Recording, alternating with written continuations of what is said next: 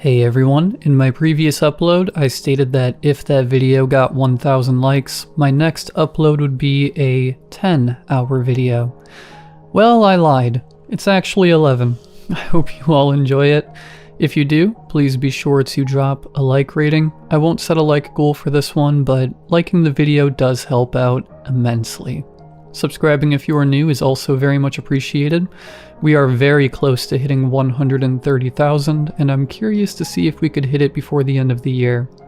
Anyways, sit back, do whatever it is that you do to relax, enjoy the ad-free content, except for the ad right after this intro. There won't be any more ad breaks after that one. And as always, I hope you all have a great night.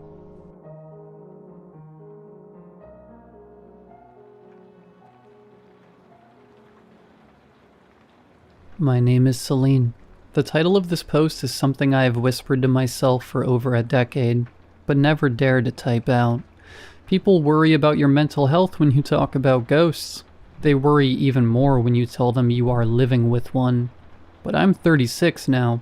I'm established, I'm stable, and I'm far enough away from the event to look at it clearly. I need to get this down because I looked at her this morning. Really looked at her. And I realized the truth is undeniable. To understand what I have now, you have to understand what I lost. It started 15 years ago. I was 21, living in a cramped, drafty apartment in Montreal, with the love of my life, Marianne. We were young, stupidly in love, and perpetually broke. Marianne was everything I wasn't. I was quiet, anxious, and prone to overthinking.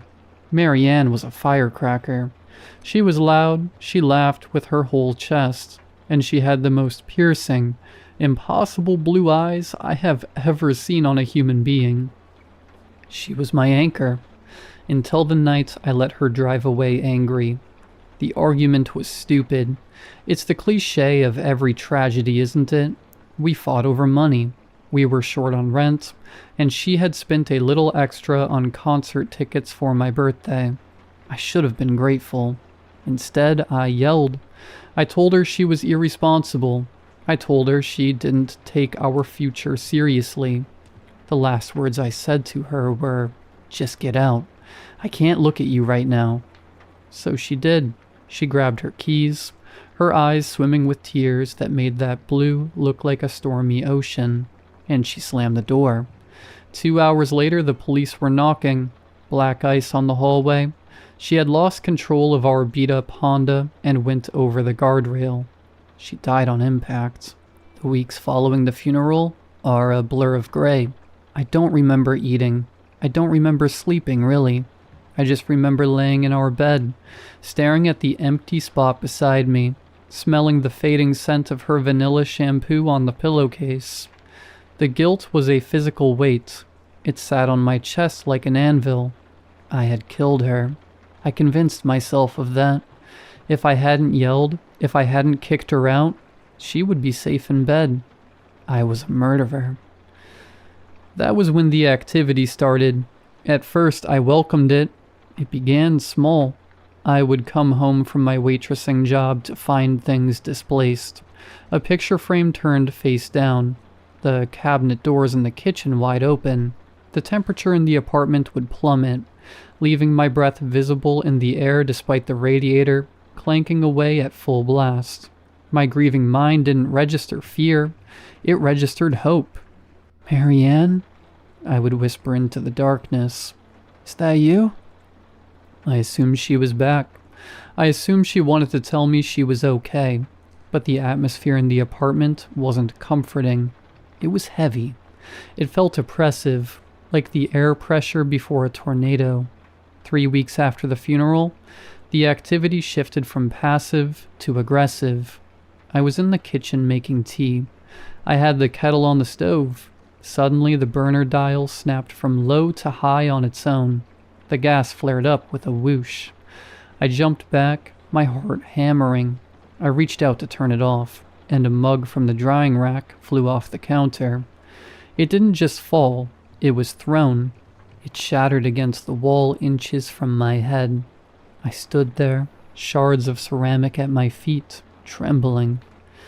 "Marianne," I cried out, tears streaming down my face. "I'm sorry. I'm so sorry." I thought it was her anger. I thought she was trapped here, furious at me for the way we left things. I deserved it, I told myself. She wanted to throw things. Let her. I deserved every bit of it. But it got worse. The nights became unbearable. I would wake up at 3 a.m. to the sound of heavy, wet breathing right next to my ear. Not the soft breath of a sleeping partner, but a raspy, guttural sound. When I reached for the lamp, the bulb would pop with a deafening crack, plunging me back into darkness. Shadows began to pool in the corners of the room, taller and darker than they should have been. They seemed to stretch toward the bed. I stopped sleeping. I became a ghost of myself, dark circles under my eyes, shaking through my shifts at work. The culmination happened on a Tuesday in November. It was a month after the accident. I was lying in bed, fully dressed, because I was too terrified to change into pajamas anymore. I was staring at the ceiling, waiting for the sun to rise. The silence in the apartment was deafening. Then the temperature dropped. It wasn't gradual. It was instant. The air went freezing cold, so sharp it hurt my nose to inhale. I squeezed my eyes shut. "I'm sorry, Marianne," I whispered. My mantra of guilt. Something grabbed my ankles.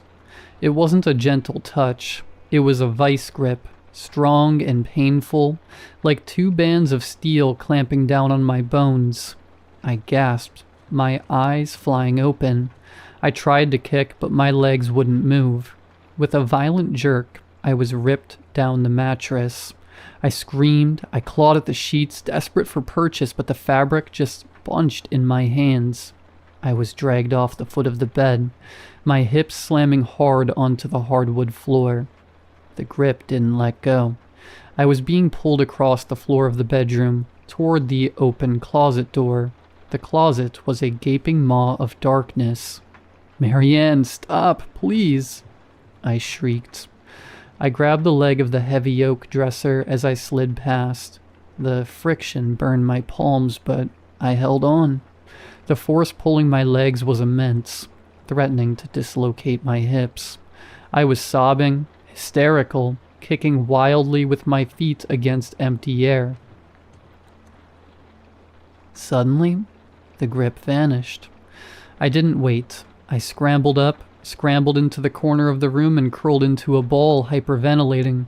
I stayed there until dawn broke, watching the closet, waiting for her to come back and finish me. I looked at my ankles in the morning light. There were bruises, distinct, finger-shaped bruises, but they weren't the size of Marianne's hands. Marianne had small, delicate hands. These marks were large. The fingers were too long. A cold realization settled in my gut. That wasn't Marianne. Marianne had a temper, yes. She could be fiery, but she was never cruel. She would never hurt me physically. She loved me. Even in our worst moments, she loved me. Whatever was in my apartment, whatever was dragging me toward the dark, wasn't the woman I loved. It was something else. Something that fed on misery. And I was an all-you-can-eat buffet. I was terrified to go back to the apartment, but I had nowhere else to go. I spent the day walking around the city, freezing in the November wind, dreading the sunset. That evening, as I approached the front steps of my building, I saw something sitting near the communal trash cans. It was a cat. It wasn't scrounging for food, and it wasn't fleeing from the noise of the street. It was sitting perfectly still, its tail wrapped neatly around its paws, watching me. It was a calico, mostly white with patches of orange and black. I stopped at the bottom of the stairs. The cat stood up and let out a soft merp sound. It walked right up to me, winding through my legs, rubbing its cheeks against my shins. I reached down automatically to pet it. The fur was soft, surprisingly clean for a stray. Then the cat looked up at me. The breath caught in my throat. The eyes, they were blue. Not the greenish yellow or amber typical of cats. They were a deep, striking, impossible electric blue. They were her eyes. I fell to my knees on the sidewalk, ignoring the cold concrete. I stared at the cat, and the cat stared back with an intelligence that felt jarring. It bumped its forehead against my nose, purring, a sound like a small engine. "Hey," I whispered, my voice trembling. The cat didn't run away. When I stood up and unlocked the front door of the building, the cat trotted inside ahead of me, as if it owned the place. I hesitated, then followed. It climbed the 3 flights of stairs to my apartment door and sat there, waiting for me to turn the key. I opened the door. Usually the dread would hit me the moment I crossed the threshold. The heavy, malicious atmosphere. The cat walked in first. It strutted into the center of the living room, sat down and let out a long, low hiss. It wasn't hissing at me. It was staring at the dark hallway leading to the bedroom. The fur along its spine stood up in a rigid ridge. I stood by the door paralyzed. The cat held its ground. It let out a growl that sounded too deep for its small body. Then it strode forward, into the hallway, into the bedroom. I heard a thump like something heavy falling, and then silence. The cat came trotting back out a moment later, its tail held high, looking relaxed. It walked over to the couch, Marianne's favorite spot, jumped up, curled into a ball, and went to sleep. For the first time in a month, the apartment felt empty, but in a good way. The heavy pressure was gone. I didn't kick the cat out. I named her Marianne. It felt sacrilegious to anyone else, I'm sure, but it felt like the only option to me. Things changed after Marianne the cat moved in. The supernatural activity didn't stop immediately, but it changed. It felt like a war being waged. But I was no longer the soldier. I was the civilian being protected. One night, I was watching TV. The air grew cold again. The familiar scent of ozone and rot began to creep in. I tensed up, clutching a pillow. Marianne, who had been dozing on my lap, instantly woke up. She leaped off the couch and stood in the center of the room. She stared at an empty corner near the ceiling, her eyes pinned back flat against her skull. She let out a scream, that specific, yowling caterwaul that cats make when they are about to fight. The lights flickered. The TV turned itself off. Marianne launched herself at the wall. She literally ran halfway up the drywall, claws out, swiping at the empty air. I saw, and I swear this is true, a dark, misty shape recoil from her. She landed on her feet and hissed again, spitting, her blue eyes blazing. The cold air dissipated instantly. The TV flickered back on. Marianne sat down, licked her paw, and looked at me as if to say, "It's handled." This happened a few more times over the next month. Whatever that thing was, whatever dark parasite had latched onto my grief, it was trying to come back, and every time, Marianne was there. She was a sentinel. She slept on the pillow next to my head every single night. If I shifted in a nightmare, she would place a paw on my cheek, grounding me. I started to notice things about her behavior, things that made the hair stand on my arms. My human girlfriend Marianne had a very specific hate for olives.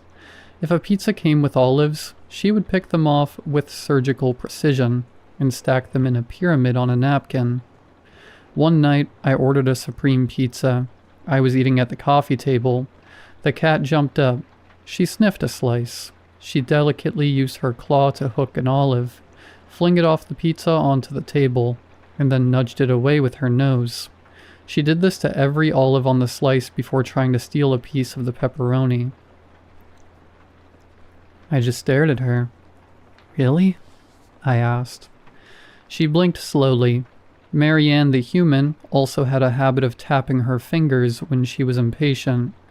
The cat, when waiting for me to fill the food bowl, would tap her left paw rhythmically against the floor tiles. Tap, tap, tap. She didn't like cat toys. I bought feathers, laser pointers, fake mice. She looked at them with disdain, but she loved watching reality TV. She would sit on the back of the couch, eyes glued to the screen, head moving back and forth as the people argued. Human Marianne used to say it was her trashy, guilty pleasure. Slowly, the fear in my life evaporated. The dark entity gave up. It couldn't get past the guard dog, or rather, the guard cat. By the time spring arrived, the apartment was just an apartment again, but I was never alone. I talked to her. I know that's what crazy cat ladies do, but this was different. I told her about my day. I told her I was sorry about the fight. I told her I loved her. Whenever I apologized for the accident, for the argument, she would butt her head against my mouth to silence me. She would purr so loudly it rattled her ribs. It was forgiveness. I knew it. Life went on. I moved out of that apartment 2 years later. Marianne came with me, obviously. I went back to school. I got a degree. I started a career in graphic design. I dated a few people, though it never really worked out. It's hard to bring someone home when you feel like your dead ex is judging them from the top of the cat tree. And that brings us to today. I was sitting on my porch this morning drinking coffee. Marianne was sunning herself on the railing. I realized the date, October 14th. It has been exactly 15 years since the accident.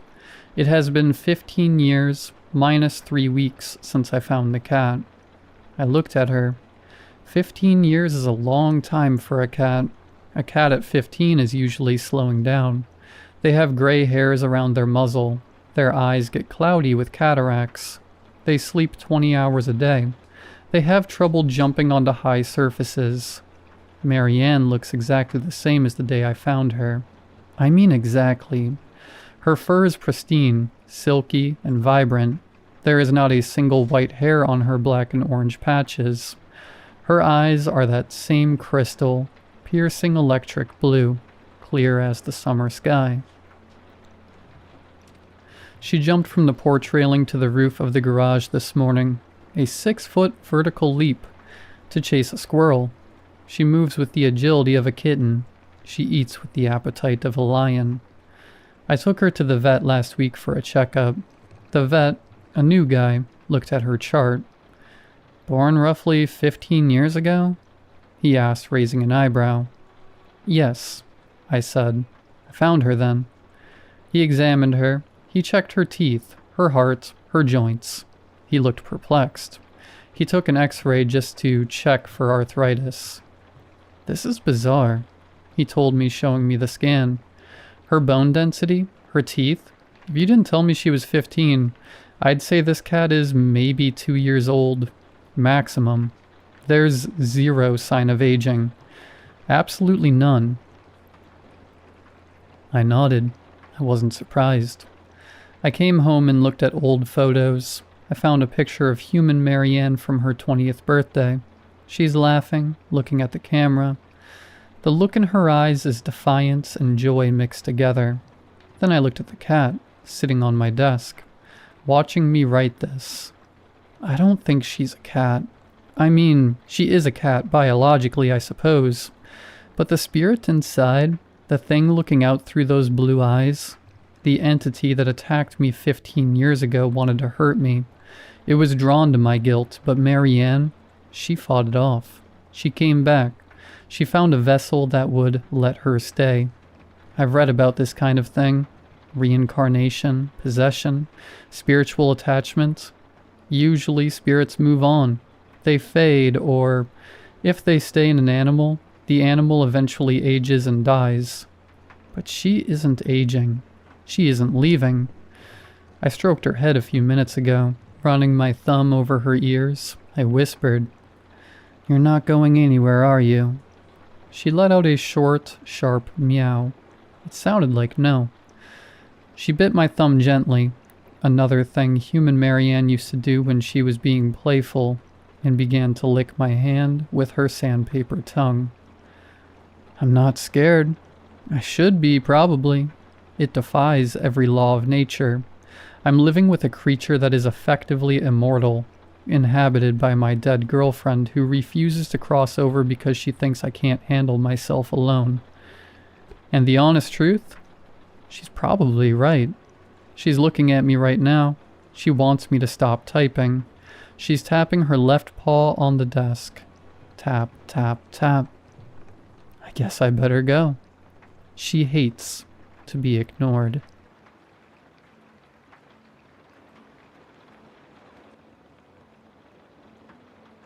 Children ask a lot of questions, but they're never the right ones.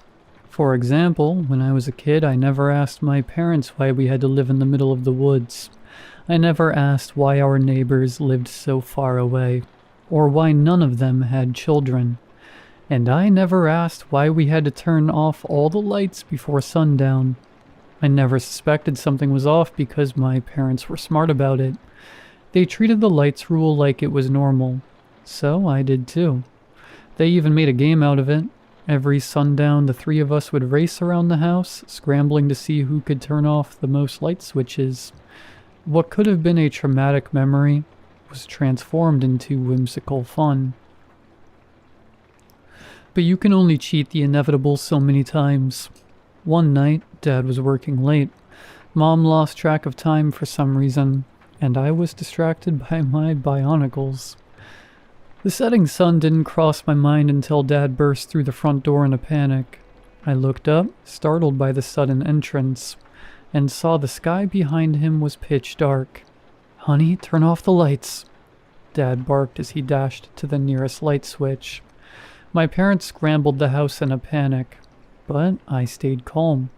Thinking about it now, their urgency should have frightened me, but I was naive and invested in my game, so I continued playing until the house went completely dark. Reluctantly accepting that it was time for bed, I gathered up my Lego warriors and put them where they wouldn't get stepped on. Once all of them were safely accounted for, I looked out a nearby window and noticed twin lights staring out of the trees. At first, I was scared, but as my eyes adjusted to the dark, I realized it was just some critter out for an evening stroll. I knew that animals roamed the woods at night, but I'd never seen one get that close to the house before. Overcome by childish excitement, I waved hello to it. It waved back. "Carson?" Dad hissed, doing his best to stay quiet. "Where you at, bud?" "Shh," I whispered back. "You'll scare it off." "What?" Dad bolted into the room, his footsteps a clumsy contrast to the stillness of the night. I looked away from the window to shush him. When I turned back, the thing was gone. "Never mind, Dad," I said with a shrug. "It ran away." Dad sighed in relief and picked me up. I felt his heartbeat thunder in his chest as he checked to make sure the window was shut. "Don't worry about it," he whispered in a strained voice. "Come on, let's get to bed." Mom and Dad had me sleep with them for some reason, but otherwise the rest of the night was completely normal. There was no cataclysm, no punishment for breaking the rules, no ominous sense of dread lingering over the house. Life continued on normally, unaffected by the night's mistake. My parents were nervous at first, but laughed it off after a week or two.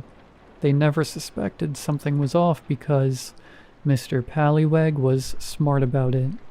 I still remember the day Mr. Pallywag introduced himself. Mom had left me to my own devices again, so I went out to the backyard and invented some game to keep myself occupied. Whatever I'd come up with must have been good, because I was so absorbed in what I was doing. It took me a while to realize someone was watching me.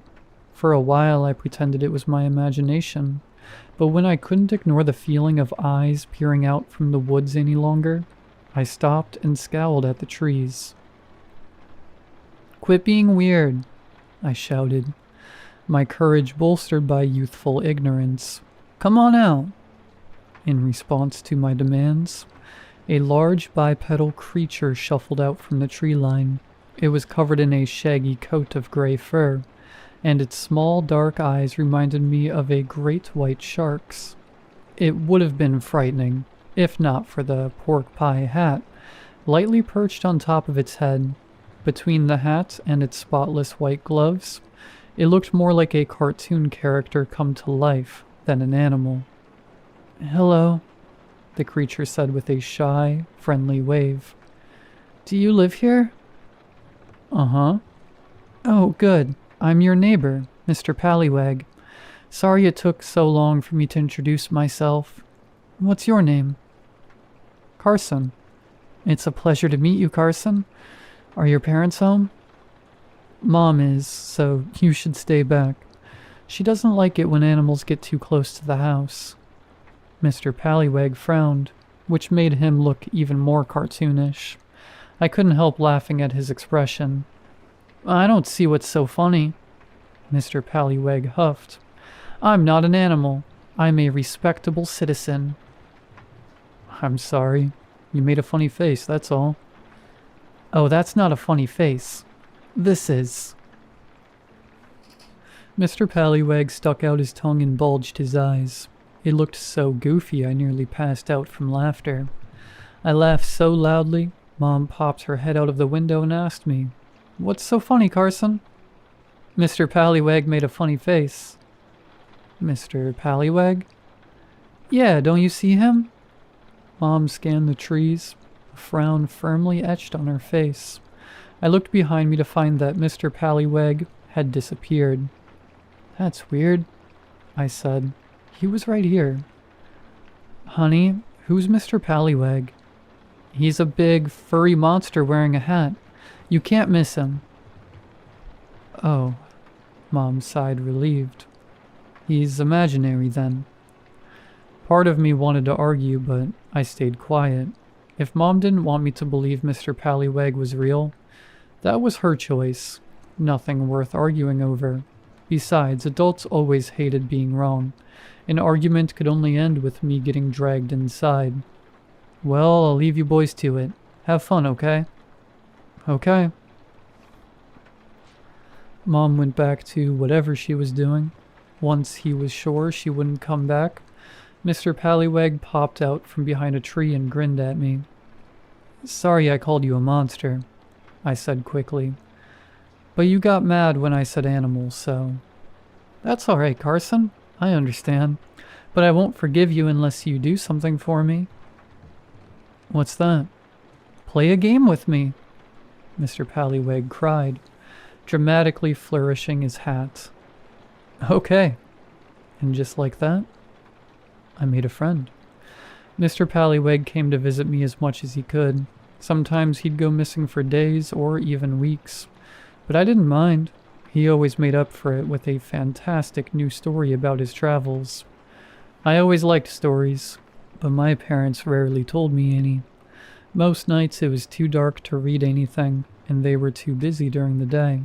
Luckily, telling stories was Mr. Pallywag's favorite pastime, and I was happy to listen.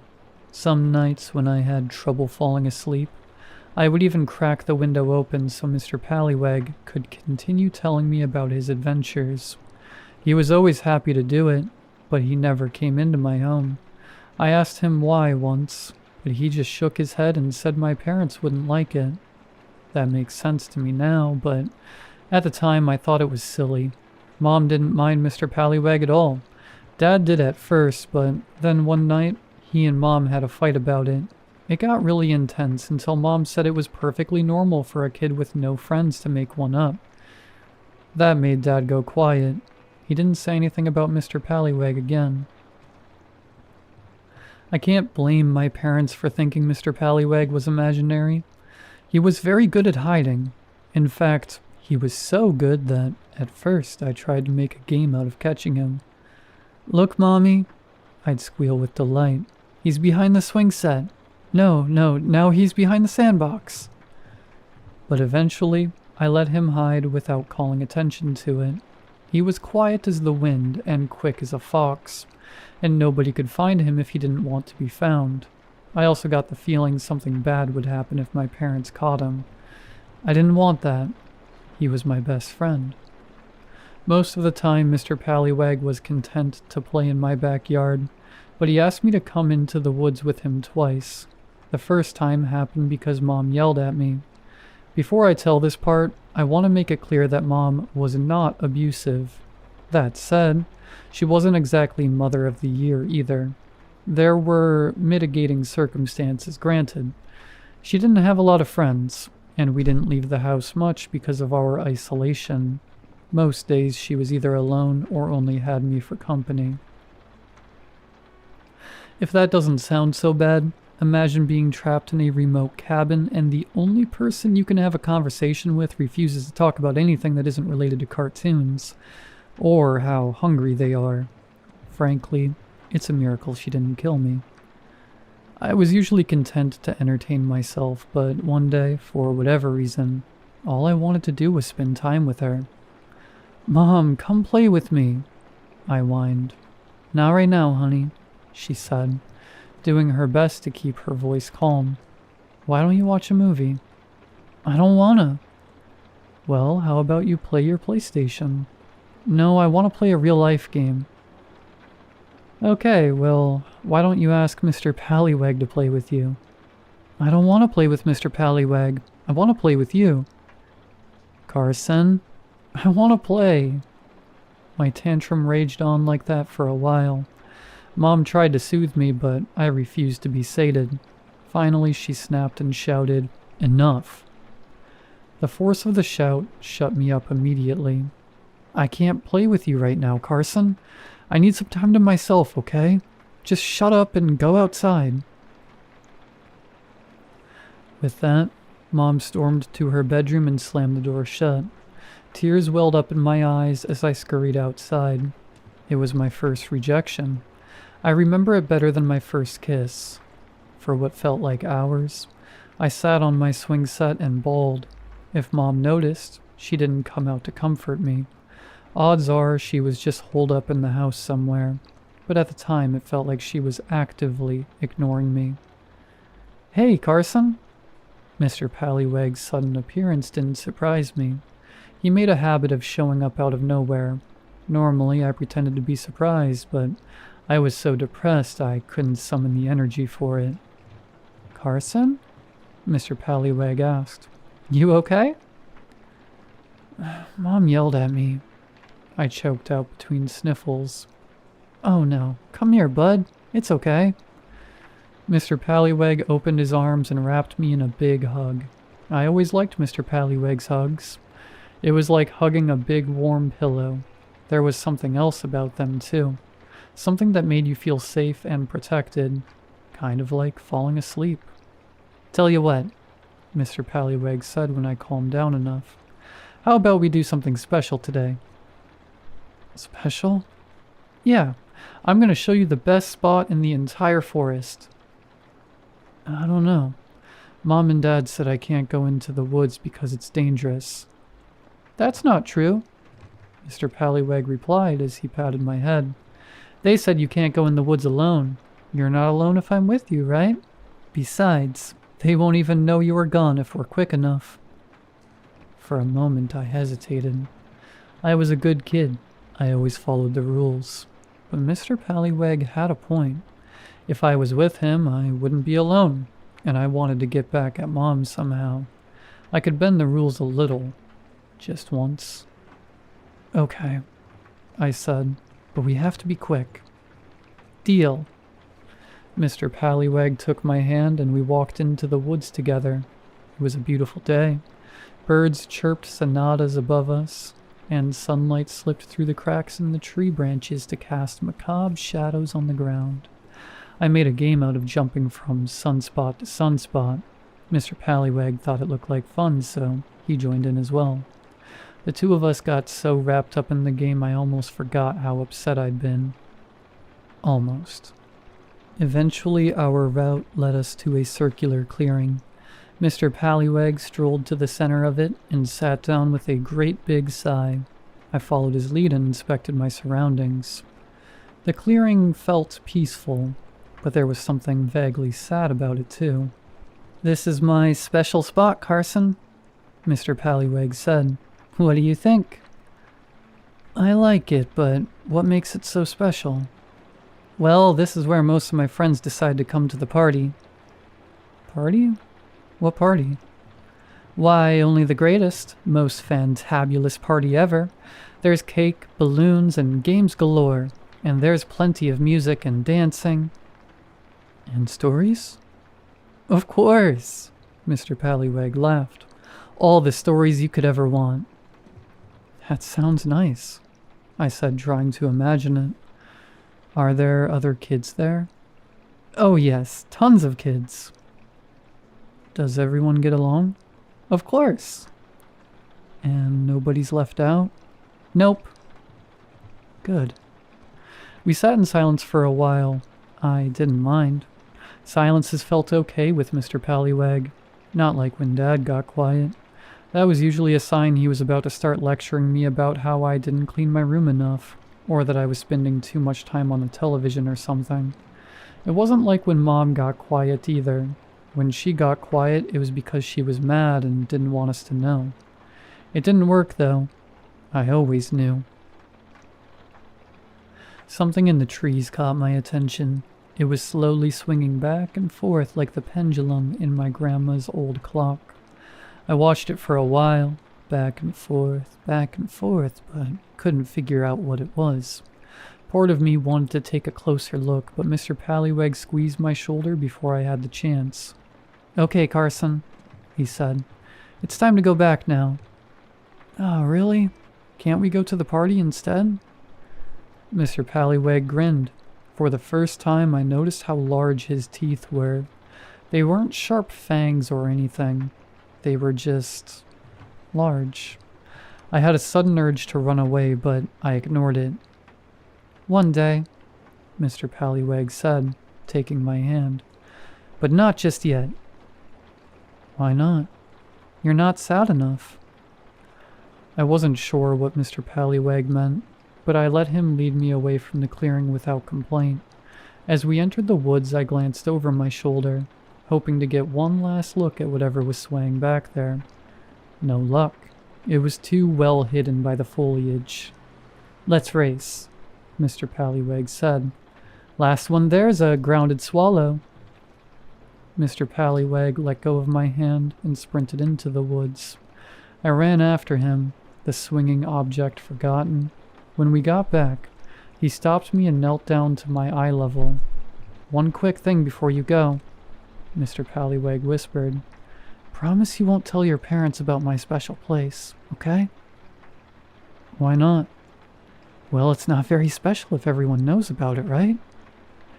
It made sense, but there was an icky feeling in my gut as I nodded and swore to keep it a secret. "Thanks, Carson. I'll see you later, okay?" I smiled and nodded again. Mr. Pallyweg grinned and gave me a big hug goodbye.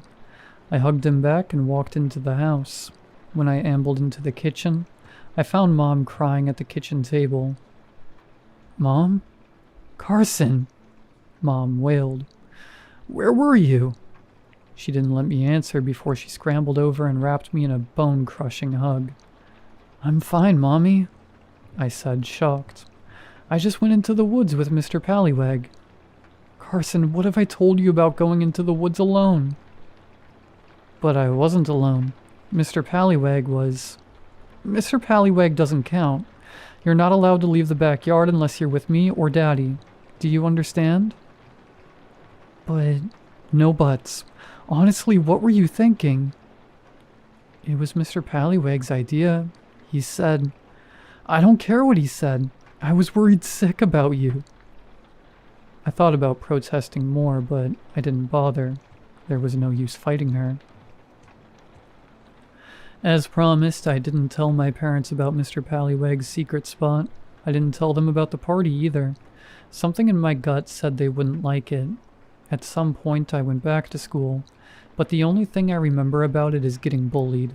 I tried talking to the nicer kids about Mr. Pallyweg once. They didn't care. I stopped trying. Thinking back on it, nobody in my family had many friends. I guess that's why we all loved Uncle Dan so much. Uncle Dan was born in that backwater town and never quite managed to escape, but he didn't let it get to him. My parents liked him, and I was thrilled whenever he came over. He was no Mr. Pallywag, mind, but he was the closest anyone got. Unlike most adults, Uncle Dan took time to make sure I was feeling okay. He was a great listener, too, no matter what the topic was. He'd patiently allow me to ramble about it until I'd exhausted myself. If it was something bad, he'd offer sympathy or advice. I was just talking about Power Rangers or my latest video game. He'd run his fingers through his thick red beard and let out a low whistle of amazement. "Wow," he said in a tone implying I'd solved world hunger.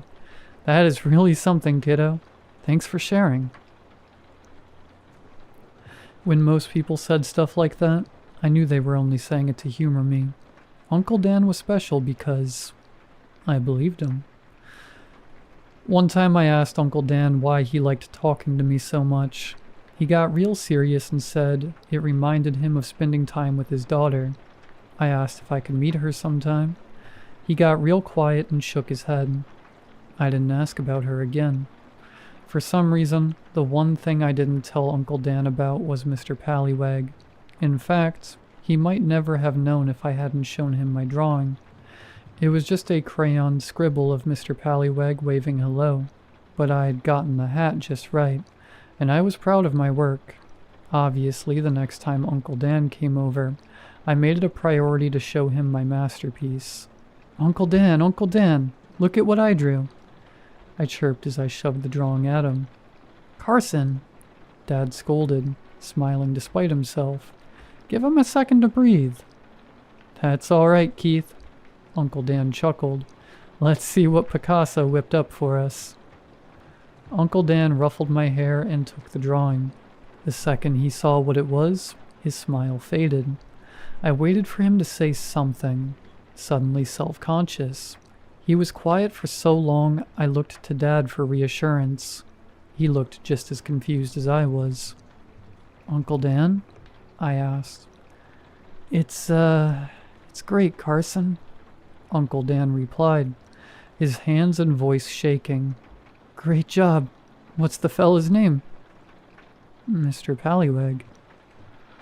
Uncle Dan's face went pale. "That's fun," he said in a low, emotionless voice. "Carson, would you excuse us for a moment? There's something I need to talk to your dad about." Okay." Unnerved, I left the room. I'd never seen an adult act like that before. I knew I shouldn't have eavesdropped, but I was so worried about Uncle Dan I stopped by the doorway to listen in. "Jesus, Dan, what's wrong? You look pale." "How long has Carson been talking about this thing?" "I'm sorry?" "Mr. Pallywag, how long?" "Oh, right. Couple of months, I think." "Months?" Uncle Dan yelled. "Yeah, the kid's got an imaginary friend. So what?" "Have you been leaving the lights on?" "No, of course not." "Well, okay, we did once, but that was..." Mom must have walked in because I heard her ask, "What's going... Dan, are you alright?" "You have to move," Uncle Dan insisted. "Now." "Move? I don't..." "We're not moving," Dad snapped. "Don't give me that tough guy crap, Keith. Christ, I should have figured this would happen." "Excuse me? What gives you the right to..." "Shut up and listen. Jenny drew that thing too. Right before... The house went deathly quiet. I could just barely hear Uncle Dan quietly sobbing. It made me uncomfortable, so I slunk off to my room. I didn't come out until Mom called me for dinner. As I sat down at the table, I looked over to Uncle Dan. It was like nothing had happened. He even shot me a cheerful thumbs up. "Sorry for the scare, kiddo," he said. "I remembered something really important. Boring grown-up stuff. Nothing you need to worry about." I nodded and pretended everything was fine. Uncle Dan was doing a good job acting normal, but my parents couldn't keep up the facade. Little things gave them away. They'd laugh a little too long at Uncle Dan's jokes, or they'd shoot me worried glances when they thought I wasn't looking. The second Uncle Dan left, my folks turned out the lights. "Carson, why don't you go get ready for bed?" Mom asked. "But it isn't even dark yet." "I know, but your dad wants to read you a story." "Really?" "Yes, really." I dashed to the bathroom and got ready for bed in record time. When I was done, I jumped into bed and Dad walked in with a beat-up old book. "Hey, bud," Dad said in a soft voice. "All set?" I nodded, too excited to speak. "Good. I've been saving this one until you were old enough. It's called Alice's Adventures in Wonderland." With great care, Dad gingerly flipped to the first chapter and began to read. I fell in love with it immediately. After finishing the chapter about poor old Bill the Lizard, Dad shut the book and smiled at me. "Well, liking it so far?" "Yeah, it kind of reminds me of Mr. Pallywig's stories." The corner of Dad's mouth flickered. "Oh yeah?" he asked. "Yeah, you do the voices better though." "Well, glad I've got that going for me." Suddenly Dad sniffed and wrapped me in a gigantic hug. That startled me. Dad wasn't opposed to hugging, but he rarely initiated.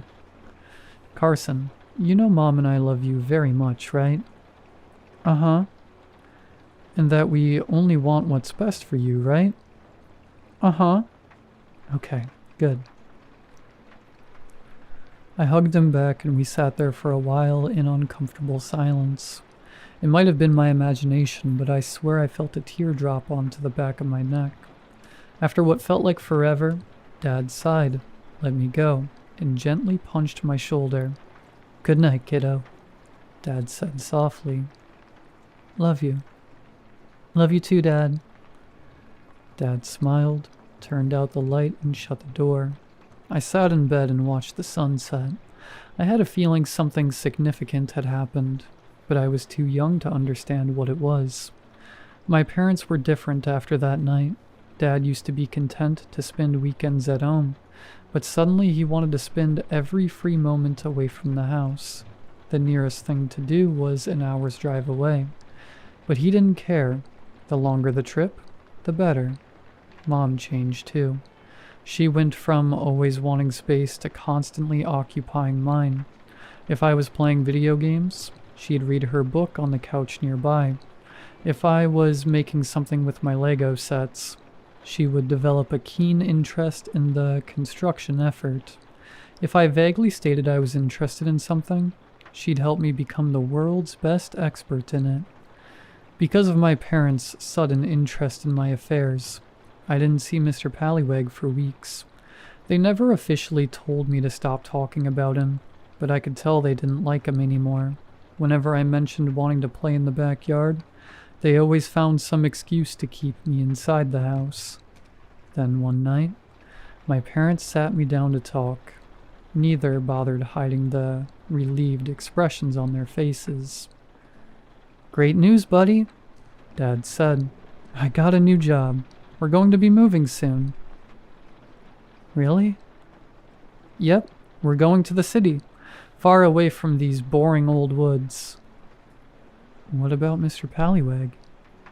"Well, Mr. Pallywig is staying here," Mom replied, shooting my dad an unreadable glance. "What? Why can't he come with us?" "He just can't," Dad said forcefully. "I mean, the forest is his home, right? It wouldn't be fair to make him move out too." "If he can't come, I don't want to leave." "Carson, no." Despite my parents' best efforts, I bawled for hours. No matter what they tried, I refused to be comforted. I loved my parents and Uncle Dan, sure, but they were family. Mr. Pallywig was my only friend. I was inconsolable until I remembered Mr. Pallywig's party. Somehow my childish logic determined that the party was the solution to all my problems. If I could just figure out how to get there, everything would be alright. I wouldn't have to move. I wouldn't have to leave Mr. Pallywag behind. I wouldn't have to feel alone. My feelings about the move didn't deter my parents' plans. Within a week, they had all of our stuff packed and ready to go. I tried my hardest to see Mr. Pallywag, but Mom and Dad refused to leave my side. It was looking like I'd never get to go to that party. Then, when I'd finally given up hope, I stumbled into my opening. The day before the move, Dad was trying yet again to sell me on our new home. "You're going to love it, bud," he said. "There are a lot of other kids in the neighborhood." I didn't reply. The phone rang. Dad ignored it. I faintly heard Mom answer it in the other room. "I bet you'll make a ton of new friends," he said. "No, I won't. They'll be mean to me." "You don't know that." "Yeah, I do." "Honey?" Mom called. "It's the mill. Something about paperwork?" Dad swore under his breath and dashed out of the room. I stayed behind and scanned the room bored. That's when I saw the unguarded back door. I knew I wouldn't get another chance. I crept to the door and opened it as quietly as I could. After making sure my parents weren't coming, I scanned the trees for any signs of life. "Mr. Pallywag?" I whispered. "Mr. Pallywag, are you there?" "Shh, over here. Carson, quick." Without thinking, I bolted into the woods. I didn't get far before something strong and furry yanked me behind a tree. It put a hand over my mouth and shushed me. "Carson!" I heard Dad call. "Carson? Where'd you get to?" "Stay quiet, okay?" Mr. Pallywag whispered in my ear. "Carson, this isn't funny. Carson!" Mr. Pallywag placed me on his back, dropped to all fours and dashed into the woods. I gasped and held on tightly to his neck. I'd never seen Mr. Pallywag run that fast before. It was exhilarating. I would have enjoyed it more if Dad hadn't sounded so distraught. This next part won't make sense unless I talk about Eli Miller. Bad timing. I know, but bear with me. I didn't know Eli very well. He was a teenager, and even if we were the same age, he wasn't the type of guy Mom would want me to hang out with. He was the resident, troubled kid. Graffiti, antagonizing the police, drinking, that kind of thing. Dad always shook his head whenever he came up. I think that was his way of saying he felt sorry for him. Even though I heard a lot of stories about Eli, I only saw him in person once. Mom had dragged me along on a shopping trip to our local Dollar General, and I wasn't overly thrilled about being there. Normally, Mom insisted that I stay close to her when she was shopping, but that day she said I could browse the books by myself as long as I didn't leave the aisle. I was thrilled. It was one of my first tastes of freedom, and I capitalized on it immediately. As I browsed through the scattered copies of Animorphs and Goosebumps, Eli strolled into the aisle without a care in the world. He whistled a tuneless song, picked a magazine off the shelf, and casually flipped through it. I was so low to the ground that he didn't notice me. Something about the way Eli flipped through the magazine made me stop and watch him with juvenile fascination. After a minute or two, Eli scanned the store. When he thought nobody was watching, he casually slipped the magazine into the inner pocket of his jacket. A perfect crime. That was when he caught me staring at him. He froze, his hand still clutching the stolen loot. I knew I should have called someone over, or told him off for stealing or something. Instead, I put a finger to my lips. Eli smirked, nodded at me, and walked away. He didn't get to the end of the aisle before he stopped and looked back at me. I kept my finger on my lips in silent assurance. A weird expression spread across his face. He rocked on the balls of his feet and kept glancing from me to the door. He was home free and he knew it. And yet... Eli shut his eyes and sighed. He removed the magazine from his pocket and put it back on the shelf. I cocked my head, confused. "Don't steal, kid," Eli whispered. I smiled at him and nodded. He shot me a wink and left the store. I never told anybody else about it, but that little encounter left a big impact on me. Weird as it sounds, Eli transformed into a sort of Robin Hood figure in my head, someone who understood right and wrong in a way stuffy adults don't. He was a living legend, a hero, maybe. That's why I was devastated when he killed himself. I never got the full story. From what I heard, the poor kid hung himself in the woods without leaving a note. It took a week for anyone to notice he'd gone missing. Took another 2 for somebody to find him. What hurt me most was the injustice of it. In all the stories I'd heard, dying alone in the woods was a fate reserved for villains. Eli deserved better. It wasn't fair. After Eli's death, I had a recurring nightmare. In it, I'd be walking alone in the woods. I could feel something watching me, but I couldn't see it because it was hidden by the trees. Eventually, I'd start running, but thick vines would lash around my throat and yank me off the forest floor. The vines would lift me off the ground by the neck. Higher, higher, and the higher I got, the harder it was to breathe. And I would choke and choke and choke until I finally woke up, panicking and screaming. I still have that nightmare sometimes. Mr. Pallywag didn't stop running until we reached his secret spot. I gave him a moment to catch his breath, then climbed off and wrapped him in a massive hug. "I missed you," I whispered. "I missed you too. I'm moving away tomorrow." "I know. I don't want to leave," I sniffled. "Can I go to the party instead?" There was a brief pause. "Oh, I don't know," Mr. Pallywag said with calculated indifference. "I'm sure you'd have much more fun living in your fancy new house in the city." "No, Mr. Pallywag, I don't want to move. I want to stay here with you." "More than anything?" I nodded. "More than anything in the whole wide world?" I nodded again and looked up to see Mr. Pallywag's expression. He was grinning, and there was a triumphant expression in his dark eyes. "Well, if you're absolutely sure," he said, "I guess I can arrange it, but there's a few things we have to do first." "Like what?" Mr. Pallywag pulled off his hat and rummaged around inside it. "Let me see. It's around here somewhere. Ah, there it is." With solemn dignity, Mr. Pallywag pulled a long, thick rope out of his hat. The rope kept going and going to the point where I laughed at how absurdly long it was. Mr. Pallywag laughed too, and ended the bit by dumping the rest onto the ground. Then, suddenly serious, he picked up one end of the rope and held it where I could see. "Watch carefully, Carson," he said. "You have to get this just right, or it won't work." I paid close attention as Mr. Pallywag slowly tied a knot with the rope. It wasn't very complicated. A couple simple moves, and he'd made a knot which left a big loop at the end. When he was done, Mr. Pallywag undid the knot and handed me the rope. "Easy, right? Now you try." Slowly I copied Mr. Pallywag's technique. My knot looked just like his when I was done.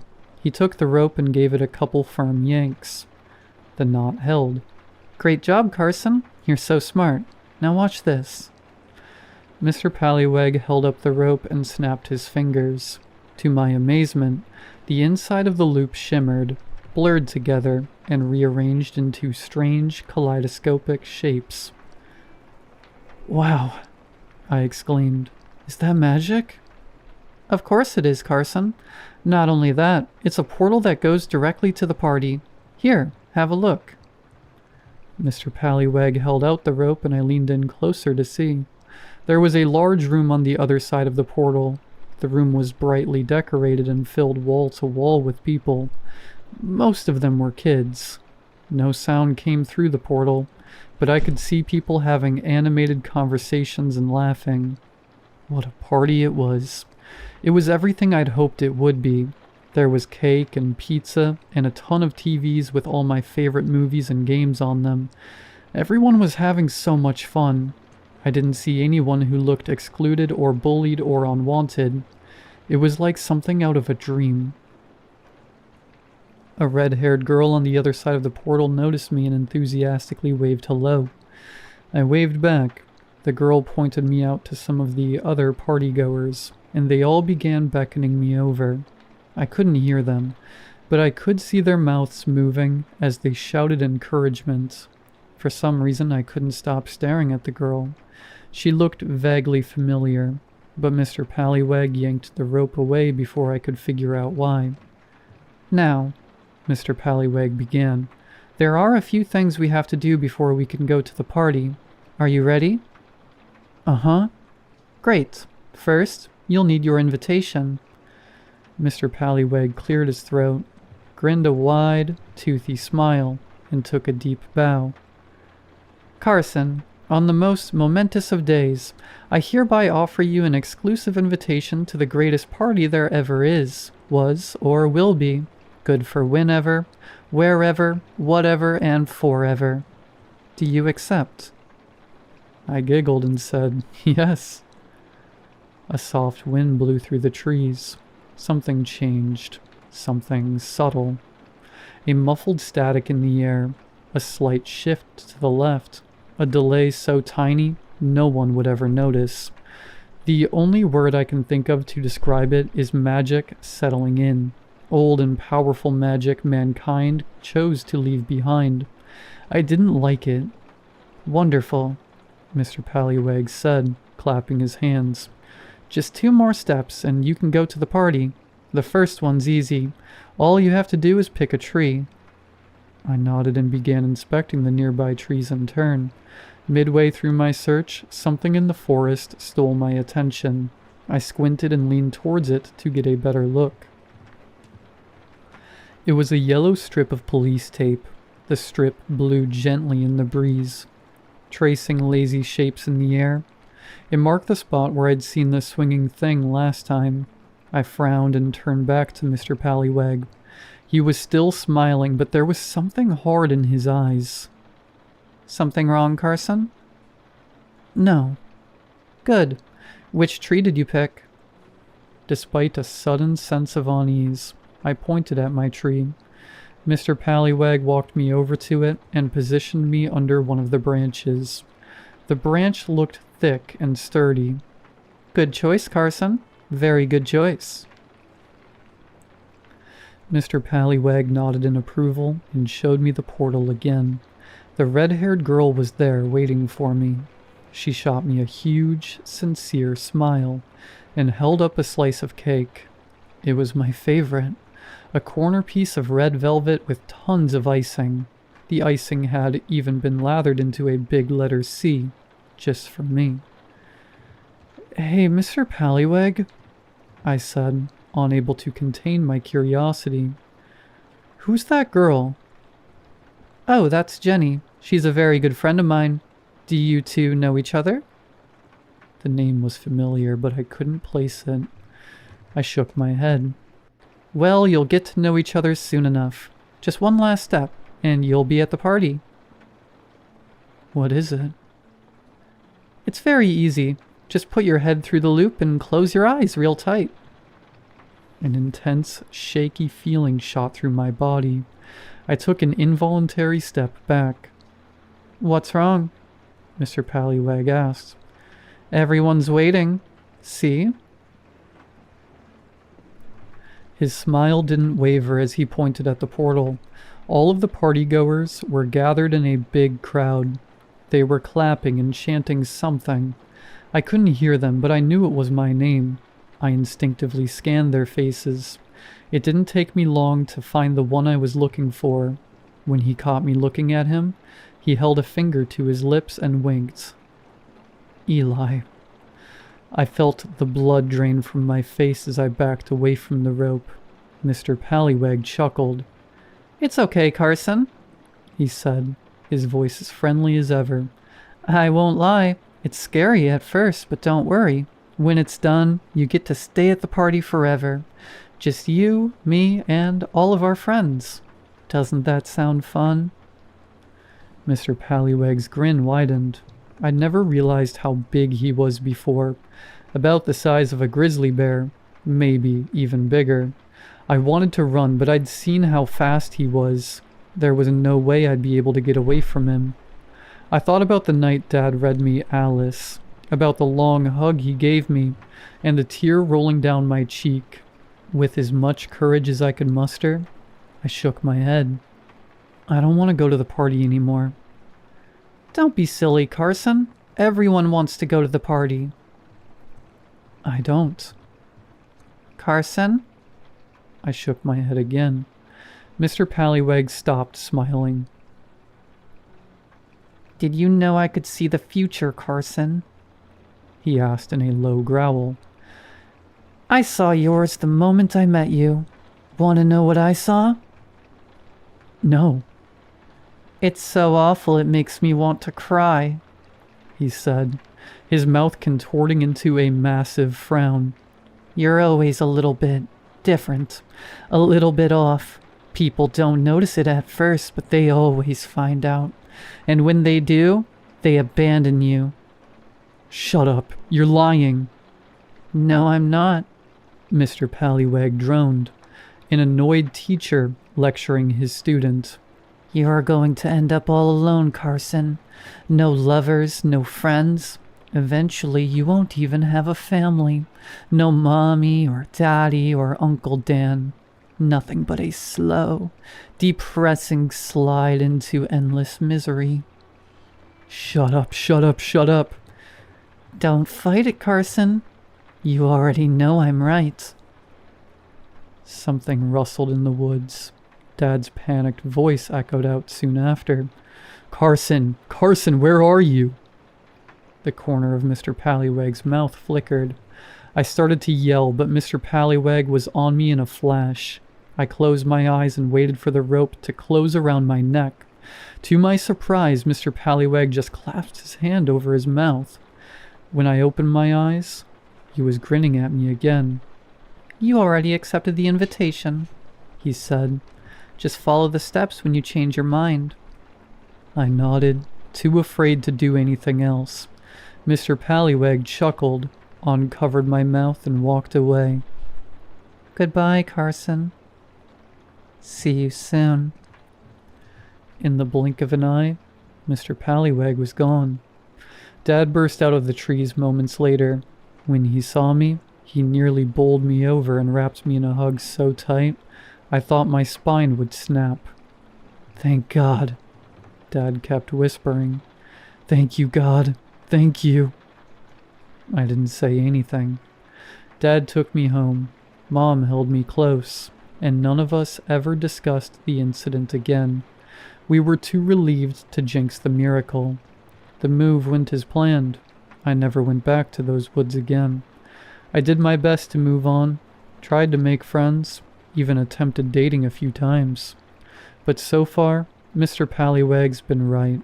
Nobody stays. My parents are still alive, but we don't talk much anymore. Uncle Dan's dead. I talk to my coworkers a little, but I'm basically alone. Sometimes on really bad nights, I pull out some rope and tie that special knot. I let the loop shimmer, peek through the portal, and watch the party.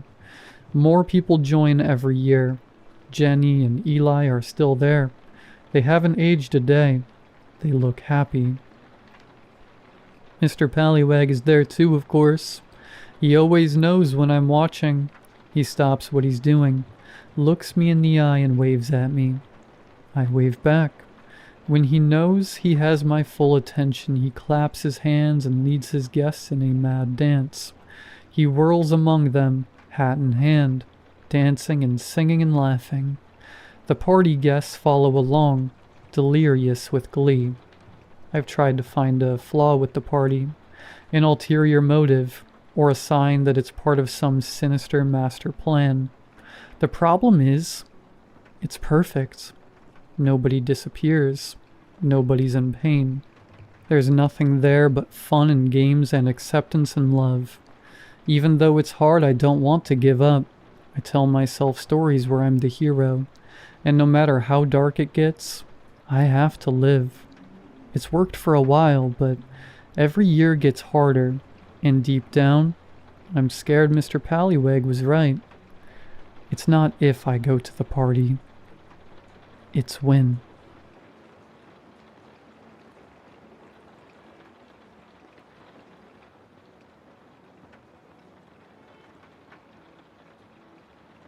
Sometimes I think we may have been too eager to own a home.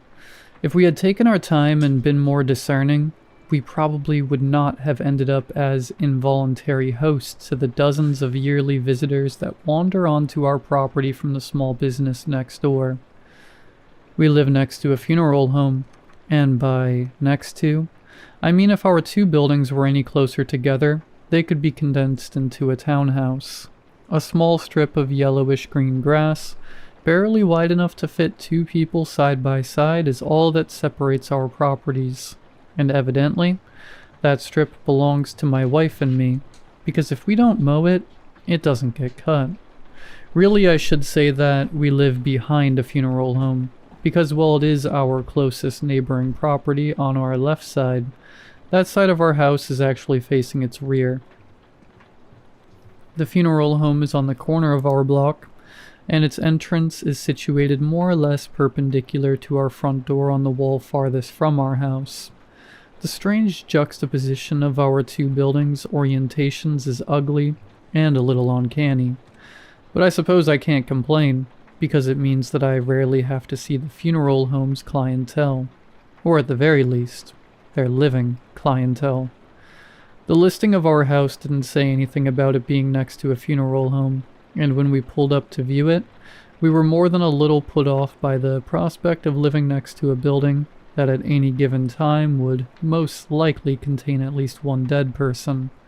But the price was right, and after months of bad luck with the housing market, along with the expiration of our apartment lease quickly approaching, we jumped at the chance to finally have a place we could call our own. Besides, my wife and I both hold a fascination with all things paranormal and macabre. We spent our entire first date gushing over ghost shows and talking about the authenticity of various haunted objects. So after viewing the house and realizing that it had almost everything that we were looking for, we managed to convince ourselves that living next to such a strange, creepy building could actually be pretty cool. And to be fair, sometimes it actually is. Other times, however, it very much isn't. Our house, at 109 years old, is definitely up there in age, but its interior was fully renovated a couple of decades before we moved in. So despite its mildly gothic exterior of gray, faded stone, arched windows, and sharp, multi-pointed roof, the inside is actually mostly semi-modern. All of the surrounding houses, including the funeral home, are even older than and are of a similar build to ours, and we quite frankly love the aesthetic that it gives the entire block.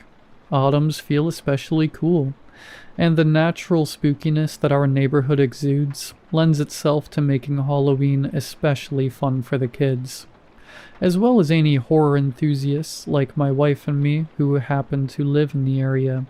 Most of the time we appreciate the overall vibe, but it certainly makes things even more eerie when our guests pay their unexpected visits.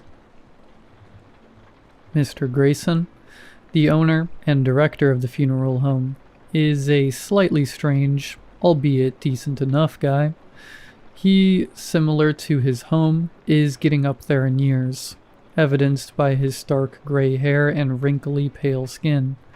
But judging by the naked ring finger on his left hand, he doesn't appear to be married, nor to even have anybody else living in the home with him. He mostly keeps to himself, but he came by about a week after we had moved in to introduce himself to us. After exchanging pleasantries and partaking in a brief conversation, he steered the conversation to the business of his business. He said he hoped that living next to a funeral home wouldn't bother us too much. and that the positioning of the two houses would allow us to keep our privacy, even when he hosted services. He told us that he didn't provide cremations, that he preferred to do things the old school way, whatever that meant, so we wouldn't have to worry about any unpleasant smells. And while he had a small parking lot attached to his property, often cars would wind up spilling out along the streets, but service goers actually parked on the curb in front of his building and only rarely ventured into the space in front of our house. We thanked him for the heads up and said that it was nice to meet him. He turned to go, but he only made it to the middle step of our front porch before he turned back. "One more thing that I forgot to mention," he said. "You may notice that my clients tend to wander. At times they may briefly wander onto your property. You needn't worry, they won't harm you, and they will listen to you if you tell them to move on. I just thought I should forewarn you now before you find yourself positively spooked for no good reason." He turned to leave again before we could respond.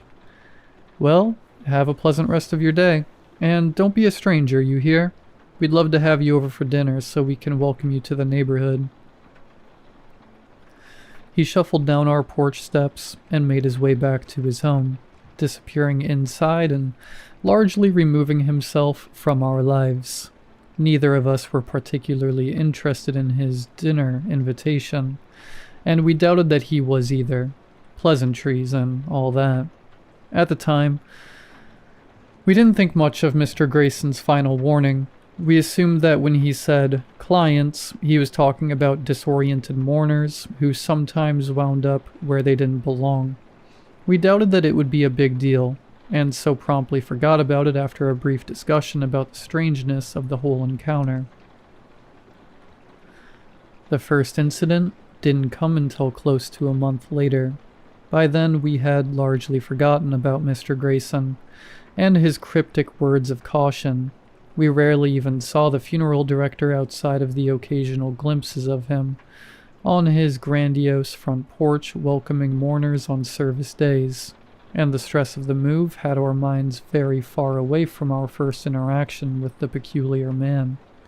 It happened on a night in late spring, one of those hot, sweltering days that feel more like early summer, despite what the calendar would have you believe. I woke up in the middle of the night desperately needing to pee, and seeing as our bedroom had never had a master bathroom installed during any of the house's renovations, I was forced to walk out of our room and all the way down the long hallway to the lone second floor bathroom on the far end, hoping that my tired, lumbering footsteps didn't wake my light sleeper of a wife. I didn't turn the light on in the bathroom, so by the time I reached the toilet, did my business, and stepped back into the hallway, my eyes had properly adjusted to the darkness that enveloped me. Had I turned on the lights, thus resetting my night vision, I might not have even noticed the little girl standing at the top of the staircase. She couldn't have been more than 5 or 6 years old. The first thing I noticed about her was that she was wearing a pink polka dot bathing suit, which immediately struck me as odd for that time of night. The second was that she was positively soaking wet, her small frame weighed down by a heavy curtain of water that gave her clammy skin an unnatural shine, and which forced her chestnut hair to cling to her little skull like a thin sheet of plastic wrap. She stood staring at me from the shadows at the nighttime gloom. As still as death, while droplets of water fell from her swimsuit and weakly splashed against the hardwood floor at her feet. I immediately picked up on the overpowering scent of chlorine. Had this occurred only a few years later, I may have thought she was my own daughter looking back at me from the shadows, but seeing as we did not have any children at the time of this incident, the girl's presence completely baffled me. She stared at me with her pair of glassy, distant eyes for a few long seconds before I managed to chase away the surprise that kept me frozen in place. "Are you all right, little girl?" I asked her. No response. Are you lost?" Silence. "Where are your parents?" For several moments, I thought she wasn't going to speak, until finally she found her words. I don't know. Her voice was quiet, barely above a whisper, and while she was looking in my direction, I realized that she was not staring at me, but at a point behind me, as if I were not there at all. "What's your name?" I asked her, but before I could get a response, I heard the sound of my wife shuffling out onto the hallway. When she saw me, frozen stiff in the nighttime gloom, she frowned. "Who are you talking to?" she asked in her groggy, half-asleep voice. "And why does it smell like a pool out here?" "This little girl must be lost," I said. "She says she doesn't know." In the brief moment that I turned to look at my wife, the girl had disappeared. For a while, I stood completely still in the hallway, dumbfounded, at a loss for words. I may have convinced myself that I had imagined the entire encounter in my head, sleep-deprived mind, were it not for the pungent puddle of chlorinated water that still rested at the top of the stairs. We immediately called 911, not because we were frightened of a little girl being somewhere in our house, but because we were concerned about her well-being. The police arrived fairly quickly, all things considered, and after asking a number of questions that I answered with varying degrees of confidence, they did a surprisingly curt search of our home that turned up no results. The girl was gone. Were it not for the puddle that she had left behind, I couldn't have said for sure if she had even existed at all. I was stunned when one of the officers told me that, well, they would file a police report. There was nothing more they could do. "Nothing more you can do?" I said. "But there's a lost little girl around here somewhere. You aren't even going to ask around the neighborhood about her or something?" The officer, looking like he had a lot to say, seemed to weigh his words before he finally sighed and spoke. "Look, you just moved into this place recently, right? Which means you probably don't know this yet, but this isn't the first call of this type that we've had at this residence. Not by a long shot." "What, you mean like that girl has been here before?" "Not exactly," the officer said. "People tend to see strange things in this house, things that aren't necessarily there." "But she left a puddle at the top of my stairs," I said, flabbergasted. "It's still sitting up there right now. You're telling me I imagined that?" "No," he said. "In fact, I'm sure you saw something, but I don't know that it's exactly what you might be thinking." He paused, seeming to choose his next words carefully again. "Look, you're the lieutenant's nephew, right? I think it's probably more his place to explain this to you. Give him a call tomorrow morning, and he'll give you the skinny on this house. But in the meantime, rest easy tonight knowing that there is no lost little girl in a polka dot bathing suit wandering around this neighborhood. Of that, I can assure you." His words were not at all reassuring. The police left, and after cleaning up the puddle of water that was soaking into the hardwood of the upstairs landing, my wife and I went back to bed. My mind was too preoccupied by the thought of the lost little girl to fall back to sleep, so when morning came, I groggily crawled out of bed and followed that officer's advice. My uncle is, at the time of writing this, a nearly 3-decade veteran of my town's police department. He's seen it all throughout the course of his career, including, apparently, personally going on several calls to my house back in the day, and so when I called him asking about the previous night's incident, he immediately knew what I was talking about. "Geez," he said from the other end of the line. "I didn't realize that you had moved into that house. If I had, I probably would have told you to steer clear of it before you signed anything that was legally binding." I frowned at this, despite knowing that he couldn't see it. "Why? What exactly is wrong with our new house?" My uncle waited a long time before answering, so long that I actually thought he had hung up on me, or we had otherwise lost connection before he finally spoke again. "There is some weird stuff that happens at that house, kid."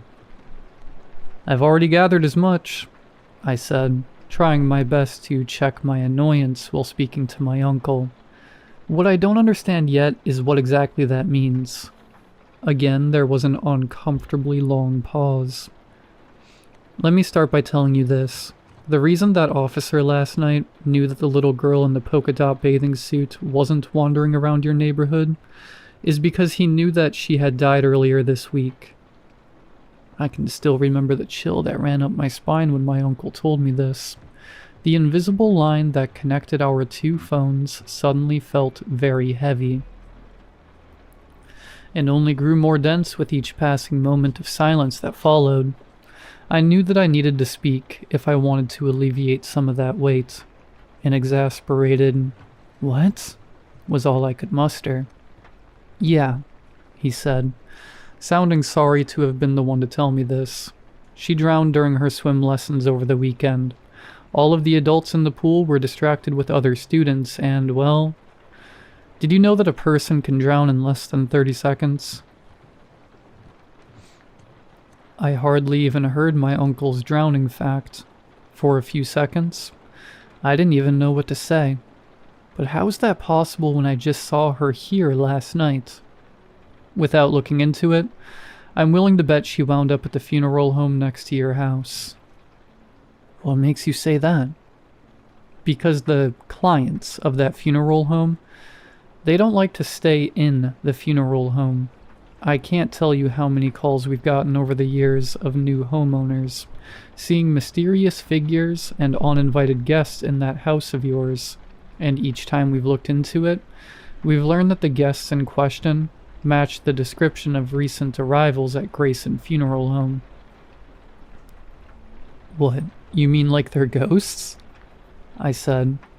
"You're not telling me the entire police department believes that, are you?" "It's not hard to believe with how many times it's happened," he said. "The facts don't lie, and all I'm doing is telling you the facts." I took a moment to absorb this. "Okay, so assuming I believe you, what are we supposed to do now? Just live our lives in this house, never knowing the next time we're going to see another one of these visitors?" "There's a reason so many people have moved in and out of that place over the years," my uncle said. "Living with ghosts certainly isn't for everybody, but you shouldn't be in any sort of danger. As far as I know, the visitors don't seem to mean any harm. They're merely lost, confused, not yet able to accept that they've died. A little push in the right direction usually sees them on their way." "Usually?" "Some of them might be a little more stubborn than others. We've definitely gotten calls about the same figures appearing over and over again in that house. But again, they don't mean any harm. They just might inadvertently give you a fright every now and again." "Right. Like how that girl last night would have made me piss my pants had I not already taken care of my bladder a few moments beforehand," I wanted to say. Instead, I thanked him for being a big help. "No problem, buddy," he said. "And if you ever have any questions about the people you see, just give me a call. I might be able to dig something up about them that will set your mind at ease." While I very much doubted that last statement, I appreciated my uncle's offer anyway. I didn't realize it at the time, but I would wind up relying on his insights a lot more than I ever would have expected. I told my wife what my uncle had told me. Being a paranormal buff, she was immediately accepting of the news, if not a little put off by it. She even seemed a little bit jealous that I had been the one to see the girl. The only evidence she had of the spirit's existence was the chlorinated puddle of water that had been left behind.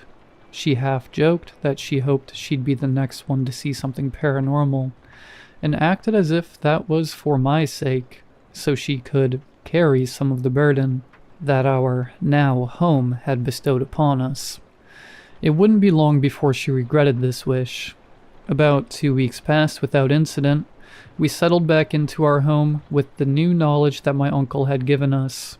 On the outside, not much had changed, but I could tell that we were both thinking about the little girl in the polka dot bathing suit, more than either of us wanted to admit. We talked about her a handful of times in those 2 weeks, more about who we thought she was in life, than about our brief experience with her in death. The more we thought about her, the more upset we became over the tragic end of the little girl that we had never met and not even known the name of. Eventually she would fade into the background, becoming just another number in the vast collection of visitors that we would gather throughout all of our years in this house. But for the time being, her presence was very much felt, and it felt incredibly raw. We could understand why so many people had moved out of this house throughout the decades.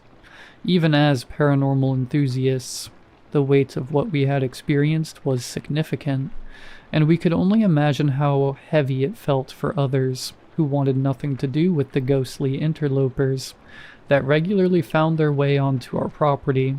And all of this was after only a single experience. But there were certainly many more to come. At the expiration of those 2 weeks, I heard my wife scream.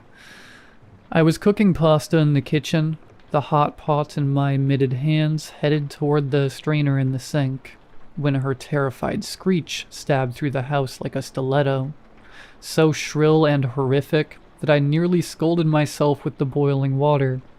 I placed the pot back on the stove with as much haste as I dared to, and rushed toward the sound of her voice, calling her name and asking her if she was all right as I went.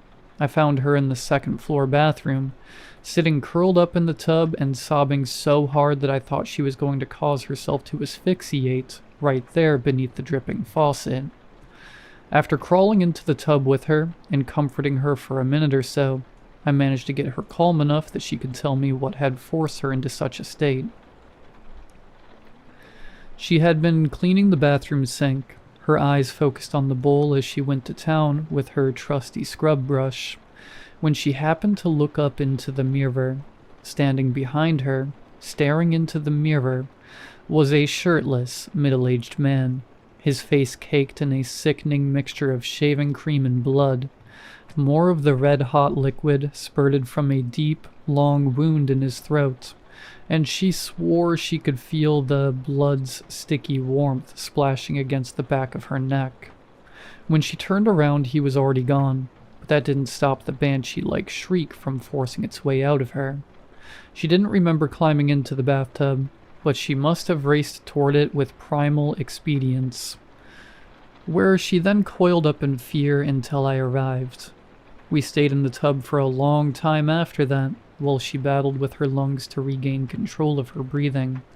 Eventually, I helped her shaking, weak form climb out of the tub and walked her to our bedroom, where she rested for a while afterwards. No longer in the mood to eat, I threw my pasta in the trash and returned to the bathroom, where I finished her chores for her. While cleaning the sink, I noticed a small splotch of white shaving cream smeared upon the counter, which I promptly wiped away. I somehow managed to convince myself that it had been my own shaving cream, despite the fact that I had been growing a beard at the time and hadn't used the stuff in months. I reluctantly asked my uncle about the incident, and what he told me disturbed me enough that I decided I would not repeat it to my wife unless she asked me about it. To this day, she never has. My uncle told me that the man in question had recently been murdered by his wife.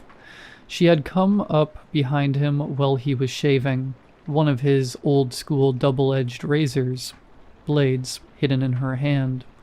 She sliced open his throat before he even had a chance to realize what was happening. Now she was sitting in the local jail, while he was in the funeral home next door, waiting to be put to rest by his confused and devastated family. At the time, his wife had not provided a motive for the murder, and I never followed up with my uncle about it.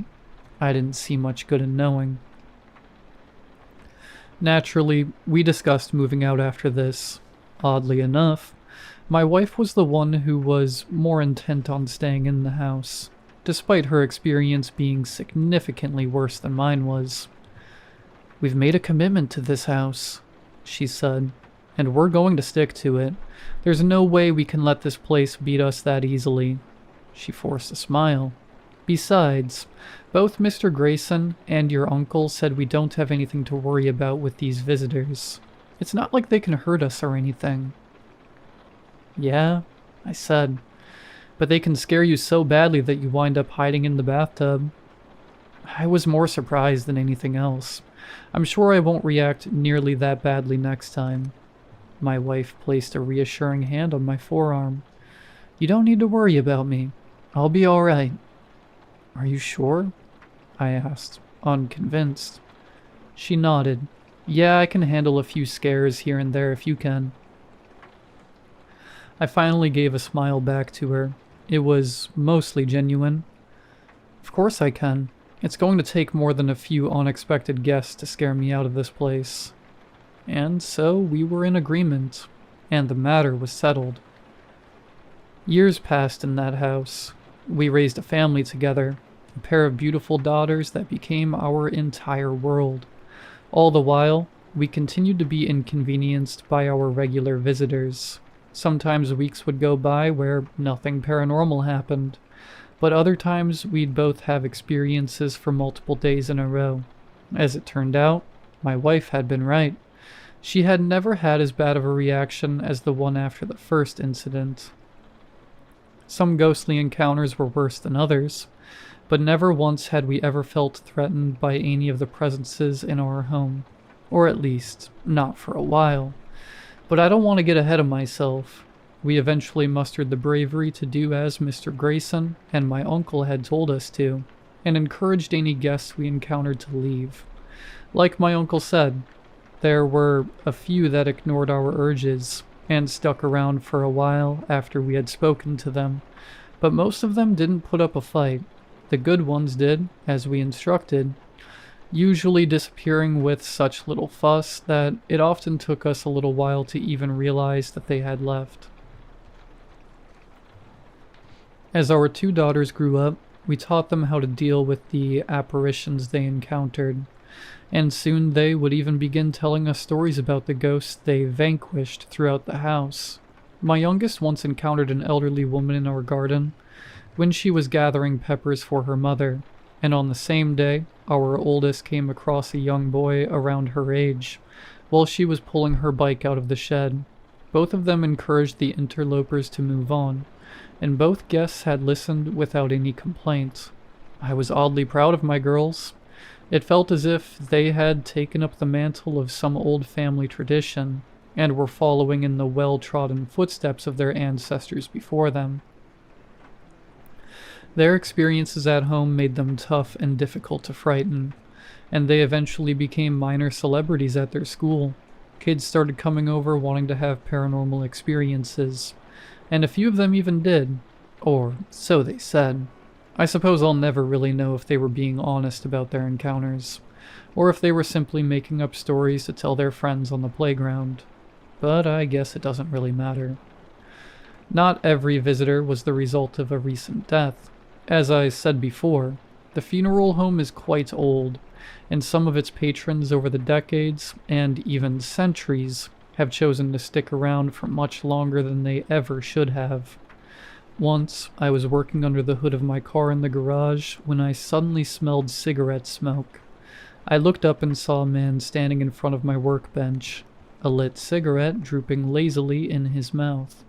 He wore a white t-shirt, tucked into a pair of dark blue jeans, which were themselves cuffed over top his pair of worn work boots. His black hair was sturdily slicked back, and held in place with what looked to be a strong pomade, and was so dark and shiny that it was difficult to make out the thick layer of blood that caked the crown of his head. He was studying the bench, his arms planted against its surface, his profile facing me. "Looking for something?" I asked. He didn't turn to look at me when he responded. "You seen the monkey wrench, boss?" "No," I said, "and I think you ought to leave." "Oh," he said. "All right then." I turned my attention to my car, and when I looked in his direction again, he was gone. The smell of his burning cigarette lingered in the garage for the rest of the afternoon. There was a time one summer when my wife and I had some of our college friends over for a cookout. We had warned them that they might encounter one of our regular guests during their visit, but they all laughed it off and didn't think much of it. At night, we spent a few hours around a campfire in our backyard swapping stories, playing games, and just generally enjoying each other's company. The group initially consisted of 5 of us, my wife and me, along with our 3 friends. But at a point that I could not, and I still cannot discern, our number increased to 6. My wife was the first to notice him sitting in an empty space between 2 of our friends, and she subtly drew everybody's attention to him in the uneven light of the guttering fire. We could see his messy brown beard and matching hair beneath his brimmed hardy hat, as well as the Prussian blue jacket that adorned his upper body, and in the light of the flame, I could just barely make out that the jacket had been torn to shreds there. Our friends, too frightened to move, could only watch as the man in blue sitting between them leaned forward, pulled a metal flask from his hip and began to drink. The scent of whiskey cut through the burn of the campfire and drifted on the nighttime summer air as he drank, and in a few moments, the liquor that found its way to his stomach came pouring out of the tattered hole in his coat. The blue man slowly turned his head toward our friend, seeming to notice her for the first time. He raised the flask in his hand, presenting it to her. "Care for some?" Our friend, despite our earlier warning, was too petrified to respond, and so my wife spoke in her place. "No thank you, and I think it's best that you move on." The blue man capped his flask, then followed up with a lethargic tip of his hat directed at nobody in particular. "All right." He went silent and turned his attention to the fire. The living members of our group did our best to carry on with the conversation as if he wasn't there, and eventually one of us noticed that our number had once again been reduced to 5. But the smell of whiskey remained for some time, and an inspection of the ground near where the blue man sat revealed that the dirt was wet with the jettisoned contents of his ruined stomach. Our friends stopped making fun of our ghost stories after that. None of them had visited our home since then. Considering the age of the funeral home, I don't think we'd ever had a guest that was older than the blue man. So you can imagine my surprise and confusion when only a few months later I encountered a Roman centurion with a bruised, swollen forehead in our basement. More baffling still was the fact that he spoke to me in English, and understood me when I told him it was time for him to leave. Everything made a lot more sense when my uncle informed me that an especially intoxicated man had recently fallen to his death from a 4th-floor balcony during a Halloween party. He had apparently hit his head pretty hard when he landed. It is more important to reiterate that of all the visitors mentioned up to this point, never made any of us feel unsafe outside of the occasional initial reaction of surprise or fright, and even then, the occurrences became so frequent that we weren't even startled by our guests half the time anymore. Any fear instilled in us faded not long after the visitors left, and the only returning guests we've had are the ones we failed to make leave during our first few encounters with them. But even these have all eventually passed on just the same as their predecessors had. This is all to say that not once have we ever experienced a presence in our home that we have not been able to handle, at least not until that night. It happened the winter after our oldest daughter's first birthday. My wife had to stay late at work, which wasn't unheard of, especially back in those days. On nights like those, I'd handle getting our 1-year-old settled into bed before drifting off to sleep myself shortly after. But I'd always leave a few lights on for when my wife got home, one of them being the wall lamp in the upstairs hallway. I had just gotten our daughter to fall asleep and was in our bedroom, reading a book in bed while preparing to hit the hay, when I happened to look toward the open bedroom door and saw the apparition standing there. She was a little girl, similar in age to that first spirit I had seen standing at the top of the stairs all those years ago. Immediately upon seeing her, I knew that something was wrong. Her presence brought with it a disturbing chill that was uncharacteristic of any other spirits we'd encountered up to that point. Plenty of them had come with strange feelings or auras that sometimes manipulated the temperatures in the room, but none of them had ever had this level of intensity to them. It made all the hairs on my body stand up as if they had suddenly been frozen into an army of needling icicles. As we stared at each other, her in the doorway and me in the bed, I felt an overwhelming sense of terror latch onto me that I had never experienced before, and hopefully will never experience again. The hallway behind her was black with an almighty darkness, which I knew should not have been possible, since I had left the light on for my wife, and I had seen its soft glow streaming into the room out of the corner of my eye while I was reading my book. As I noticed this powerful umbra, I realized that the overwhelming energy I felt was not coming from the girl, but rather from the presence that existed in the space beyond which light could reach. And as the understanding of a fresh, terrible danger continued to bubble up within me, something happened that stood in complete contrast to every ghostly encounter that I had experienced up to that point. The girl was the one to tell me that she needed to leave. And I knew that I needed to stop her from doing so. Something in my gut told me that whatever presence existed in the void beyond the doorway was beckoning for the girl to come to it. And I knew that I couldn't allow that to happen.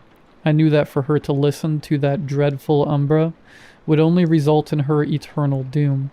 I was the only thing that stood between her and the certain damnation that awaited her just beyond the edge of that cataclysmic precipice. "No, I think you should stay here for a while," I said to her. Sitting up in my bed, I planted my bare feet on the chilly hardwood floor. Its cold touch steeled my nerves and fought back the cacophony of voices in my mind that screamed for me to let her leave. Let the umbra have her just so long as it would leave me alone. She seemed confused, or at least as confused as a ghost could be. "Are you sure? I really think I should leave now." Her voice sounded small, distant, and vulnerable, which only made me all the more protective of her. "I'm sure," I said. "Stay in this house for a bit, okay? You can even go play in our daughter's room for a little while. You'll like it in there. It's cozy, with lots of toys and big, soft pillows." "I don't know," she said, turning to look through the doorway toward the darkness. "My friend says he's going to take me to my parents. He says they're looking for me." "Don't listen to him," I said. "He's a stranger. You shouldn't talk to strangers." She paused as if hearing somebody speak. "He says that you're a stranger." "I know your parents," I said. It felt wrong to lie to her like that, but I knew I had to do anything I could to stop her from going with the presence in the hallway. "They'll come to get you soon, but you have to stay here, okay?" The girl remained silent for a long time while I barely so much as breathed from my spot on the bed. The room grew heavier, darker, and I found that my lungs soon struggled to take in air, as if they were freshly recovering from running a marathon. My forehead grew slick with sweat despite the chill that infested the room. My body began to burn and ache. Paradoxically, rather than escape the heat, I felt the almost uncontrollable need to crawl beneath the warm, safe covers and hide from the powerful umbra that seemed to be slowly sweeping into the room in the form of long, black, shadowy tendrils. I suddenly felt an overwhelming sense of defeat. I feared that the girl was going to follow the presence, and that she would quickly be lost to the unending darkness that so sweetly coaxed her from such an agonizingly short distance away. But soon, I noticed that the dark presence was beginning to recede. until finally the light in the hallway was able to once again pierce through the weakening gloom. The terrible chill fled from the room, and the dense miasma that had been suffocating me and draining the very will to live from my bones faded back into light, breathable air. "Okay," she said. "I'll stay." "Good," I said. "And let me know if he tries to talk to you again, okay?" "Okay," she said again. The girl stood staring at me for a spell while my nerves continued to strum all along my anxious body, like a mass of broken guitar strings.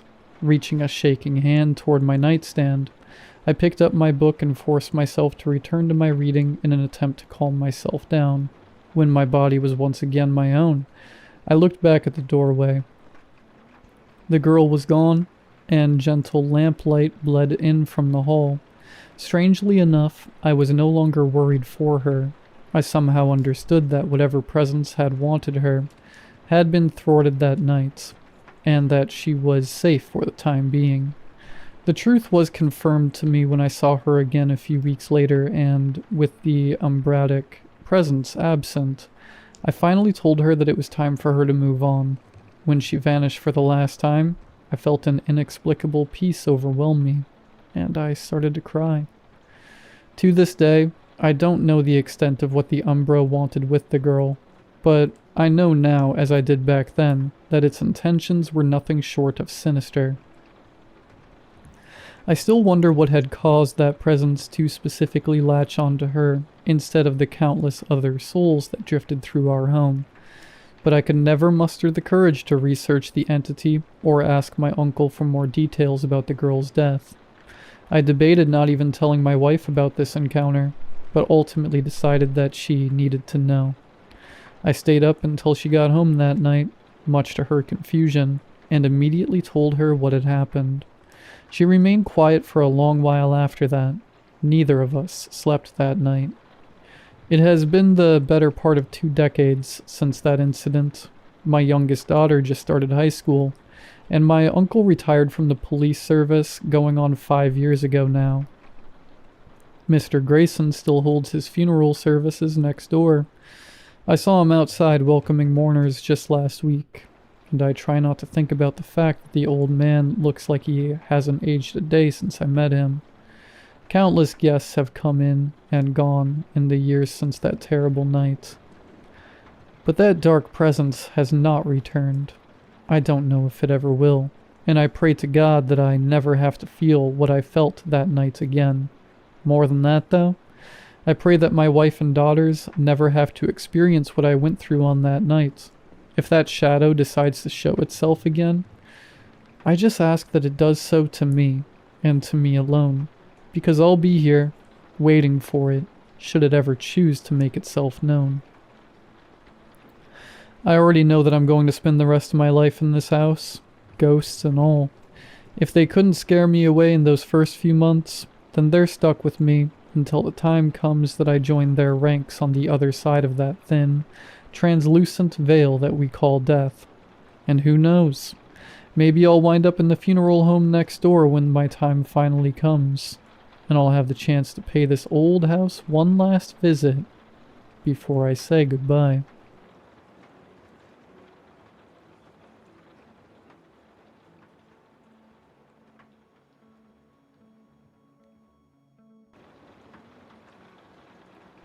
I ignored the dead woman standing behind Pete.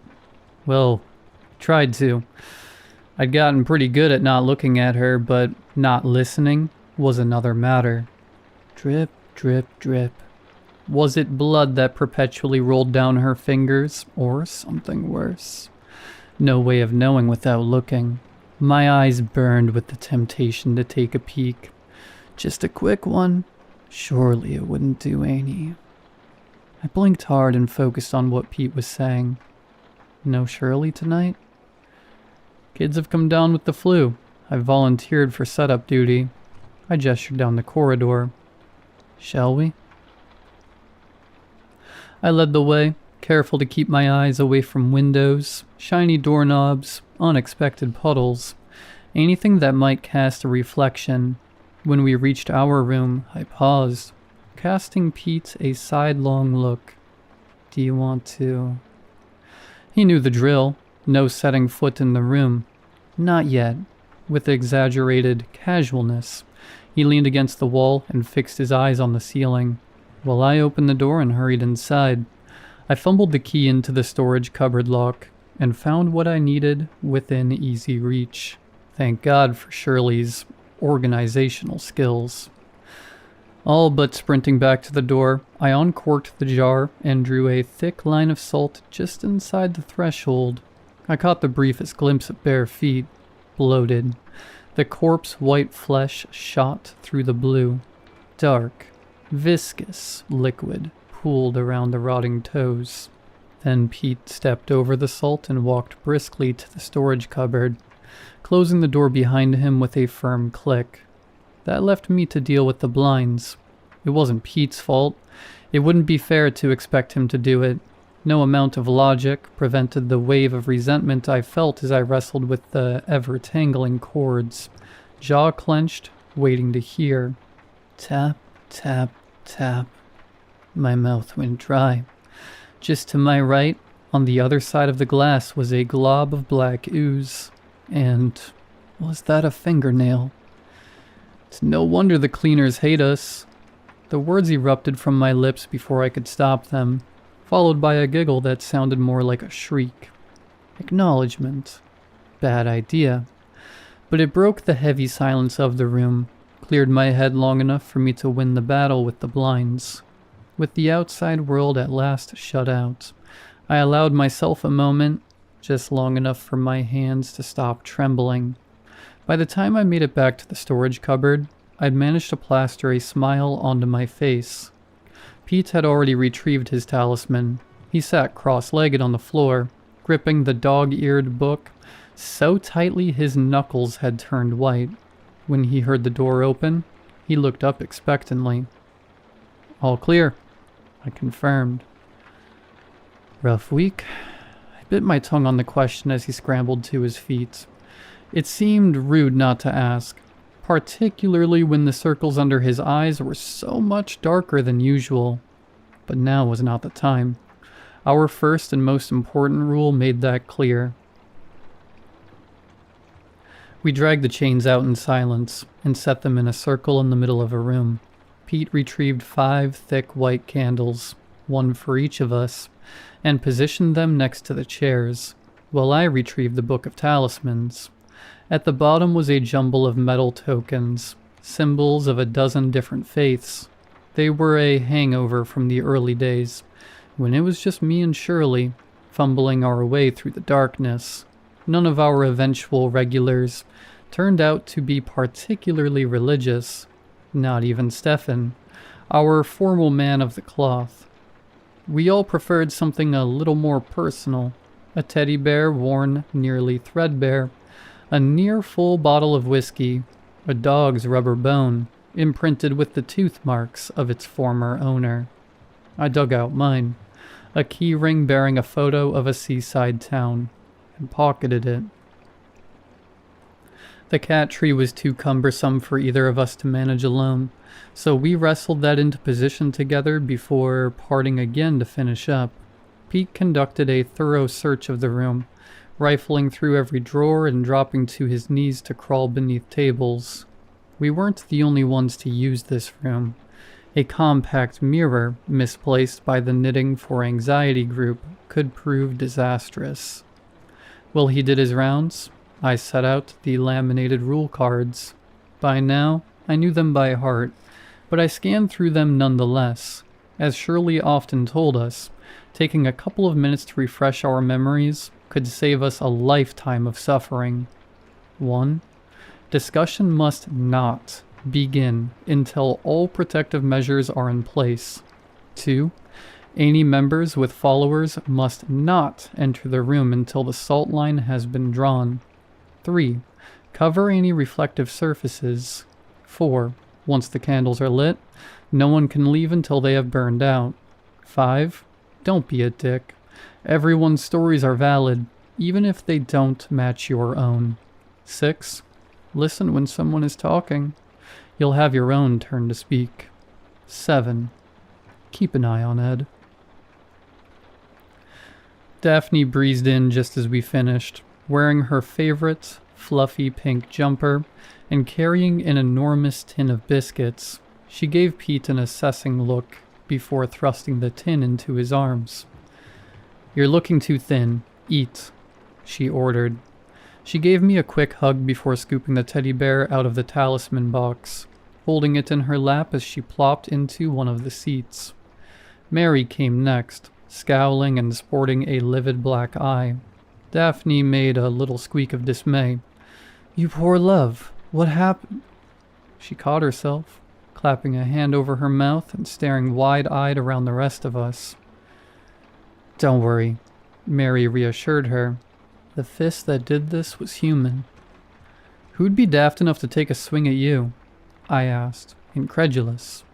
Short she might be, but when Mary wasn't running the pub, she was pitching in at her brother's farm. Between hauling barrels and bales, her arms might as well have been made of steel. Punter who'd had a few too many. She plucked the dog toy from the box, clenching her fist around it. The squeaker had long since died, but it emitted a sad puff of air. "He's barred now." "Just barred?" I raised my eyebrows. The corners of her lips twitched. Maybe a bit bruised, too. Stefan arrived last, a few minutes after our designated start time. Sorry," he panted as he wrestled the yowling carrier through the door. "He did not want to cooperate tonight." He placed the carrier on the floor with a thud, opened the door, and beat a hasty retreat. Ed stalked out, tail twitching in irritation. He turned his baleful green eyes on Stefan, who held up his hands in surrender. "Don't be a sourpuss." Daphne cooed. "Poor old Stevie, had to get you here somehow." All around the room, hands reached into pockets. They produced little chunks of cheese, cat biscuits, leftover scraps of chicken. Ed accepted our offerings like a king receiving gifts from his subjects. Mollified, he allowed us to pet him for a minute, before sauntering to the cat tree and cleaning the sleek black fur our filthy humans' hands had sullied. "Right," I said, looking around the group. "I think we're ready. Shall we make a start?" My stomach churned with the usual mixture of anticipation and dread. I knew the others felt the same, but they moved to take their places nonetheless. Stefan grabbed the bottle of whiskey as he went. "Okay, guys," I said, trying to ignore the feeling of wrongness as I took Shirley's usual seat. It didn't matter how many times I filled in for her. I'd never get used to it. "If you need to go to the loo, make a cup of tea, whatever, now's the time. Once we light the candles, there's no getting up until they burn out." No one moved, of course. They knew to come prepared. "Pete, do you mind?" He pulled a lighter from his jacket, lit his candle, and passed it to Mary. It did a full loop of the circle until it reached me. "We're safe in the circle," I said as I lit my candle. "Not just from the things that haunt us, but from each other. Remember, there's no judgment here. Listen, be kind to one another. Now, who would like to start?" I glanced towards Pete, but he gave a tiny shake of his head, pressing his lips together tightly. Not ready yet. No matter. I turned instead to Stefan, who cleared his throat. "I'll go, I suppose." He turned the bottle over in his hands. "Danielle emailed me a few days ago." "Danielle? Elfie's mom?" Daphne ventured softly. "The very same. She always gets in touch this time of year. Lets me know how he's getting on. History's his favorite subject. He'll be studying it at uni in a couple of years." "Thanks to you," said Mary. "You gave him that chance." Pete, thumbing the edges of his book, added, "You gave a lot of people chances." Stefan nodded. It's nice to hear about it. The life he might otherwise not have had. Nice to be reminded it's been another year since I chucked this in. He glanced down at the bottle, his grip tightening around its neck. But it's also a reminder that I'm not myself anymore, that I never will be again. His candle flickered, and for a moment his shadow was not his own. It loomed on the wall behind him, its fingers growing, sharpening to points. The air grew heavy around us. Breathing was no longer an unthinking, natural process. It required conscious, painstaking efforts. Behind me on that cat tree, Ed let out a low growl. I glanced at the others in turn. Mary stared straight at Stefan, jaw clenched tight. Daphne held her teddy bear close to her chest. The circles under Pete's eyes looked darker than ever. Twisting a little in my chair, slowly forcing myself to act as though I hadn't a care in the world, I looked over at Ed. He stared unblinking at the wall behind Stefan, tail snapping from side to side. Perhaps, Stefan's voice emerged a deep rasp. We should move on to someone else. Good idea. Through sheer force of will, I managed to keep my voice light. Sounds like you need a strepsil, mate. Mary snorted. Daphne looked at her like she'd lost her mind, then let out her own small giggle. Even Pete managed a smile. The oppressive feeling vanished as quickly as it had come. Ed resumed licking his paws. My turn, said Mary, drumming the rubber bone against her knee. The little git has been causing hell all week. Before we could find out exactly what the little git had done, the door swung open. A bespectacled young man smiled in at us from the corridor. Is this the Stop Smoking group? They're in here tomorrow, I said. We're something else. Ah, he puffed out his cheeks, disappointed. I meant to be leading it. Well, come back at 8 o'clock tomorrow. I'm sure you'll do brilliantly. I don't suppose I could sit in on your session. I've never done one of these things before. I could do with some experience. Bad idea, said Mary abruptly. We're a private group, I explained. You won't even know I'm here, I promise. As he stepped into the room, we all rushed to dissuade him, talking over each other in our panic. You can't. This is private. You don't know. Mary, her face so red it was nearly purple, looked like she was strongly considering battering him with the rubber bone. She couldn't. None of us could leave the circle. All we could do was watch helplessly as he waved off our complaints, grabbed a small chair and forced it into the small gap between Daphne and Stefan. The group stared at him, aghast, then as one turned their eyes to me. Damn it, Shirley. Why did you breed children with such weak immune systems? Right, I looked at the stranger expectantly. Martin, he supplied. You're here now, Martin, for better or worse. We have strict rules, and we expect you to follow them. Of course, I wouldn't dream of disrespecting your group. I bit my tongue down on the comment that barging in uninvited had done just that, and instead said, the most important one is you're now here until the end of the session. No getting up to go to the loo. No smoke breaks. No fear there, he cut in, beaming at me. I smiled weakly back at him. Secondly, we respect each other here.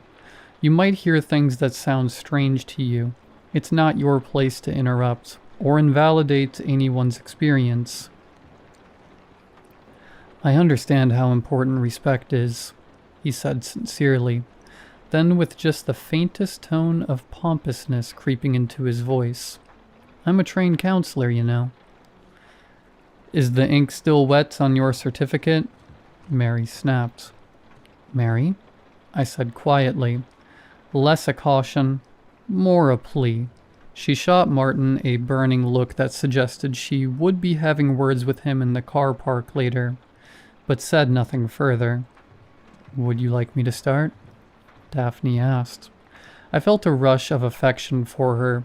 She was fiddling with the bear's ears, clearly uncomfortable, but she was still trying. "That would be lovely, Daphne." She took a deep, steadying breath. "It's been hard since the nights started getting longer. Winter's always the worst. You know, I've got lots of other little berries at home." She picked the bear up by his paws, made him dance a little jig in her lap. "They help, but when I wake up and see it standing there at the bottom of the bed..."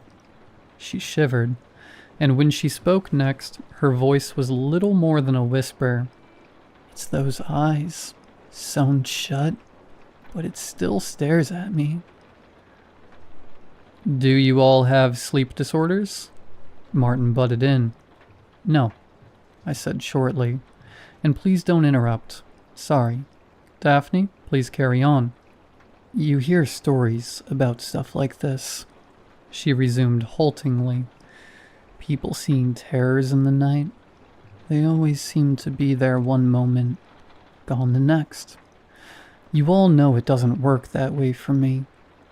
Once it turns up, it's there until sunrise, following me around the house, always watching. It was a bit more bearable when I still had Graham. He used to sit up and watch films with me, hold my hand on the sofa." Her eyes were sparkling now. "In the early days, anyway. By the end..." I saw Mary's hands tighten around the bone. I knew how she felt. Logically, I knew I couldn't blame Graham. It took a special sort of person to stick around and deal with this stuff when they didn't have to. And as we'd all learned, those sorts of people were few and far between. Still, I hated him for leaving his poor, sweet wife to suffer alone. Stefan leaned over to Daphne, offering her his handkerchief. She took it with a grateful smile and dabbed her eyes. "Creative writing," Martin burst out. "What?" I asked. "You're a creative writing group, right?" "Mate, you've been told already to keep your gob shut. How hard is it?" Mary demanded, jabbing the bone in his direction. "She's right," I said. "Please don't make me ask you again." When I looked at Daphne, she shook her head, holding the handkerchief tight against her cheek. I raised my eyebrows at Mary. "Fine," she huffed. "I'll go. As I was saying before, we were so rudely interrupted." She shot Martin a scorching look. "He's been causing trouble this week. More than usual, I mean." "Has he been in the toilets again?" I asked. "Yes, literally in this case. That's how I ended up with this." She tapped her black eye. Drunk punter went into one of the stalls, and the little shit popped his head up out of the loo. Course, it's not the place you expect to find a little old man in a bowler hat. Freaked him right out. Came running out, ranting and raving, swinging fists. She let out a grunt of dissatisfaction. 2 of the staff gave their notice that night. It's becoming an issue. We don't have a problem hiring. They hear the pub's haunted and think they might get a little laugh, a little scare, but the moment it inconveniences them. "Wait," Martin interrupted. Mary heaved a heavy sigh. "Here we go. Are you claiming that you're experiencing some sort of, I don't know, genuine paranormal phenomena?" When Mary's only response was a hard stare, he turned to Daphne. "And you too?" She gave him the smallest nod, just enough to confirm his statement. "Martin," I cut in before he could say anything further. "I was very clear about our rules. We don't invalidate anyone's experiences." "But you should." No. He caught himself, held up his hands in a gesture of contrition. "You're quite right. Your group, your rules. Please do continue." Mary's scowl made it clear she had no intention of picking up where she had left off. Pete and Daphne both pointedly ignored my looks. Only Stefan met my eyes. He cleared his throat, then suggested gently, "Perhaps you would like to." I really wouldn't. Not when Martin was now leaning forward, gaze intent and full of sickening concern. But I could hardly expect the others to open up if I refused to do so myself. Right. I shifted in my seat, balling my hand into a fist around the keyring. Yes, well, you all know how it started. Martin was acquainted with the story. I could have swung for Stefan, if I wasn't so certain he wasn't intent on torturing me. The rest of us were content to keep our experiences within the confines of our small circle, but he still had a streak of the preacher about him, and it was focused on warning the general public about the dangers we were intimately acquainted with, even if they branded him as crazy for his struggles. If you wouldn't mind. Not at all. The sentiment wasn't entirely convincing through gritted teeth, but it was the best I could manage.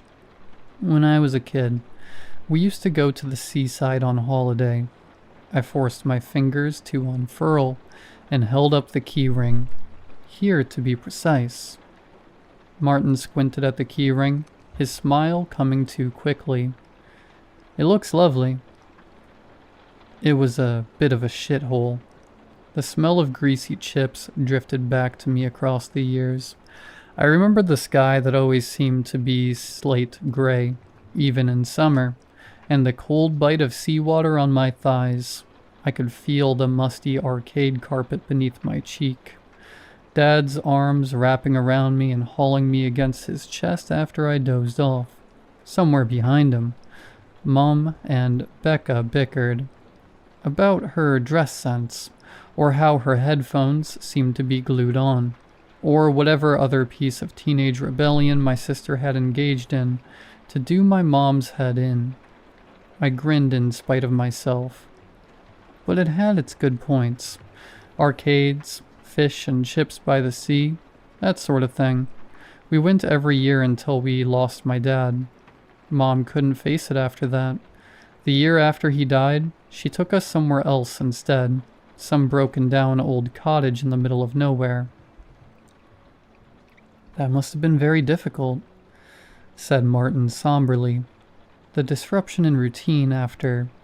Shh, Mary hissed. Ignoring the interruption, I pressed on. There wasn't much to do there unless you liked looking at trees or playing board games with missing pieces. Mom spent a lot of time sleeping. That left me and Becca, my sister, to entertain ourselves. Becca was going through a phase, as my mom said. That was putting it lightly. Their arguments could rage on for hours, always ending with Becca slamming her bedroom door so hard that the trinkets on my shelves rattled. They were constantly at each other's throats. She'd even started butting heads with Dad before he died, but she always had time for me. I was 11 on that last holiday, and Becca 16. My friends' older siblings wanted nothing to do with them. They were too old, too cool, to be seen in the company of children. Not Becca. She still helped me with my homework, and threatened to slap the crap out of any kids that gave me trouble. I was a little in awe of her, so when she told me there was a way to see Dad again, she asked for my help. I agreed. We went to bed that night and waited until we heard Mom snoring. The mixture of excitement and stomach-freezing terror slammed into me, as strong now as it had been more than 20 years ago when I huddled beneath my blanket, waiting for the quiet creak of my door and Becca's summoning whisper. I followed Becca into the woods, and then... What? My memories of that night were fragmented, like a photo album someone had taken a pair of scissors to. I scrunched my eyes shut, pressing my knuckles hard against them as I tried to remember. There was an old book, thick, bound in leather. God knows where she got it. Stole it, knowing Becca. It wasn't in English. I remember that much because she read out loud from it. I flexed the index finger of my left hand, staring down at the thin white scar that ran its length. Becca's hands had been gentle as it held mine. "Sorry, little one," she whispered as she raised the knife. "I only need a few drops." She took my blood. Flames danced behind my eyes, dripped it into a fire. When she called out, something answered her, red eyes piercing the darkness, a growl so deep it reverberated in my bones. But it wasn't Dad. She told me to run. I remembered branches whipping against my cheeks, my chest burning as my lungs desperately tried to squeeze in air. I did. I didn't realize I was crying until someone pressed a handkerchief into my hand. I took it without looking up. Meeting any of their eyes was more than I could bear. The shame was too deep. "You did the right thing," said Mary firmly. "If you hadn't listened to her, you would have been taken too." "Taken?" asked Martin. Daphne spared me from having to answer. Becca vanished that night. Their mom called the police. They searched the woods. Nothing. "You believe someone kidnapped her?" "Something took her," Mary answered in a tone that brooked no argument. Martin was either oblivious to the warning or chose to ignore it. I mean no disrespect to your sister, but it sounds like she was troubled, arguing with your mom, grieving for your dad. Couldn't she have run away? "You seem to be under a misapprehension," said Stefan. "Namely, that this was an isolated incident. It wasn't. We have all caught glimpses of this beast. For the 1000th time, I sent up a silent prayer of thanks for my friends. The first time it had returned, 1 year to the day after the night Becca led me into the woods. I was alone. I lay frozen in bed as its red eyes pierced me through the darkness, quaking each time it let out another growl. Staring into its terrible eyes nearly cost me my sanity, but I didn't dare look away, barely dared to blink, certain it would pounce if I gave it an opening. I'd weathered the next few anniversaries in my mom's bed, clinging to her arm as she slept the deep sleep of the medicated. When I left home, I took to spending those nights in churches. Finally, I found a group of friends willing to sit in vigil with me. Martin made to rise from his chair and was immediately greeted by a chorus of "no" from all sides. Blanching, he dropped back down. Instead, he sought my eyes, his gaze full of sympathy. "I really am sorry for what happened, losing your dad, then your sister, and at such a young age, but..." He hesitated, fiddling with the cuffs of his jumper before seeming to come to a decision. "Monsters, like the thing you're talking about, don't exist. You know that, right?" I took a deep breath and did my very best to keep my tone level as I replied. "How do you explain it then?" "Grief, trauma. They can do strange things to a person." "And the fact that we have all seen it too?" asked Stefan. Martin swiveled in his seat to face him. "Group delusions and hallucinations are documented phenomena, particularly in tight-knit groups that share a belief system." Mary scoffed, opened her mouth to retort, but before she could, tap, tap, tap. We all froze except for Martin. I was vaguely aware that he was still laying out theories, building up steam, but my focus was entirely on the tapping coming from the other side of the window. I knew better than to look, but I couldn't help but listen. The others, the members, had paled. Pete's face had little more color than a cadaver. Across the room, a deep rumble was building in Ed's throat. What do I do? Shirley would know. Damn it. I looked from face to face and saw my own panic reflected there. Stefan rescued us. Young man, I appreciate you've heard things that are contrary to your worldview. There was an undeniable tremor in his voice, but he pressed on. It's difficult. I understand that. It does not excuse your unconscionable rudeness. We ask only for respect. You have failed to give that to us. I don't mean any disrespect. Martin pressed an earnest hand to his heart. But there is no such thing as ghosts, and goblins, and things that go bump in the night. Such beliefs stem from illness. Tap. Ed began to growl properly now, a low, guttural sound that rose up to fill the gaps in the room. Mary opened her mouth, but Stefan held up a finger to forestall her. In some cases, that's true. Not in others. Certainly not in ours. There's medication that can help you, Martin insisted. Therapies. This is our therapy, Stefan said coldly. It's not. It's a shared delusion. It's only going to make you worse. You need... Tap. Martin whipped his head towards the shuttered window. Do you hear that? No, said Stefan. But we've heard quite enough out of you. Tap. There it is again. Surely you can hear it.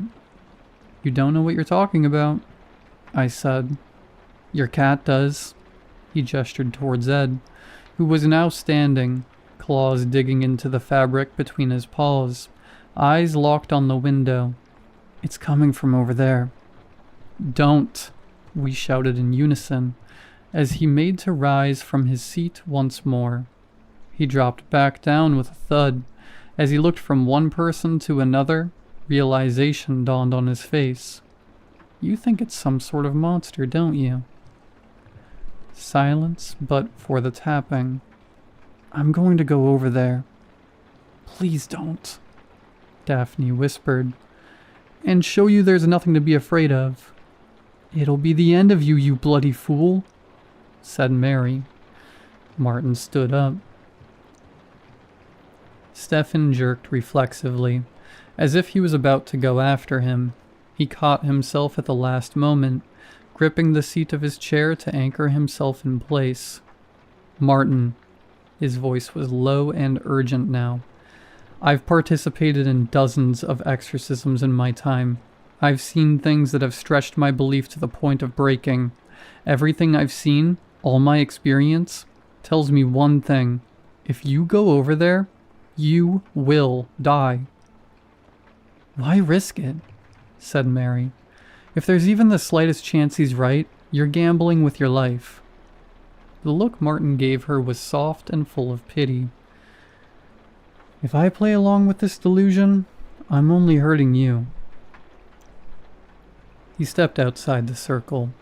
With every step he took, we pleaded, begging him to come back, to sit in the safety of the circle.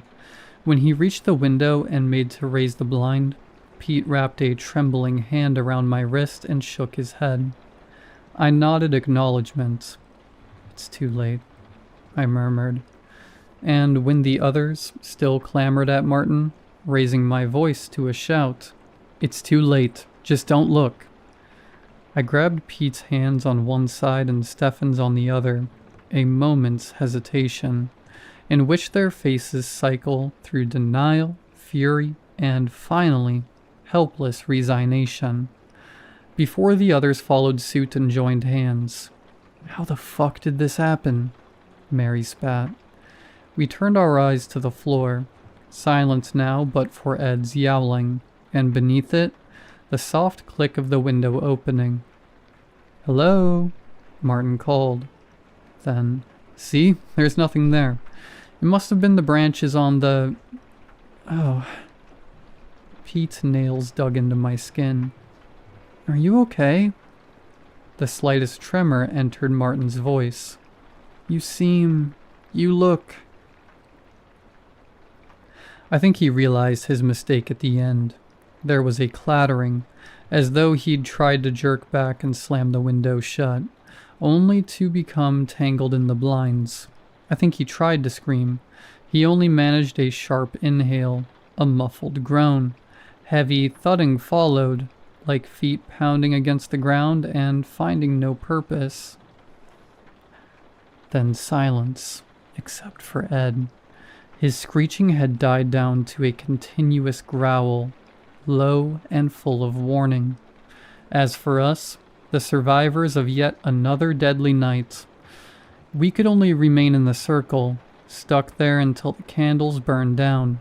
I didn't dare look up, but I could hear Daphne's soft whispering and Pete muttering something unintelligible beneath his breath. At last the candles began to burn out. When the last flame guttered, Pete shot up and ran as fast as his shaking legs could carry him to the storage cupboard. Daphne followed after him, arms wrapped tight around her waist. As she turned to close the door behind them, I saw her cheeks were wet. "Sorry," she mumbled. "I just can't." That left me, Mary, and Stefan to deal with the aftermath. Mary's fingers had punctured the rubber bone, and Stefan looked as though he hadn't had to fight the urge to open his bottle so hard in years. But when I looked into their faces, I saw they were resolved. "On three?" I suggested. When they both nodded, I reminded them, "Don't look out the window."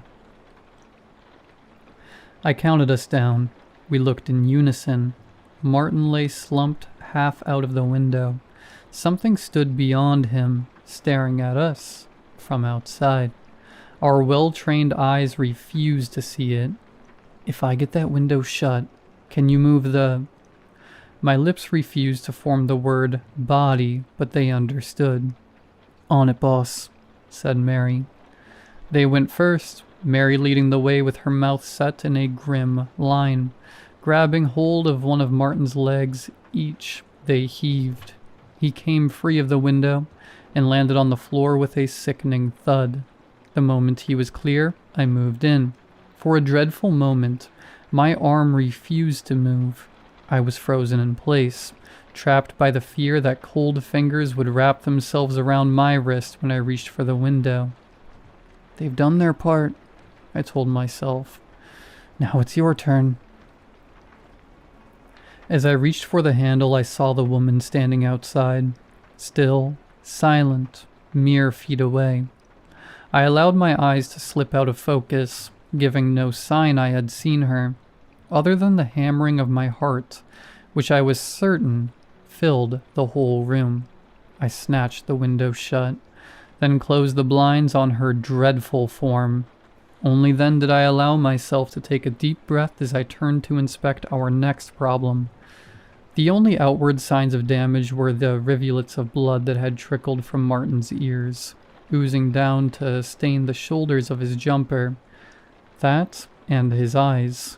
They were wide and glazed, frozen open by the horror he had witnessed, the last thing he would ever witness. "What are we going to do with him?" said Mary. Her voice clipped. "Do we call the police?" "And tell them what?" I asked. "I don't know," she shrugged. "We could say he collapsed." "And how do we explain that we waited hours before calling for help?" I wrapped my arms around myself, shivering. They'll start poking around into what we do here. Then, next thing you know, we end up locked away in some hospital, finished Mary. "At best," I murmured. "I'll sort it," said Stefan. He was staring at Martin's corpse, face pale and clammy. "That could be dangerous," cautioned Mary. "I can handle it," he said sharply, running a shaking hand over his mouth. I wouldn't have suggested it otherwise. I hesitated. "Do you want company? Or would you prefer if we..." "Privacy is preferable." On the cat tree, Ed had finally fallen silent, but he turned his lamp-like eyes on Stefan, tail twitching. As I ushered Mary to the storage cupboard, Stefan called after us hoarsely, "Draw a salt line, just in case." We slipped inside, to where Daphne and Pete were waiting for us. her arm wrapped tightly around his shoulder. They glanced at us, read our grim looks, and looked quickly away again. When I turned to close the door, I caught a glimpse of Stefan, his jaw unhinging, dropping down to his chest, as his teeth sharpened into fangs. He advanced on Martin, his clawed hands grasping. I slammed the door and reached for the salt.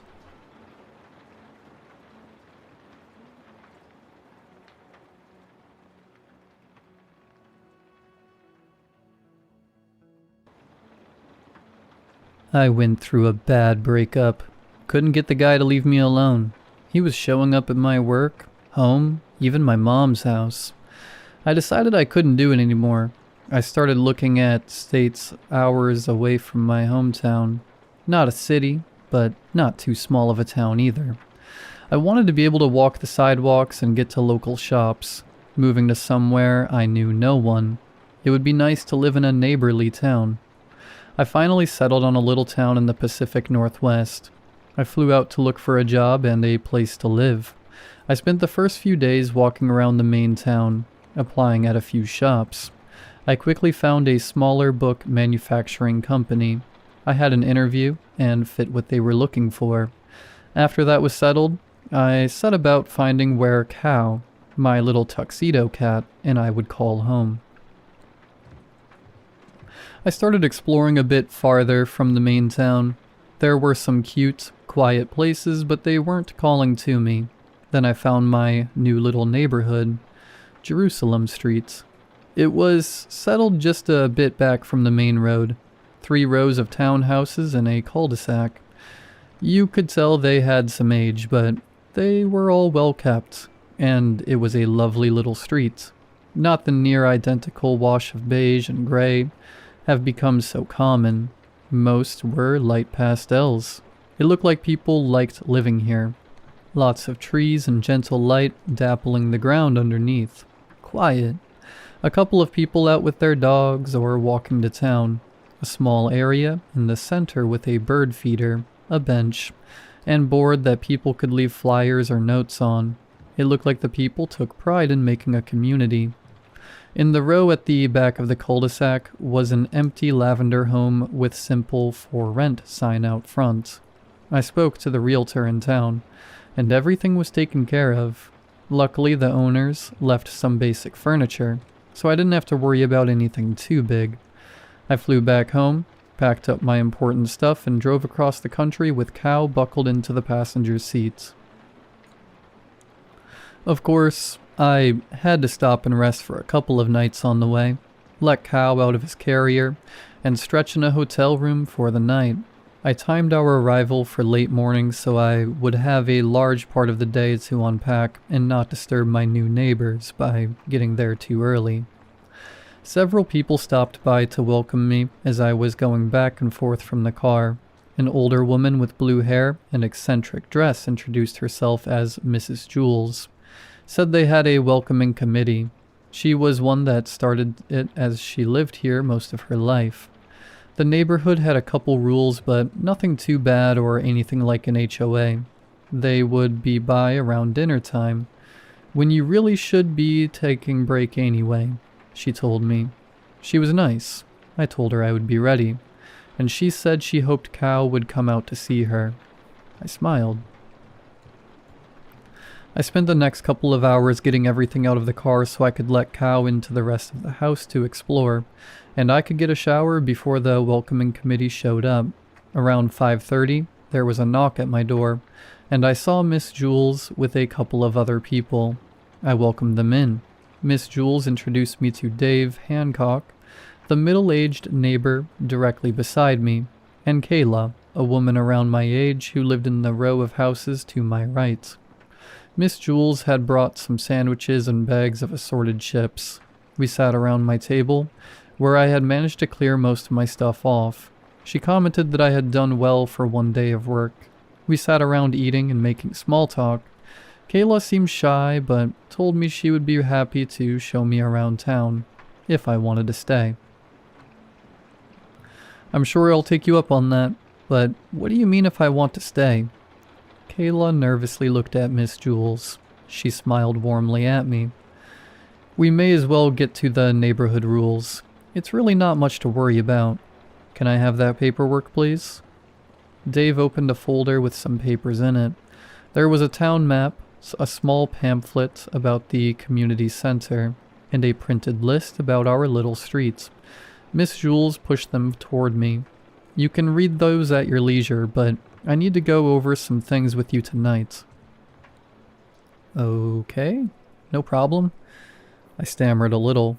The street cleaner comes once a month, in the afternoon on the first Tuesday of the month.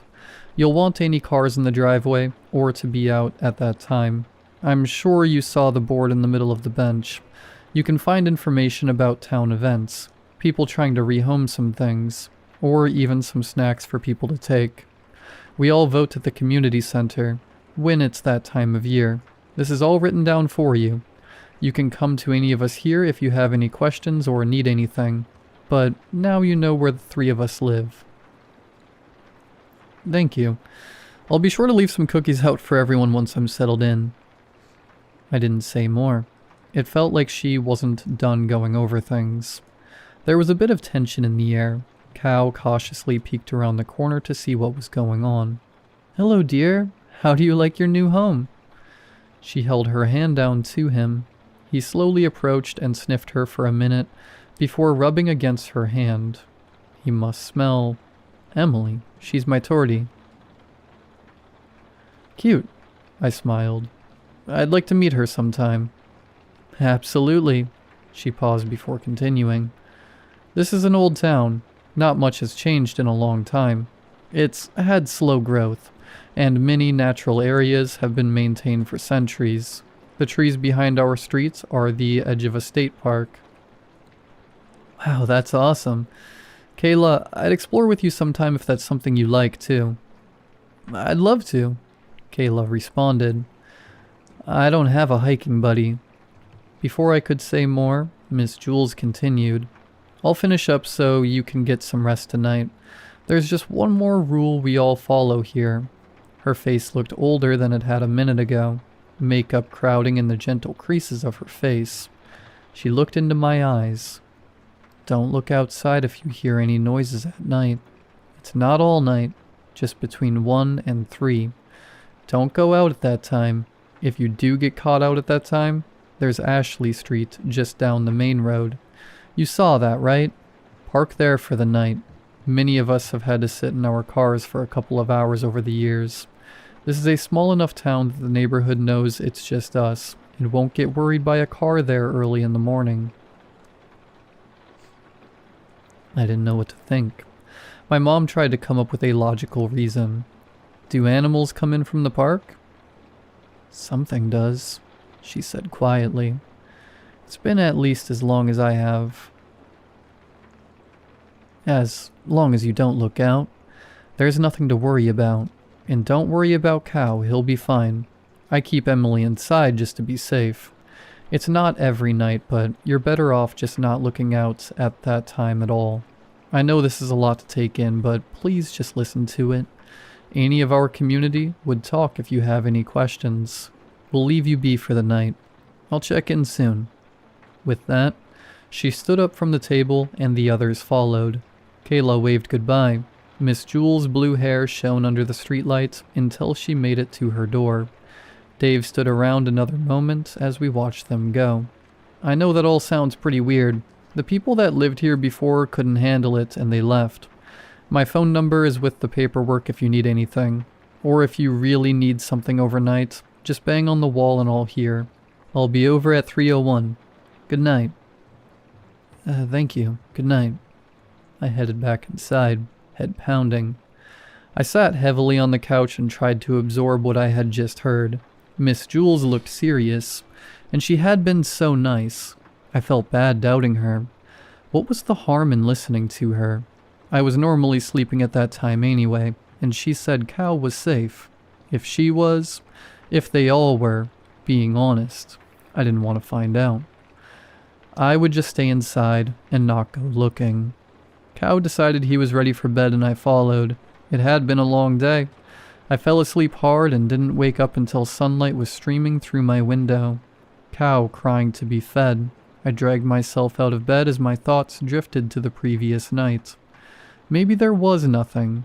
I hadn't woken up at all, and Cow was acting normally. He was fine anywhere as long as he was getting food. I got him fed and looked out my front window. Miss Jules was sitting on the bench, glancing back at my house. I got dressed and headed out to see her. "Oh good, how was your first night?" She stood up and took my hand. "Slept like a log. I didn't wake up until Cow demanded breakfast." She nodded. "I'm sorry I had to spring that on you last night, but it really has to be done right away." A few people started their mornings, smiling and nodding at us. They all looked a little relieved. So it really is true then. I'll be honest. I was half thinking I dreamt that. Unfortunately, yes. It's how I lost my husband and our son. I didn't want to scare you too much last night. I don't have to tell you the details. I stared blankly for a few seconds. "I'm so sorry." "It's okay, honey. It's been a long time. It's just a little bit easier than it used to be. I know they wouldn't want me to spend every day sad over them." "Can I ask what happened?" "What happens if you look?" I asked, wincing a little and hoping I didn't sound too insensitive. "Are you sure?" I thought another moment. "I would rather know than let the curiosity get to me." She sat back down. "We had heard the rules when we moved in together right out of school. My husband Charles and me. People had doubts about us, but we were meant to be from the day we met. When our son Joe was born, we decided we would lock him in his room for the night. We gave him the one without windows to be safe. Joe was getting a little older, and we hadn't locked his room at night anymore. I guess one day he got curious or didn't believe us. We heard a scream and ran to his room. Joe wasn't there. Before I could react, Charles pushed me in and locked the door. I heard him run out and then just silence. The neighbors saw what happened in the morning and rushed to the house. They found me locked inside. There was really nothing left of them. Chunks strewn across the lawn, everywhere. Blood soaked into the grass. They were buried together, just pieces. There was no way to tell who was who. That's all any of us know." "Oh my God," I whispered. I could feel the bile heating up my stomach, threatening to come out my throat. "I'm so sorry. I don't know what else to say." I'll never get the sight out of my mind, so I try hard to make sure it doesn't happen to anyone else. You really will be okay if you don't look. I should go tend to my Emily. I walked her home and gave her a hug. I went back inside and collapsed against the door. Cow came to see what was wrong and I scooped him up and cried. "What the? How was this real?" I told myself again that this was the middle of the night. Just stay asleep, stay in bed. My house was perfect. My neighbors were lovely. Just don't look for any sounds at night. I spent the rest of the day in a daze, listlessly organizing my belongings. Cow screamed at me, and I just about jumped out of my skin. He just wanted dinner. Heart pounding and hands shaking. I got him taken care of to stop his yelling. I sat at the table and slid the bottle of whiskey over towards me. Just as I was going to take a swig out of the bottle, there was a knock at the door. I was tired, but got up to check. There was a swath of black hair. It was Kayla. "Hi, Miss Jules said she talked to you. I wanted to see how you were holding up." She smiled weakly at me. I stood to the side. "Do you want to come in? I was just going to have a drink." She stepped. "Thanks." Now that I had company, I grabbed 2 glasses and a couple cans of Coke. "I guess you would have heard her story too. How long have you lived here?" I inquired. "Yeah, just a bit over a year." "Have you seen anything?" "No, I've never dared look. No one else has looked since I've been here. The people who lived here before finally heard the noises and they left. She was pregnant. I think that's a big reason they didn't want to stay." So you have heard things. Not a lot. I started sleeping with earbuds pretty quickly. I didn't need to hear more. I looked at her, hoping she would go on but didn't want to pressure her. She continued. The first time I just heard something walking around. It was quiet, but I could hear it rustling leaves as it went. I told myself it had just been an animal. We do live against the woods. A couple nights later, I heard it walking again. I had blinds drawn, but I still didn't even want to look in that direction.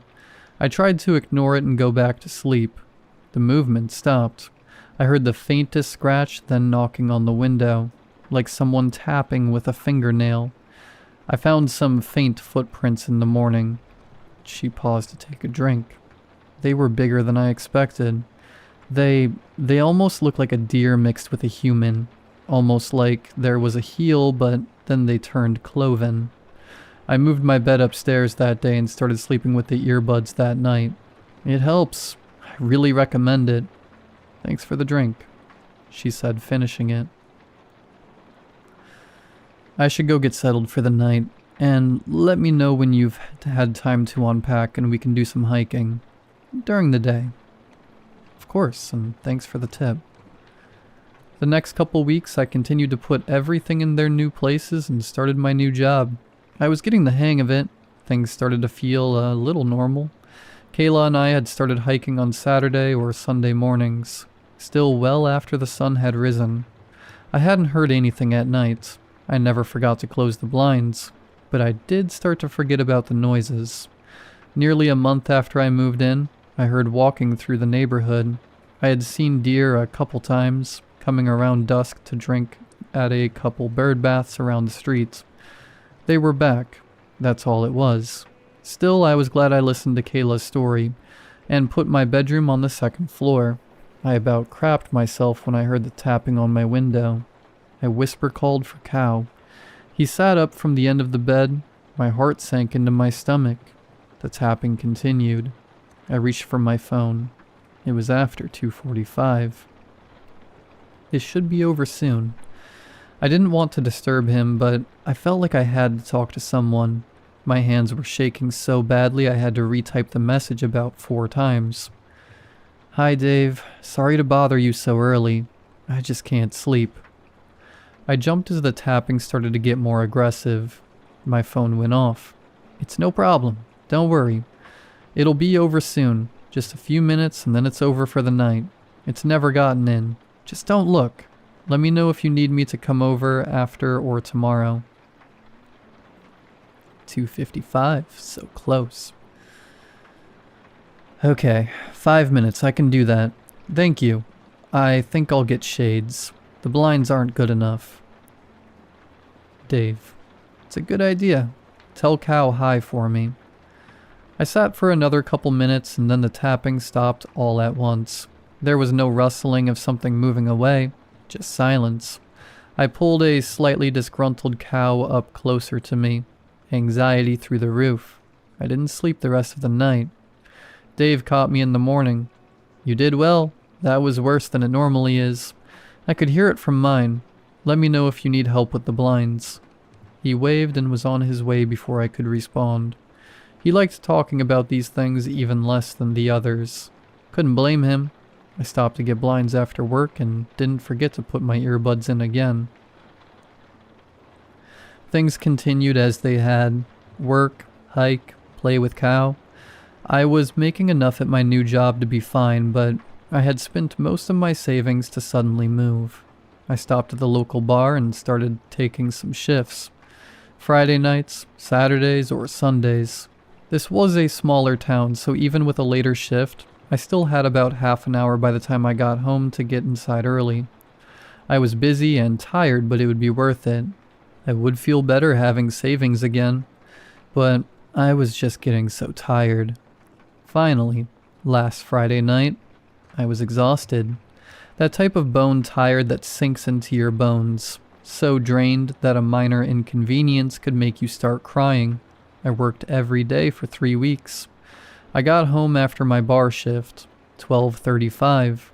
All I had to do was drag my tired butt in the house and pass out for the night.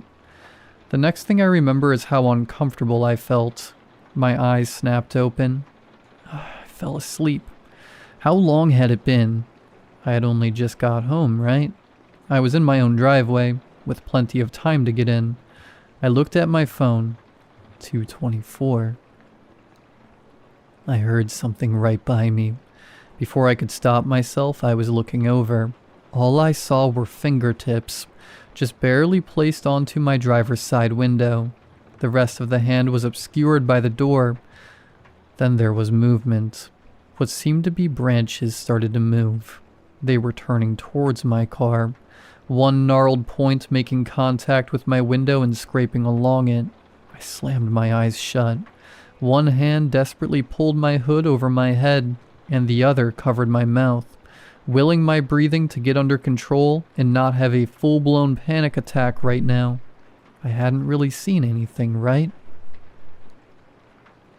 It didn't see me look. All I saw was fingertips. It could have been a normal person who got lost and ended up here. After all, the noises didn't come every night. Those weren't antlers. It was a trick of the darkness. Then, what made the shrill scraping coming from right outside? And those were fingertips, but they were too long and rough, worn and cracked and dirty. I curled in my seat trying not to scream, eyes squeezed shut. Antlers like bark, but hard enough to damage the metal burned into my mind. A slap. I bit into my lip hard enough to bleed but didn't scream. It sounded like a hand slamming into my door. Besides the other fingertips, I could hear heavy breathing. My chest ached. It felt like my heart would give out before anything else had a chance to happen. My stomach lurched as my car rocked, hard. Tears and snot soaked my hoodie. Another slam on the car and it rocked again. It felt like if it hit any harder, the glass would break. What were the rules here? Could it get in? It really seemed to be trying. A different slam echoed through my bones. The sick sound was like a head against glass, antlers scratching on the metal frame above. It slammed its head again. There was nothing I could do. Again. It wasn't in yet, and I figured my best bet was to stay down and keep my eyes shut. Again. The car rocked gentler this time, as the slamming stopped. I couldn't open my eyes. I didn't think it was long enough. It couldn't be 3 yet, but it was hard to tell. Minutes felt like hours. Time dripping by like cold molasses. How long had it stopped to stare in at me before its assault? I could hear it walking around, pacing around the car. It started to fade out. Then I heard hooves on pavement. Metal squealed and glass cracked. I screamed. Dead silence. I continued to lay curled on my side. Nothing more came. I heard Miss Jules calling me and running. I still didn't dare open my eyes. It took a few minutes of convincing, but I finally held my phone up and looked. 3:12. I started uncontrollably sobbing. Fear and relief racked my body, and I laid there shaking badly, stomach in knots. I was eventually able to unlock my door. Miss Jules ripped it open and held me in her arms. We cried together. That was nearly a month ago. I thought I'd leave that day, but still here. Where else would I go? I have kind, caring neighbors. My home is nice. I talk with Miss Jules. Dave checks in on me. I hike with Kayla. I hold Cow close. I did quit working the bar that day. I'll never go out at night again. I sleep with earbuds and a white noise machine. My bedroom windows are shuttered tight. From the inside, as soon as it starts to get dark.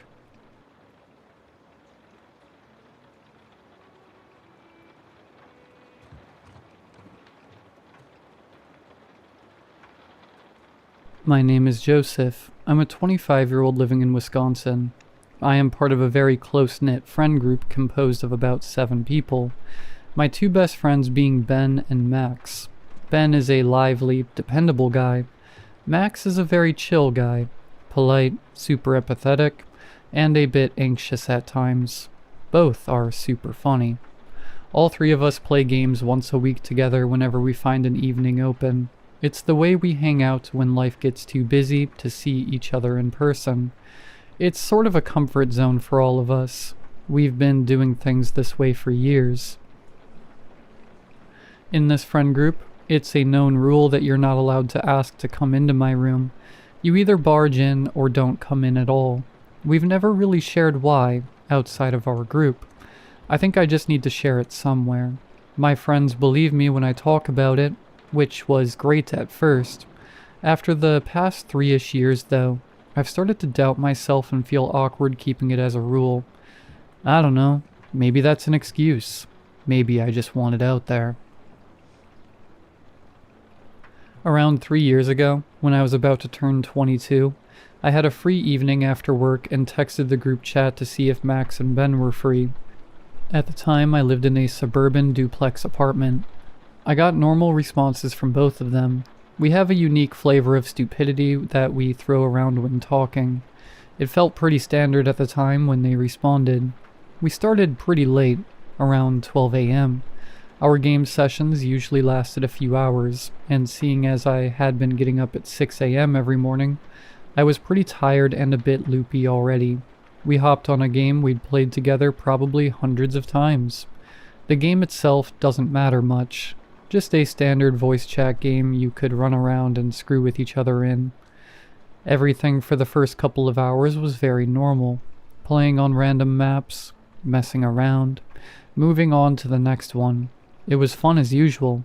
The first instance of something feeling off came when Max and I were separated from Ben and crossing a concrete bridge together. We'd been over this bridge back and forth many times while playing this game in the past. Midway through overwalking it, I heard Max's voice behind me in-game. "Charlie, come over here. Look at this." Seeing as my name is not Charlie, I turned to him and tried to respond comically in my best impression of a Boston accent. "Who be Charlie?" It didn't bother me or anything to be called the wrong name. Not the first time. I just couldn't think of anyone we knew named Charlie. He was looking out over the left side of the bridge. On the right side of this bridge was a giant concrete wall that went up higher than you can realistically climb above. On the left side was a huge, deep cavern with a thick, dark fog in it that made it look infinite. He was staring into it. "Ah, whoops. Yeah, sorry, man. But do you see that?" I ran up and turned my character to look into the fog with him. I couldn't really see anything. "Not really. What are you looking at?" "There's a little outline of a person down there. It's really dark, but it's closer to the base of the bridge than you'd think, with the fog." I looked down a bit, but searching around I couldn't see anything. We'd played this map tons of times, and already knew most of the odd secrets to find, so I started to wonder if he was messing around. "Can you send me a screenshot?" But there was no response. I waited a few moments, but his character was just sitting there, suddenly dead quiet. It seemed like he'd actually taken his hands off the keyboard and mouse. "Hello?" My first thought was that his internet was struggling. I sat there waiting to see if he needed to be invited back in. After about 3 minutes, though, I realized it wasn't his internet. I was able to call him on the phone when his character moved again and turned towards me. "Alright, good to go?" he said. I was really confused now. "Weren't you trying to show me something? Could you send me a screenshot of it?" I asked him. "Sure, I'll snip it later, but for now let's go meet up with Ben." At this point, I knew he was trying to mess with me. I just ignored it and we ran to Ben. Ben was already inside of one of the buildings nearby messing with makeshift cars he'd put together from random parts scattered around the map. "My engineering degree finally coming into play," he said, putting explosives on the front of the car. We drove around in his vehicle for a while and blew up whatever we found lying around. It was a lot of fun. No different than any other night we'd been playing together. One thing that was abnormal, however, was that Max kept going silent and unmoving for a few minutes at a time and didn't say anything. That was not really like him at all. He was anxious about inconveniencing people, so he was pretty clear about when he went AFK. Usually. "What do you keep getting up to do, Max?" I asked. "Yeah, I was wondering the same." Ben chimed. Max's character was running around picking up items, helping my family out with stuff off and on. Why? This was a pretty reasonable explanation. His family all lived really close by, so it was normal that he would get up and help them. Weird that they needed it at 2 a.m. in the morning, though. So we moved on. It was still unusual for him to do it without warning, but I wasn't gonna bug him without a real reason. After another bit of messing around, Max started to get a little quieter. He was still playing, but he didn't really say much. He also seemed like he was distracted by something. His character would stop moving occasionally, even if he was still talking on mic. Like, he was looking away from his monitor. I wasn't the only one to notice, because Ben walked up to him in-game. "Everything alright, dude? You've been really distracted today." "Yeah, if you need to go help your family, we can finish up playing for tonight." He didn't say anything for a few moments. "There's a guy outside on the street that's walked by the street lamp in front of my house like 5 times back and forth." I could hear a bit of anxiety in his voice. "That's weird. One of the neighbors?" Ben asked. "I can't tell. He's moving pretty quickly when he does it," Max responded. I could tell he was watching out his window. What the hell? That's scary. The guy's just standing under it now." "What does he look like?" Ben asked. He sounded as nervous as I was. "Not sure. Early 30s, maybe. He's not one of the neighbors." "Be careful, man," I said. It was really unusual for Max to be this scared of something. He is an anxious guy with social situations, but he's pretty strong-willed when it comes to actual danger. "I'll be right back." I could hear Max get up away from his computer. Ben and I looked at each other's characters. After a bit of tense silence, Max finally spoke again. "He walked away. That was freaky. Glad my window is pretty well covered by the bushes out front." "Yeah, that's pretty weird. Might just be an oddball taking a night walk." Ben was trying to be reassuring with this, but we were all a bit anxious. It might have been a bit dramatic to be worried about a random person standing under a street lamp, but it was more about how nervous Max seemed. It was really unusual for him, not to mention how late it was. We played on for a while. We joked around and started to drift back into laughter. This is where things started to freak me out a bit. I got a call from Max on the phone. "Hey, can you hear me, Joseph?" "Yeah, why?" But then I realized something. I could hear Max speaking in voice chat.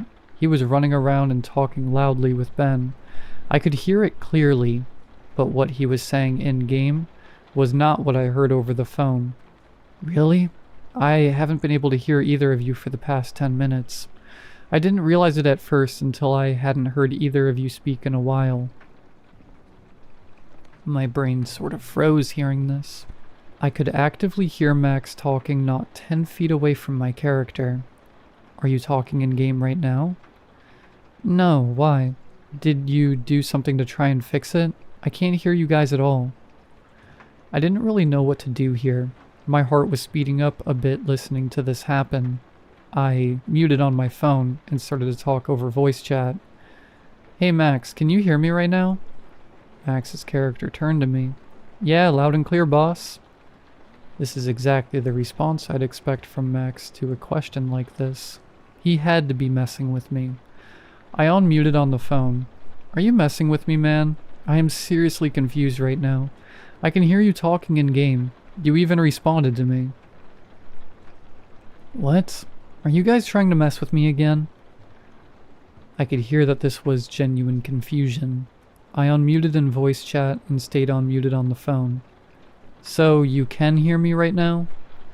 Both the Max on the phone and the Max in-game gave different responses at the same time. This didn't feel like something Max could have pulled off for a random joke. It was very convincing. I muted in-game again. This started to freak me out. I couldn't logically figure out what could be going on, and it was making me uncomfortable. I kept thinking back to the weird stuff Max was doing while playing.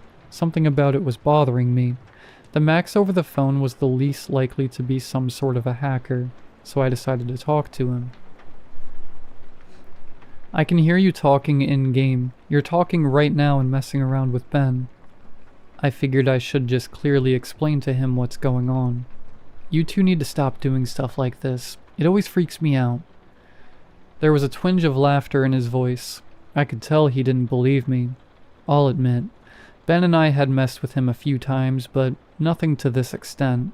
I guess from his perspective, he just had my word to go off of for what was happening. I'm dead serious, Max. I'm not joking.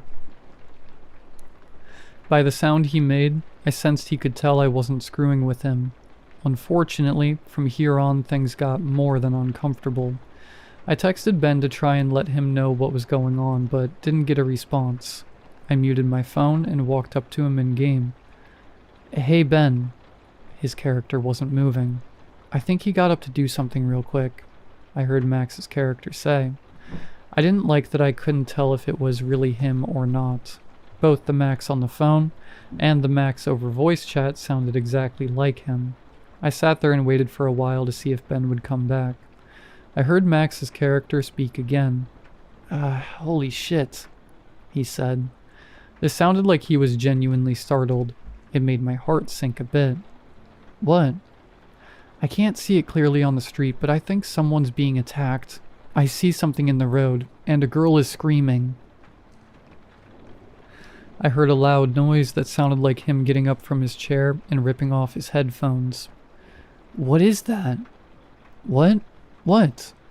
I heard a sudden movement that sounded like he slammed his hands against the desk. His breathing became really loud. He was right next to his mic. It sounded like he was trembling. I think that saw me. It saw me.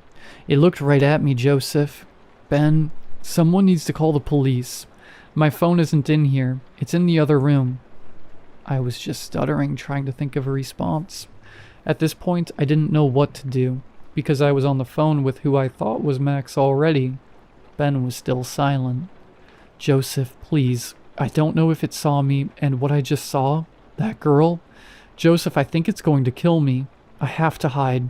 Tell the police I'm hiding in the... I jumped when I heard a loud crash like a window shattering, followed by the most horrific scream I have ever heard in my life. Max was screaming for help. This was real. There's a difference between a fake scream and someone pleading for their life, and this was real. It made me feel queasy. Max, are you okay? I screamed through my phone. Yeah, I'm fine. Why? What's going on? Max, you were screaming. It's coming from your character. You're being attacked or something. It sounds so real. Please tell me this is a joke. This is too far for me. I would not do that, dude. I'm serious. This is scaring me. Are you both joking with me? I keep telling you no. Not at all. This is too far. I was trembling and didn't know what to do. I held the phone away from my face, turned to my microphone and asked, Max, what happened? There was silence for about 30 seconds. My whole body tensed when, very loudly and clearly, I heard what sounded like someone grabbing the headset and putting it on. I stayed quiet. Someone was breathing very quietly on the other side, and Max's character began to move again. Over the phone I asked Max whether he was moving or not. No, I'm on the phone across the room from my PC. Something about the air of the situation had changed. I didn't know if I should move my mouse or speak. What was moving the character?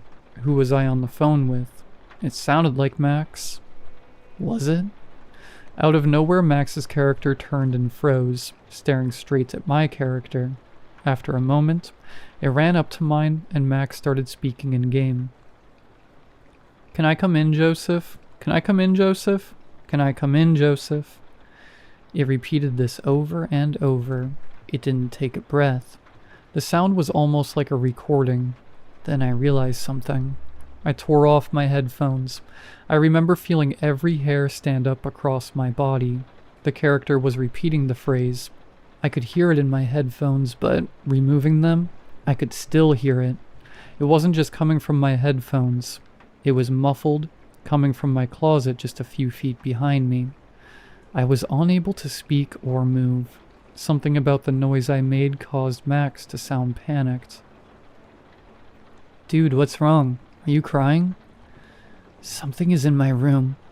I could barely get the words out. Max said he was going to call the police, which made me panic even more. I would be alone with this thing while he was on the phone. "No, Max, please stay on the phone. It's here. It's in my closet. I'm terrified." "What do you mean it?" "Wait, no, just stay quiet." "I'll stay. Don't worry, man. I'm here. I'll message the group chat and tell someone to call the police to your house." I sat there silently for far too long, shaking. I could still hear the muffled words coming from my closet. Not once did it pause or slow down. It sounded like Max, but I knew it wasn't. I couldn't tell if it sounded excited or distressed. Its voice was getting shakier with each passing repeat. My heart was going so fast I thought I was starting to have a heart attack. I wasn't even trying to figure out what this was anymore. I wanted out of there. But the door out of my room was on the other side of the closet. "Okay, Joseph, Mary is calling the police. Just stay put and quiet. I'm also getting in my car to drive over there to you. I'll tell the others to meet me there too." I tapped my phone in an attempt to acknowledge him. Suddenly, the repeating voice stopped. I was petrified to think it may have heard me. The tap was so quiet. I don't know how anyone would be able to hear it, especially from the other side of a closed closet door. I'd also spoken a moment ago. Why did it react this time? Then it started up again, repeating. Whatever it was listening for movement. Despite this, I decided to try to get past the door. The window behind me would be loud, so it wasn't an option. I took very slow steps, trying my best not to creak the wooden floorboards beneath the carpet. I got to right before the closed closet door. I could hear it clearly. Deep in the lower part of the closet, it wasn't whispering, and now that I was closer to it, I could hear something else. Very quietly and softly, in between repeats, I could hear what sounded like tapping on the door. It was almost as if it was trying to knock. I did not want to step in front of that door. Every part of me was resisting. The moment I put my foot in front of the closet door, the voice stopped. I have never experienced heightened senses like I did at that moment. The silence felt so loud it hurt.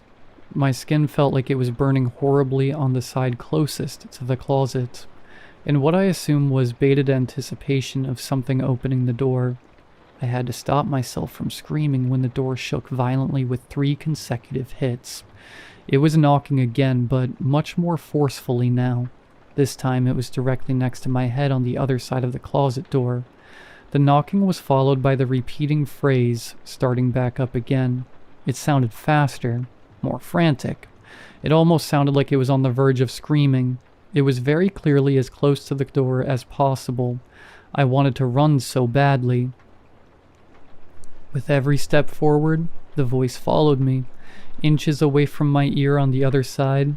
It obviously knew I was there, so I just gave in to my fear and sprinted. I got to my bedroom door and started to open it. My skin felt like it was still on fire from the fear.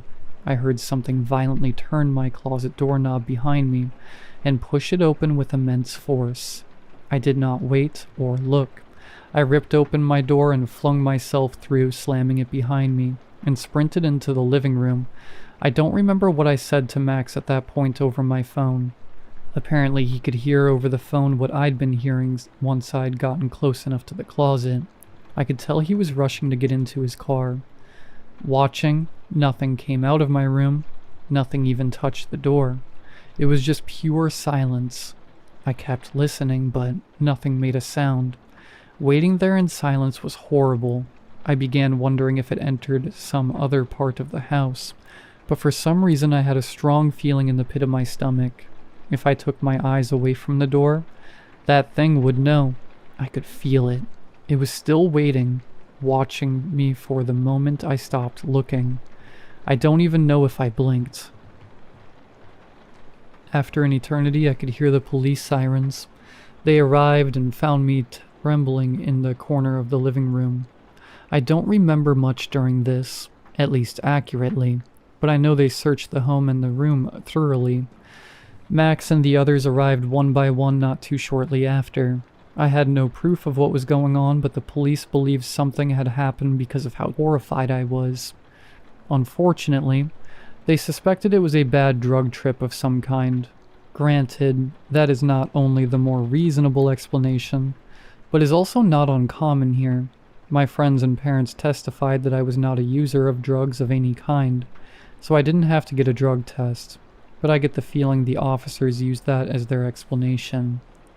My friends and I did our own research of the house after the fact. My friends are overprotective of each other, so it was hard to convince them not to. We ended up finding a few things. We also found that a number of the clothes I had in the closet were covered in what looked like wet ash, specifically the bottom of my hanging shirts and jackets. It was like whatever was crouched under them was covered in it. The same substance was scraped across the door from where it had followed me. It smelled horrible. I don't even know what I'd compare it to. It just smelled rotten, like death. Then what made us leave immediately after was the fact that my closet door was still open, but my window was closed. That thing never left my room. I don't know how long it was waiting in my closet, but I didn't want to assume it could just phase through walls. I'd been in my room all day. I didn't feel comfortable assuming the thing had just vanished off somewhere. Instead, we left immediately, and I stayed with Max for a month while I moved apartments. I feel terrible about this, but I hired movers to transport everything. I didn't want to go back there. I also warned the owner of what had happened, and, as I expected, they didn't really seem to believe me. I don't blame them. It's honestly difficult for me to figure out what really happened in that situation.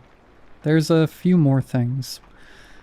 These two bothered me more than all the others. Firstly, Ben hadn't played with us at all that night. He showed us, and he hadn't even received the text I sent, nor Max's response. Max and I both showed him that he'd responded to the group chat. He assured us he never even knew we were playing that night. So, even beyond whatever it was imitating Max, it also imitated Ben from the start. Finally, something far worse came up in the next few days. This is what assured me beyond anything else. This was not a hallucination. In Max's neighborhood, a woman was found mutilated in a field that lined the street in front of Max's house a few days after all of this happened. No information was put forward to the public other than her name. It was one of Max's neighbors, one he'd never spoken to, but a woman he'd seen many times. She was dead. Whatever was speaking to me as Max wasn't just making things up. It had killed that woman, and told it to me as if Max was watching it happen. I've wondered many times if it was really happening in front of Max's house, while I was on the phone with him. I burned the clothes that had the ash on them out in a field as soon as I got them from the movers. I didn't want anything to sit remaining from this. Ever since that night, we've depended more heavily on in-person hangouts. The anxiety has dissipated, as nothing's happened since then. It almost feels like a dream. If it weren't for Max and the experience with Ben, I'd have probably been able to say it was a bad nightmare or something. I don't know if that would be better or worse. I'm not looking for anyone to believe me. I suppose I wanted closure of some kind. If something like that is out there, it makes me wonder what else we don't know about in our daily lives. It scares me. How often do we interact with people we consider friends and family without realizing they're a cheap imitation? That thought runs across my mind every time I have a sentimental conversation with a friend over the phone, or think of a good memory with a person I love, where we weren't face to face. Someone getting my name wrong sends me so much anxiety. If I couldn't see them in these memories, was it them? Were they really there? For my own sanity, I have chosen to try and believe they were. However, I have a feeling I will never have a way of really convincing myself it's true.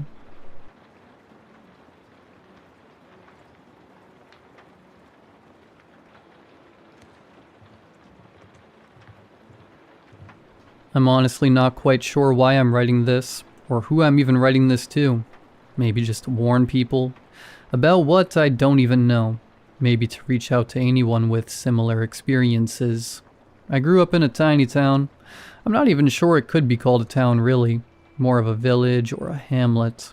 The kind of place stuck in the 50s, where everybody knew each other and there were more churches than houses. It sounds charming, I guess. But as anyone who lives somewhere like what I've described, you know it's boring at best, and torturous at worst. There was only one school for every kid born here from the time they grew out of diapers to the time they graduated, and if they were lucky, left this dump of a place.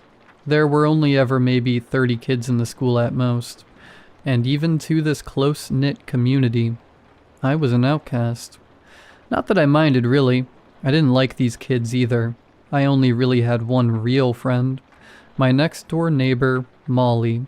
Our parents were close too, and we often had supper together, which I guess is why we grew so close. But that's not why you're reading this.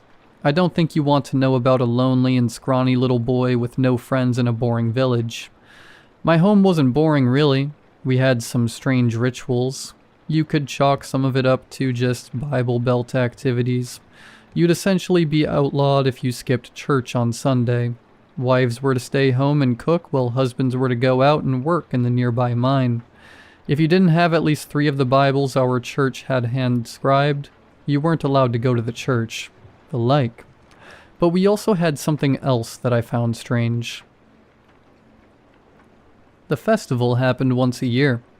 If you're wondering what the festival was, so were all of us. Nobody knew what it was or why we did it. Hell, nobody even knew what happened if we didn't do it. One of our many pastors, Father Sinclair, usually ran the whole thing. From the outside, it could look like a normal church festival. During the day, that's sort of what it was. A group prayer followed by the dads grilling sausages or burgers. The children running around and throwing a ball around as the moms brought out cookies and chatted. Maybe some music if Father Sinclair had raised enough money. But by night, things changed. Everybody was to go inside, except Father Sinclair and some volunteers from the school. After they had ensured all residents truly were inside, they completed it. Curious kids who wanted to know what was happening may have pressed their ears to the bedroom windows to hear nothing but silence. Well, until 3:33 in the morning. Every year without fail, at 3:33, a loud, screeching-like sound could be heard, followed by otherworldly chanting, followed by silence again. I know that because I was one of those curious kids. Molly and I both were. The story I'm telling took place during our 12th festival. By this time, it had been a few years of Molly and I theorizing what the festival was for. It was maybe a week or so until our next festival, and this year we were dead set on discovering what it was. Maybe we could sneak out during the night portion of the festival. Well, that wasn't for another week. We decided to go through Father Sinclair's office to try and discover dirt on him. After the usual Sunday service, Molly and I took advantage of everyone being distracted by a bake sale to sneak into the upper level of the church. I'm not sure if we were doing this because we were genuinely curious, or if we just liked the thrill of doing something naughty, but either way, I remember my heart beating in my throat as we crept into Father's office. "Unlocked," Molly whispered as we stifled giggles. You know, if he's so protective of his office, he really should do a better job keeping people out. We both held our breaths as we slowly opened the door, being careful of any creaks. It was kind of underwhelming. Maybe we were expecting something like Satan's lair, complete with tapestries of demons and torture chambers, but it looked just like a normal office. I opened all the drawers of his desk as Molly went through the filing cabinet. Nothing. We were about to give up when I tripped on the carpet. Part of it flipped up when we saw it. There in the middle of the floor was a weird symbol. It kind of looked like a star. Neither of us recognized it. Okay, maybe it's just a drawing. Maybe he's secretly an artist, Molly said, trying to make me, who probably looked like I had seen a ghost, laugh. I, still the little religious boy as I'd been raised, clutched a Bible I found on Father Sinclair's desk. Mindlessly, I began shifting through the pages. Molly? I said. These pages are weird. She took the Bible from my hands, furrowing her brow. I don't recognize any of these verses. I've read the Bible like 1,000,000 times. This isn't right. Hello, kids. We heard and both jumped back. It was Father Sinclair. If it isn't little Molly McKee and Robert Crane, such curious little ones. Well, not so little anymore. You must be 12 years old by now, is that right? He said as he paced towards us menacingly. Yes, Father. Molly said as I shook like a leaf, unable to even say anything. We're sorry we snuck into your office. Nonsense. Nothing wrong with a bit of curiosity, Father said, stomping on the symbol we had recently discovered. He looked at us with a sharp, knowing eye. I could use some curious kids such as yourselves at next week's festival. How's about it, kids? Would you like to be my volunteers? I started to shake my head no, but he placed a cold hand on my shoulder, a gesture I wasn't familiar with. He did it to everyone in town as a sort of comfort, but it felt much different now. He pressed it hard into my skin, hard enough to leave a bruise. Robert, you and I both know you haven't much of a choice here, he said as he winked. It's nothing to worry about, really. He pushed us out of his office. Now run on home. Hug your mothers. Molly and I sat in her room that night, not saying a word. We were too shaken up. Silently, she pulled one of her family's 5 Bibles, the ones gifted to us by Father Sinclair.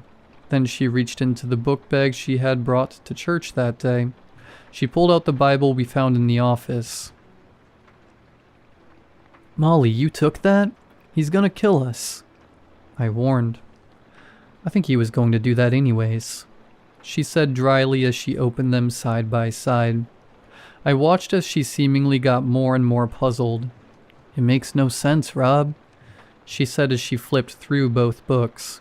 These books say the complete opposite of each other. I don't know which one to believe. There, that verse isn't our Bible. What's it say? I pointed at one, which Molly began reading aloud. Be alert and of sober mind. Your enemy the devil prowls around like a roaring lion looking for someone to devour. Every year without fail, at 3:33 a loud, screeching-like sound could be heard. The volunteers from the school. Molly? I said tentatively. What happens to the volunteers every year? Well, usually they move away. They just go to school or something, she said, but she didn't sound convinced. Molly? I said tentatively again. Have we been praying to the wrong god? Eventually the festival came and Molly and I, like we should have been, were properly terrified that whole week. When the day came, and then the night, we tried to sneak away. But there was no getting past Father Sinclair. You two, brave volunteers, will stay here, he said, grabbing us tightly by our arms. We sat under the moonlight in a deafening silence. You don't need to lie to us anymore, Sinclair, Molly said, breaking the silence. We know what you're doing. Father Sinclair turned around sharply. He struck us both across the face as I cried out in pain. He smirked. Do you know why you live such fortunate lives? Why we all live such fortunate lives? I do this for us, really. For all of us. And soon you'll have done this for all of us too. You should really be proud. He said as he drew that weird star on the ground with a stick. We watched as he lit candles and said weird words. Suddenly a loud screech caused Molly and I to duck and cover our ears. I guess it was 3:33. When I helped Molly up, I saw it. It towered over us, challenging the height of the trees. A tall, dark figure, horns and all. He looked down at us. Father Sinclair bowed down. "Your subjects, sir." He pushed us towards him as we tried to run away. He bent down. "You have broken the rules, Sinclair. I thought I had made things very clear." In a moment, Father Sinclair had dropped his normal demeanor as I saw fear fill his eyes. What rule? I haven't broken a rule at all. Your subjects, as promised." "My conditions," he boomed. "That for the life you live, the goods I grant you, you mustn't ever harm a soul again. The souls harmed were to be saved for me." He touched me with his large claw that was hot to the touch. "Is this a bruise I see?" He turned his attention to Molly, and the red mark on her face. "Unbelievable." "But sir," Father Sinclair pleaded, getting on his knees. "What about the good of my village? All these people praying just for you, because of me. Can we not make another deal?" He pondered for a bit. "Very well. I may allow another year of prosper to this village, but I will need another sacrifice." Father Sinclair pushed Molly and I forward yet again. He shook his head. "Not them. You are the one I'm after." And with that, we watched as he grabbed Father Sinclair with a massive claw and threw him like a doll to the ground as he was consumed by the flames below him. I can still hear his screams to this day. Molly and I stood in shock until the massive being turned his attention to us. "And you two," he said, bending down to our level. "Go, leave these grounds and do not return. You must get out of here." Confused but not wanting to disobey this thing, we both began to leave. I turned back. "See you soon?" He smirked. Indeed.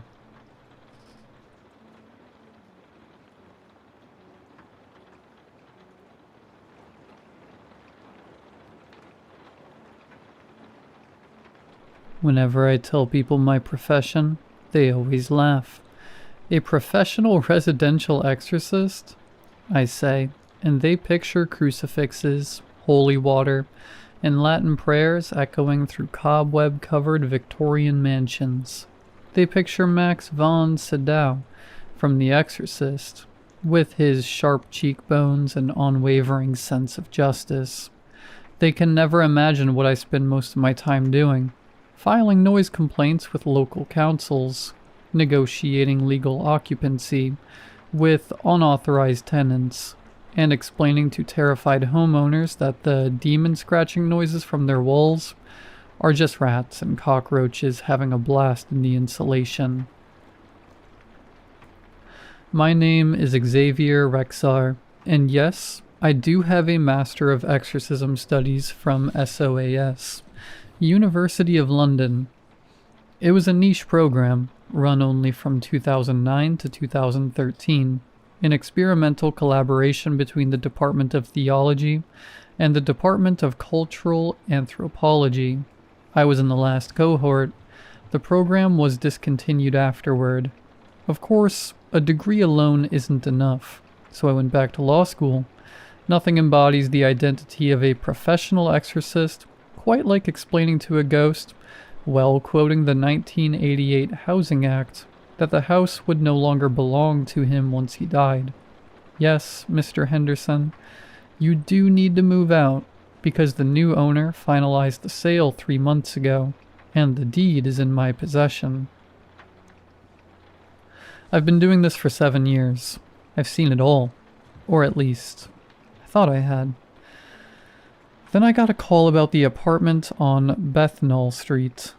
It was a late October afternoon, and I was in my office. Actually, an empty bedroom in my apartment that I'd set up as an office, with a desk, a filing cabinet, and a bookshelf filled with books I'd never read. My phone rang. Not my cell phone, but my office landline, which hardly anyone uses anymore. I should have taken that as the first warning sign. But hindsight is always easy, isn't it? I'm Xavier Rexar, offering residential exorcism services. I replied because that's what it says on my business card, and I'm known for my profession. Mr. Rexar? The other person was a middle-aged woman with an accent I couldn't quite place. Perhaps East London, but it sounded like something else entirely. I need your help. It's my apartment. There's something in there. I grabbed my notebook. Yes, I was still using pen and paper. Paper seemed to reassure clients, and pressed the pen. What's your name, madame? Arachne. Marie Arachne. She paused, and I could hear her rapid, shallow breathing. I don't know what it is. That's why I called you. The priests can't help either. They say they don't sense anything amiss. But I know something's definitely wrong. I can't go back. I've been staying at my sister's for 3 weeks. Alright, Miss Arachne. Let's start with the basics. What exactly happened to you in that apartment? Another silence. This time longer. It changes. The apartment changes? Everything changes. The furniture moves. The walls are a different color every day. Sometimes the room is bigger than it should be. Sometimes it's smaller and I don't know how to describe it. It's a feeling. Like the apartment is watching me. Waiting for something. I sighed inwardly. This sounded like typical stress-induced paranoia, possibly accompanied by some kind of neurological disorder. I learned to recognize these signs. Vague descriptions, emphasizing feelings rather than specific events, and an inability to provide concrete examples. But I had to pay rent. My services weren't cheap. Did you notice any physical symptoms in that apartment? Like headaches, nausea, and dizziness? No, none of those symptoms, Mr. Rexar. I know this might sound a bit strange. I know you might think I'm crazy, but I'm not. Really not. There's definitely something wrong with that place. Something definite, and I need someone there to document it. Isn't that what you do? You stay there overnight, documenting everything that happens? Yes, it's part of my job, but I should mention that in about 90% of cases, we can find a plausible explanation. I'll give you £3,000 for 2 days. She interrupted me. Cash, half up front, half later. I stopped mid-sentence.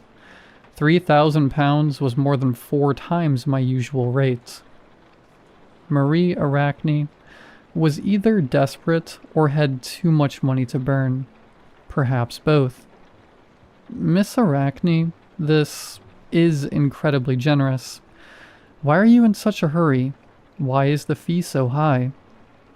Because I need someone to take this seriously and... She hesitated again. Because I've contacted 4 other people who do the same job as you, and they all refused as soon as they heard the address. Please, Mr. Rexar. Please, you're my last hope. Her voice, well, sounded like a writer who couldn't write a female character and wrote her emitting a duck-like squeak. That's interesting. I leaned back in my chair, twirling my pen between my fingers. What's the address? 47B Bethnal Street, 3rd floor, right in Bethnal Green, near the tube station. I opened Google Maps on my laptop and entered the address. Street view loaded, showing a typical East London scene. Rows of brick buildings, shops on the ground floor and apartments on the upper floors. But when I zoomed in, on 47, something seemed off. The building looked a little blurry, not very clear. It was like the camera was moving while taking a picture, but the surrounding buildings were all clearly visible. Mr. Rexar, are you still there? Yes, I'm sorry. I was checking... Miss Arachne, I need to ask you a question directly. Have you been experiencing any psychological problems lately? Like depression, anxiety, or anything like that? I don't mean to offend you, but these symptoms you've described can sometimes be related to anxiety disorders, etc. I haven't had a mental breakdown, she snapped. I haven't been hallucinating. I haven't been on drugs. I'm a high school teacher, Mr. Rexar. I grade papers and complain about the education standards, boards, inspections. I'm bored, and I'm normal, but my apartment isn't normal. For 7 years, I've learned to distinguish between 3 kinds of people: confused people, mentally unstable people, and people who have truly experienced inexplicable things. Marie Acne sounded like the third. Well, I said, making a decision I later deeply regretted. I'll take this case. When would you like me to start? Tomorrow. I'll be waiting for you outside at noon with the keys and half the payment. Thank you, Mr. Rexar. Thank you very much. Before I could ask any more questions, she hung up. I sat there staring blankly at the blurry image of 47 Bethnal Street on the screen, a strange unease creeping up my neck. I told myself it was no big deal. Just another job, another confused client, an extremely ordinary problem. If I spent a night in the apartment with a carbon monoxide detector and thermal imaging camera, everything would be clear. I'd never made such a huge mistake in my life. The next day, I took the Central Line to Bethnal Green Station. It was a typical overcast day in London in wintertime. The sky seemed to hang 3 feet overhead, like a wet blanket pressing down on everything. We get a lot of cases at this time of year because there are so many people with depression. I packed my overnight bag, a change of clothes, toiletries, a laptop, an electromagnetic field strength meter, a carbon monoxide detector, a flashlight, a first aid kit, and a copy of the land registry information I had checked earlier. That's when I encountered my second problem.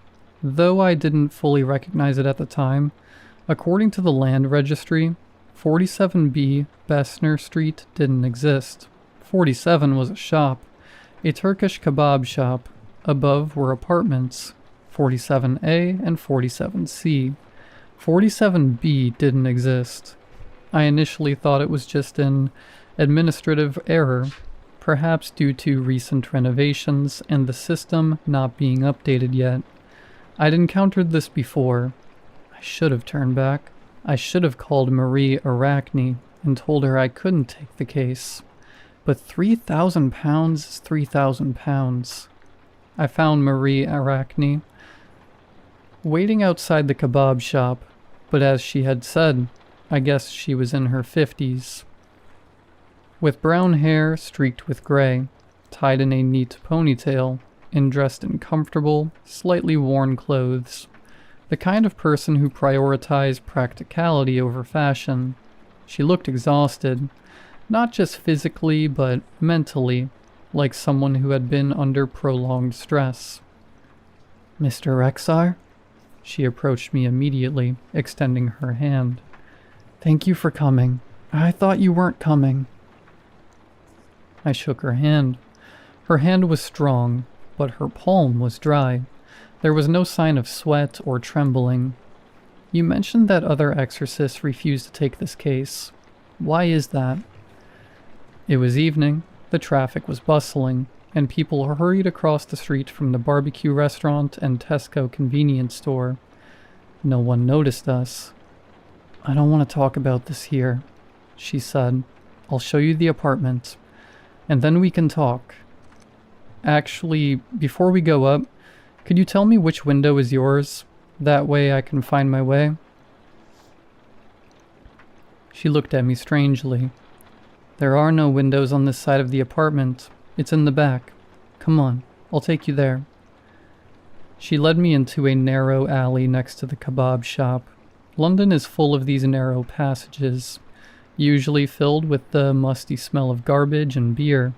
But I suddenly realized that this alley smelled of nothing. No garbage smell, no restaurant food smell, not even the usual London smells of car exhaust and rainwater. Absolutely nothing. The complete absence of smell in London alleyways should have been my third warning sign, but I was busy figuring out where this building was. The alley led to a small courtyard, one I was sure couldn't be seen from the street. A door was embedded in the brick wall, painted a mottled green, perhaps once the color of the forest, now more the color of pond scum. Above the door, a rusty brass number read 47B. But that wasn't what made me stop and stare. This building, if it could be called a building, something looked wrong. I'm not referring to its dangerous or dilapidated appearance, but rather its unreal quality. The bricks have texture but no signs of weathering. The mortar joints are too perfect, too regular. The windows, I can see a few now, facing the yard. They reflect nothing, just like painted glass, empty and gray. And its proportions are off. It's not an obvious error, not one of those "this building violates the laws of physics" errors of the Leaning Tower of Pisa, but a subtle, nauseating one. Like looking at an Escher painting. Everything seems normal until you try to follow a line and find it leads to an impossible place. "This is it," Marie said, pulling a key from her pocket. She handed me the key but didn't approach the door. Her hand began to tremble. "I still have assignments to grade. I told you. I haven't been inside for 3 weeks, but you'll understand. You'll understand once you're inside."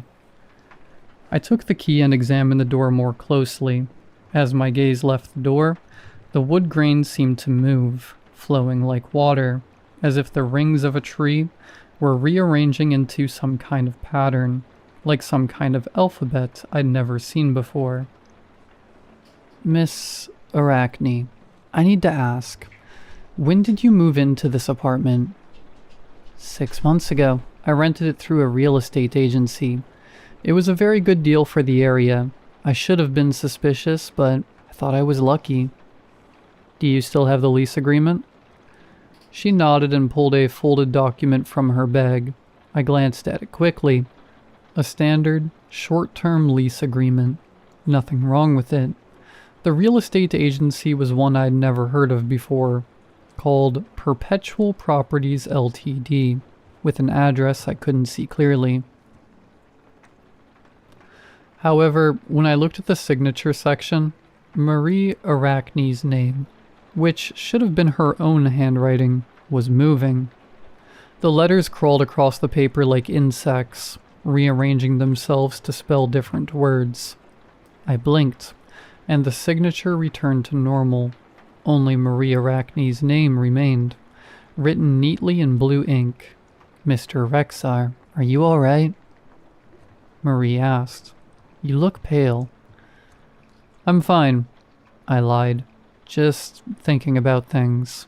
Miss Arachne, go back to your sisters. Don't wait for me. I'll call you when I'm done."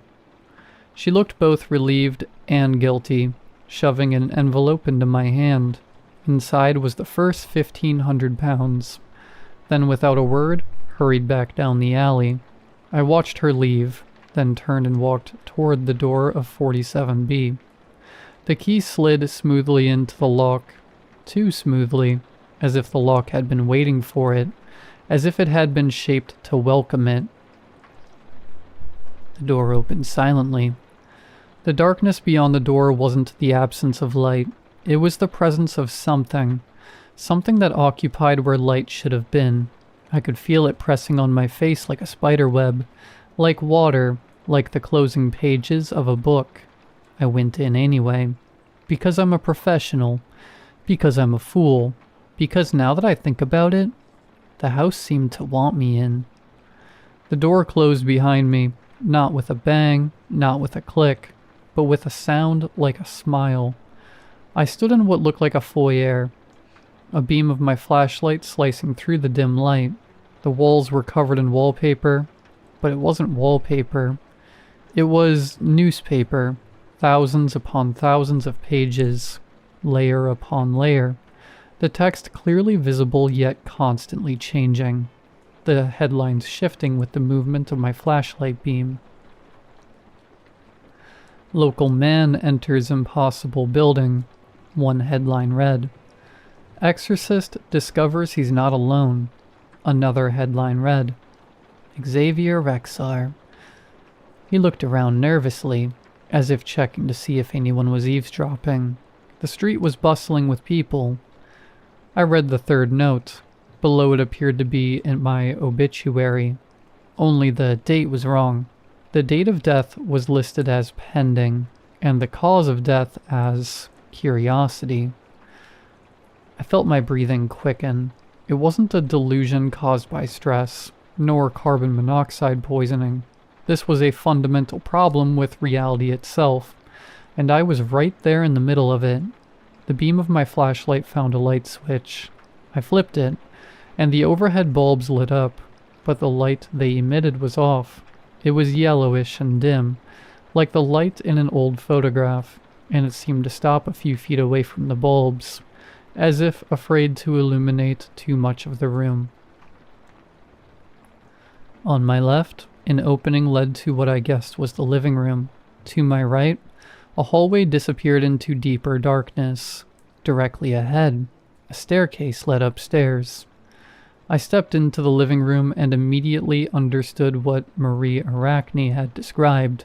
The room was furnished, with a sofa, chairs, coffee table, bookshelves, television, but everything seemed like a stage set, as if someone had read a description of a typical London apartment living room and pieced it together from memory, without ever actually seeing a living room like this. I walked to the sofa and reached out to touch it. My hand slipped through the cushions, feeling as if they were made of paper, because it really was made of paper, not even the kind of cleverly folded origami, just ordinary paper with the sofa's image printed on it, somehow standing upright, maintaining the illusion of three-dimensionality until you actually wanted to interact with it. I pulled my hand back. The paper crumpled, then straightened out. The sofa was complete again, looking solid and real, casting perfectly balanced shadows, existing perfectly until you tried to verify if it even existed. Okay, I muttered to myself, because only muttering to myself could keep me from screaming. This is good. This is a conceptual space, a place that exists as an idea, not a physical location. I've read books about it, pure theory. There's never been any actual written record. My voice trailed off as I noticed the bookshelf. The bookshelf was filled with books, hundreds, even thousands, spines facing out, titles and authors printed on them, but upon closer inspection, I realized they were all the same book, repeated over and over, with only subtle differences. The title was The 47B House, a study of architectural impossibility by Xavier Rexar. Every book on the shelf was one I hadn't yet written, telling the story of the place I was in right now, my name printed on its spine. I reached for one, but my hand passed right through it. More pages, more illusions, but I couldn't read the words on the spine. A nameless dread gripped me as I realized this house was showing me possibilities. It was showing me the ending of this story. It showed me that it understood the essence of the story, knew I was involved, and understood its direction. Just then, I heard a sound from upstairs. Not footsteps, nor the dragging sound Marie had mentioned. It was something else. A rustling sound, like thousands of pages turning simultaneously, like the library sighing. All my instincts were telling me not to go upstairs. All my training, every case I'd investigated, every rational part of my brain was screaming that I should turn around, force open that door, and run until I crashed into something real.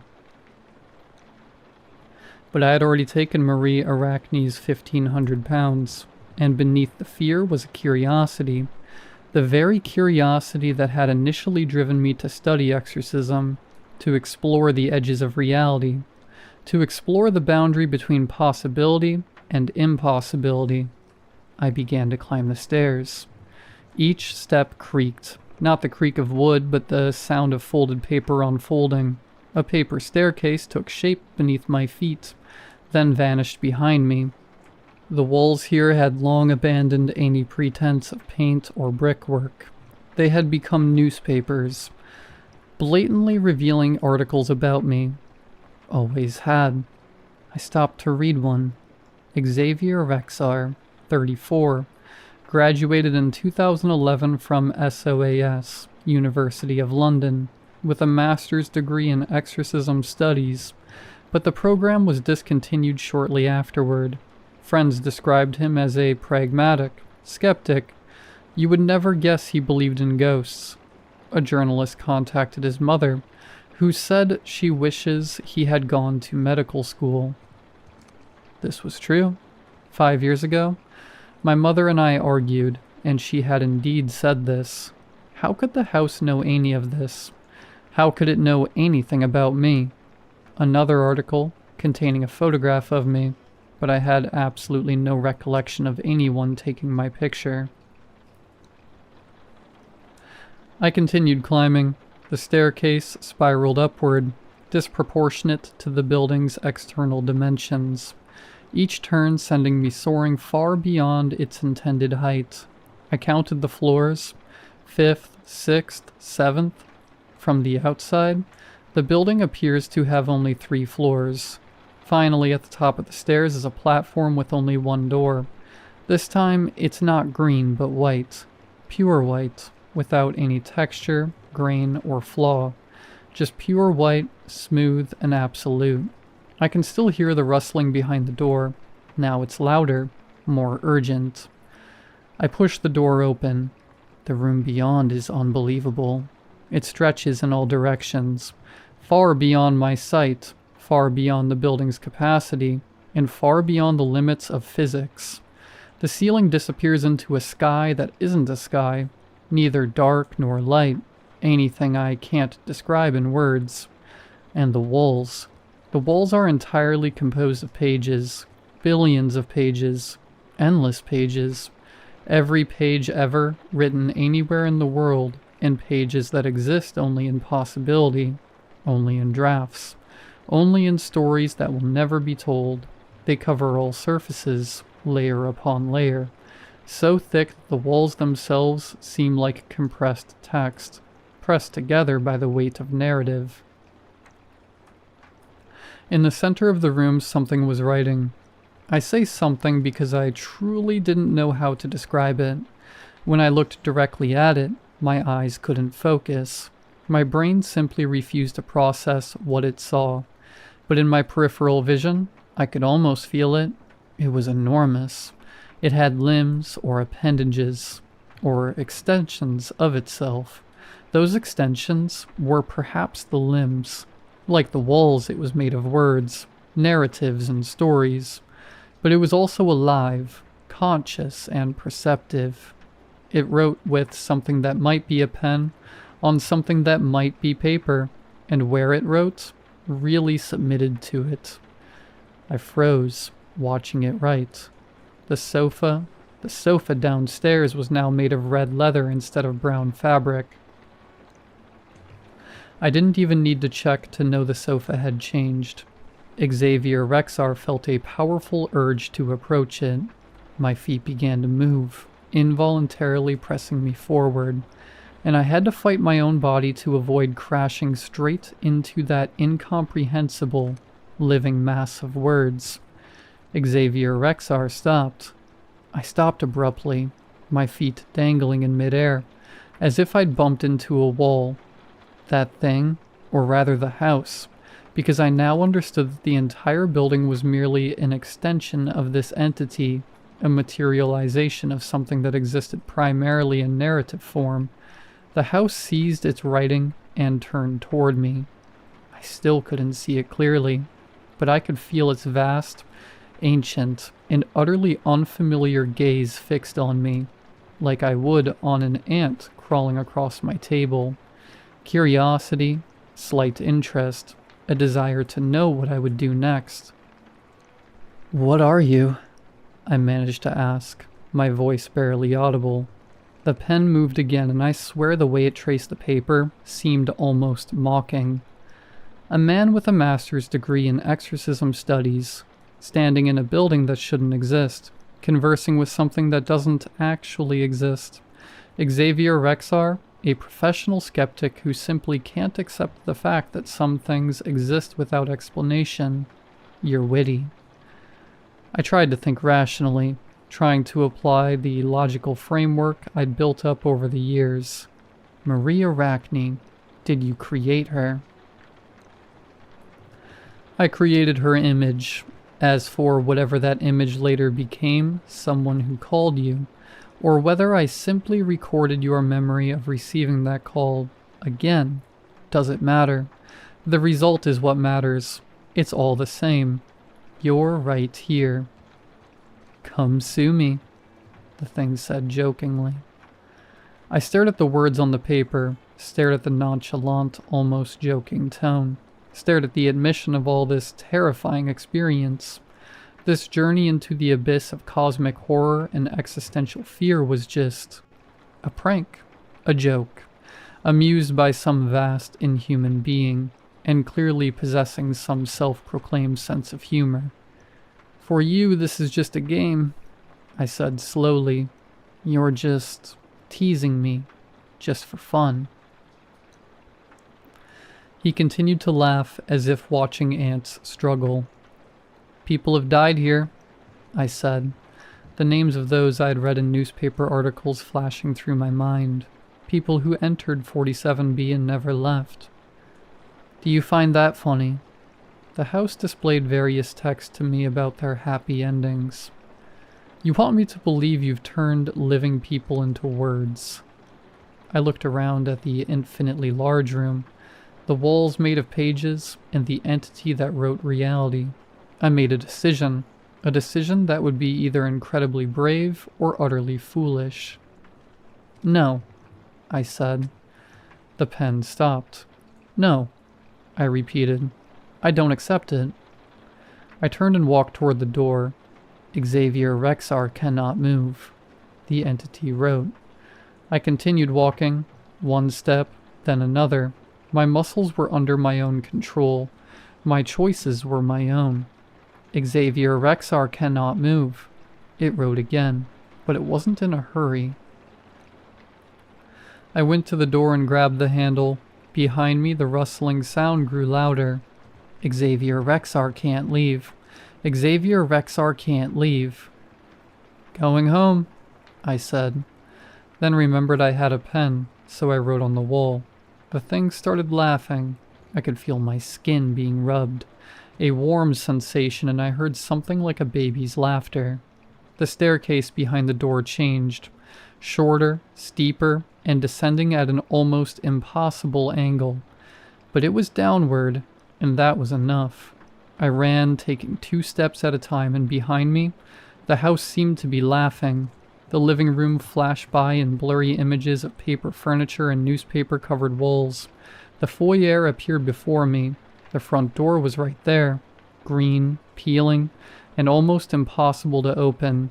But I grabbed the handle and pulled hard, and this time, it opened.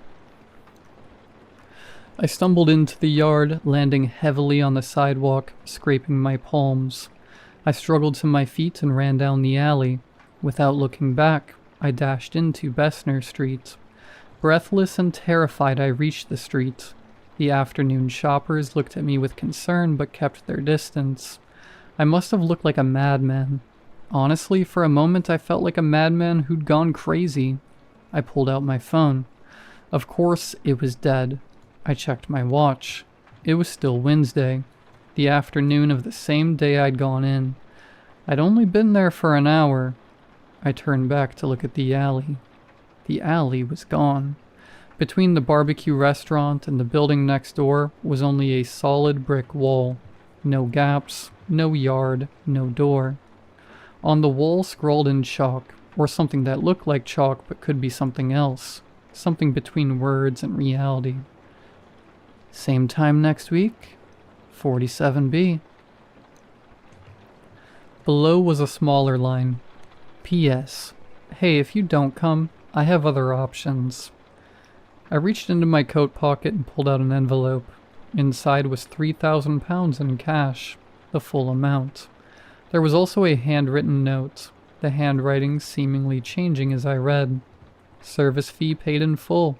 The entertainment you provided was excellent. See you later. I went straight home. No stopping at the subway station, no stopping for a beer, no time to process what had just happened. I walked 3 miles back to my apartment, clutching the envelope full of cash tightly, like a talisman. Once home, I locked the door, checked every room to make sure it was real, knocked on the walls and sat on the furniture to confirm it was all tangible, ordinary, mundane entities, then sat at my desk, staring at my laptop for 3 hours without turning it on. I was thinking about quitting my job and going to medical school, but that thing would surely find me.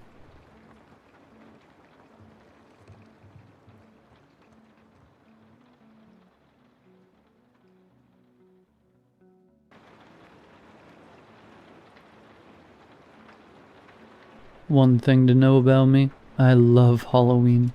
Always have, always will. Every October I spend thousands making sure my house is the spookiest on the block. The decorations put even some of the local haunted houses to shame. Though I make sure not to go too crazy. Don't want another HOA citation. I also give out the best treats. King-size candy bars. That's right, king-size. It's no wonder so many trick-or-treaters come crowding outside my door each year. But of course, they'll have to earn it first. So many kids nowadays don't take Halloween seriously, throwing on last-minute costumes just to feed their sugar fix and rot their teeth out. You only get so many Halloweens before people start saying you're too old, and these brats are wasting them. Don't they know that some people would kill to be that age again? Young like the girl currently ringing my doorbell. Trick or treat, she lisps between 2 missing front teeth while lifting up her treat bag. She can't be older than 6, and her costume isn't really much of one at all. Just an ordinary child's romper that cuts off above her terribly scraped up knees. Like she'd fallen on the way here. I feign a smile of my own. Now aren't you a cutie? Were you so excited to go trick-or-treating that you forgot to put on your costume, dear? The child freezes. You don't recognize me? I look her over again. Maybe she's dressed as a character from some TV show she likes. Still doesn't change the fact that it's an awful costume. Boring, like those wise kids who think it's a good idea to dress up as someone from The Office. A good costume should be eye-catching regardless of whether someone gets the reference or not. I'm sorry, hun. I really don't. Before I can shoo her off my porch, I notice tears welling up in her big green eyes. For heaven's sake, really? Reluctantly, I reach out to comfort her, and she grabs my arm with a strength uncanny for someone her size. An ugly, guttural sound emanates from her throat as she chokes back sobs. But you, she sniffles. I'm past. I can't make out the rest. Past what? Past the age to be making a scene on someone's porch? Speaking of, where is this girl's parents? I search for them in the evening gloom, and am instead greeted with a sight most unwelcome. Trick or treat! Choruses a new batch of kids. Great. More of them. Normally, more trick-or-treaters would be a good thing, but the 10 or so kids now marching up to me wear some of the cheapest, most half-assed costumes I've seen all night. Bedsheet ghosts, pirates donning nothing but a paper hat and an eye patch, a Dracula with only a blanket cape and candy fangs. Smell my feet. But all of that pales compared to the one leading the pack. A girl barely in her teens wearing nothing more than leggings and a stained shirt. In one hand holds a pillowcase to stow her treats, and in the other, a coffee mug for some godforsaken reason. Upon climbing the last step, she flashes me the most insufferable grin, finishing the song with, "Give me something good to eat." That doesn't. Everything starts to go red and my blood boils. Anyone who can't be bothered to dress up properly for Halloween deserves nothing. Maddeningly enough, the adolescent has the audacity to look confused at what I said. "She doesn't recognize us," cries the first little girl, still latched onto my arm. In my anger, I'd forgotten her. And wait, did she say us? Were they together? I inspect the little girl and the older one, noting that they share the same sage green eyes. One's not too different from my own, actually. Maybe they're sisters. Whatever the case, the teen somehow draws meaning from the outburst, and her arrogant smirk slips back into place. "Oh, but I am wearing a costume." "Oh, really now?" I snort. "Yep, you see I'm you, but from let me guess, the future." The girl's eyes widen. "The present. I'm you, in the present." She finishes lamely. She's even trembling a bit. Ha! She must not have expected me to see through her ruse so easily, paper thin as it is, and had to pivot to an even more pathetic excuse. Like, really now? Me from the present? We aren't even wearing the same thing. What with me costumed as the Red Queen from Alice, and her as a soccer mom? Going off the fact that her treat bag isn't empty, that little trick might have worked on the other bimbos that lived around here. But me? I have standards. The teen quickly recovers. "Come on, lady, don't be a Scrooge. What will you do with all that candy if not give it to us?" "Maybe I'll have it all to myself," I retort. Her green eyes lock onto my own. "You won't live very long with a diet like that." My rebuttal dies on my lips as I finally become aware of the other trick-or-treaters. The juvenile mob still silent behind her, and how their eyes, wide as saucers, seem mesmerized by the candy dish in my hand. Drool trickles from their mouths, running down cheap plastic masks and over-painted faces. Greedy little fingers jerk and spasm, forming claws ready to shred anything that stands in the way of their sweets. My blood turns cold and I feel the urge to rush back inside and away from these little monsters, slam the door in their faces. And I try, but the little girl has my arm in a death grip. I can't even budge an inch. Desperately, I search for anything, something, that can get me out of this situation, and spot a lone figure shambling towards us. "Now that's what I call a costume," I shout, pointing behind them. A couple of the delinquents manage to tear their eyes away from the candy dish long enough to follow my finger, and what follows after they lay eyes on the newcomer screams.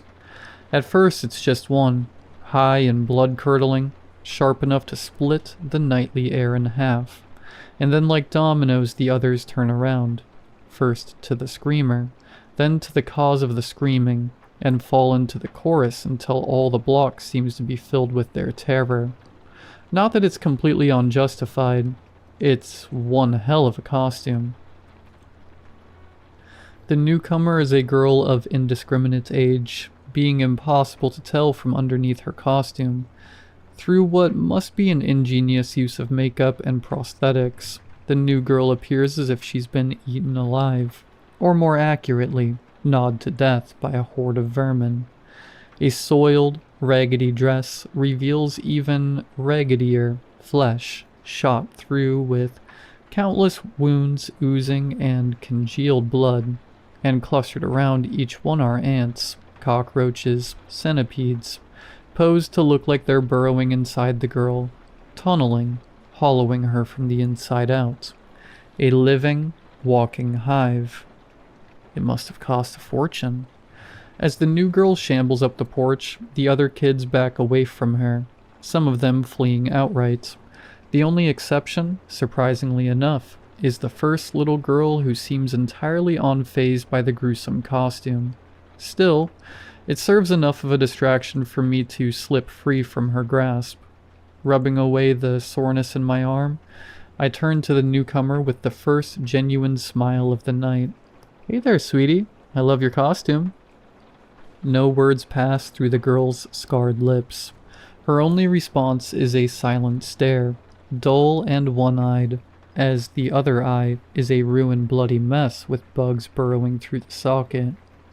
Talk about staying in character. I scoop a handful of candy into her palm, a palm attached to a hand that looks like a Rottweiler's chew toy. The flesh on her pinky has been entirely gnawed off, exposing bone, and from it dangles a small black rat, hanging on by its teeth buried into the bone. Another rubber prop, I assume. That is, until I see the thing twitch. I shriek, jumping back, causing the candy dish to slip out of my hands and into the bushes below.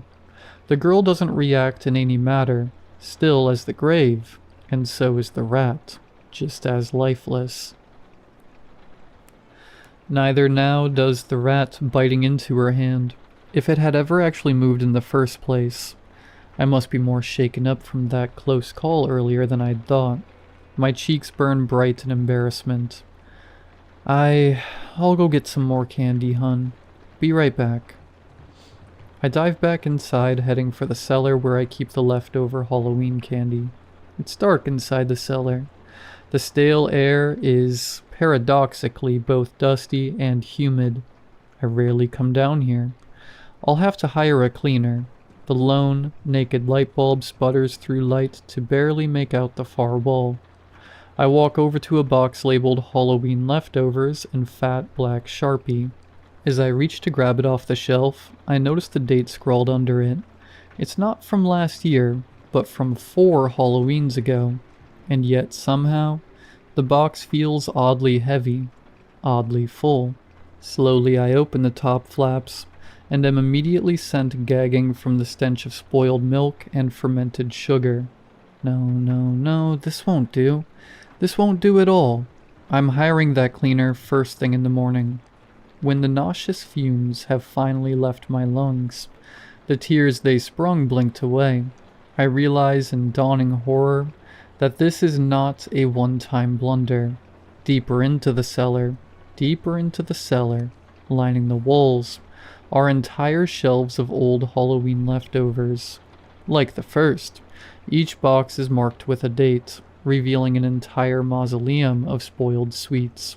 A sugary graveyard. How could there be so much of it? Did I really hand out so few treats each Halloween? Perhaps I should lower my standards. Just a bit. Walking down the aisle, I notice underneath the sound of creaking floorboards a grating warble. I can't pinpoint the source. It's effusive, seemingly emanating from all around me. It grows louder as I walk farther in, to the point where it sets on my teeth on edge. I'll have to remember to hire an electrician as well. Obviously, the wiring is faulty. At the end of the hall, I finally reach a box marked as last year's goodies. Unlike the other one, this one is taped up, requiring me to scratch off the corners of the tape on the sides to open it. The candy still looks edible, though the wrappers are a little sticky. This should suffice. I'm lifting it up when the largest cockroach I've ever seen darts from behind the shelf. I yelp, stumbling back into an adjacent shelf hard enough that the box it holds tips over, drenching me in a saccharine emulsion of spoiled chocolate and melted taffy. Yuck. My beautiful costume, ruined, And I don't even want to think about getting this out of my hair. Even removing my now soiled dress doesn't help much. The sugary goop seeped right through it, and onto my skin where it adheres like a candy crust. Double yuck. While I'm picking myself off the floor, I notice something in the corner of my vision. Propped up on a lower shelf is a book, a photo album of my childhood. Conspicuously, already opened to a page in the middle. I recognize the photo instantly. It was taken 20-some years ago. Depicting a me fresh out of kindergarten.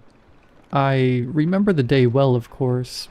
I had fallen off the swing set, landing face first, knocked out my 2 front teeth, and got scraped up real bad. A small part of me thinks it a little messed up that my parents would put this in the album. A much larger part of me is consumed with the realization that the bawling girl in the photo is the splitting image of the little girl I'd met earlier, the one missing her front teeth. Unbidden, her words pop into my head. When I asked about her costume, I'm past. Past. P-A-S-T. That's what she meant. She's me from the past. Baffling choice and get up aside, there's absolutely no way she could have seen this photo, having been down here collecting dust all these years. Even I had long forgotten about it. And like some great horrendous machine churning to life, my brain begins to turn. Begins to make other connections as well.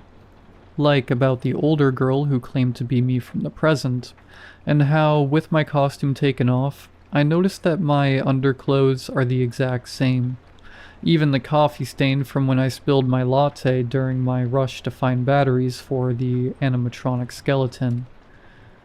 Okay, so there's one girl dressed up as me from the past, another as me in the present. Did that mean that there was one more girl, the me from the future? For some reason, the thought brings chills. I mentally replay the night's events in my head and can't come up with anyone that could fit the bill. Maybe they don't exist. Maybe there is no third.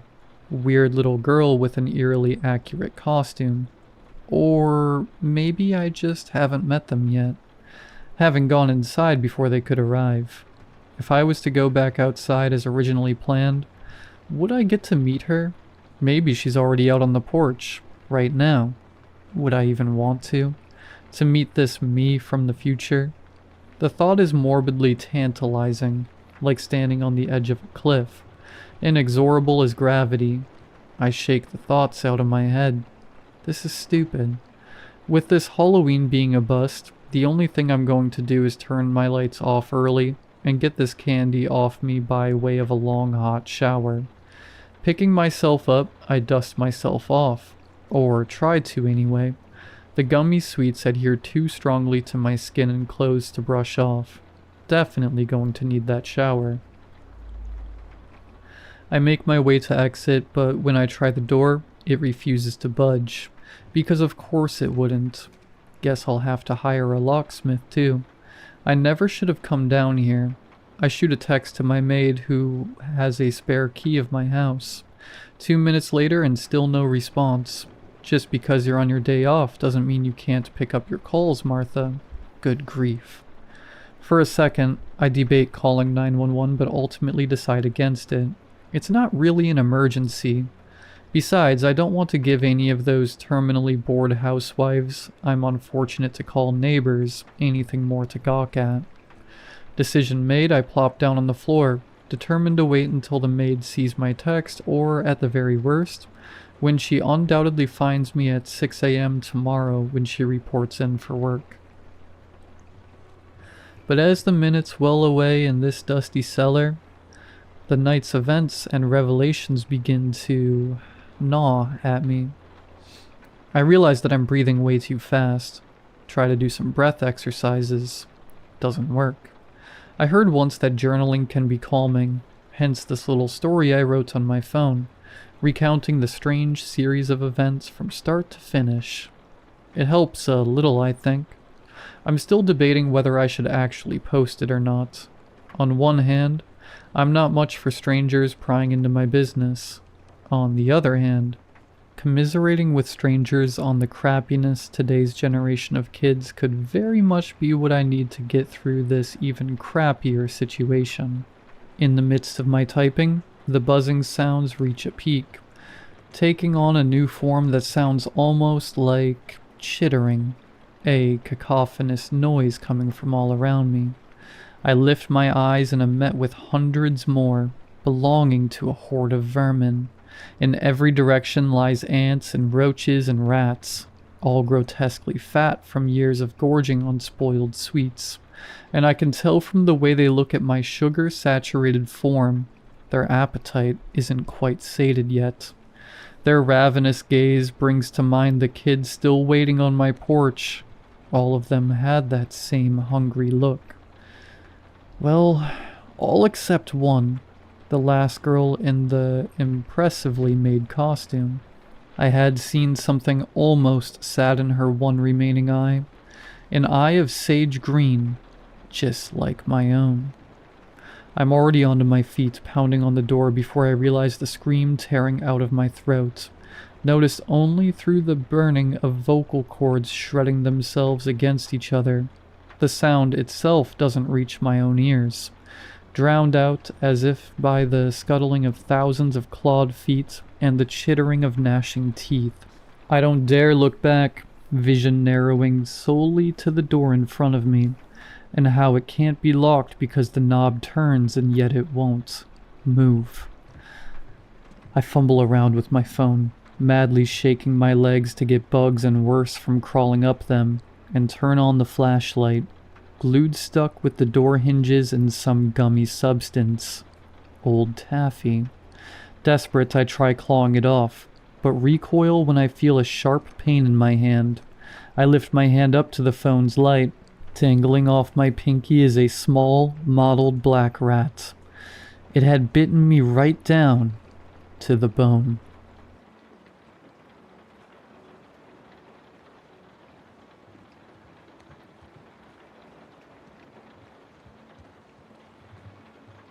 Last night, when this woman came into the ER of Riverside General, I didn't think it was anything out of the ordinary. People show up bloody and incoherent all the time. But this woman, Emma, was different. She was wearing a green military jacket, the lining slashed to ribbons as if she'd attacked it with a kitchen knife. She'd fractured 3 ribs and gouged her arms raw. But the thing was still on her, clinging like it had been sewn into her skin. I've been a nurse for 14 years. I've seen addicts rip out IVs and men twice my size foam at the mouth. But what Emma said shook me to my core. And for the first time in my life, I believed evil might exist. Blood bubbled from between her teeth, and in a gruff voice that didn't sound like it belonged to her, she said, "James, Perry wants to know if Kathy's okay. Tell me she's okay." I'm getting ahead of myself here. I haven't slept in over 24 hours, so you can understand. Roughly a year ago, I was working the graveyard shift. It was 3:15 in the morning, and the doors of the ER flew open. A family of 4 was rushed in, all of them with gunshot wounds. 2 of the 4 family members were already DOA. An old man in his late 70s and a woman in her 40s. The old man was from a self-inflicted gunshot wound to the head. He had shot his whole family. One of the family members was still conscious, a man named Perry. We were trying to stop the bleeding when he gripped my arm and whispered, "Is Kathy okay? Tell me she's okay." Kathy was Perry's wife, and she was already gone. None of the family members lived.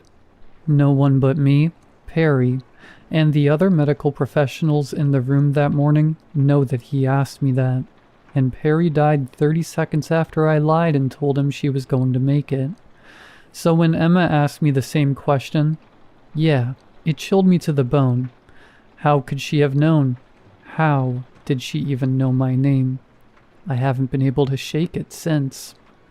So once we got Emma sedated and placed her in restraints, I went to the waiting room to let her boyfriend, Ryan, know that Emma was stable.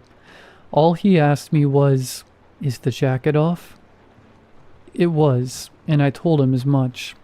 We had put it in a hazardous waste bag, which is why it was so much weirder when I went back to her room and the jacket was on the chair next to her. Its sleeve brushed my arm as I stepped closer, sticky with dried blood. I couldn't imagine any of the hospital staff would put a bloody jacket back in the room. It didn't make any sense.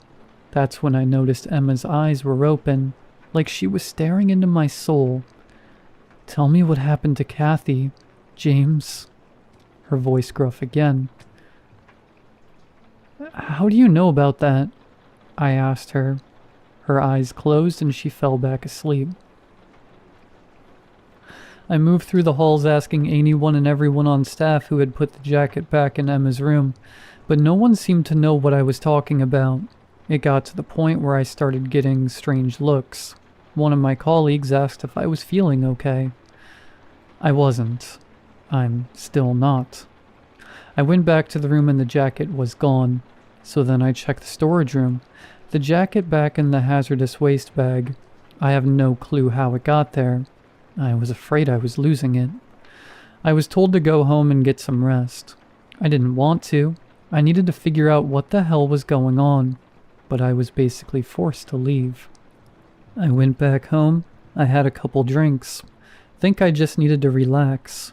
But I stayed up all night, with thoughts of Emma and Perry. I couldn't understand how they were connected. It was proof of an afterlife. I'd seen people die over and over, and now it felt like evidence that we didn't simply cease to exist. That maybe the people I loved, someone I'd lost, might not be gone forever. My mind infected. Which is why I decided to go to the house where Perry and his family were murdered. The house had sat vacant since the murders, which made it easy to slip in through the back.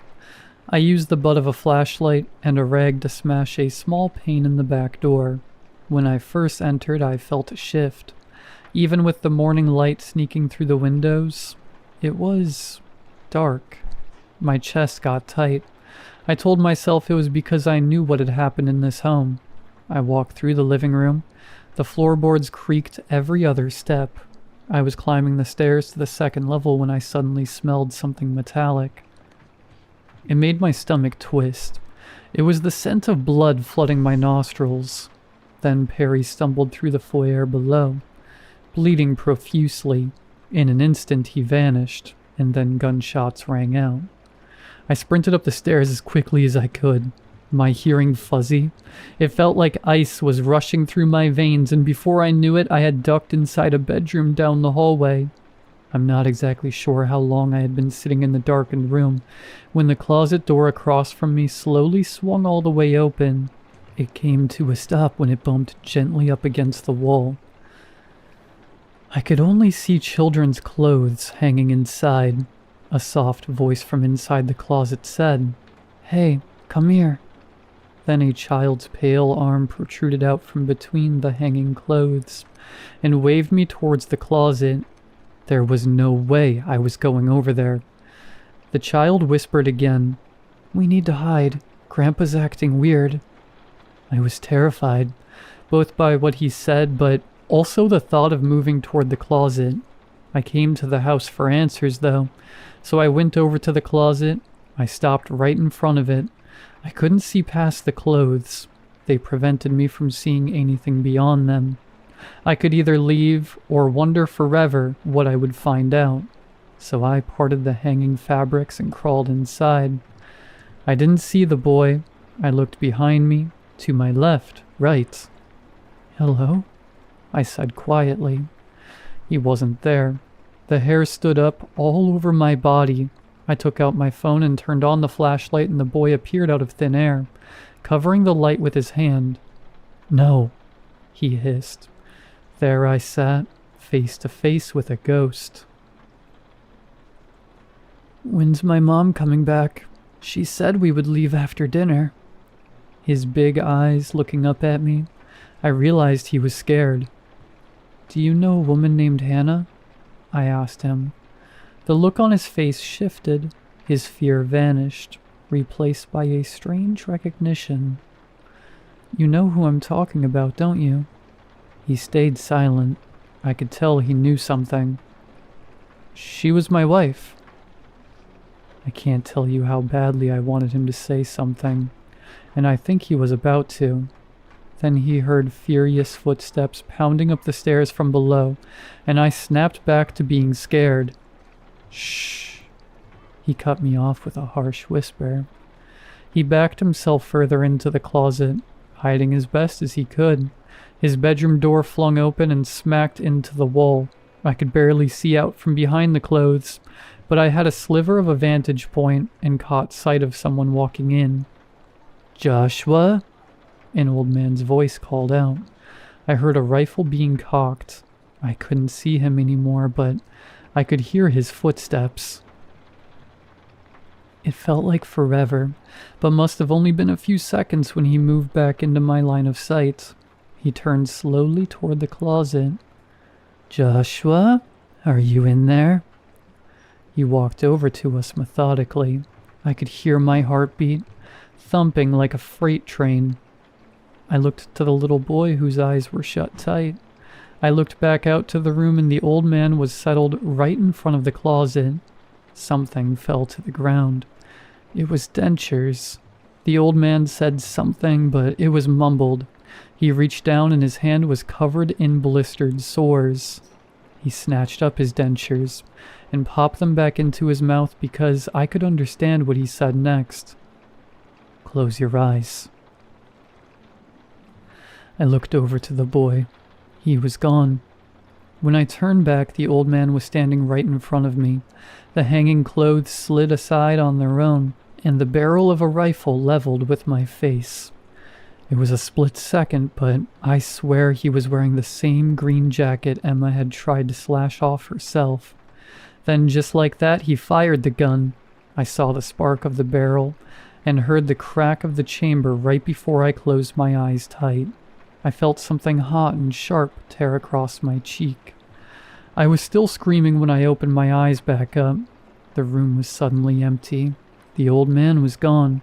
The silence was so complete it felt unreal. For a moment, I thought maybe it hadn't happened. Then I felt it, a warm trickle sliding down my face. I touched my cheek. My fingertips came away red. Blood. My blood. This was proof. Proof that something beyond our world existed, and that jacket has something to do with it.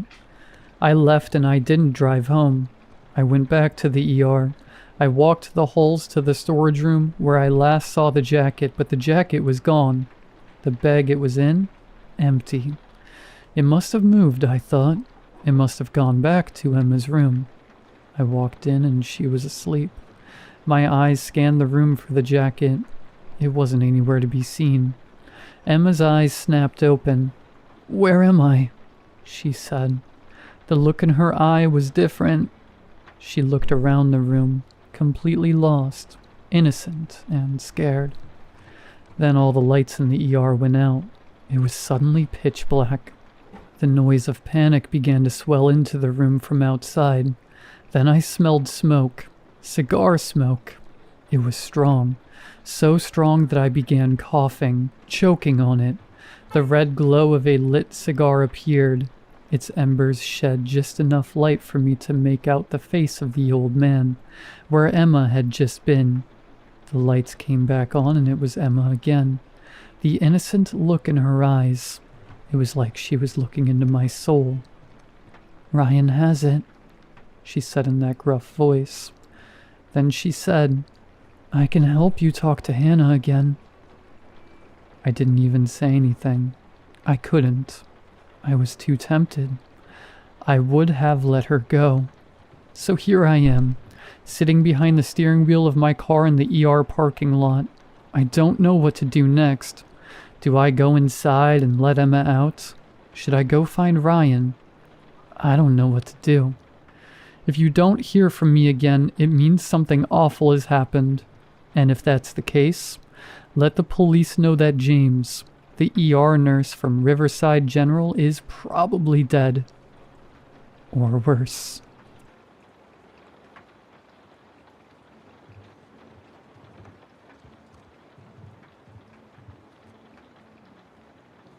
It's hard to say when it started.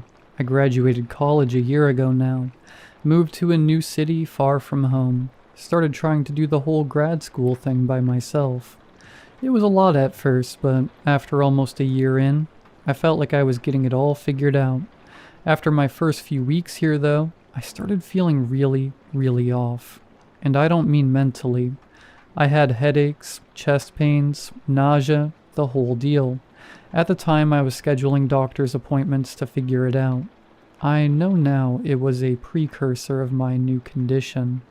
I was undergoing some kind of change that I didn't understand. At some point in the last 2 months, my body decided to fall apart. The first to go were my molars. You know that powdery taste that fills your mouth when the dentist drills into your teeth? That was on my tongue for 3 weeks. I was absent-mindedly smacking my lips for a month, trying to abate the calcium's tang, completely oblivious to what was coming. It was annoying, but it didn't seem dangerous at the time.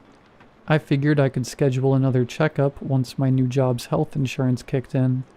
That plan went out the window when I woke up and felt soggy clumps of teeth sloughing into the back of my half-awake throat. I shot upright, gagging and spitting.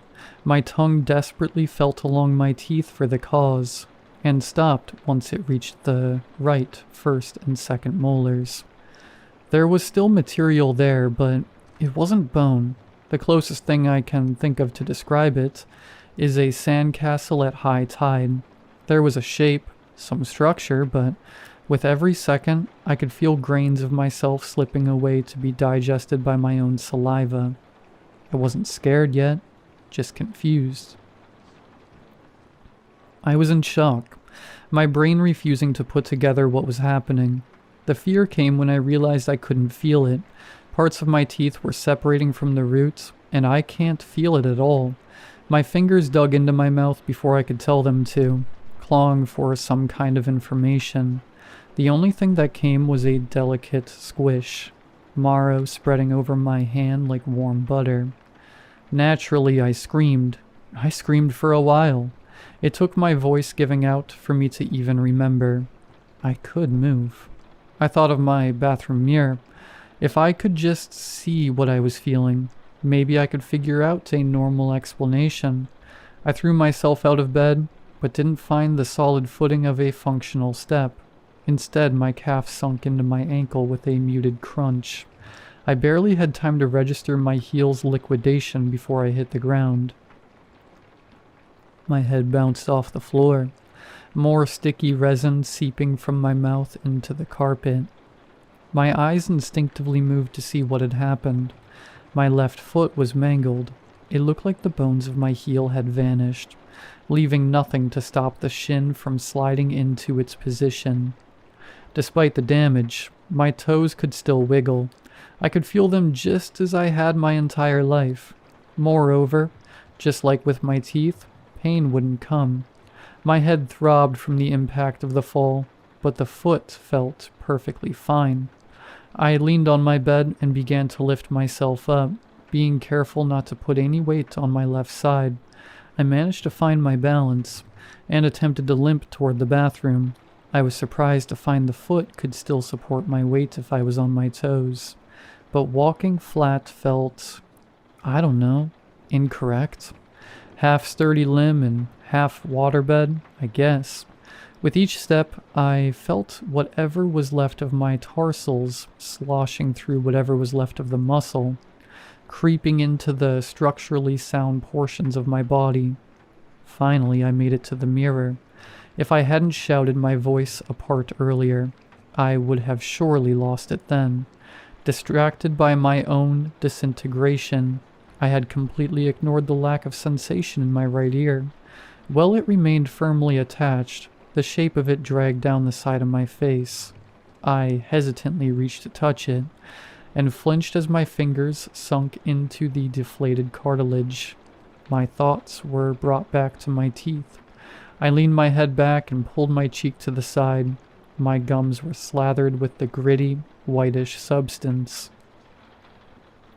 I closed my mouth tightly and sucked on my teeth in an attempt to wipe the slime away. I carefully opened up again. I prodded at where the molars had been rotted, and to my horror, the gums caved in as well. I heard it as much as I felt it. A soft, mushy squish. I didn't even have to call an ambulance. The neighbors apparently thought I was being stabbed to death with how loud I was shouting. The officers sped me to the hospital after seeing the state I was in. I spent 6 days in the emergency room. Needless to say, the doctors had the same amount of information I did. Latent genetic disorder was tossed around. I heard cancerous mutation at one point. They couldn't take a blood test because, in their words, my circulatory system had become irregularly located. They took some x-rays, but every time they would come out blurred, as if the machine itself was shaking from what it was looking at. Query after query, guess after clueless guess. They weren't able to help, but thought I was too fascinating to go unstudied. I got shipped from the ER across state lines to some specialty lab. The only possession I got to bring with me was my laptop, which would be nice if I couldn't see them jotting down notes as I type this. That was 2 weeks ago. At that point, if I have the timeline right, my left pinky, right cheekbone, left leg up to the knee, right leg halfway up the femur, one floating rib, and even more of my teeth had gelatinated, as they started calling it. I was already a rotten, wasting thing composed of my own dissolving matter, just waiting to pop. I couldn't imagine it getting worse, and yet here I am, much, much worse. At least I might get a condition named after me. It's hard to describe the state I'm in now.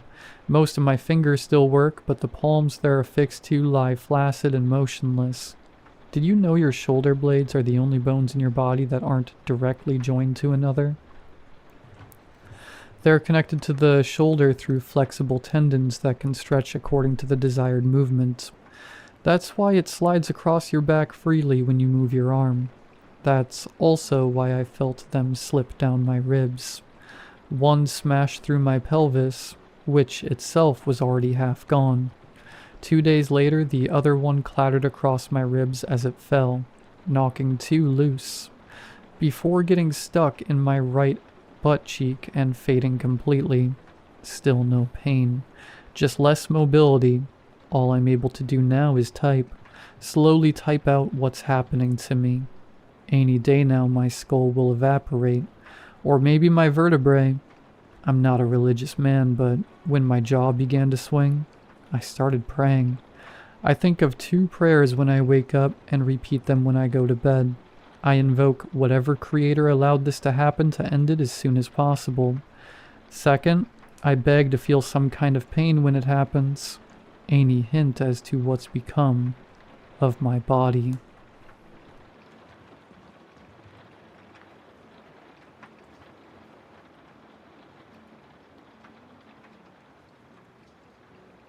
Ever find yourself jobless, angry, and fed up? If not, I envy your life.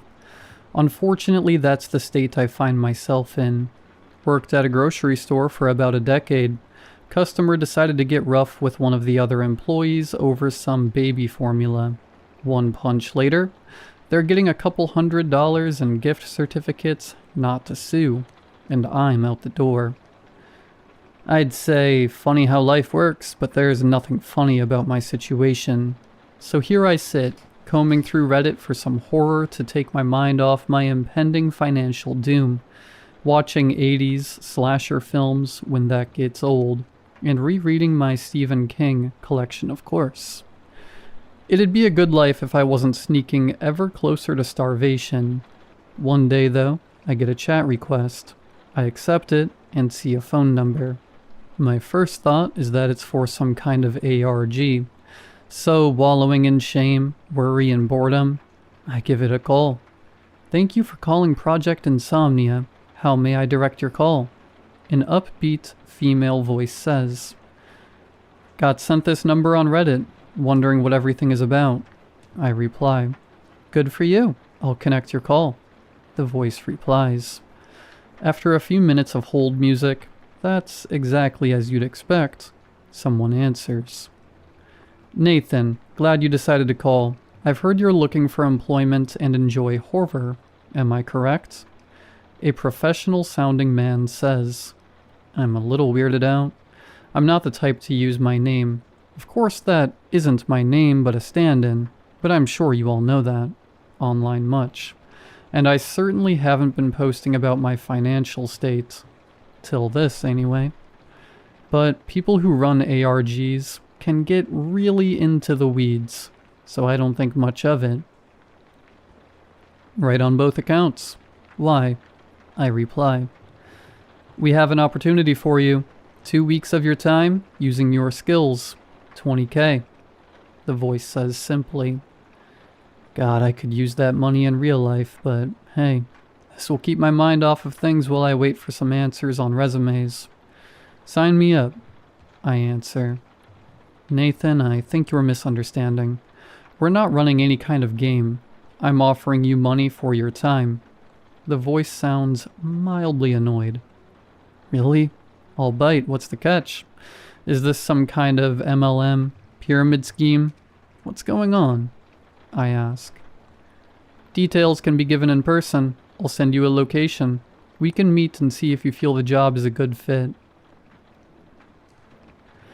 I'd request you bring a suitcase in case you feel like taking us up on our offer. There are many other people who have been chosen, and time is a factor, the voice explains. I get some mild BS vibes from his statements, but it's not like I have a full schedule. A couple of days later, I find myself in a small diner a couple towns over, sitting with a man in a plain black suit. He doesn't seem nervous, but there's a vigilance in his eyes, like he's used to watching out for things. Glad to see you've made it. You wouldn't believe how hard it is to get people to believe we're paying 20 grand, the man in front of me says. I would. I'm waiting for the part where you tell me it's split up over a decade and requires a 5K deposit. Before that, could I know who I'm talking to? I ask. You can call me Adrian, and I assure you what I'm offering is real. By the end of this meeting, if you so choose, I'll have the money in your account, is Adrian's reply. There's some silence. A waitress comes over. Anything I can get for you two? The middle-aged lady asks. Coffee for myself and a clubhouse sandwich with fries for my friend, Adrian replies. I'm not shocked that he knew what I'd order, more amused. Whoever these people are, they've dug into me.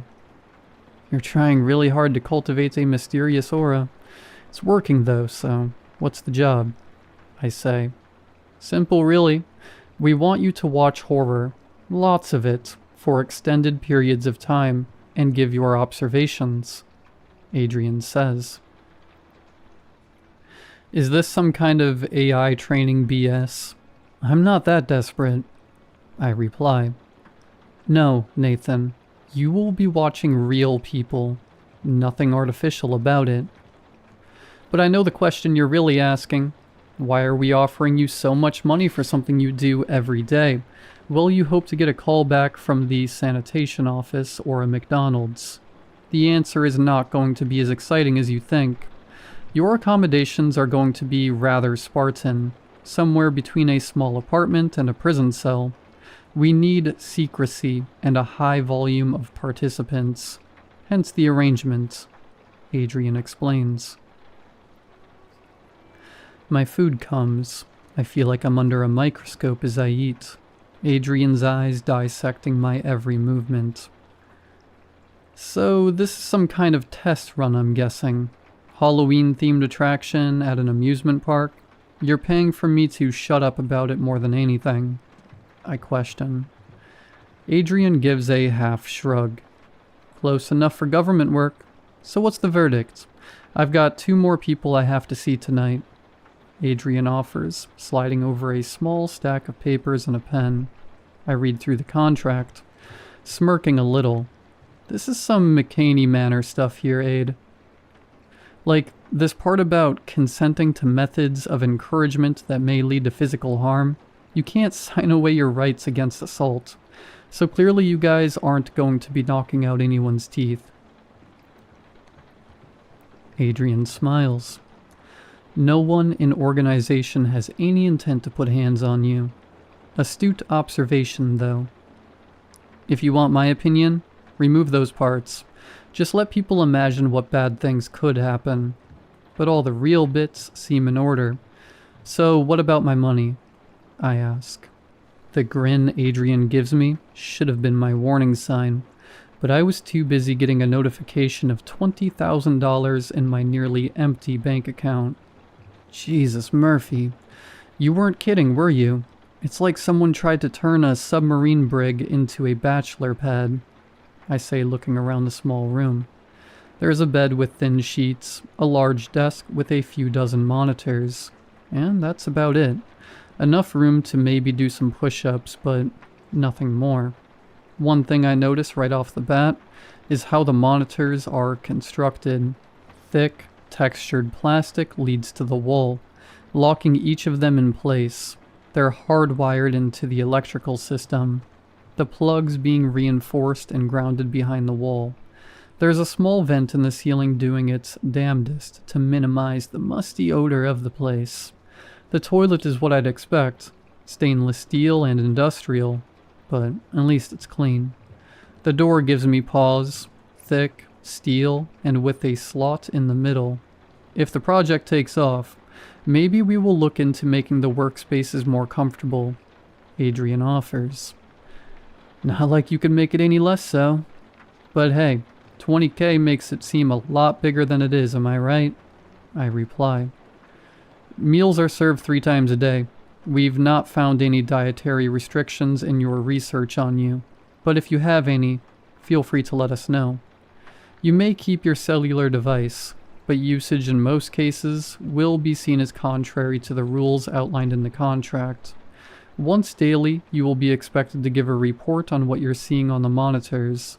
Attention to detail is key, Adrian explains. Okay, so this is kind of like a night trap meets escape room situation, I say, sitting down in a small computer chair, looking at the bank of various monitors. There's that attention to detail we're looking for. Watch the monitors, Nathan, Adrian says, closing the steel door. Want to know what I'm feeling? Joy. Yeah, everything is grimy and eerie as hell, but it's supposed to be. I'm alpha testing something or other. An immersive horror game, maybe. I light up a cigarette and immediately notice 2 things. The first is that all of the monitors are showing 3 different places. About a half-dozen screens apiece, give or take. The second is just how varied these screens are. Some are crystal clear, some are antiques, but all are behind a layer of almost imperceptible bulletproof glass. How do I know it's bulletproof glass? I don't, but it's clear. I can't scratch it, and I can't leave a scorch mark on it. Most of the monitors are dull. A fast food place, a gas station, and the inside of a house. After a while, though, someone comes home. A nice-looking lady, early 30s or so, smartly dressed and coming home late at night. I've been watching paint dry for hours. I'm instantly drawn to anything resembling action. What the hell am I doing here? I say, frustrated as I watch her through an impeccable screen. The house is dark. Her kitchen lights obscure the background. Shadows play like feral cats in her McMansion. I yawn, wondering when dinner is, or for that matter, what time it is. Then I see it on one of the older monitors. Could just be glitches from the ancient tech, but I swear it's a pair of eyes. Subtle, well done. It makes the hair on the back of my neck stand up, but as quickly as they appear, they're gone. The woman turns, looking to where the apparition once was. As she does, her fridge door closes. Whether of its own accord or something else is unclear. Nice, I say, complimenting the scare. Theater or not, my heart's racing. Boring hours flew by like water in a dangerous lake. I'm brought something they assure me is dinner. Meatloaf, heavy on the loaf, nearly green. Green beans and cornbread I debate on keeping to whittle. At least the coffee is decent, and given to me in a 2-liter carafe. I look away when the woman starts changing. I'm starting to think this is live improv, and meeting someone after I've seen them naked seems gross. One lamp on the desk lights her as she places modest jewelry in expensive cases. There's a noise, a keening wail, and the woman turns around seeing nothing. We're in the same boat. That is, until I look at a smaller, black and white monitor. Standing in front of the woman is a rotten, lanky specter, torn asunder and enraged. Right in front of you, I scream, but she can't hear me. The objects in the room rattle. It's enough to scare the wits back into the woman. She bolts to her bedroom door. The thing, that mournful thing, grabs her by the arm. A sleeve of the woman's housecoat crumbles, the flesh beneath it beginning to wither. She tries to pull free, but the grip of the specter is immovable. She hammers down a hand, and somehow after 3 frantic blows, the spirit lets go, growling in rage. The woman gets distance between herself and the ghost, but the undead doesn't bother to move. Small furniture flies like it's been caught in a tornado. Windows rattle and fracture, sending broken glass and waves onto the carpet. The woman takes a wrong step, lacerating her foot. She holds on to a banister for support. The ghost laughs. The woman rises as if she's been picked up by one leg. She's screaming now, begging. Blood pours from her torn foot into her eyes. The spirit dangles her in midair. Her arms begin to twist and warp, snapping and breaking. I try to cover the speaker, but it's no use. I hear her pain. For a moment she's still. Then, defenseless, she falls. The feed on that set of monitors cuts out, and I'm jarred back to reality. Sweat beading, nails digging into the armrests of the cheap chair. Well done, guys. I'm not usually one for ghost stories, but that was damn near worth the time, I say to whoever is keeping tabs on me. A few more hours of staring at the screens and there's a loud klaxon, jarring in the small room.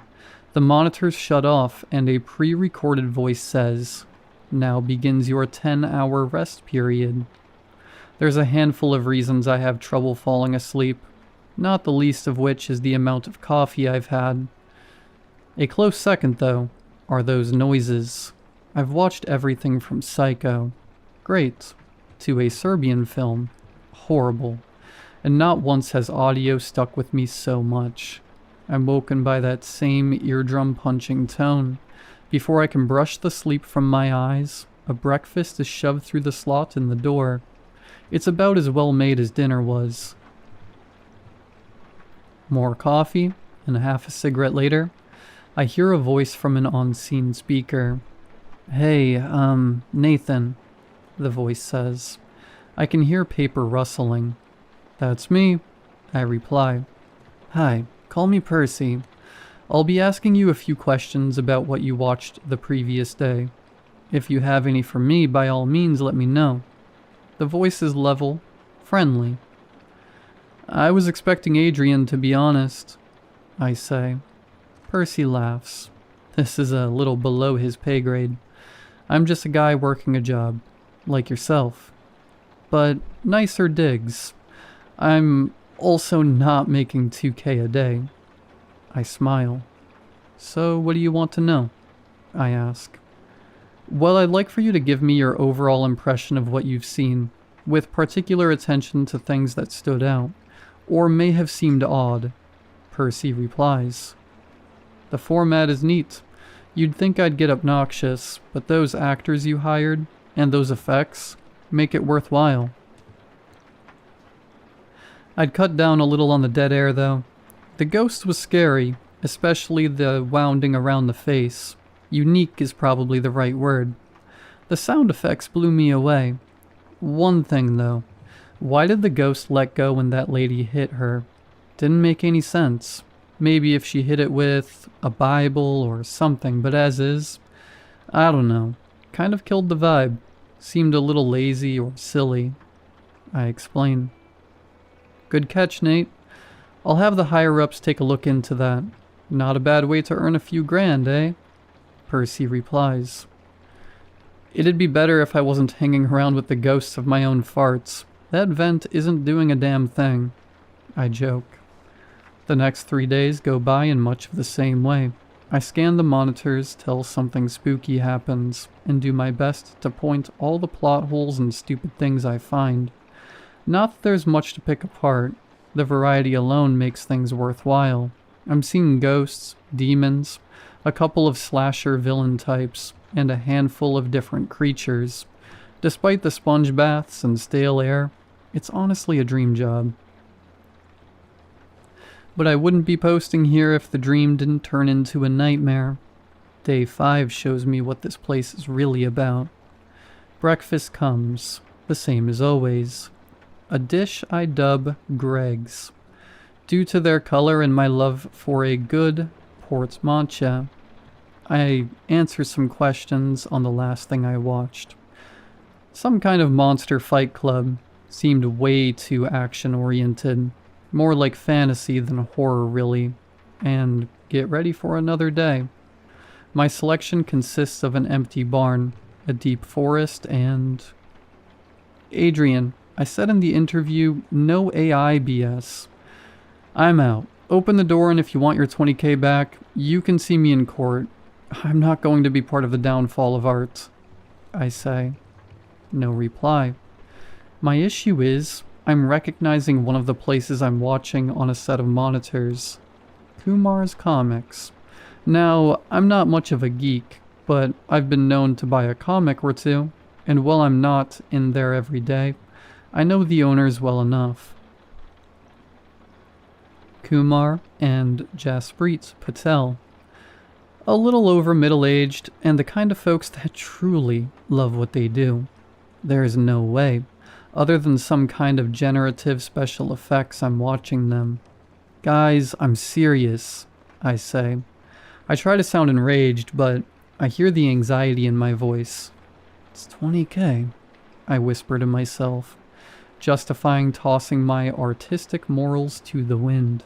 The more I watch, the more people I know I see, the more I'm actually impressed. I hate saying anything good about AI, but if I didn't know better, I'd swear I was actually watching cameras hidden in the shop. The longer I watch, the more I think that this can't just be some kind of special effect. I'd try to shake the thought, but as the hours slowly tick by, it's all I can think about. But what can I do? How could I prove things one way or another? My hand starts to move towards my phone, a plan forming. The second I grab it, a loudspeaker, distorted voice hits me like a slap in the face. Nathan, do you know much about firing squads? Adrian says, his voice calm. What? No, why? I stutter. In any firing squad, one man is given a rifle loaded with a blank. None of them know who. The reason why is that certain actions carry a weight, one that's too heavy to carry for most, no matter how noble the intention. It leaves that sliver of doubt that maybe you didn't really do anything. It's how most members of a firing squad sleep at night. If you make that phone call, it's only going to make things harder for you. Cling to that doubt. Cling to it like a life raft, Adrian explains. What are you saying? I ask, panicked. As little as possible for your sake, and I have to remind you, using your device to communicate is against the rules of your contract and will be dealt with. Adrian threatens. I feel like I'm on the edge of a cliff. On one hand, I know this is all just some game. Spooking me out is the point. But on the other, a lot of things aren't adding up. I dial the number, I hear the ring echo through the monitors. My heart drops. I feel sick to my stomach. My phone disconnects.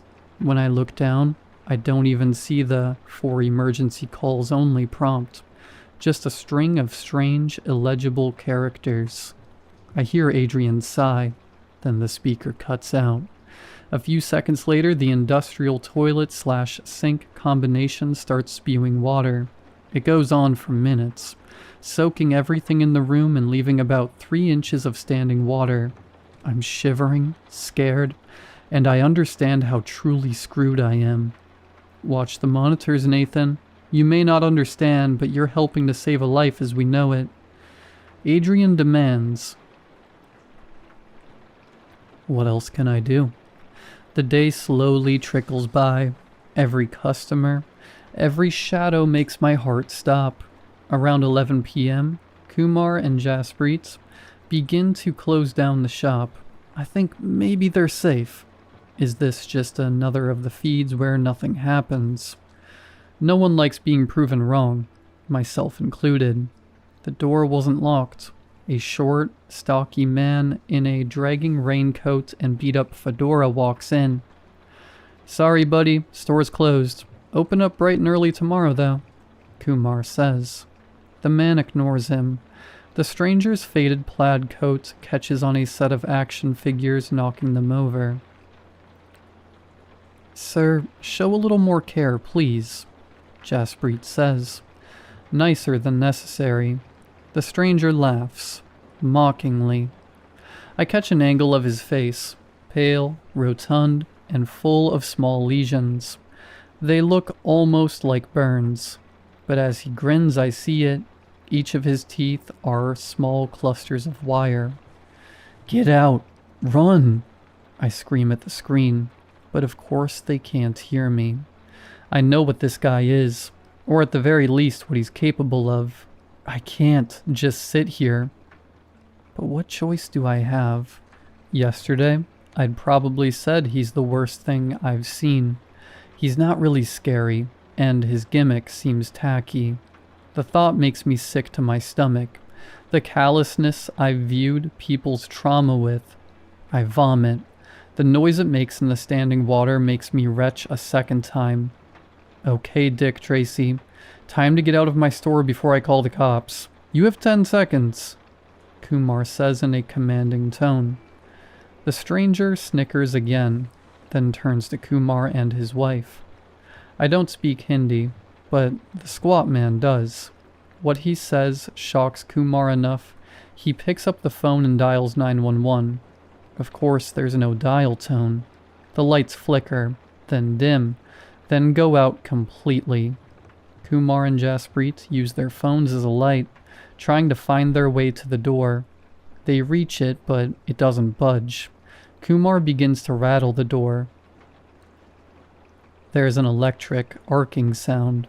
Then above them is a twisted grin made of arching wire. I don't catch most of the violence.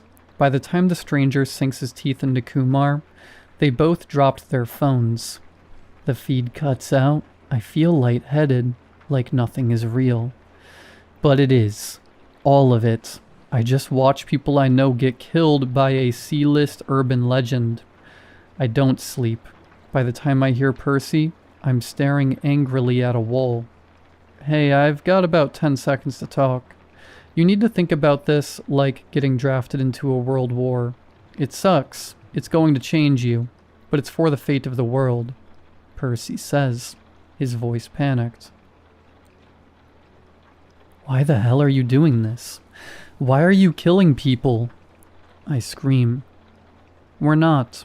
Every place you're watching is the result of months of research, and even then, it doesn't always pan out.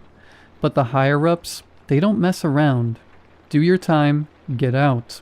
Don't let anything get in the way of that, Percy pleads. From then on out, things don't feel interesting or exciting. Knowing what I know, the violence hits home. It messes with my head. The worst are the stupid ones, the kind of things I'd share with my friends for the sole purpose of mocking the writer. Something about a creature or spirit that can be accurately described as cringeworthy. Taking someone's life is shocking and dismal. Then there's the cell itself. After the first day of standing, water spots of mold and veins of mildew start to develop on the walls. A couple of days after that, I've got a cough that won't quit. It's my second concern beyond what I believe is a case of trench foot. Things are miserable. Torture, really.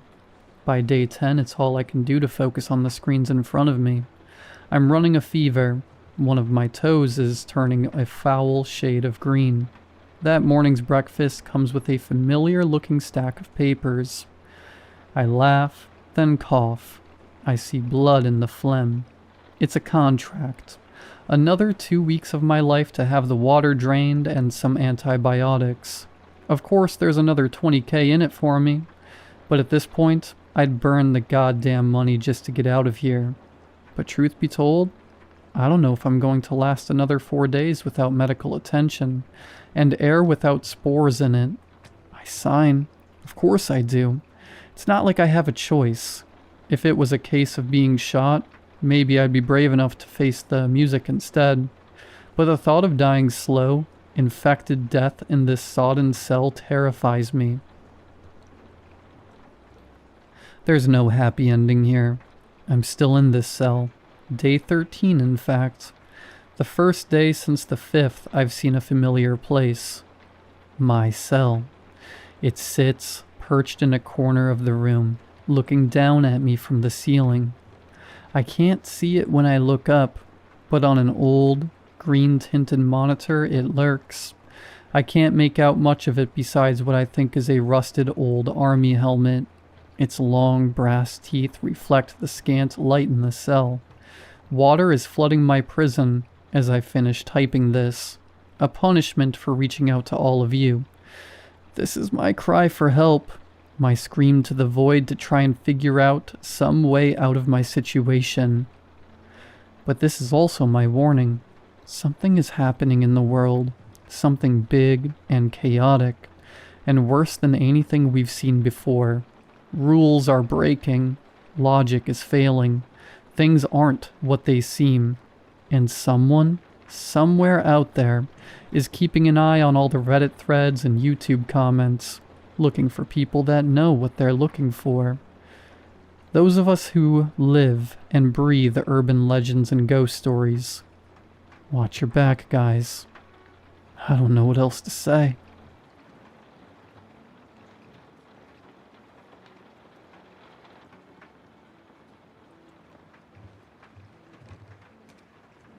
It started with a bar of chocolate. You didn't eat it? Sarah asked when I told her about it. No, I opened the parcel because it had my name on it, but it clearly isn't actually meant for me. Sarah sighed.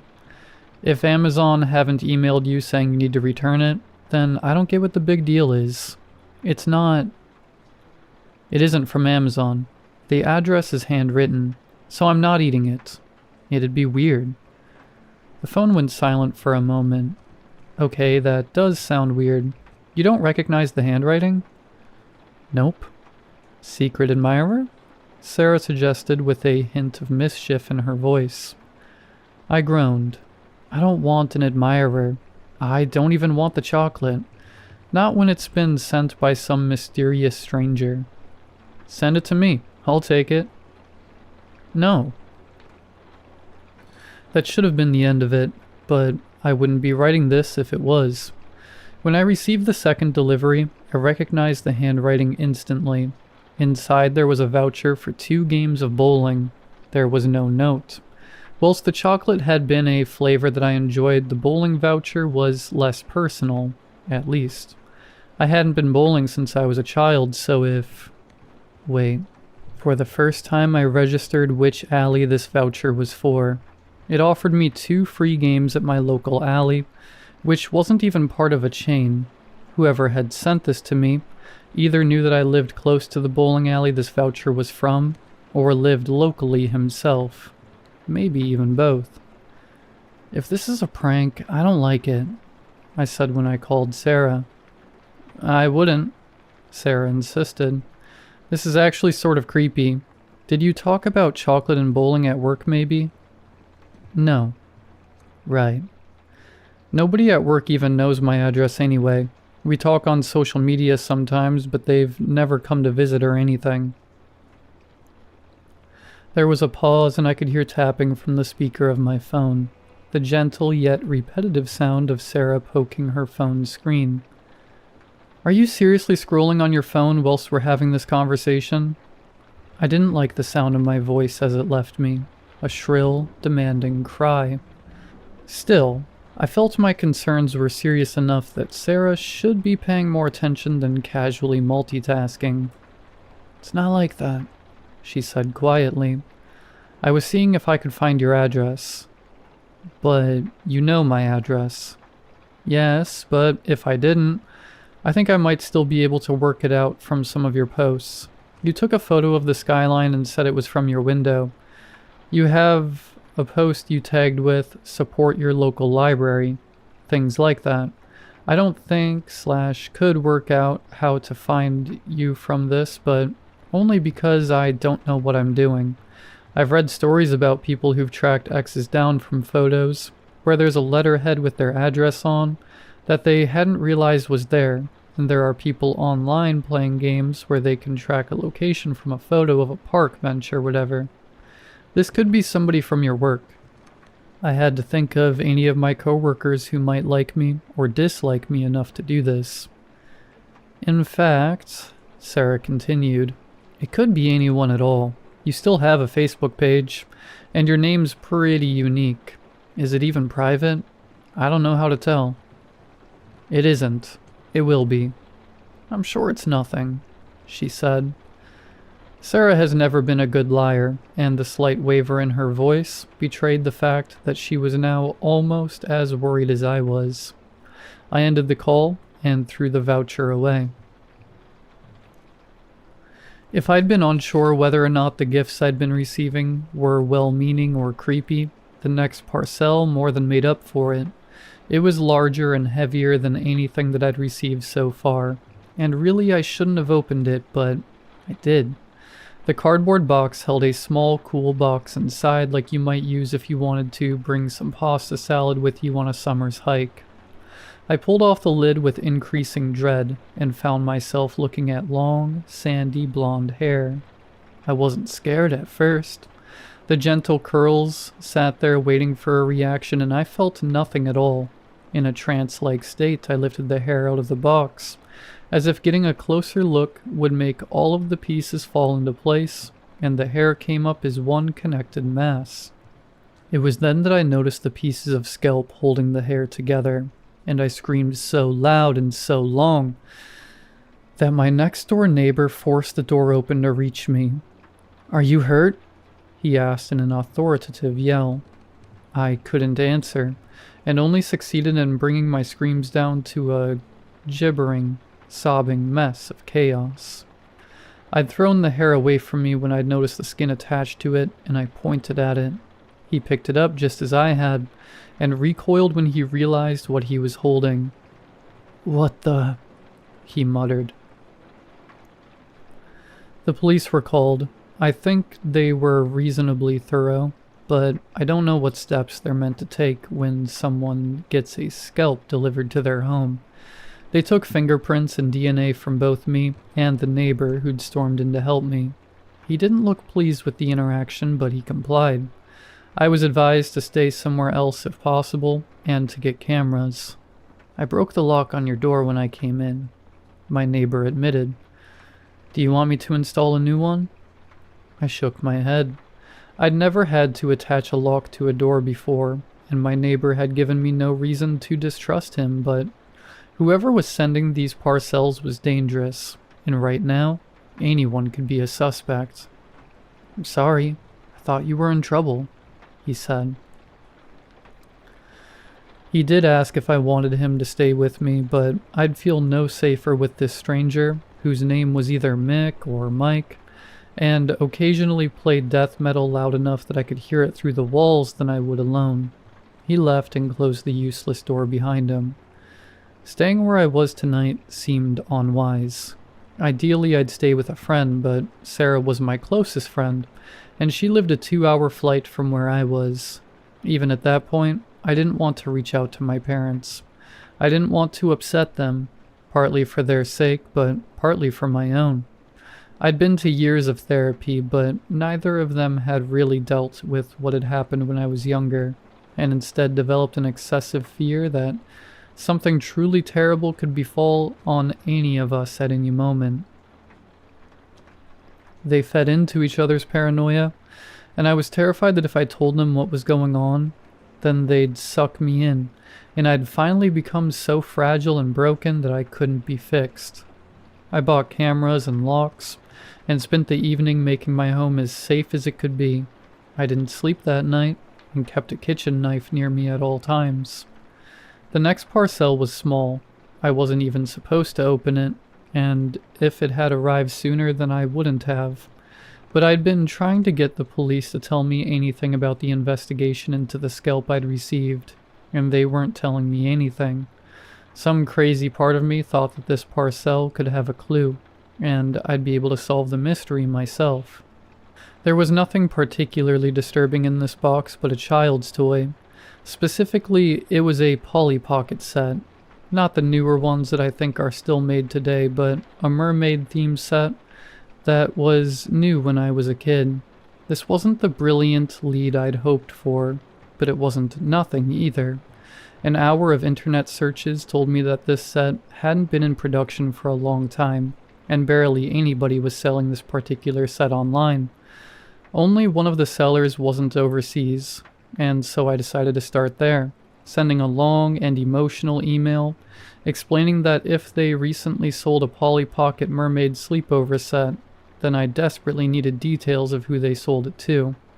I attached photos of the scuff marks near the clasp and the chipped paint on Polly's dress, in the hope that it would verify that I was telling the truth. 2 days later, I'd received no word from the toy seller, but my dad called. Grandma had been in some sort of accident, and as she didn't live near to me and my parents, they were both traveling out to help look after her. I knew that my mystery stalker was behind that too somehow, but I couldn't prove it, so I said nothing. Finally, there was something close to good news. I received an email from the online toy seller telling me that she had sold the set in the pictures recently. I didn't recognize the name that she gave me, but she also gave me his email and his address. I had his actual address. A sane person would have called the police, but they still hadn't said a thing about the scalp, and this guy was messing with my family. A quick Google told me that the address was only a 10-minute drive away, and I grabbed the kitchen knife that I had taken to sleeping next to, and headed to the place where my stalker apparently lived. Once I arrived at his door, I realized that I wasn't sure what to do next. I knocked and regretted it immediately. When nobody responded, I should have left, but I needed answers. An attempt to shoulder barge the door open resulted in nothing but a dull pain that radiated all the way down to my wrist. But there were rocks nearby in someone else's garden, and I threw one at the window. It didn't break straight away, but I threw another, and then removed my jacket and broke away enough of the shards that I could climb inside. The house barely looked lived in. There was furniture, but no photos. No ornaments, no TV. There was nothing beyond the bare essentials in various muted tones, until I reached the study, and there on a cheap pine desk lay a diary. I didn't remember writing a diary before today, but as soon as I saw the bright aqua notebook adorned with its mini stickers, I knew it was mine from childhood. It was only a small book and yet was still barely 2/3 full, so perhaps I'd forgotten about writing in it because I hadn't kept a diary for very long. The only other thing on the desk was a red bureau, and I flicked through the first few pages until I saw a phrase that had been underlined in red and then checked off with a large, passionate swoosh. It was an entry in which I had mentioned wanting a bar of chocolate that my stalker had ended up sending to me. A few pages later, there was more red ink, this time marking my displeasure at being too ill to go to another kid's party at the bowling alley. I flicked through a few more pages and found a jealous whine about how I wanted hair, just like Stacy's. The vague memory that I had of the child I'd written about had the same color of hair that I'd been sent with pieces of her stuck to it. The next entry that had been marked made no sense at first. A rant about how I wished that mean girl in my class would just shut up. It wasn't someone I'd spoken to in school. With a sense of dread, I wondered what had been done to her. I didn't even have any way to find out. My parents came under fire with an entry saying that I wished that they'd just give me some space. And so he'd created a reason that they'd have to move away for a while. We were nearly at the end of my entries now, and I turned to the last page. The script here was different. It was still my handwriting, but it was rougher, and almost stabbed into the page. I remembered why I'd stopped keeping a diary. A noise outside startled me back into my present, and I left the house from the same window I entered. I've no doubt that someone saw me as I drove away, but it's the least of my issues now. I'm writing this from a cafe, too scared to go back home, but too stupid to think of any other plan, because it turns out that the day that I wrote the final entry of my diary was the day that James died. The last sentence I wrote says, "All I want is my brother back." And it's been checked off with one final red swoosh.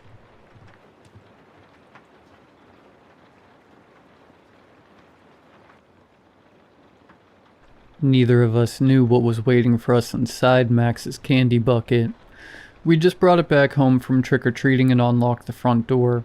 The second I turned the knob, Max shot into the living room, holding his pumpkin-shaped candy bucket in both hands. He flipped it over, gave it a shake, and all his candy poured out onto the carpet. Then he tossed the bucket aside. "Mommy, Mommy," he screamed. "Can I eat my candy now?" I came in behind him laughing, because only a 5-year-old could get that pumped up about eating candy. "Thank you for asking. Go ahead." I sat beside him, crisscross applesauce, and watched. Max worked through the pile by opening a piece, tasting it, then either scrunching up his face or giggling in approval, before moving on to the next. It was adorable. Seeing him like that made me smile. But as I kept watching, the moment began to sour. See, I was a single mother. We lived off my income alone, and because I was just a waitress in a small cafe, money was tight. There were some days when I could only afford to feed Max and not myself. Whenever he asked why I wasn't eating, I'd say I already ate at the restaurant, which was a lie because even with my employee discount, those meals still cost money. My manager had even fired employees before for sneaking food without pay. I lied because I didn't want Max to worry. I think kids shouldn't have to worry about those kinds of things. They should be having fun, like Max was doing now. But while I watched him eat his candy, and I saw the happiness he got from what only strangers could give him, something twisted up inside me. I felt like a failure as a mother. Max noticed I wasn't eating any candy and piled several pieces in front of me. "No, honey," I said, putting them back on his pile. "These are all yours. Mommy doesn't want any." "Why not?" "Because I don't want to take any from you." Once I said that, a flicker of sadness moved in his eyes. He looked up at me, almost like he was beginning to understand something about me, like he'd had a realization, wise beyond his years. Broke my heart. "Okay," I said. "Just one. You choose." Max smiled. He hovered his little fingers over the pile, carefully weighing his options, installed over a Reese's peanut butter cup. He squeezed down and lifted. Underneath, the corner of something jabbed out. It looked like a small stack of paper. It looked glossy and even gleamed in the overhead light.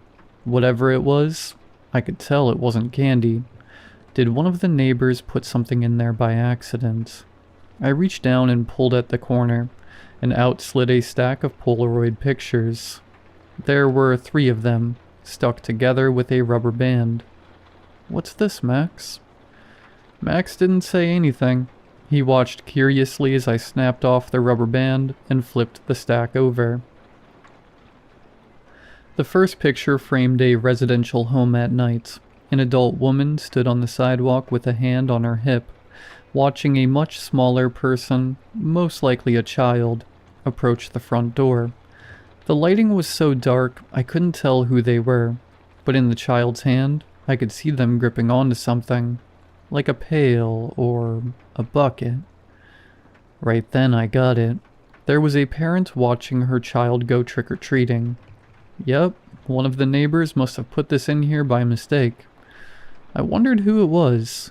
I flipped to the next picture. I actually recognized the subject in this one. It was my neighbor, Terry, standing at his open front door. Someone who was hidden just beneath the frame held up a bucket, and Terry, smiling warmly like always, dropped a few pieces of candy in. Something about that bucket caught my eye. I studied it, noticing its circular shape, and realized it was designed to look like a pumpkin. My eyes drifted over to Max's pumpkin-shaped bucket on the carpet. My heart skipped a beat, but I didn't want to jump to any conclusions. I flipped to the final picture. It was a shot of an open window, taken from behind a bush. A few out-of-focus leaves dangled in the foreground, but in sharp focus, right in the center of the picture, was my son's smiling face. I was behind him, zipping up his costume. Just before we went trick-or-treating, we were standing inside this very room. "Max?" I said, keeping my voice as calm as possible. "Which house gave you these?" Max scrunched up his forehead while he thought. He shrugged. Then he reached for another piece of candy. I blocked his hand. "Stop. Don't eat any more of that." I stood, glanced around. I was beginning to panic. "How come?" "Because I said so. Don't ask questions right now." Max began to cry. I ran to the front door to check the lock. It was already set. Okay, I'd just taken my son trick-or-treating. Someone was following us. They took pictures of us, and then dropped those pictures inside his bucket. We only went around our neighborhood, so it had to be one of our neighbors who did it. Was this some kind of sick joke? Or was one of them really stalking us?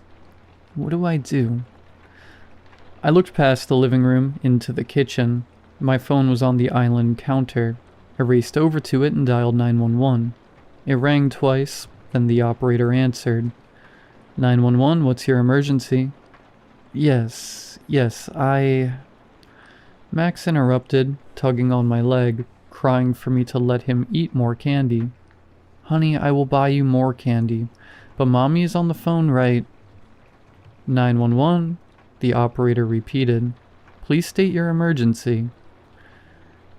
Yes, we need help, please. I think someone is stalking me. The operator took down my name, address, and details about what happened. 10 minutes later, 2 officers were at my house. One shone a flashlight around my property while the other one, a young, tall officer, came to the door. He introduced himself as Officer Dan and asked for the photos. I'm Jenny, and this is all of them, I said, handing them over. He took them with a gloved hand and scanned over the first one. While I waited, I felt Max stir behind me. He was hiding behind my legs, peeking up at the officer. Officer Dan flipped to the second one, looked at it, then cleared his throat. Who's the man here? That's my neighbor Terry, but it couldn't be him. He's a good man. I'm sure he is. he said. He flipped to the final picture. He studied it, and as he drank in the details, the faint lines around his eyes sharpened. He looked down at Max, then up to me. "So, what's going to happen now?" I said. My voice sounded more desperate than I had intended. "We're going to sweep the neighborhood. Even if we don't find anything, there will be an officer nearby to patrol every hour. Also, we'll speak with Mr. Terry, not because he's a suspect, but just in case he's seen any suspicious activity. Also, I see that he has a Ring camera. We'll check the footage on that as well. Now, ma'am." He took a glance behind me. "Is it just you two in the house?" "Yes," I said. "Just us. Is there somewhere else you can stay tonight? Maybe with friends or family?" There wasn't. All my friends were my husband's, and once he left me, so did they. I started to answer but was caught by surprise when tears welled in my eyes. Whether it was the stress of our situation, or just me being scared, I didn't know. I blinked them away before they could fall and shook my head. "No, it's just us." He nodded. "Well, there's a DoubleTree down the road. Wouldn't be a bad idea for you guys to book a room tonight." "Book a room? I don't even know how I'm going to feed Max tomorrow." "Officer, that's not really an option for us." Officer Dan gave me this look then. Honestly, it wasn't so different from the one Max sometimes gave me. With Max, I always thought it was a normal sadness that kids feel when they don't get their way. But with the officer, there was something deeper. I think he actually felt sorry for me, and I never wanted that. I never wanted that from anybody. I felt embarrassed. "Look," he said, pulling a pencil and notepad from his shirt pocket. "This is my personal number. Doesn't matter what time. If you need anything at all, give me a call. I'll be close." "Thank you, officer." "Just Dan," he said, placing a hand on my shoulder. Then he turned and left. I closed the door and rested my forehead on it. "Mommy?" Max said. "What's happening?" I shut my eyes. "It's alright, sweetie. Mommy's just trying to fix a problem. That's all." We both got quiet. A few seconds passed. "Will we be okay?" "I think so. Come on, let's get ready for bed. Sleep in Mommy's room tonight. I'll come tuck you in." "Okay," Max said. He ran up the stairs without a care in the world. I put Officer Dan's number on speed dial. Then I checked every door and every window to make sure the house was totally locked down. Half an hour later, I tucked Max into my bed, kissed him goodnight, and closed the door behind me. My phone buzzed in my pocket. It was Officer Dan. He told me the neighborhood was clear, but they'd keep a close watch. My heart sank. I had hoped they would have caught the guy, and we could put this whole mess behind us. All the same, I thanked the officer and told him goodnight. Sleep was out of the question. Instead, I'd fix a cup of coffee and sit up all night, and if I heard so much as a twig snap outside, I was calling the cops. I headed downstairs to start on the coffee. My chest tightened with anxiety. He was still out there. I just knew it. Probably even close by.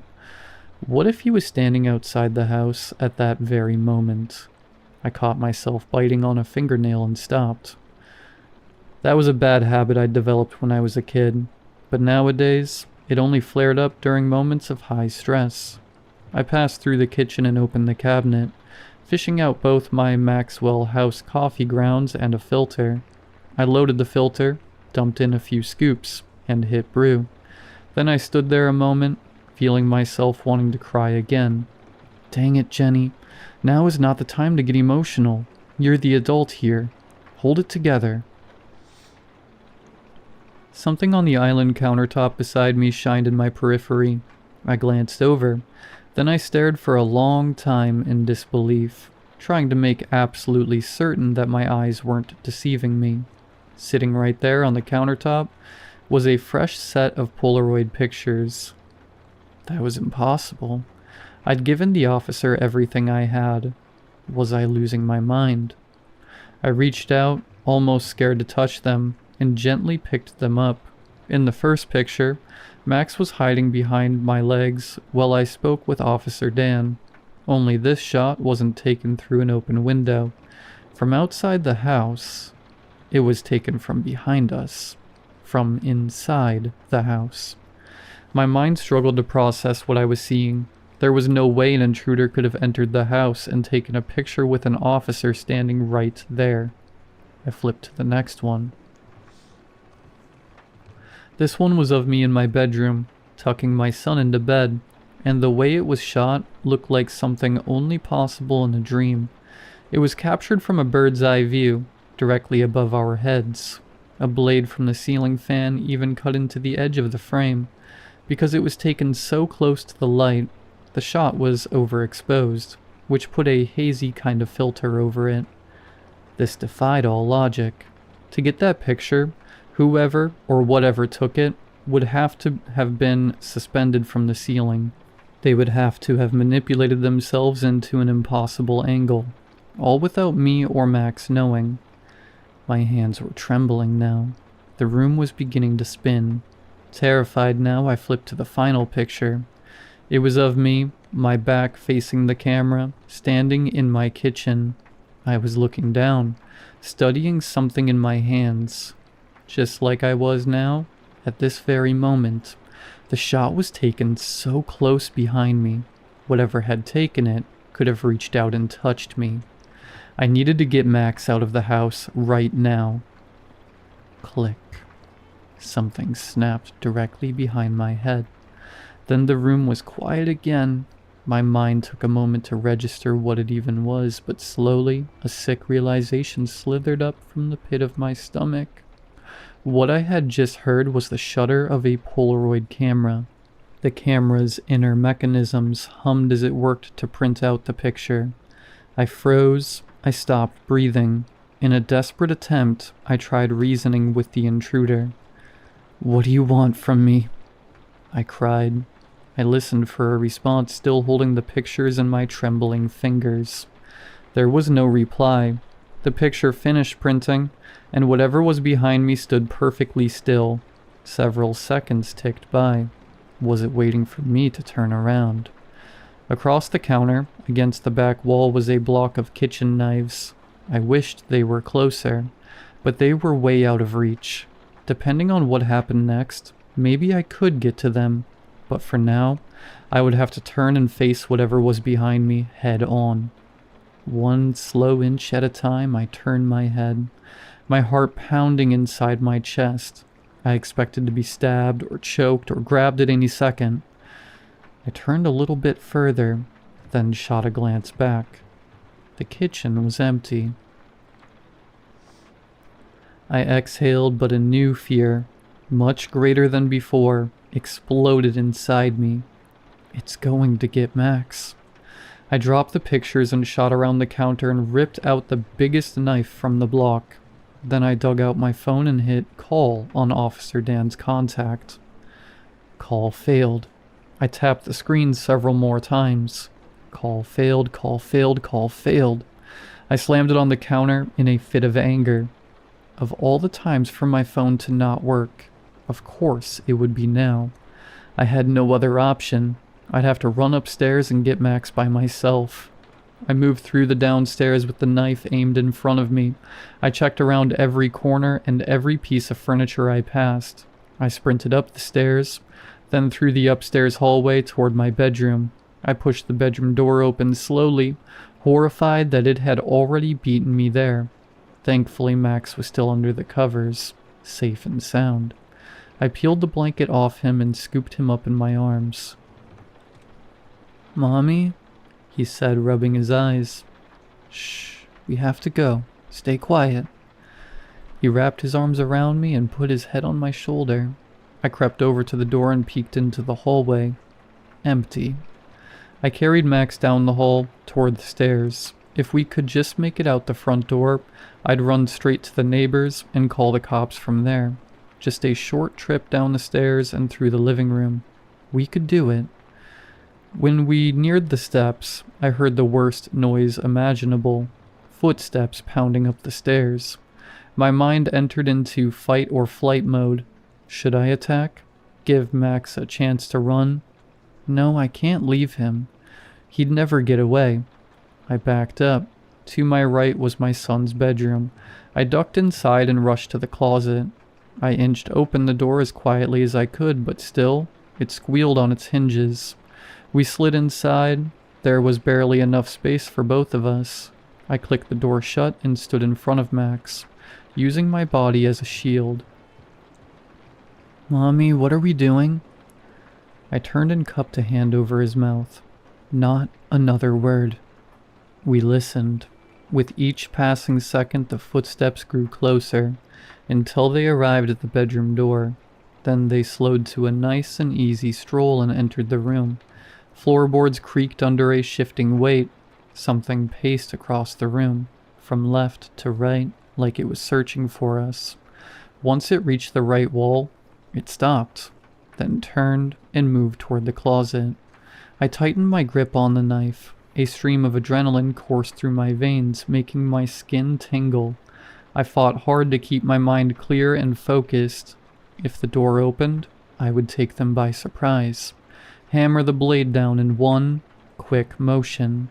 It was all I had. It came right up to the door and stopped. The sound of our own breathing filled the closet. A floorboard creaked. Every nerve inside my body screamed. What is it doing? Why is it just standing there? Then a camera clicked. Through the gap under the door, a light flashed.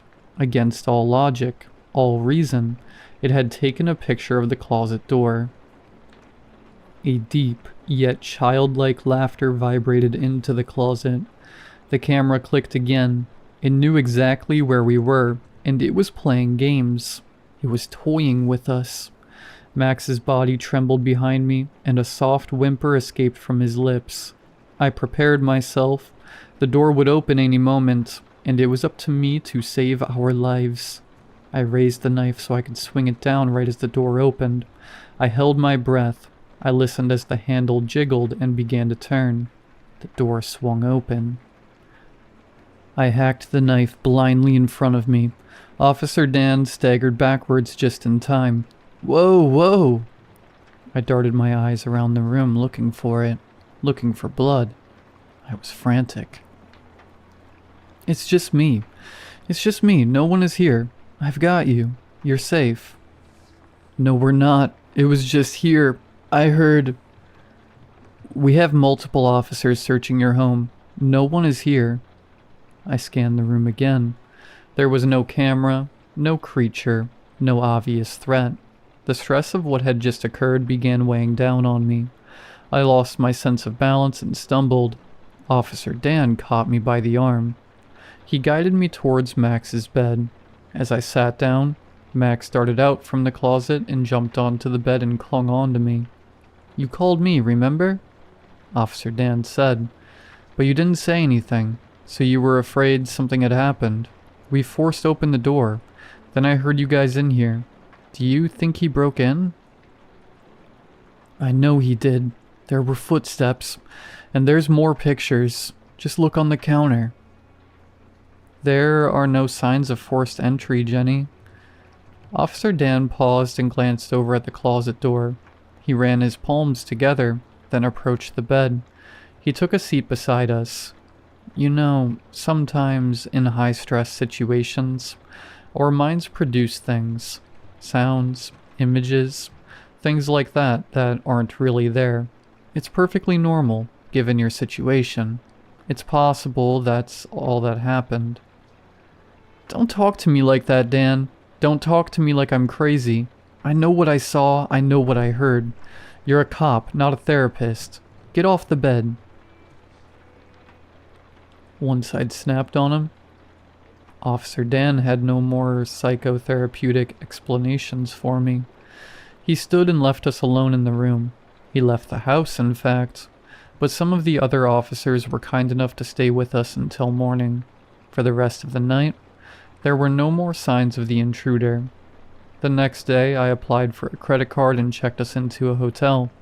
I also put that house on the market. A week later, someone bought it. I took the money and bought a new house in a completely different state. Even though the old one sold well under its value, I didn't care. As long as we left behind whatever was in there, we had all we needed. At Max's new school, I met a group of moms that I became friends with, and that made a huge improvement on my quality of life. For the first time in a long time, I had people who cared about me. These ladies checked up on me, came over for wine night, got me out of my house. They even introduced me to a great guy who I'm still dating. Max made some new friends of his own, and he seemed happy at his new school. For a while, things were pretty great. This morning, I put a note in Max's lunchbox, telling him how much I loved him. I know that is incredibly lame, but I couldn't help myself. He's the best thing that's ever happened to me, and I always want him to know that. When he got home from school, he threw his lunchbox on the counter, ran up to me and kissed me on the cheek. "I love you too, Mommy," he said. Then he went into his room to do his homework. My heart filled with joy. I was floating as I started to clean out his lunchbox. Then, for the first time in a long time, I actually cried. I cried because, at that moment, I loved my life. I wished things would stay like that forever. I took the ice pack out of the lunchbox, then turned it upside down over the trash can. A few plastic baggies dropped into the trash, and then a piece of paper fluttered out. Paper made out of a different material than the one I'd written the note on. This one was glossy, small, and square. It was a Polaroid. Violent images flooded my mind, the flash under the door, the camera click, demonic laughter. I leaned against the wall. I was having trouble breathing. "Calm down," I told myself. "Calm down, breathe. That's it. Maybe it was just something Max was working on in class." I fished the picture out of the trash. It was taken inside a classroom, kids at their desks, talking amongst themselves. It was all normal enough. But then I noticed the angle at which the photo was taken. It was taken from the back of the classroom, shooting down at the kids' heads, almost like it was taken from the ceiling. Centered in the picture, held in sharp focus, was Max's smiling face. He was captured, mid-laugh. I screamed and dropped the picture. It spiraled to the ground and landed face down. There was a note scribbled on the back. "Now, I don't know what to do. I thought it was the house. I thought that if we moved, we would leave that thing behind. But now I know it was all in vain, because it followed us." On the back, written in dark red ink, were the words, "I love you too, Jenny."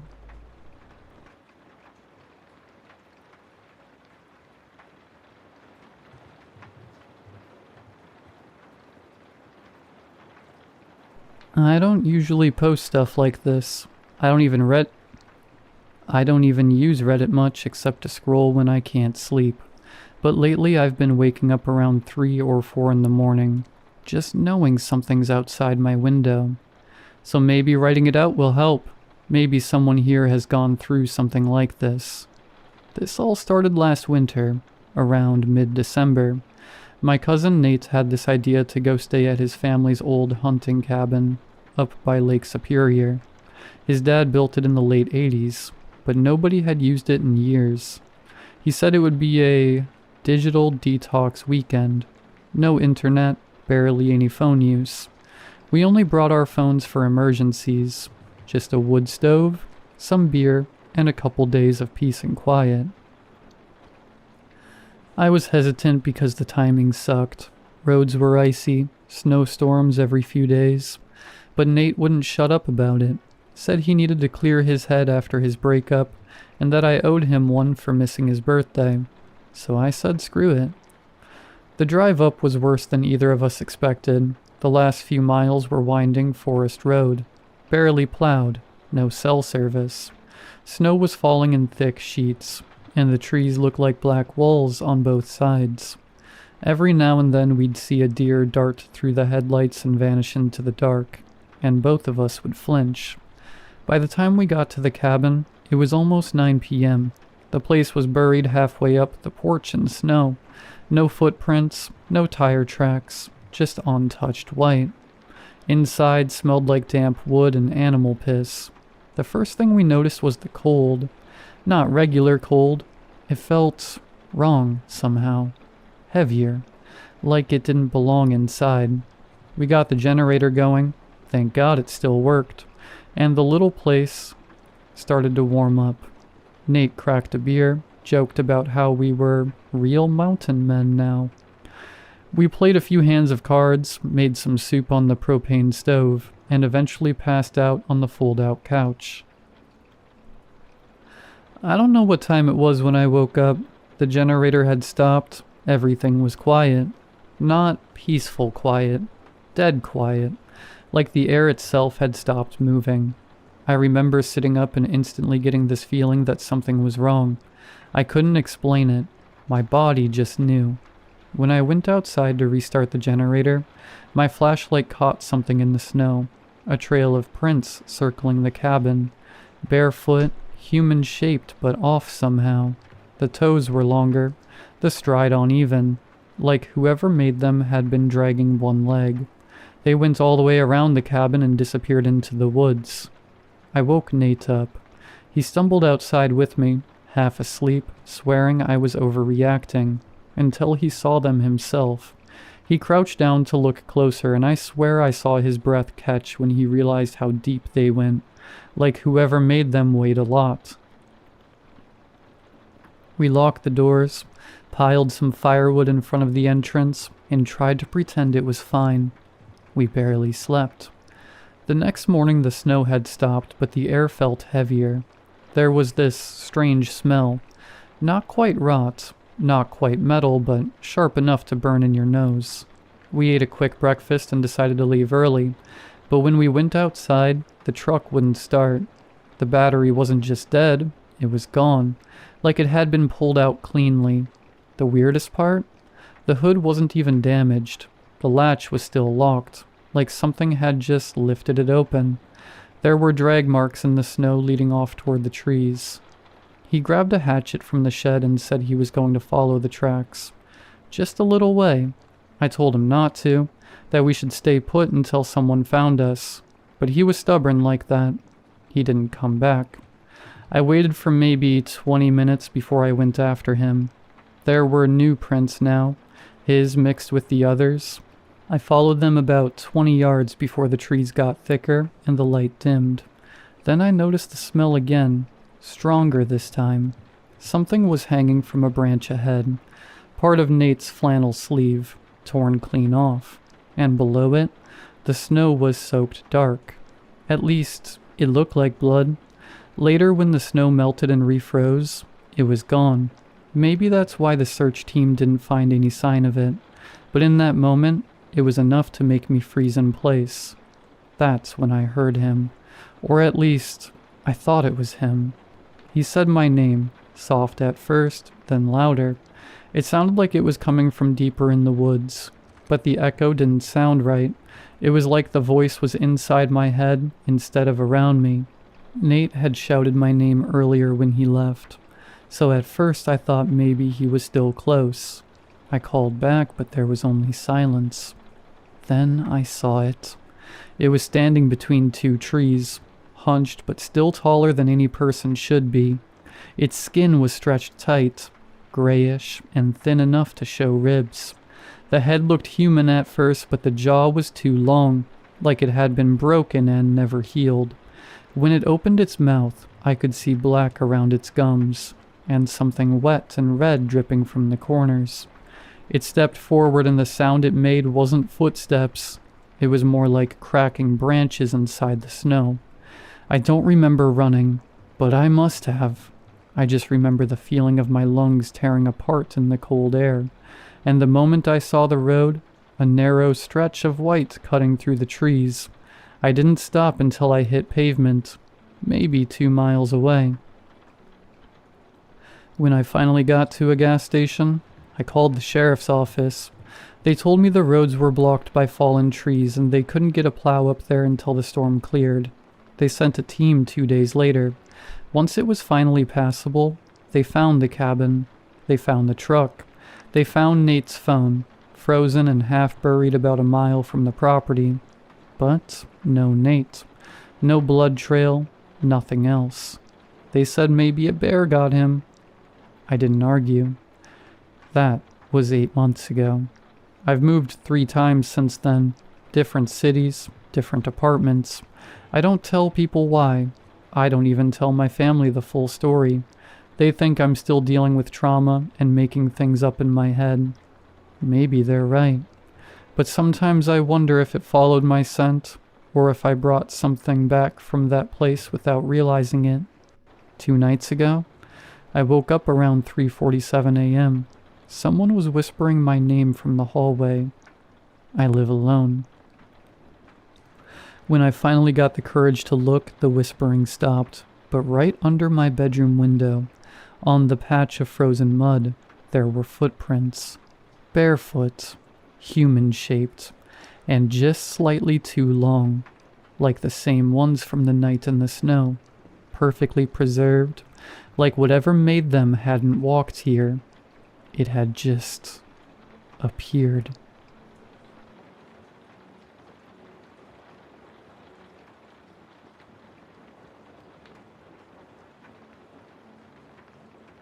One night, I picked up the last of my life in a U-Haul and headed south.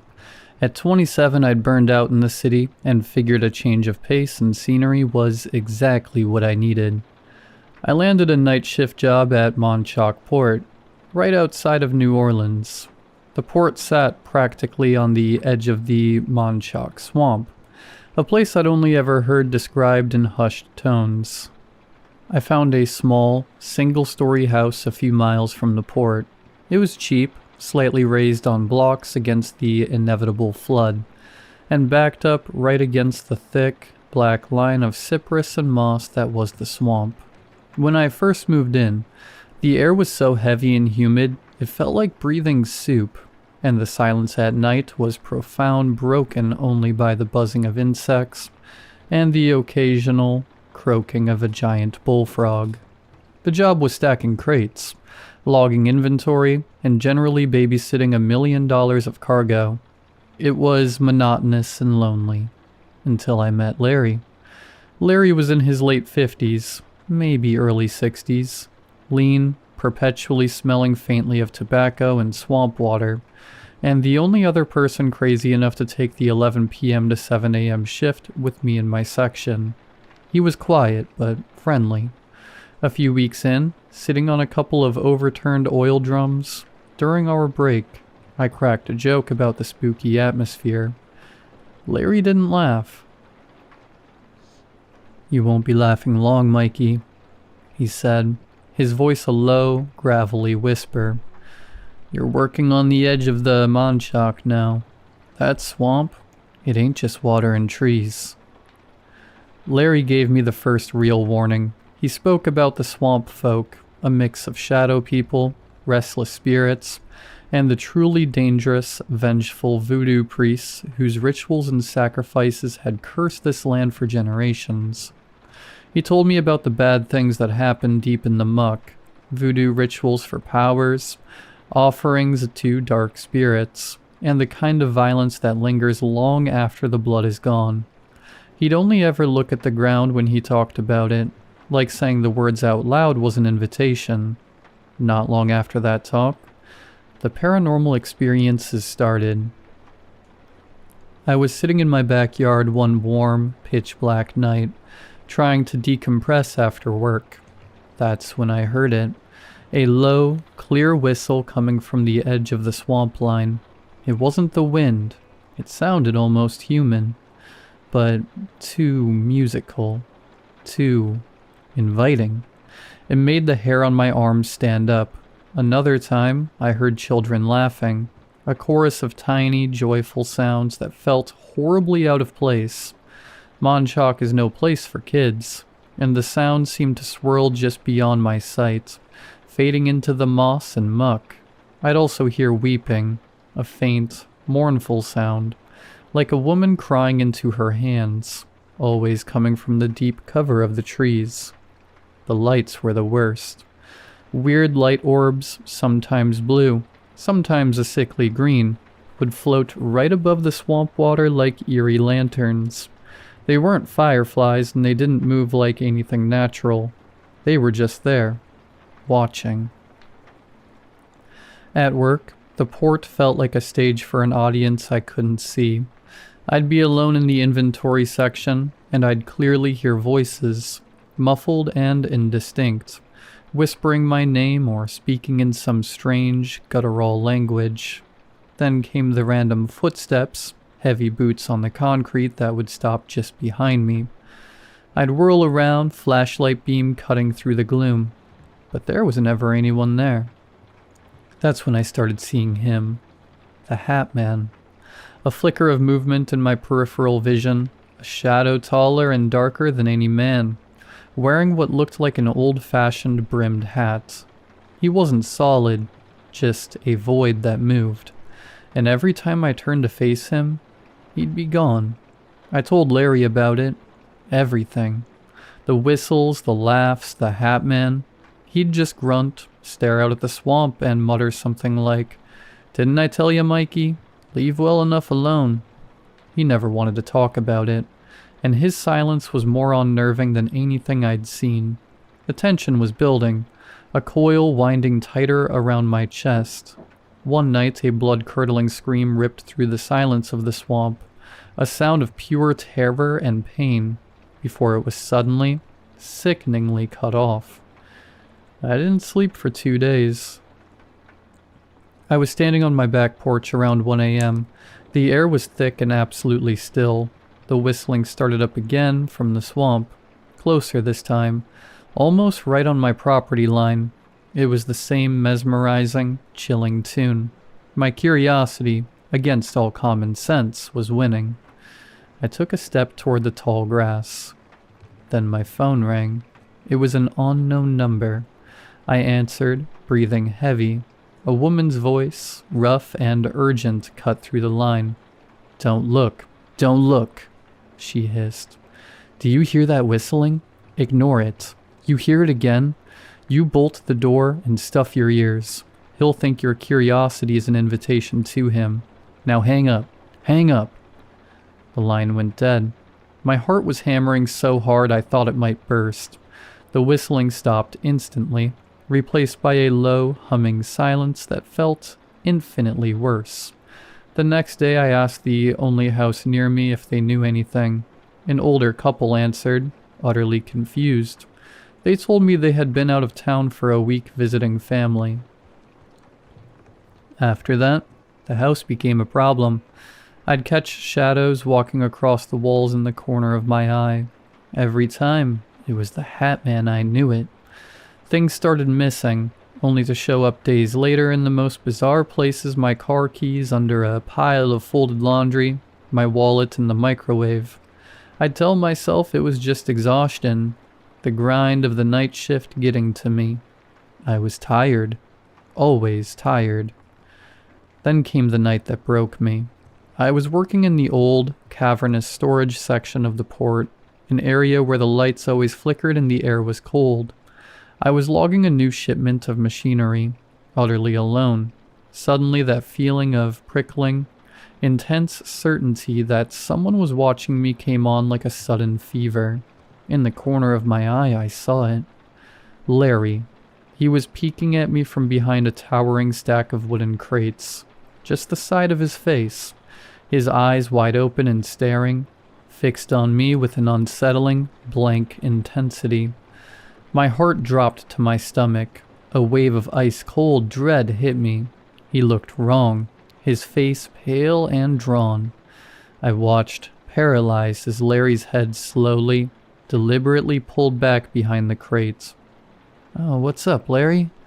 Thought you went home already," I called out, my voice shaking a little. I walked quickly around the corner of the crates, my flashlight beam cutting a frantic arc. He was gone. The walkway was long and straight. There was no other way out. And then at the far end of the walkway, I saw it. The Hat Man. The tall, dark shadow, its brimmed hat unmistakable, walking swiftly and disappearing behind the very last stack of crates. I stumbled back, hyperventilating, and ran towards the nearest group of workers. I just saw Larry. He was behind a stack of crates. Did you see him go out? I asked, breathless. They stopped what they were doing and exchanged confused, worried looks. They looked at each other, then back at me. Mikey, I don't know what you're talking about. One of them, a big guy named Dan, finally said, his voice hesitant. He swallowed hard. Larry's been dead for a couple of months now. My blood ran cold. He died in an accident here on the job, under mysterious circumstances, another guy added, looking everywhere but at me. Dan stepped forward, his eyes full of pity. The job posting, you answered? You were hired to replace Larry. A couple of days later, I handed in my 2-week notice. I didn't even stay the 2 weeks. I just packed my bags and left the keys on the counter of that little house. I told my boss I couldn't take it anymore. I always felt like I was being watched and the nights were killing me. But the truth is, I knew the Hat Man had seen me. I knew the ghost of the man I called my friend was just a terrified spirit, and the Hat Man was something worse, something that used the dead to lure the living, and I knew the whistle was for me. I was afraid that the curiosity I'd shown when I reached for that door was the invitation it had been waiting for.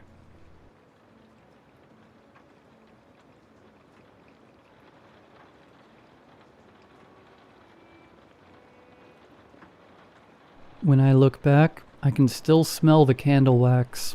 Brandon's girlfriend, Kate, had this habit of lighting 5 different scents at once. Like the mix of vanilla, pine, and burnt sugar could disguise the fact that her apartment always felt too still. My girlfriend, Leela, teased her for it while the 4 of us sat around the coffee table eating takeout noodles and half watching a movie while playing Uno. It was supposed to be a normal night. I remember thinking how quiet the neighborhood was, the kind of quiet that makes you hear the hum of the refrigerator and the soft static between words. Brandon's place sat at the end of a cul-de-sac, one of those split-level rentals with a narrow porch and a single security light that never stayed on. We'd just started talking about weekend plans when the knock came. 3 sharp raps. Not hurried, not tentative. Confident. Brandon furrowed, half rising from the couch. Expecting anyone? No, I said before I could stop myself. It wasn't my house, but the sound felt directed at me. The knock came again. Same rhythm, a beat of stillness between each hit. Kate looked at the door, then at Brandon. Probably a delivery mix-up. But Brandon wasn't moving. Neither was I. There was something about the cadence that made my stomach tighten. Relax, Leela said, nudging me. I'll check. Before I could tell her not to, she padded across the living room and flipped on the porch light. It flickered once, then steadied. I caught a glimpse through the window, a shadow on the other side of the frosted glass. Same height as me. Leela opened the door halfway, then she froze. Brandon? She said quietly. You might want to come here. He joined her at the entryway, confusion flickering over his face. Kate leaned over the back of the couch, but I was already standing. I don't know what I expected. Maybe a prank, a neighbor. When I reached the door, the air felt thinner. The man outside looked exactly like me. Same jacket, same haircut, same tired circles under his eyes. Even the way he held his shoulders, slightly turned like he wasn't sure whether to step forward or back. It was mine. He smiled when he saw me. Hey, he said, voice perfectly calm. Why do you change the locks? For a second, nobody said anything. My mind searched for an answer that made sense. Twin, Look-alike? Some kind of joke? Brandon muttered. What the hell? The man outside tilted his head. You going to let me in? It's freezing. The breath left my lungs. Who are you? He blinked, surprised by the question. Funny, you tell me. I slammed the door before he could take another step. The sound echoed through the living room. Kate yelped. Leela grabbed my arm. What the hell, Matt? There's somebody out there pretending to be me. Brandon turned the deadbolt. Okay, that's insane. Maybe he just looks like you. No, I said. You saw him. It's not possible. From the porch came 3 more knocks. Slower this time. Leela whispered. What if it's a prank? What's that thing called? Deep fake or something? I shook my head. He had my clothes. He even talked like me. I don't think my parents would be able to tell. The knock stopped. Brandon exhaled shakily. I'm calling the cops. He grabbed his phone and started dialing. While he talked to the dispatcher, the rest of us stood there listening. No footsteps, no voice, just that quiet house breathing around us. When he hung up, he said, They're sending a car. We waited. 10 minutes, 15. Leela peeked through the side window once but flinched back immediately. He's still there. I forced myself to look. Through the glass, my own face stared back at me. He was smiling faintly, like he found something funny. Then he raised his hand and knocked again. Softer, steady, patient. Brandon muttered, Jesus Christ. When the police arrived, 2 officers, they found nothing. The porch was empty. The night air looked untouched, like it had been that way all along. One officer asked if I'd been drinking. I told him no. He said they'd patrol the area, told us to lock up, and left. We tried to laugh it off after that, but no one really could. Brandon suggested we all crash there for the night, just in case. Around midnight, Kate went to bed. Leela lay curled against me on the couch, pretending to sleep. Brandon stayed up, staring at the dark TV screen. That's when I heard it again. A single knock from the back door. Brandon looked at me like maybe I'd imagined it. Then we both heard the second one. 3 taps, the same slow rhythm. We crept into the kitchen. The small window above the sink looked out over the backyard. Porch light off, darkness thick as velvet. I whispered, Don't. Brandon ignored me and flicked the light switch. The bulb hummed to life, yellow and weak, casting a cone of light over the glass door. I was standing outside again. Same jacket, same posture, except now there was something wrong with the way I smiled. It was too wide. We lifted a hand and rested it flat against the glass. The shape of it matched mine perfectly. Brandon hissed. How is he doing that? I wanted to answer, but my mouth felt dry. The thing outside leaned closer to the glass, forehead pressing gently until condensation fogged the pane. Then he whispered something. We couldn't hear through the door, but I knew the shape of the words. He mouthed, Let me in. Brandon yanked the blinds closed. Nope, we're done. We're calling again. But before he could reach for his phone, the kitchen light flickered and went out. The power didn't so much go out as hesitate. The hum of the fridge died. The clock on the stove blinked off, and the air itself seemed to thicken. I could hear Brandon's breath beside me, shallow and fast. Then came the soft drag of a hand sliding down the other side of the glass door. We backed into the hallway. Leela appeared, rubbing her eyes. What's happening? I started to answer, but a shape moved past the curtain window. A shadow, my own, brushed the fabric, the faint outline of a face pressing just close enough for the curtain to twitch. Then it was gone. Basement, Brandon whispered. Breaker box. He headed for the stairs. Kate called from the bedroom, voice small, asking if everything was okay. No one answered. I didn't want to go into that dark stairwell, but standing still felt worse. I followed Brandon down, the flashlight on his phone cutting narrow slices of light across the unfinished walls. The switch was already flipped to on. "See?" he said. "Power's fine. Must be..." Something slammed upstairs, hard enough to shake the ceiling dust loose. We bolted up the steps 2 at a time. The kitchen door was open. Cold air poured through the room like water. The curtain flapped against the wall. Kate stood frozen in the hallway, hand over her mouth. "He's inside," she whispered. I saw the trail of wet footprints on the tile before I saw him. Me, standing in the living room doorway. Head tilted slightly, eyes unfocused. He looked like he'd forgotten how to breathe. Brandon grabbed a lamp from the table and held it like a weapon. "Stay back," he said, voice cracking. The thing turned its head toward him, slow as a hinge, and smiled. Not wide this time. Sad. Leela said my name. I don't know which of us she meant.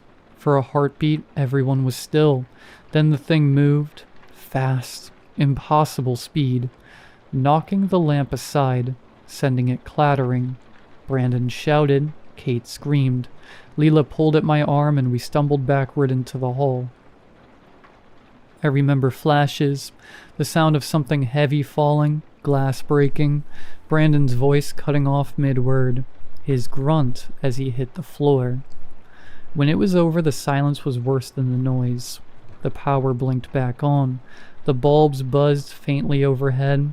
The air smelled like ozone and sweat. I was standing in the middle of the living room. My hands were shaking. There was something on the floor at my feet, lying still. He looked exactly like me. The police came after Kate called them.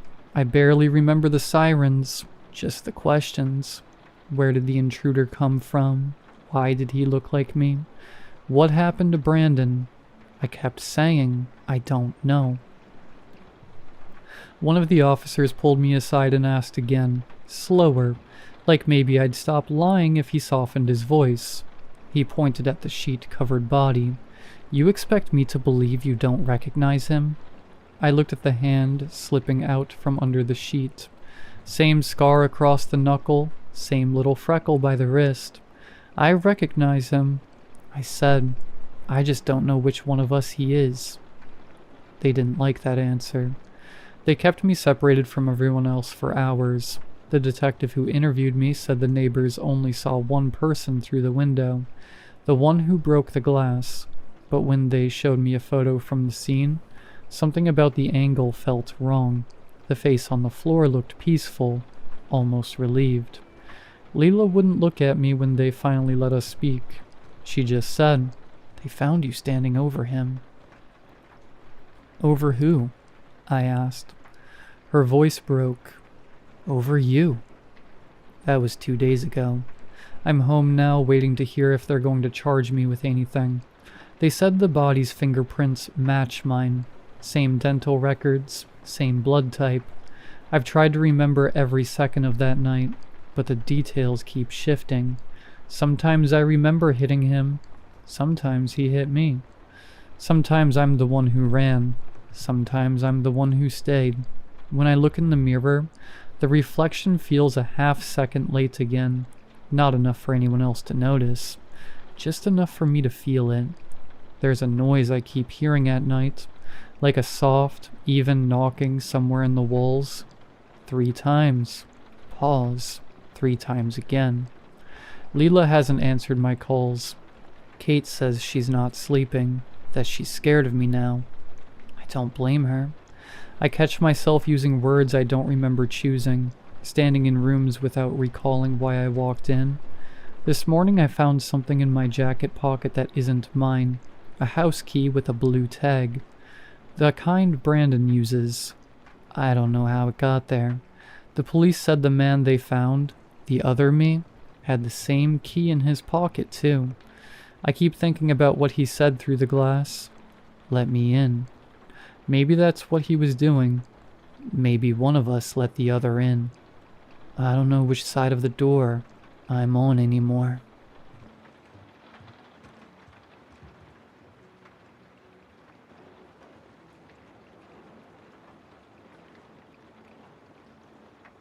I was 9 when Dad began to crawl.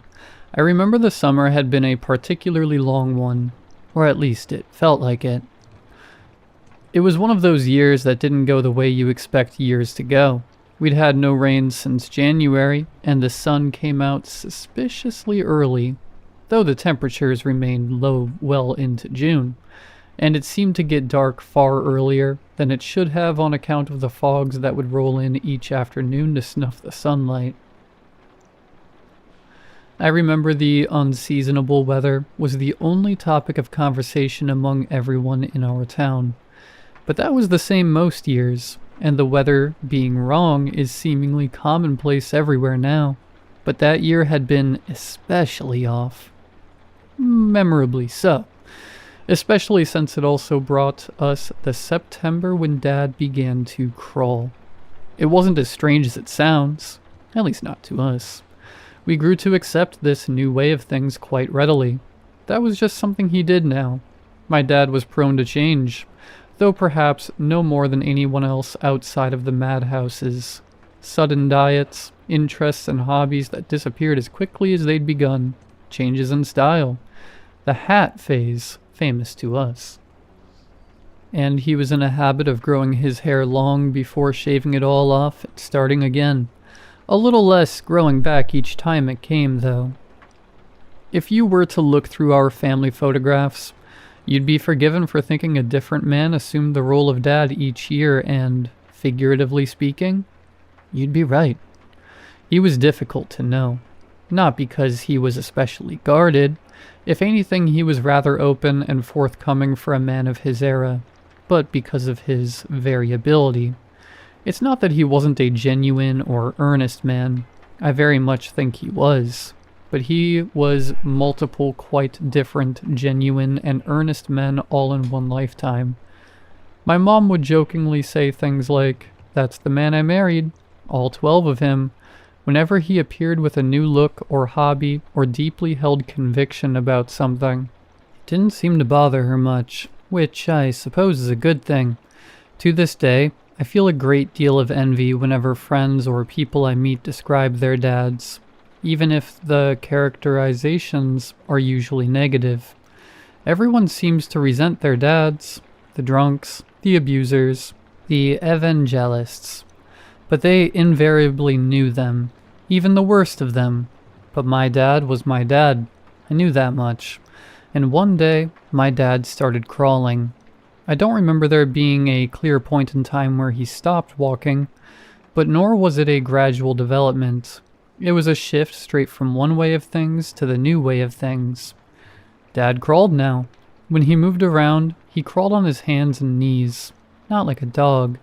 He crawled like a human adult male would crawl. If he needed to move fast, he'd arch up and use the balls of his feet to propel himself instead of his knees. Everything else was the same at first. He'd still talk to us normally, still do his chores and errands.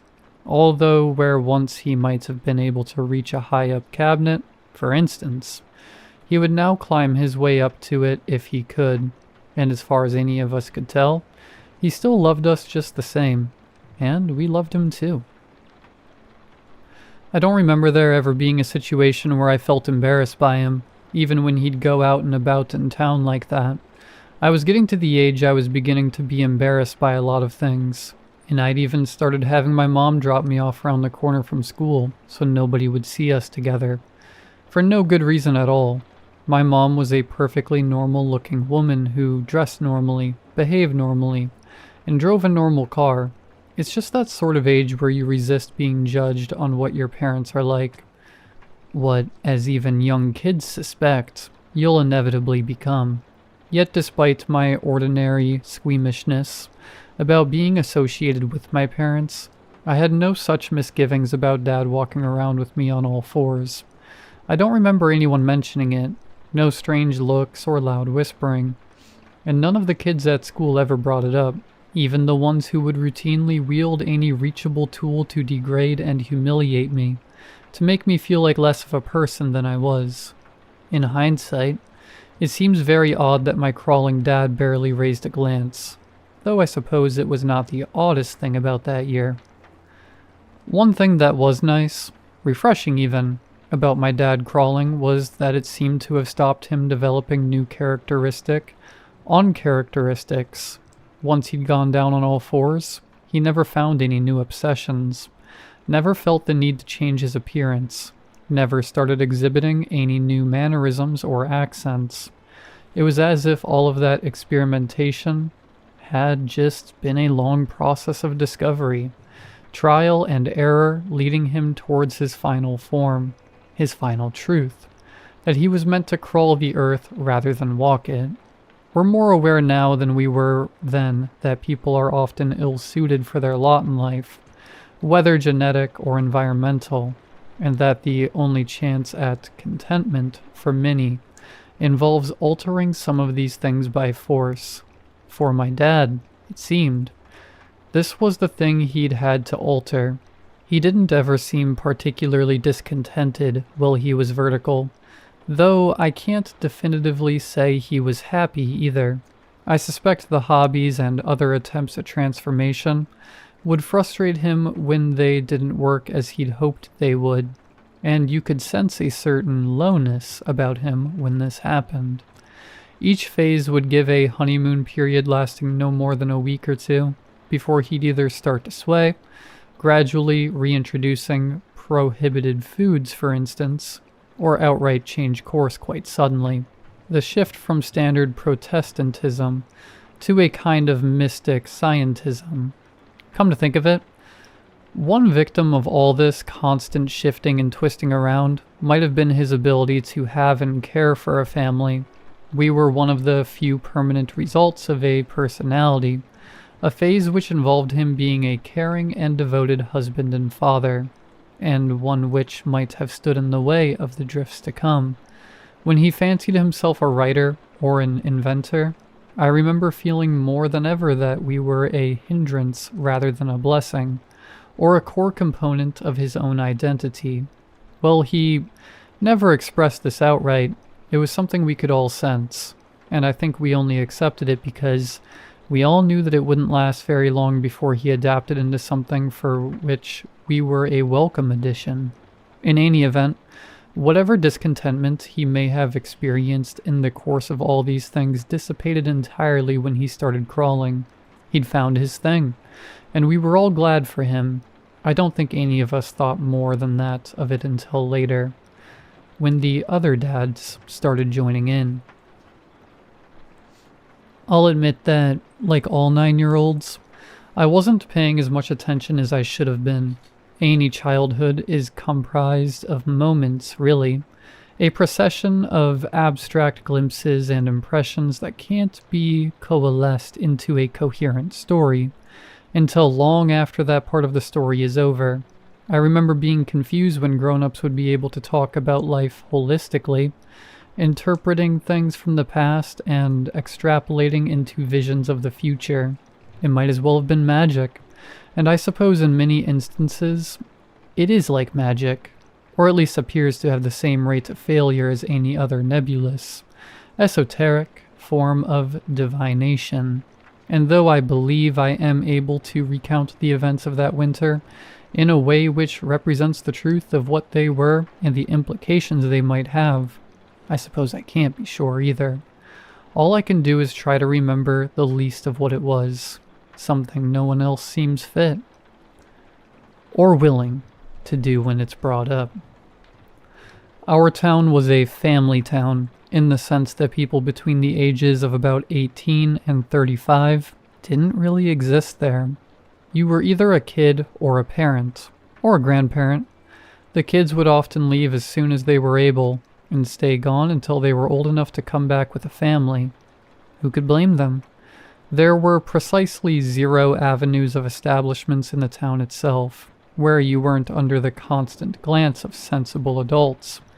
As such, We were forced to develop and explore our independence out in the insecurity of wilds that immediately surrounded the town. Scattered throughout the woodland were gravel pits, disused shacks, and abandoned vehicles. The woods were our town. We made it ours. Indeed, so complete a microcosm of society it became. Its own machinations, rules, and class systems were organically and spontaneously established. Certain landmarks held functions, and there were areas which were de facto off limits to those in the wrong circles. You knew, for instance, never to hang around the burned-out camper van if you weren't one of the Delaney brothers' crew.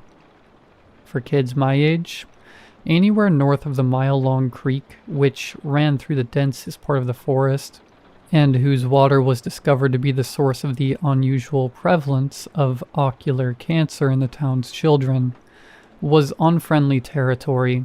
That was the area in which the activity of older kids would transpire: drugs, revenge, and nascent, fumbling sex acts. I say this simply to emphasize that there were essentially two towns. The town proper, where all the grown-ups lived their grown-up lives, and then the town outer, where all the kids went to grow up.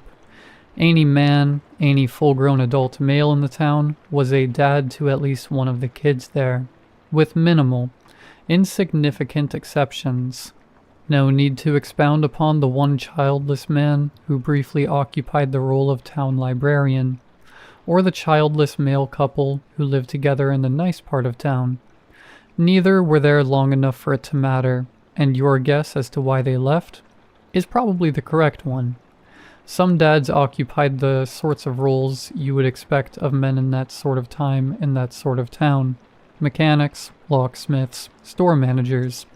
But most of them worked at the factory a couple of miles away. The factory, known only and always as the factory, was our town's industry. It was credited with seeing us through several recessions and economic upheavals, relatively unscathed, and, as mentioned, with contaminating the creek that caused the unusual prevalence of ocular cancer in the town's children. In town, the factory was treated as unmoving and essential, a thing as the air itself, even less prone to variance in fact. It sat just elevated enough that its lone gray turret could be seen from virtually any vantage point within the town or its surroundings. Although myself, and presumably most of the non-dad townsfolk, had never actually seen the entire building up close. It was sufficient to know that it was simply there, and it was there that most of the dads would go to work. I don't know what the factory was for, nor do I really know what my dad did there. From any discussion, form, or pay stub, the most I can discern is that he was a worker there. I never bothered to ask for any more detail than that, and he never offered any unbidden, like some dads might do. To him, it seemed, his job was just a minor inconvenience, a tedious and unimportant necessity to facilitate his true passions, whatever they may have been that week.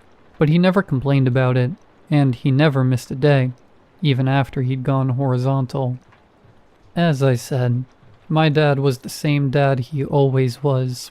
If anything, he became even more the same once he'd started crawling. There was nothing else to him, nothing new for us to acclimate to. He just crawled around, went to work, played with us kids, and crawled into bed with his wife at the end of it. Only one time do I remember it occurring to me that there might be something wrong with this. At that age, and for as long as I can remember before it, I always slept with my bedroom door open looking out onto the landing. I don't know if there was any particular reason for it, but I couldn't have it any other way. And if one of my parents closed the door after putting me to bed, I would always rush up to open it again. There was nothing I was actually scared of, yet it would send a cord of terror down my spine as soon as that door closed while I was in bed. One night, I'd woken up suddenly from what must have been a bad dream, one of those ones so terrible that your memory rejects them outright. if you're just left with the dread sensation that you had experienced a horror in sleep, and it might have followed you back out.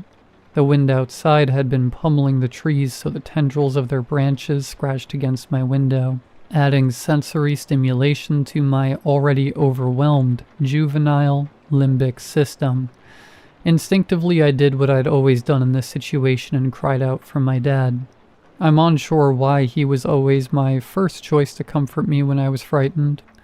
On balance, I'd say I was definitely closer to my mother, who, typically of the women in our town, had been much more present and involved in the key stages of my emotional upbringing, and certainly was my first port of call in any other emotional or physical state. But when it came to being frightened, it had to be Dad.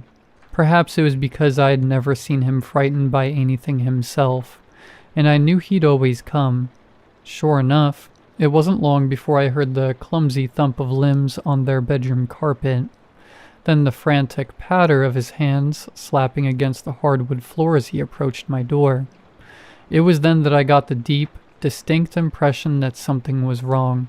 Deeper than the sensation whatever nightmare I'd had already stirred within me. The sound of my dad approaching, the sound that would typically comfort me in a state like this, was making me more terrified than I'd ever been. I don't have words to fit to begin explaining how much I utterly dreaded seeing him crawl past the doorway and into my vision.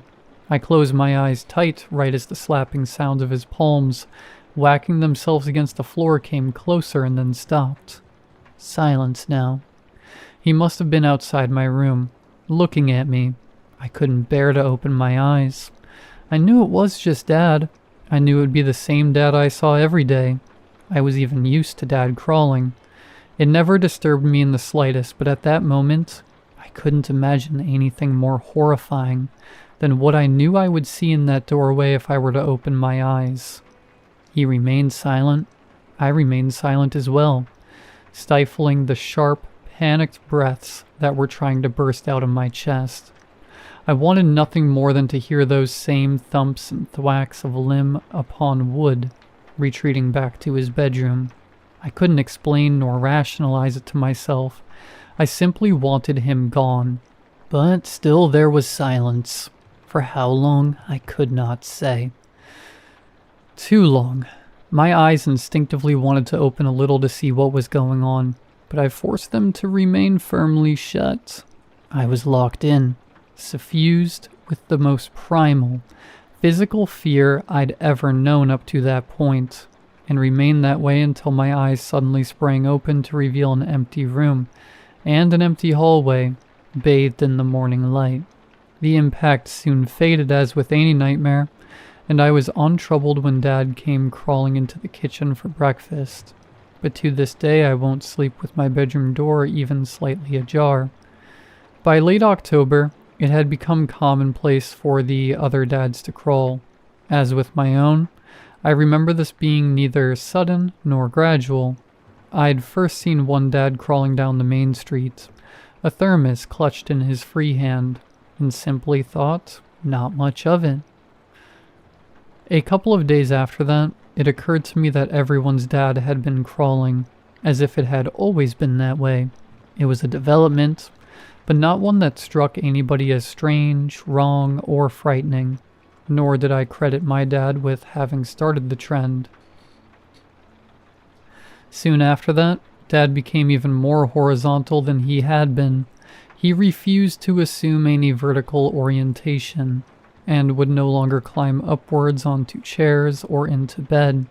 He requested that we serve his plates on the floor at mealtimes. My mom never disclosed much at the time, and she says even less about it now, but I would sometimes be woken by sounds from their bedroom at night. Strange sounds. Not unnatural, but rather too natural.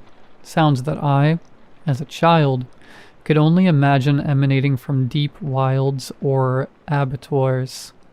Eventually, Dad wouldn't even climb the stairs at night. I'd come down in the early morning to find him in the middle of the living room rug, prone like a sphinx. His eyes, wide open, somehow even more open than when he was awake. Then he stopped sleeping entirely. By mid-November, the fog had been descending daily from the woods, became denser and permanent, and it became impossible to see more than 6 feet in front of you. Walking into town was akin to what I'd imagine walking through clouds to be like, with only blurry streetlights and vague shapes and impressions to guide your way. More often than not, the shapes you'd see would be those of crawling beasts, skittering in and out of visibility, their details completely obscured by the deep murk that enshrouded us. Soon enough, the fog had become so heavy and pervasive that it seemed unwise to go out in it, and we all began to stay home. All of us, except the dads, that is. The dads would still leave their homes every morning as usual, on hand and foot, with nobody driving cars around town. It became their sole dominion to crawl. Nobody knew what they were doing and nobody asked. We assumed they weren't going to the factory, which was more than 2 miles away through the woodland. An unthinkable journey to crawl, but it didn't affect us. And I imagine if I'd had the foresightness to ask questions, I would have squarely been told it was none of my business. In fairness, it wasn't any of my business. I would come to know that, whatever business this was, it existed far beyond my remit. That the dads were doing what the dads were doing is about as close to certain as I can be on the matter, and as long as Dad came home, I had no reason to concern myself with it any further. One evening, early December, Dad didn't come home. None of them did. They had left their houses that morning as usual, with no outward signifiers that this day would differ from any other, and they never returned. The following day, I remember accompanying my mom on a drive into the town's foggy maw to search for him, only to find all the other moms and kids doing the same thing, headlights scanning vainly for things long since gone. Even at that young age, I somehow knew, intuited at least, that my dad was never coming back. It took some of that growing and comprehending I mentioned before to realize that Dad had already been gone a long while before that day the dads disappeared. The next day, the moms organized a search party, scouring the woods around the town for dads. I wasn't allowed to go, so my older sister was left with me at the house. I remember spending the day staring out of my bedroom window. The only thing I could see through the impermeable mist was the factory's turret, silent, unmoving in the distance, the only constant left. When Mom came back that evening, I heard sobs, harsh breaths, and the frantic exchange of hushed voices between her and my sister. I wasn't supposed to hear, but I sat hidden at the top of the stairs and tried my best to make out what had been discovered. My mom has never spoken about it again. Any of it. Not my dad, not the crawling, not the fog, not the town, not the factory, not what they had found there. After corroborating with my sister, what I know is this. The moms had followed several trails, hand and footprints, coming from all different angles into the forest. Along these trails, they found articles of clothing, Dad's clothing, across the forest floor, although the clothes hadn't simply been removed. They had been bifurcated, precisely down the middle, as if carefully sliced off whatever was wearing them, and they were hot to the touch in spite of laying on the cold earth for at least a whole day. Gradually, the various trails of prints had begun to coalesce and meet in the middle, beyond the point they all met. About 1 mile south of the factory, they formed one single trail, one set of hand and footprints, the size of 70 men's put together, which crawled in a straight line directly to the factory. The very next morning, we left town. I'd been woken up by Mom around dawn, who listlessly told me we were going and we wouldn't be coming back. I barely had time to fill a backpack with my things, let alone begin to comprehend the emotional weight of all that was happening and what it meant.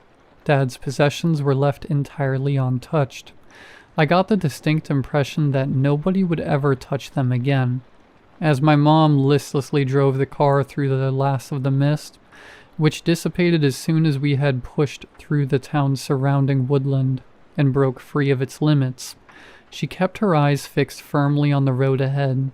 If at any point she had looked behind her, she would have seen the town swallowed whole by the fog, all except for the factory, which still stood tall in the far distance, glowing deep red from within, as if filled with an infinity of burning coals.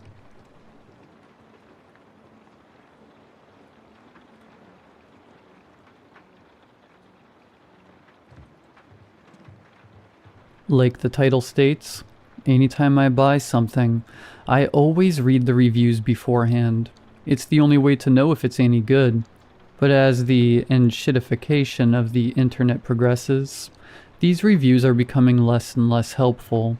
I mean, how honest are they going to be for a product called Rhea Bio-Collagen Real Deep Mask, Hydrogel Overnight Mask, Korean skincare, stocking stuffers for girlfriend and wife?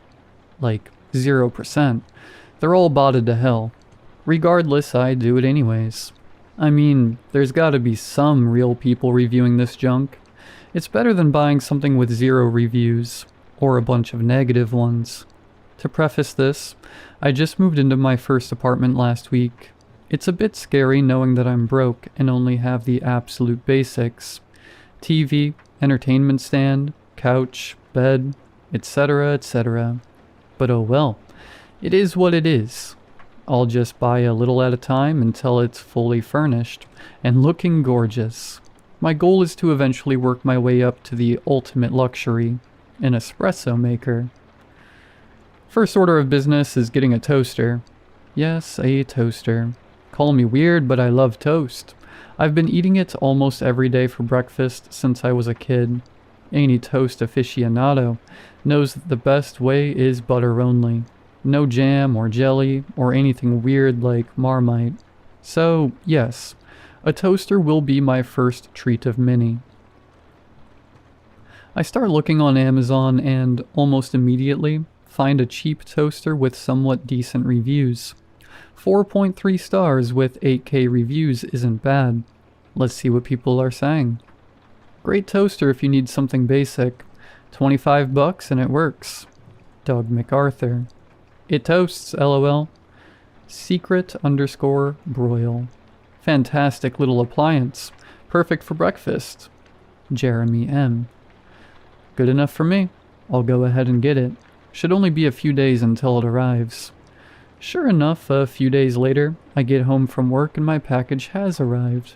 Call me a nerd, but I am so excited for this thing. I might even have me a little late night toast excursion. I set the toaster up and, what do you know? It doesn't work. I plugged it in, put my bread in, pulled the handle down, and nothing. What a piece of crap. At least Amazon has a good return policy. That night, as I start the return process and begin looking for a new toaster, the busted one starts making a clicking sound. I'm talking loud too. Just click, click, click, click. Drove me nuts for a few minutes until I unplugged the thing. What's weird is that it was hot, and the lever wasn't pulled down either. But that's what you get for ordering some crap that was probably made for $2. I finally find a new one. Something pretty similar, and at this point, I'm pretty irritated, so I don't even check the reviews this time. I just click buy, put my phone on the charger, brush my teeth, take off my makeup, and go to bed. As expected, another few days roll by and I'm chilling on the couch when there's a single knock on my door. I open it and voila, new toaster. I still have to return the old one, but I'll do it later. I have 30 days. It's not like the one I have is haunted or anything. A week goes by and thankfully, I finally have my 3rd day off since moving in. At least this time it is paying off. As I sit in my bed rotting, aka watching TikToks and eating chips all day, I look around and notice how bland my bedroom is. I mean, it looks like a dude's room. I need to get some color or something in here. Maybe an accent wall would be nice. So I go on Home Depot's website and look at paint. Exciting, I know. And I'm thinking a nice pop of ocean blue would be perfect. But I don't want to get some crap where the paint flakes off. So I find a brand and color I like. And of course I read the reviews. Beautiful color. Was exactly what I was looking for. The cottage has never looked better. Mary. Went on beautifully. Color was better than I expected too. Perfect for when you just need to liven a dreary room. Jeremy M. It's paint, what do you expect? Home Depot customer. Alright, well, Home Depot customer sounds like a bit of an asshole. But I think I'll go with this one. I order it and... a week? It's going to take a week? That's some BS, but whatever, I guess. In the meantime, maybe I'll go on Etsy and get some cute new earrings too. I mean, I can't let my apartment's soon-to-be prettiness show me up. Again, I hear the clicking of the toaster. Click, click, click, click. I go to the kitchen and it's plugged in. And it's hot. Almost unbearably so. How the hell is that possible? Something is weird here. I could have sworn that I unplugged it. I need to return this thing tomorrow. Regardless, I go back to my room and hop on Etsy. After only a few minutes, I find the most adorable little silver snake earrings. I mean, they aren't everyone's cup of tea, but apparently I like reptiles in mine. Now I bet you'll guess what's coming next. Cue drumroll. The reviews. Got them for a friend's birthday. She loves them. Kirsten. Talk about quality. I've been buying from Sam Slithers for a few years now, and they've never disappointed. 6 stars if I could. Goose Gobbler. Absolutely fantastic. Truly, I mean, why would you want your new apartment to be prettier than you? Jeremy M. What was that last comment? Who would say something like that? I look through my recent purchases on every website, and the same name keeps popping up. Jeremy M. Even with the second toaster I bought. He reviewed that. Great toaster, especially if the earlier one is on the fritz. The clicking drives me nuts. Jeremy M. This has to be some sort of messed up coincidence. Out of total paranoia, I start looking up random items. Paper towel holders, vacuums, baby gates. Great for your first apartment out of college. Jeremy M. If only it could vacuum by itself. Unfortunately, being a girl living alone, you have no choice but to do it yourself. Jeremy M. You'll never be able to use this, Jess. Why bother? Jeremy M. What the... Who is this? I go to the original review and click on Jeremy M's profile. They now have a profile picture and it's me, sleeping in bed, but the worst part is the bio. It's my address, and the date of time. 8:50 p.m. It's 8:49 p.m.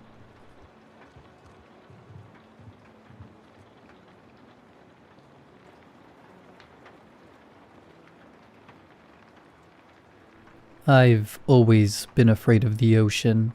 It's not crippling.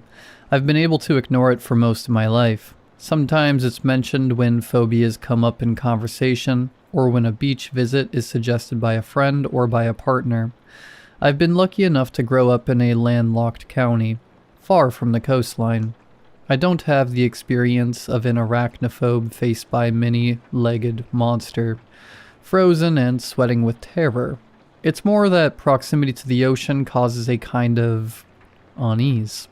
A feeling that something is wrong, rooted just below my ribs like a pit. It makes me a little jumpy, on edge. Approaching the surf fills me with heavy foreboding, as if to step into the water would be the very end of me. Wrapped around it is the tiniest feeling that something is missing, that to enter the water, to let the waves wrap around me and drag me down with green hands, is the only way I could ever really be whole. The combination of these feelings has been the root of much confusion in my life, the contradiction of the whole thing. My parents were silently resigned to my strange behavior around the sea as a child. We never had a lot of money, and holidays to the beach were not a regular occurrence. Maybe 2 days spent at the coastline over the summer. My siblings as happy in the sandy water as the tiny skittering crabs, while I stayed back with my mother. It was on one of these holidays, when I was 15 years old, that she gave me my first warning. You feel it, don't you? She asked me this with a look in her eyes which I have never seen before. Something between sadness and fear. It was not the kind of expression you ever want to see from your mother, and it worried me. What? You can feel the sea talking to you. I looked out across the ocean. The round, dark head of a seal is visible in the distance, gulls swooping above it. She looked out too, but her gaze was directed towards my father and brothers, splashing in the shallows. My sister felt it too. That's how I know. You have the same look on your face when you are near the water as she always had. She turned to me, taking my shoulders in her hands and facing me towards her. Whatever you do, don't go to the water. I can't lose someone else. At the time, I was confused and a little annoyed at her lack of an explanation. Eventually, I forgot, let it fade away, as memories of childhood tend to do. I never knew my aunt, as she died before I was born. After my recount of the conversation with my mother, you may expect to hear that she drowned. However, she was simply ill. I was never told the exact form of sickness, but I know that she was wasted away slowly, fading into death. I think the loss of her older sister fundamentally changed my mother. My father has told us stories of how she was when they first met, when she was happy and vibrant and overflowing with life. By the time I, the third child, was born, she was little but the shell of a mother to us. She acted as a mother should, comforted us, fed us, taught us what we needed to know to live. But if you looked, really looked, then you could tell there was nothing there. Hollow eyes behind a bright smile. When I was younger, and had not known loss, I didn't understand. Now I have a certain sympathy for her. This emptiness slowly drove my siblings away. By the time of her death, several years after my father's, I had become a live-in caregiver for her. As such, I was left to deal with her house and affairs. It's a strange thing, the loss of a parent. You can never be ready for it, and just when you feel as if you want to do is cry, you're struck with all these terrible responsibilities which now rest on your shoulders. Breaking the news, organizing a funeral, dealing with decades of possessions. A life well lived now broken down into boxes of books and childhood toys, and clothes and scraps of paper, jewelry and ornaments, and 100 tiny things which I can never know the sentimentality behind. Things which meant the world to her, now sorted into neat piles to sell or throw away or pass on to others. There's a callousness to it, rummaging through the trappings of her life and searching for value. Something so inherently emotional, broken down to methodology. As in most houses, the attic was filled with dusty boxes. One of these, when I pulled it down, was labeled with my aunt's name, the first physical proof I had ever seen of her existence. The box was heavy and cumbersome, sliding from my fingers, the cardboard misshapen with age and slick with a thick and sticky layer of dust. The item which fell from the box appeared to be a fur coat. It was slippery, almost like silk, warm to the touch and much finer than any fur I had ever seen. The pattern was unfamiliar to me, a mottled gray with blooms of silver spreading across it like lichen on a dead branch. The coat stank of old salt and seaweed, like a tide pool on a hot day. With some trepidation, I realized it must be sealskin. I'd never seen a sealskin coat before. Briefly, I wondered whether the possession of it was even legal. Why had my mother kept this? Out of everything, why this? She must have gone through her own process, her own methodology, when her beloved sister passed away, and out of everything she chose to keep this sealskin coat, and not only keep, but lock away. The dust was unmarked, clearly undisturbed for many decades. This coat had not been worn, had not been displayed, had not been cared for even, as if she did not truly want it, but could not bring herself to get rid of it. As I ran the fur between my fingers, a scrap of letter paper fell from the folds. Recognizing my mother's neat, sharp handwriting, I picked it up. Dearest Maud, my aunt's name. Was this letter written before or after she died? I carried on reading. I'm sorry. I'm so sorry. I was so afraid of losing you that I let myself do something terrible, unforgivable, awful. You should never have told me your secret. You should have known that I wouldn't believe you. I'm sorry I had you involuntarily committed. I'm sorry they didn't lock you up for longer. I'm sorry I stole your coat. If I hadn't, maybe you would still be here. How was I to know? Who would have ever known? Who would have believed you? I did as any sane person would, Maud. Why didn't you keep it to yourself? I thought you were in withdrawal. I wasn't to know it would kill you. Salt water ran through your veins, Maud, and I didn't believe you when you told me. I was going to lose you either way. To this, or to the draw of the endless ocean.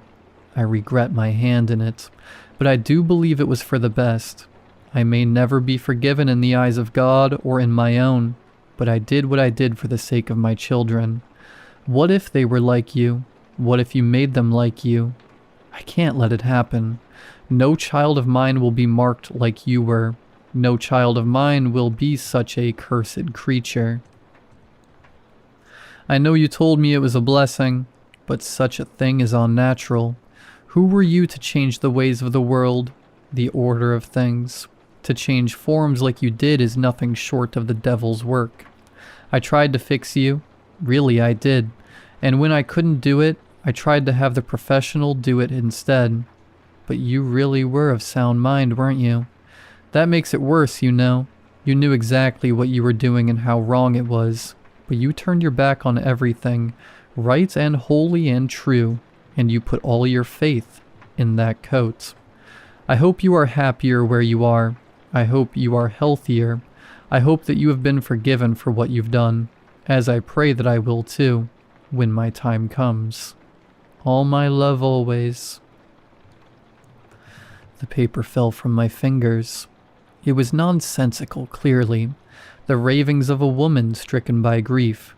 Did my mother truly believe that she had killed her sister by taking this coat from her?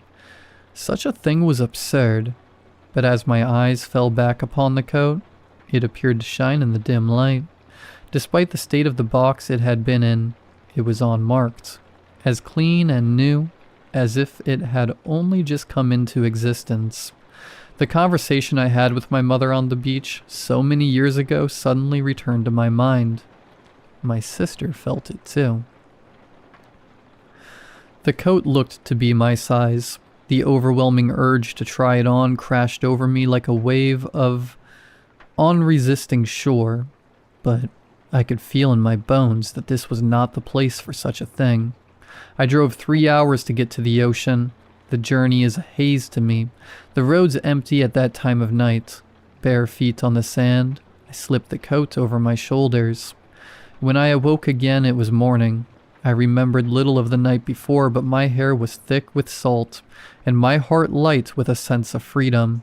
Flashes of memories danced through my head, swimming in the clear water, longer and faster than any human could, rolling and playing with the seals, who welcomed me as one of their own, feeling more at home than I had ever felt before. I see now why my mother was so afraid of losing her sister, and of her children taking the same path. If they were to learn about it, now that I have felt that freedom, I'm not sure that I can go back.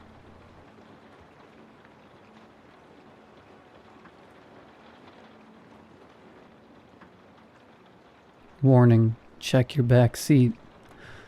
I wasn't worried about the message when it first popped up. It's one of those things they put in these days to make sure no one leaves a child in a hot car, I guess. It had never shown me that message before, but I figured maybe a passenger had left a purse on the floor or something and it was detecting the weight. There wasn't anything there though. I looked under the seats and everything. Even ran my hands along the back edge to see if there was a wallet or phone stuck in the crack. I didn't think that sort of thing would set off the alarm, but the car was still fairly new, so I couldn't be sure. Regardless, nothing was there. I'd forgotten about it by the end of the next day, honestly, but when I pulled into my driveway and turned off the car, there it was again on my dashboard. I checked the back seat again. Still nothing. I hadn't had any messages from passengers looking for any lost items either. Maybe this was just a thing the car did. Just a general warning to remind drivers to check the back seat every time they got out. If so, it felt counterproductive. If the warning was there every time, people were bound to start ignoring it. It would just become part of the background. Also, I was sure that the car hadn't been doing this for the first several months I'd had it. On the other hand, this was the sort of change they might have pushed through a software update. There could have been some new legislation, some lobbying group pushing to have this warning on permanently, like the meaningless parental advisory stickers on music. I looked online that night, searching through car forums and news posts for any mentions of this warning. I couldn't find any indication that it was supposed to be happening every time I turned the car off. In fact, it didn't seem to be showing up for anyone else. This problem was only in my car. Clearly it was just a bad sensor. It was probably still under warranty, but in order to get it fixed, I'd still have to leave it at the dealership for a day, and the warranty wasn't going to pay my lost income for the day off. I told myself I could just ignore it. It was just a single line of text. I'd stop noticing it in no time. I was wrong. Every time I turned the car off, that message glared at me like a dire omen.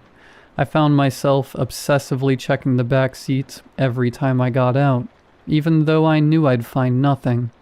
I vacuumed the car until not so much as a crumb remained. I checked the seatbelt latches. Everything was perfect, but the warning still appeared. I tried ignoring it. I averted my eyes when I turned the car off, but I could feel it glowing from the deactivated dash. See the phantom words printed across the darkness of my eyelids. I walked away from the car without looking in the back, telling myself that it was a waste of time and there was nothing to find. I knew I was right, of course, but I found myself wide awake at 3 in the morning, staring at the ceiling and thinking, what if? I ended up kneeling in the street, in my pajamas, with my phone flashlight on, looking under the seats for something I knew wouldn't be there. The back seat was as empty as always. The warning haunted me constantly. I only saw it when I stopped the car, but I knew it was always coming. I began to watch the back seat constantly, eyes flicking to the rearview mirror, more than was safe or reasonable. My passengers noticed. My rating began to dip, with notes making concerns about attentiveness to the road. My tips suffered as well. Finally, I bit the bullet and took the car in to get the sensor fixed. The warning mocked me as I parked in the lot, daring me to go inside without looking. I wanted to. I knew there was nothing there. But if I claimed there was a sensor issue, and they found a bag or a box or some other physical object sitting back there, I'd look like I was too dumb to have just checked the back seats. I knew I had checked it. I had checked it 1,000 times. But I looked once more just to be sure. I explained my problem to the man at the counter. He typed some notes into his computer and said, "Gonna be a few hours until we can get you in." "That's fine," I said. "I'll wait." "You sure you don't have—" he began. I cut him off more emphatically than I intended. "There is nothing in the back seat. I have looked." All right, he said, raising his hands to placate me. "Just trying to save you some time in case." I went to look again after that. I really couldn't have stood being wrong at that point. It was empty. It was always empty. I knew every crevice of that back seat now. There was nothing there. I sat in the waiting room drinking coffee and playing on my phone. I was inexplicably nervous. I couldn't figure out why. It was just a sensor issue. They would find it and fix it. The problem would go away. It was crazy that I'd waited this long, that I'd let it get to me this much. Finally, they called me back up to the front. "Well, we can't find anything wrong with your car," the mechanic said. "What do you mean?" "There's absolutely nothing in the back seats. I have made very sure of that." "Back seat's clean as a whistle, sure, but we can't get that warning to turn on either. Not without someone in the back seat. It cuts on like it's supposed to with a person back there. But if it's just the driver, it doesn't show." My expression must have been somewhere between disbelief and rage. The mechanic took a step back. "Look, I'll come show you." I calmed myself and followed him out to the garage. He turned on the car while I watched through the window. He let it run for a moment, then turned it off. No message appeared. "See?" he said. "We can replace the part if you want, but since we can't find an issue, it's not going to be covered under warranty, and we've got to take the entire back seat out to do it, so there's going to be a decent labor fee." I ignored him and got into the car. I turned it on and then, with trepidation, turned it back off. For the first time in weeks, no warning appeared. The rush of relief I felt was incredible. I turned the car on and off again several more times. There was no message. The warning was gone. "You happy?" the mechanic asked. "Unbelievably," I said. He shrugged. "Wish they were all this easy." I drove home feeling like I was floating. I hadn't realized how much tension I had been carrying, or how much my car had begun to feel like a prison. The road was broad and open. The day was beautiful. I was free. In my peripheral vision, a light flickered. Something on the passenger side of the car had blinked out. A little orange light I could not remember ever having paid attention to before. I stared sharply at it now, trying to figure out what had been illuminated. It blinked briefly again, or just long enough for me to read it. Passenger airbag off. It stayed on whenever there was no one in the front passenger seat. It was off now. The final short blink could have been anything. It could have been an LED failing, a sensor breaking, any of 1,000 electrical glitches, or it could have been something settling itself into the passenger seat. I pulled over to the side of the road. I left the car running when I got out. I did not look back as I walked away. There was no point. I knew there was nothing in the back seat anymore. I never went back for the car. The police called a few days later. They'd found my vehicle, they said. Some kids had taken it out joyriding. It was in bad shape. So were the kids. They were reviewing the dashcam footage, but did I want a copy for my insurance? I shouldn't have watched it. I knew that before I ever put the thumb drive in my computer, but I had to know.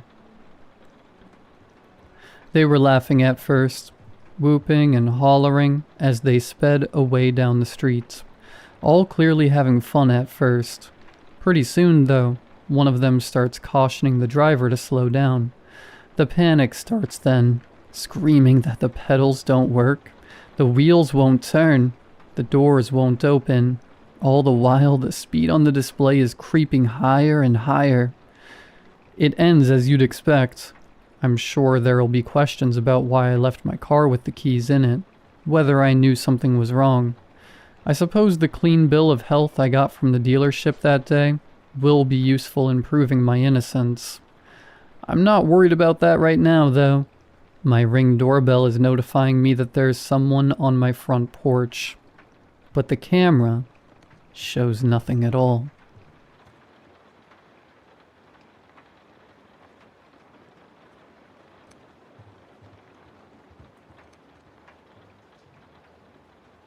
I'm a 26-year-old British male, and I graduated from university about 2 years ago. Not long afterwards, I found a remote job as a note taker. The job seemed simple enough. I would take weekly video calls with the client, jot down notes as he spoke about various subjects, and then send them to him for payment. The job description stated that the client was from Cairo, and apparently worked in the IT industry. He wanted someone who wasn't necessarily knowledgeable about the subjects he discussed, but was able to confidently write notes in English. I assumed he worked with several companies who needed these notes, and wasn't capable of translating them into competent text, or just didn't have the time. I applied for the job one evening, and within the hour, I received a call from an unknown number. Normally, I don't answer those types of calls, but I'd been applying to as many positions as possible, finding myself in a slightly strained financial situation at the time. I wasn't going to ignore a potential interview offer. I answered, and a deep, gravelly voice spoke. It was the client from Cairo. For anonymity's sake, I'll just call him Eamon. He invited me to an interview on Teams the next day. The interview went well, better than well actually. Eamon was very friendly, and despite his deep tone, he had a good sense of humor. He gave me a sort of gentle giant vibe. He looked middle-aged, had a thick beard, and wore rimmed glasses. He barely asked about my experience, and although I'm not the most charismatic person, I felt that I'd won him over with my personality. On reflection, I realized that neither of these things ever mattered to begin with. After signing the contract and starting the job, I began to notice something about Eamon.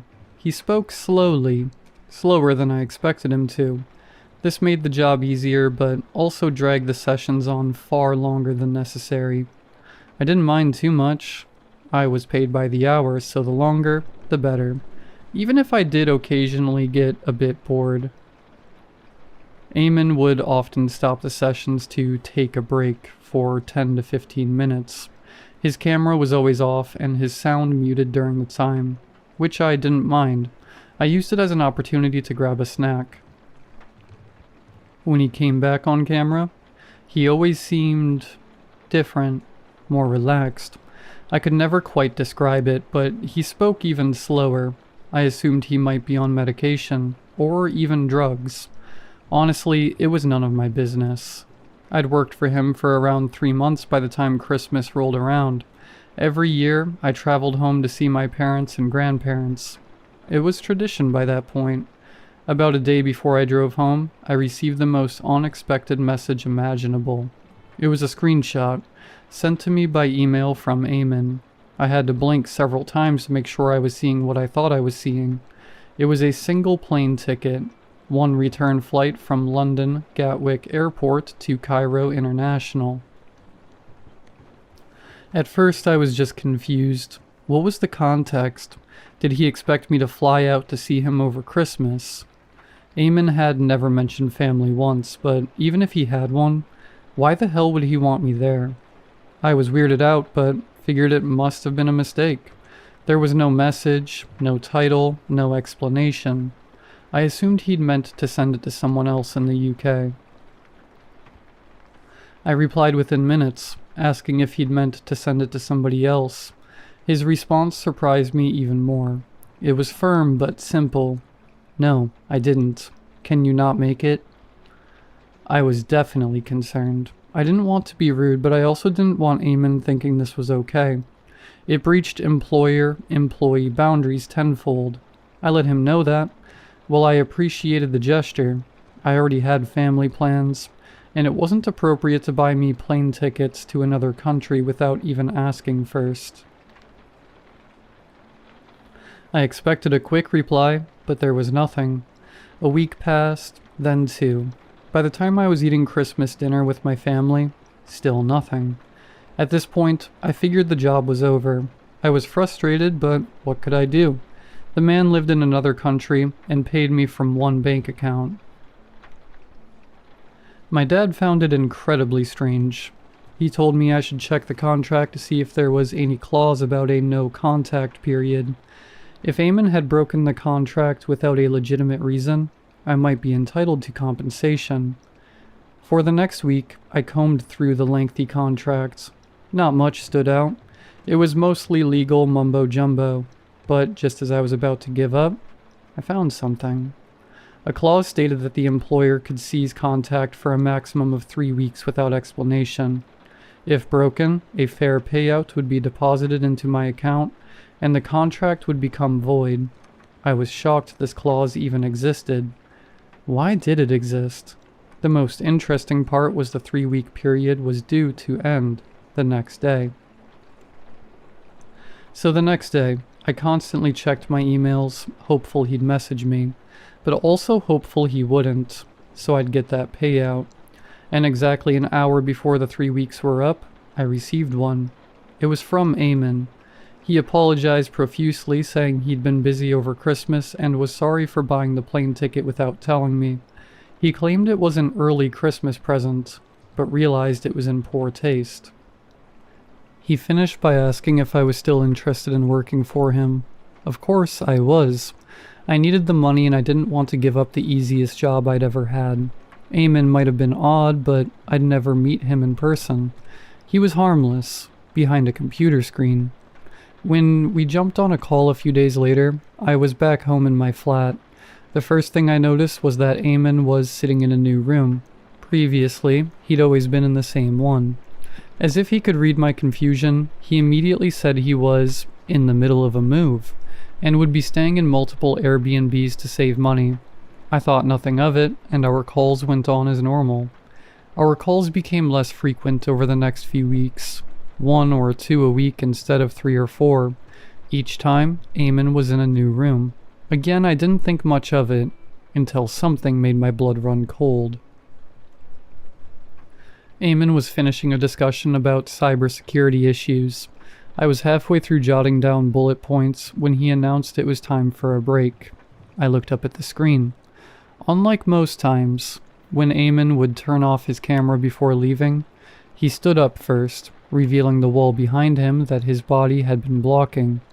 At first, what I saw didn't register. Then, just before the screen went black, I realized what it was. A Type G socket. If you don't know, a Type G socket is exclusive to the United Kingdom, meaning Eamon was not in Cairo. Eamon was in the UK. During the break, I double-checked online. Cairo used Type C and F sockets, not Type G. I spent the next 15 minutes staring at the black screen, questioning whether I'd really seen it.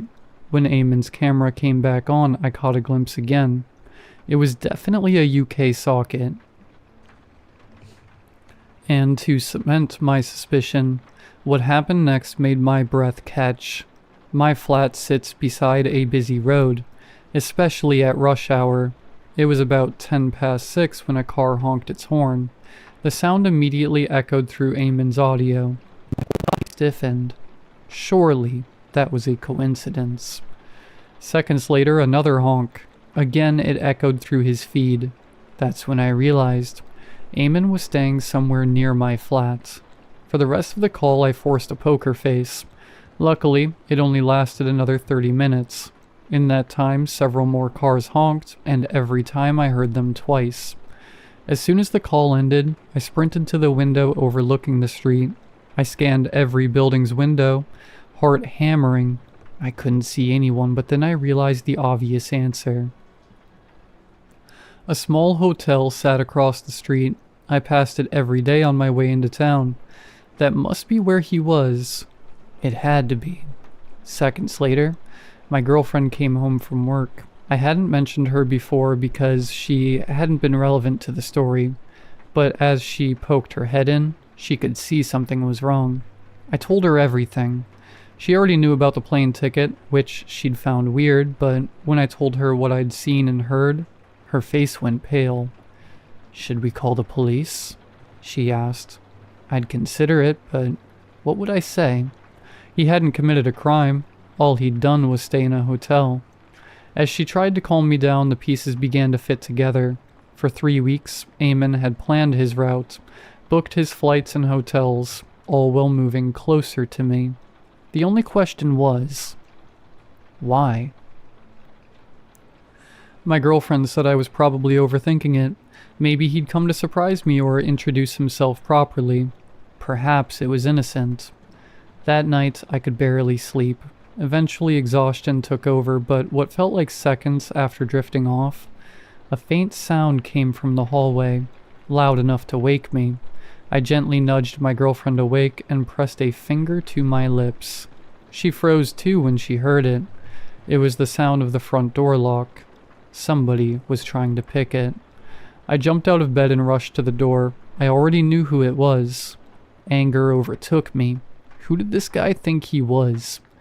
I peeped through the peephole. Nothing. Maybe I'd misheard.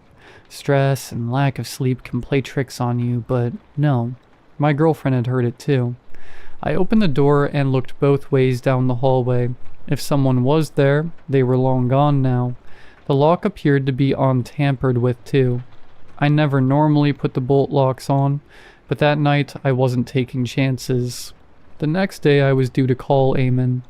My girlfriend initially advised against it and told me I should now call the police. But I told her there was no evidence of a break-in. If we were going to prove it was him, then we would need to prove it on camera. I tried to stay as focused and nonchalant as I could possibly be on our call. Eamon seemed normal, not like a man who had attempted to break in the night prior. I had a burning rage towards him, but I used all my strength to hold back from snapping. That night, my girlfriend and I were ready. I had placed a mounted camera on the other side of the peephole, from the inside of the flat, and I was sitting several feet away from the door in the pitch black. My girlfriend was in bed, though she told me firsthand that she would not get any sleep that night. Neither would I. I had a couple of energy drinks in my system, and I was gripping a thick baseball bat in my hands. If Eamon would dare try and break into my flat again, I would make sure he didn't get another chance to try it. Granted, I was half terrified, but like I said before, rage and anger was firmly holding the other half of my emotions. To my surprise, I would only need to wait an hour past midnight before I began to hear the sound of the lock being tampered with. I waited a few minutes, making sure that the camera captured as much footage as it could. Then I slowly crept over to the door. I left the bolt locks off this time. I wanted to be able to unlock the door and catch him in the act. Whoever it was would swiftly get the bat to the head. That was the idea anyway. As I crept up to the door, my heart began to pound. When I say pound, I mean pound. It felt like it was on a treadmill. My hands began to shake and sweat, and the grip on the bat felt much less secure than it did a mere few seconds ago. I hovered my hand over the lock, mentally psyching myself up to turn it, but my hand wouldn't move. As my heart rate reached what I felt was its maximum speed, the lock tampering stopped, and it turned. You might think that in this moment, I would have sprung to action as I watched the door open, and a figure stood up just a foot in front of me. But I didn't. I just froze. And so did the man. It was a man, I could see that now, and it was definitely Eamon. He looked shocked to see me there, but he never once let out a gasp. He seemed to be in the same state of shock as both of us. But out of the two of us, I unfortunately have to admit, he was the first to snap out of it. He placed a hand to his face, covering what little he could, and searched with his eyes around the room desperately. I took several steps back, trying to control my breathing. I was furious at myself for not acting, but this was all too real now. I knew that if he took one step past me towards my bedroom where my girlfriend was sleeping, I would snap out of the trance. I almost internally begged for him to do that, so my body would remove itself from what comatose state of fear I was currently in. Eamon took 2 single steps into the room and then paused.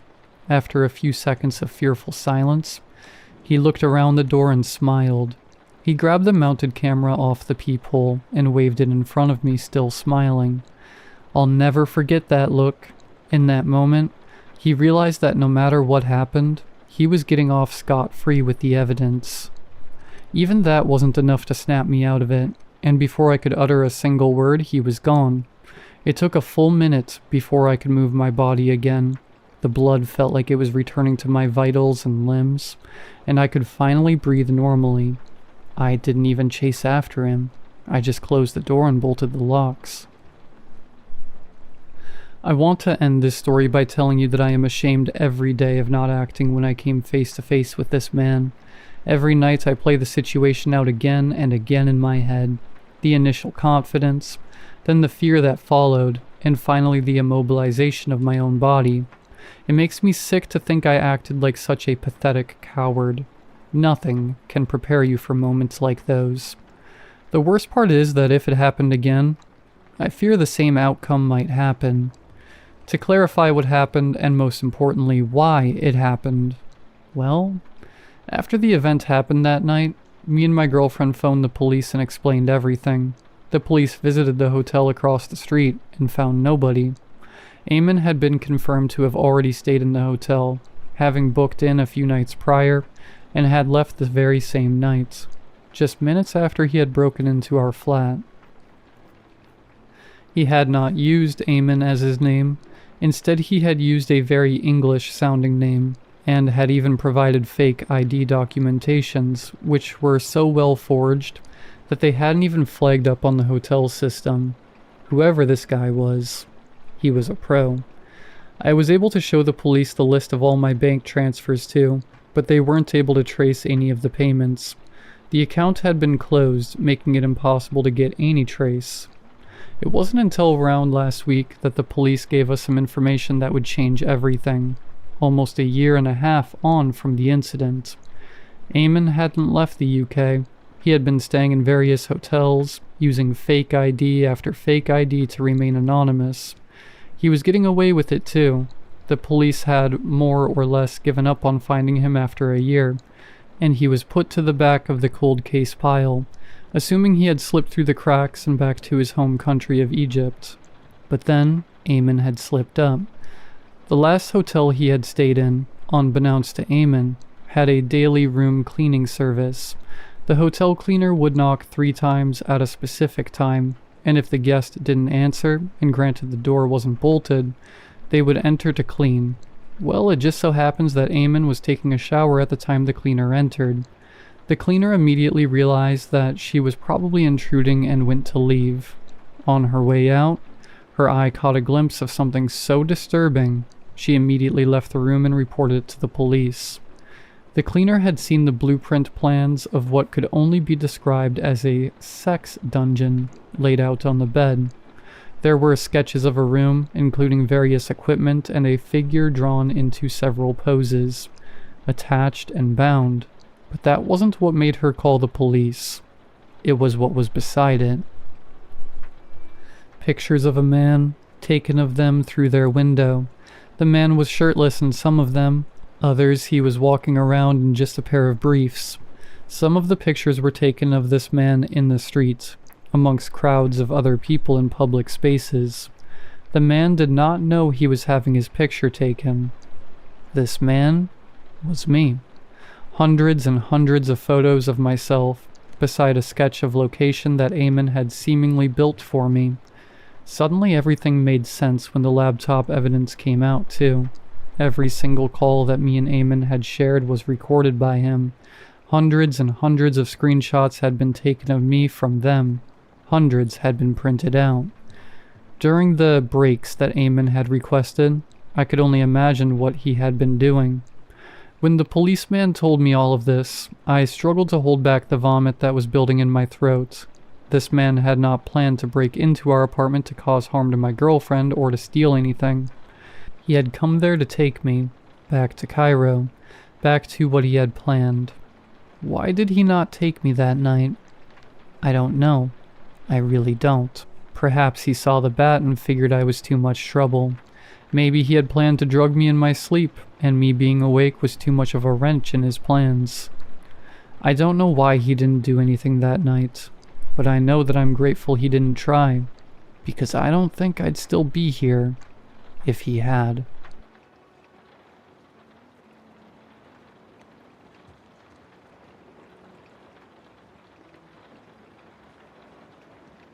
When my wife Sarah and I bought the house, it felt like a dream come true. Quiet neighborhood, plenty of trees, and a big backyard with a rusted, overgrown fence running along the far edge. The realtor said the forest behind it was undeveloped county land. No trails, no utilities, no trespassing.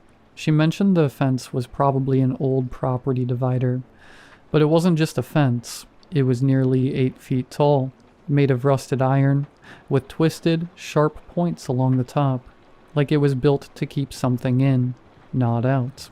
Right in the center, hidden behind vines and moss, was a gate, welded shut with thick seams of metal and rust.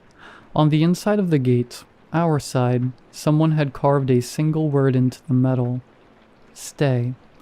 At first we thought it was some strange leftover from the previous owners. Maybe they were paranoid. Maybe they had kids and wanted to scare them from wandering into the woods.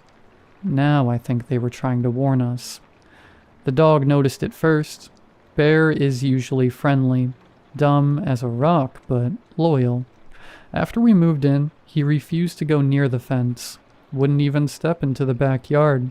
He'd stand at the sliding door, growling softly, tail low, ears pinned. Then the dreams started. Sarah said she kept dreaming about the woods, dense black trees packed tighter than they should be. She said she heard things walking just out of sight, shapes moving between the trunks. I shrugged it off, told her it was stress. New house, new environment, normal adjustment stuff. Then I started having the same dreams, and then it got worse. One night last week, I woke up at exactly 3:17 a.m. Not from a noise, not from a nightmare. I just knew I had to wake up. The house was silent. Even Bear wasn't snoring. I got up and looked out the back window. There, standing inside the fence, on the other side of the welded gate. I couldn't see much, just a tall silhouette. Pale, almost white, barely human-shaped. It didn't move, didn't run when I turned on the porch light. It just raised a long, thin arm and pointed at me. I blinked. It was gone. The next morning, I found bare footprints in the dew. Human-looking, but wrong. Toes too long, arches too low. They led from the gate, across the backyard, and stopped right beneath our bedroom window. That night, Sarah said I was talking in my sleep. Not mumbling, whispering. She said I kept repeating the same phrase over and over. Let me back in. I remember now. Let me back in. I don't remember any of it, but she swears she saw me get up around 2 a.m., unlock the back door, and stand by the fence, just staring. She said I whispered something to the gate, and something whispered back. Last night was the worst. I woke to Sarah shaking me, tears in her eyes. The gate, she said. Listen. I held my breath. In the silence I heard it. Metal groaning. A slow, dragging, shrieking noise. Rusted hinges straining. We ran to the window. The gate was open, bent inward like something had forced its way through the welds.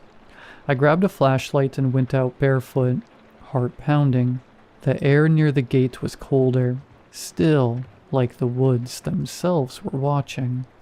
And that's when I saw it. The word on the gate, stay, was gone, scratched over with deep, jagged gouges. Now it said, welcome home. I don't know what I did. I don't know what's calling to me from those woods, but something is. Something that remembers me, and I think I'm starting to remember it too.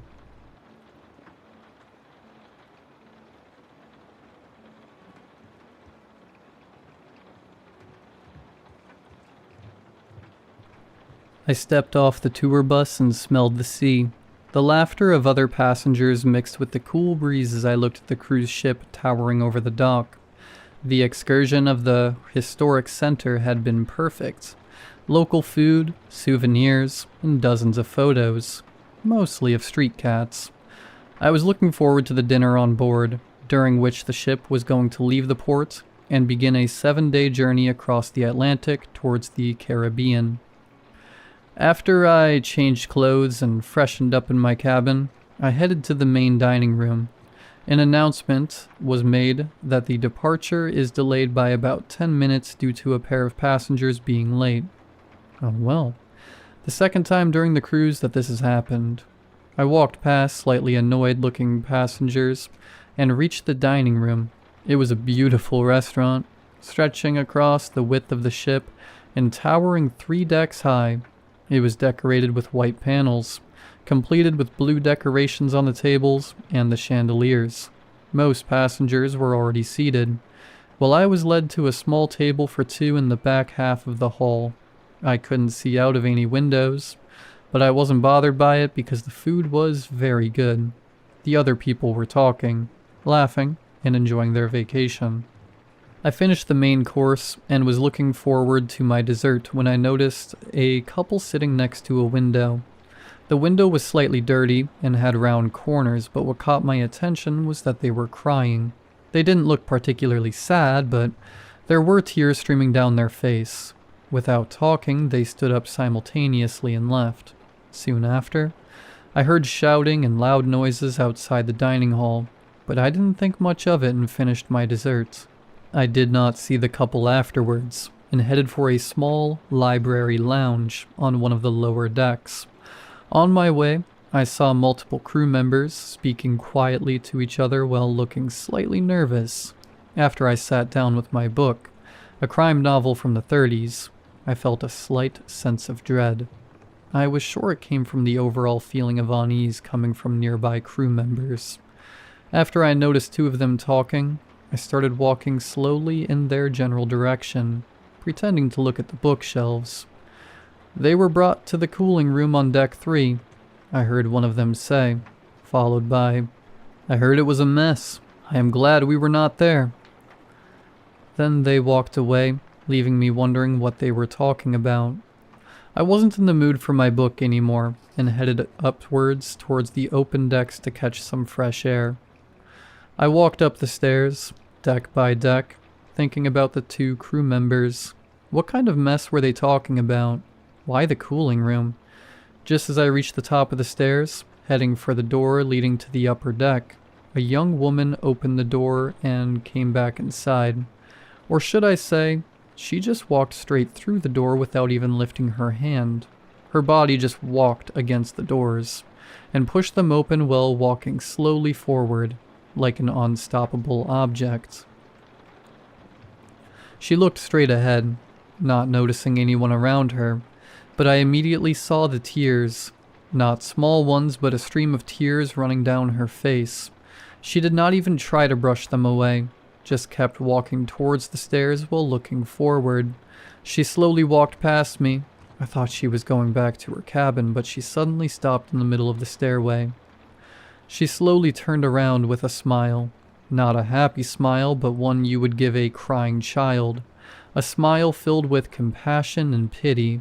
Suddenly she bowed down and slammed her head forwards with an enormous force against the edge of a stair. Blood covered the stairs, and the sound of her skull splitting open echoed from the steel walls of the stairwell. I ran. I should have alerted a crew member or tried to administer first aid, but the feeling of unease was so big that I immediately ran outside on the open deck. But what I saw there made me stop in an instant. About 5 passengers were outside. 10 more were lying on the ground covered in blood. The 5 passengers all smiled with tears running down their face. One of them had a thin, broken steel rod in his hands, but before I could see what he had planned to do with it, I screamed and ran back inside, past the woman on the floor and straight into my cabin. I slammed the door shut and sat down, burying my face in my hands and sobbing. I examined the cabin. Everything was clean and tidy. I wish I had a balcony or even a window, but I just stared against the wall. The slow movement of the ship was soothing, and I calmed down a bit. I sat on the ground for what felt like hours, until I gathered the courage to peek outside the cabin again. I opened the door and looked down the hallway. It was quiet. The handrail on the side of the hallway had red stains on one spot, which I quickly looked away from. I moved towards the lifeboat deck to look for a crew member. I headed up one deck, and just before the door leading to the lifeboats, I stopped. Letters written in dried blood covered the glass window of the door. "Don't look down," was all it said. I hesitated and refrained from pushing the door open. I turned and saw a woman looking at me from a few meters away. I immediately looked at her eyes, and thankfully, there were no tears, just a frightened look. I immediately felt that her gaze also went straight to my eyes to check for tears. "Did you look?" she yelled at me. I told her that I hadn't. After coming closer, I asked her if she knew what happened. "Passengers all across the ship have started to cry and hurt themselves. I don't know what comes over them.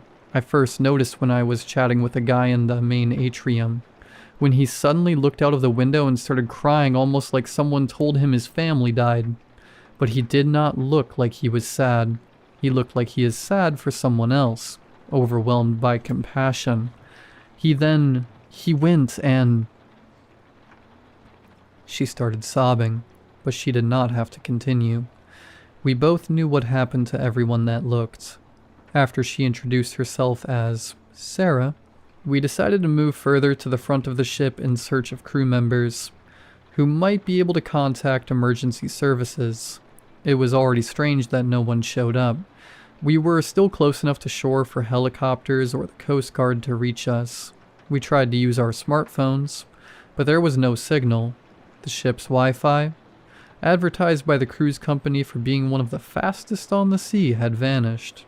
As we were moving forward, passengers with tears streaming down their faces walked inside from the lifeboat deck, but we never looked at them for long. Just before reaching the front of the ship, we saw a panicked crew member walking towards the lifeboats. He saw us and gestured us to come, even though the crying passengers were never paying attention to us. He was whispering. "They looked. All of the officers on the bridge, they looked." The feeling of unease intensified. If there is no one on the bridge anymore, we cannot contact the outside or turn around. The crew member who introduced himself as Jim told us he is going to try and lower a lifeboat to escape while wearing a blindfold.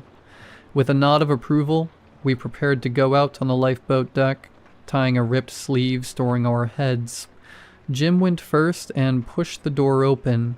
Cold air hit our faces like 1,000 needles. We slowly moved forward and then to the left.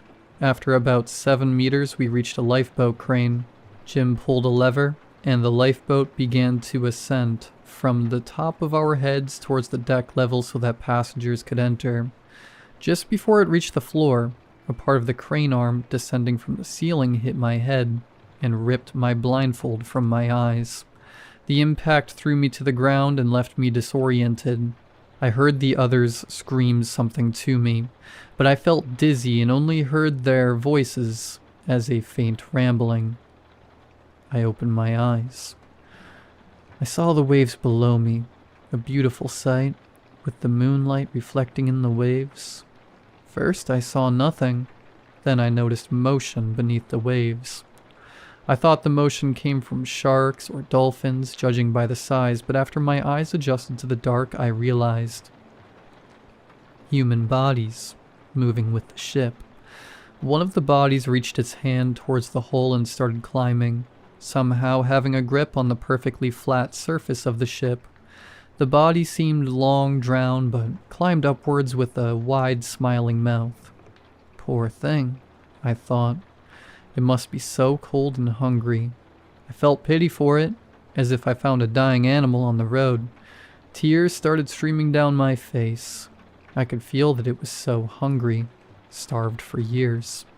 If only I could give it something to eat. The tears kept coming, It reached the top and smiled at me. If only I had food on me. Maybe I could give it something of mine. It needs my body more than me. It looks so weak and desperate for food, smiling so friendly. The sharp edge of the railing caught my attention. If only I could give it something to eat. I was standing in front of the railing, slowly raising my head. I wanted to crack my head open to give the creature food. It filled me with joy knowing that it would finally be able to eat something. Just as my neck muscles began to slam down, a hand tried to grab the back of my shirt. It did not bother me. I was concentrated on the railing. Suddenly the hand grabbed me and violently pulled me back. It was Sarah pulling me into the lifeboat. The smile on the creature vanished, and it opened its mouth wide to reveal many rows of sharp teeth. Its gaze was suddenly filled with unfathomable anger. It leapt forward, but the lifeboat's already lowered. It felt like an eternity to reach the waterline, but as soon as we touched down, I stopped crying, confused and scared. We sailed towards the coast while the ship slowly disappeared behind the horizon.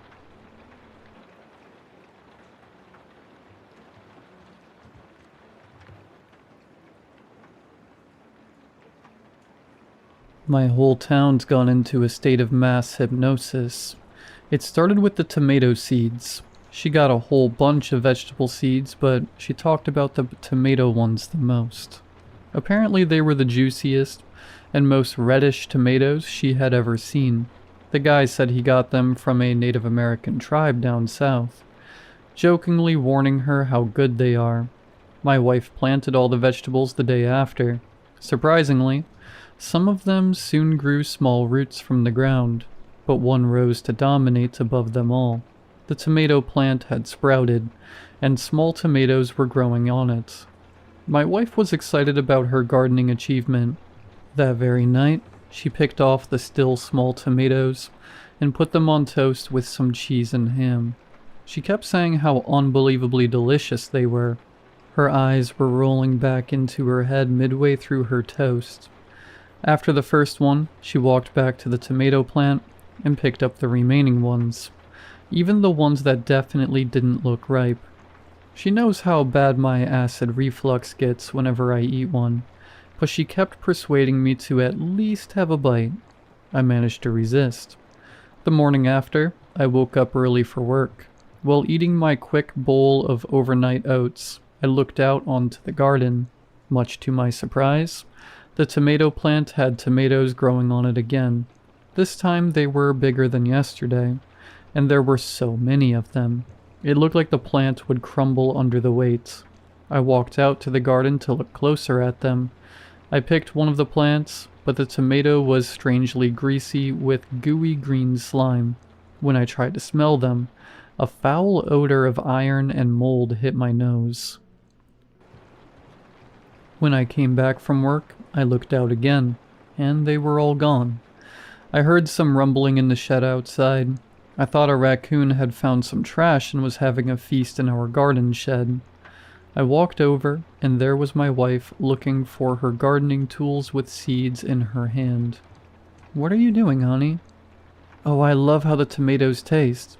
See how fast they grow? I want to plant a couple more of them." "Are you sure there's going to be space for them? We can barely fit the plants we got there now." "It's okay if there isn't. I'll take out the other vegetables and plant them." "Oh, but why? I was excited about them. And you know I can't eat tomatoes." "I know you can't, but they're just so good. I know it upsets your stomach, but you should try them."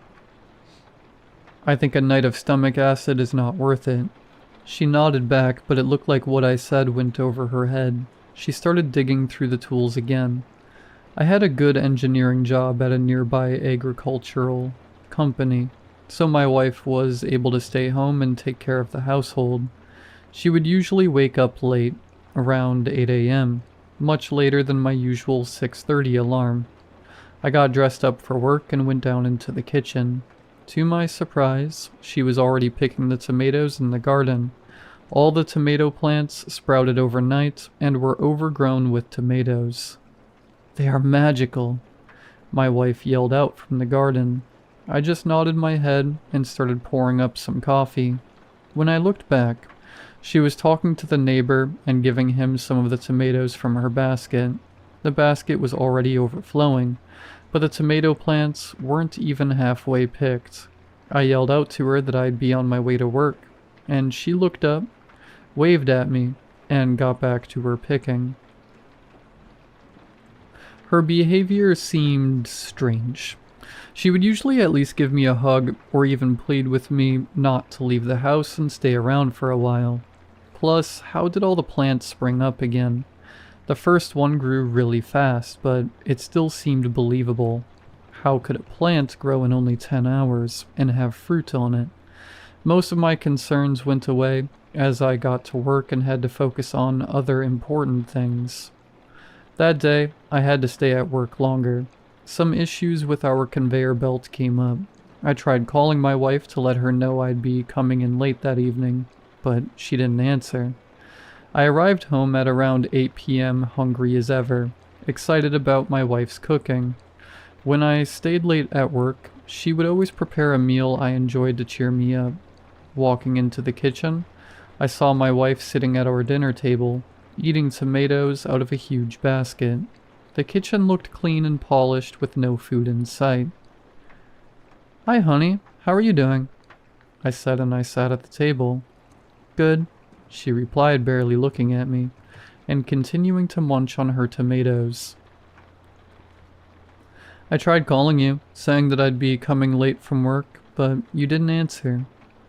"Oh, must have missed it," she replied coldly. "Did you cook anything?" "No, I didn't have time." "What on earth could you be so busy about? You don't work," I said quietly to myself, not wanting to start an argument. "Have some tomatoes if you're hungry, honey," she said, this time looking at me with a joyful face. "You know I can't have any. My reflux would be crazy." "But these are so good. I'm sure the tomatoes wouldn't hurt you. They wouldn't do such a thing to you." She now had a big grin on her face, with her pupils dilated and eyes opened unnaturally wide. Never mind. When the first basket was finished, she walked out to the backyard to get some more. To my surprise, the garden already looked way different from the time I left this morning. Not only were all the vegetables gone, but the flowers my wife planted when we first moved in were all plucked out. When she came back, I tried talking to her again, asking why she would replace the flowers she loved, but she kept repeating how the tomatoes are so good, and that I need to try them to understand. All the stress from work had finally piled up, and made my eyes feel like two heavy bags. I decided there was no talking to her anymore, and retreated upstairs. Looking from my bedroom window, I could see my neighbors, who my wife had given tomatoes that morning, digging around in their garden. Like magic, the morning after, all the plants my wife planted yesterday were overgrown with tomatoes again. The backyard now looked like a red ball pit. She was already bringing the first basket in when I was making my morning coffee. She sat at the table and started eating them. "A nutritious and well-balanced breakfast," I said, trying to make a joke, but she flashed an angry look. I took my cup of coffee and walked out into the garden to see what was going on there. "Hey Adam, how are you doing?" I asked my next-door neighbor, who I could see standing next to a fence, eating one of the juicy red tomatoes. "Oh, I'm doing great, Steve. The tomatoes your wife gave us are unbelievable. We planted them yesterday and they have grown overnight. Have you tried them yet? Your wife told me you haven't because of some stomach problems." "Yeah, I could see you guys digging in the garden yesterday. No, I haven't tried them. I got a bad case of acid reflux, and tomatoes can ruin my day." "Oh, I knew we had to plant them when I tried the first one. You need to try them." He now had the same manic look my wife flashed me yesterday. That day's work was slow, which gave me time to think about what was happening at home. I don't want to creep myself out too much, but my wife's behavior was odd to say the least. On my drive home from work, I saw people from my town digging in their gardens. It was the season when people would usually start planting, but why did everyone decide to start today? Arriving home, I saw my wife and next-door neighbors sitting at our dinner table. We did have good relations with them, but this was the first time they ever came over. Everyone was sitting around the table eating the tomatoes and talking about how delicious they were. No one said hi when I entered, not even my wife. Almost like the tomatoes put them in a state of hypnosis. I said hi to them, but barely anyone seemed to care. Only once I sat down, my neighbor looked at me. "Come on, neighbor. Still haven't changed your mind about the tomatoes? Take some. There are a few from my garden there, too." "I really can't," I replied. "They wouldn't hurt you, son. Just have a bite." He tried to push the tomato uncomfortably close to my face. I almost had to slap his hand away. The tomato smelled foul. I could see the green gooey slime on the tomato's skin. My neighbor's fingers were covered with it too. After seeing that there was no chance of getting me to eat one, he resorted to munching on it himself and talking to the others at the table. I looked out into the garden, and at first I couldn't believe my eyes. The dirt all over our garden was tilled. I looked over the fence, and my neighbor's garden looked the same. I tried to walk out onto it to take a closer look, but my wife ran from the table and started dragging me by the arm. "Stop it. You're going to hurt them," she yelled out. "Jesus Christ, all right. Calm down," I yelled out too. She wouldn't let go of the grip until I walked into the house again. She threw a nasty frown and walked back to the table to her basket of tomatoes. Both of my neighbors were looking at me now, too, with a scolding face like parents who learned about your last misdeed. The morning after, I woke up to a loud banging and rattling, like I was next to a construction site. I looked out my window and saw my wife with some of our neighbors taking down the shed in our backyard. I hurried out with my pajamas still on, almost tripping on the stairs. I didn't even put on any shoes. Ran out into the garden and started screaming at everyone to tell me what the hell was going on. "We're making room for tomatoes. There's nowhere else to plant them." She smiled and looked back at me with a very peaceful expression. Like what she said made complete sense. "What do you mean, make room for the tomatoes? The garden is filled with them. Where are you going to put all my tools?" I screamed at her. "They're in the basement." She wasn't smiling anymore. I ran in front of them, waving my hands above my head, saying they needed to stop and get going. Their looks turned from concern to anger. One of the neighbors, Jack, dropped his claw hammer, walked up to me, pushed me, and told me to get lost. I couldn't believe it at first. I stood there for a second with a bewildered look on my face. Then they all dropped their tools and, in almost magical unison, started pushing me and telling me to get away, and that I don't understand. My wife joined them too. At that point, I retreated into the house. I was panting, my whole body was shaking, and sweat started forming on my lower back. I called in sick to work and sat at the dinner table for a while. I had no idea how much time had passed by, and my mind filtered out all the outside noise. When my emotions finally calmed down and I came to, they were still working on the shed outside.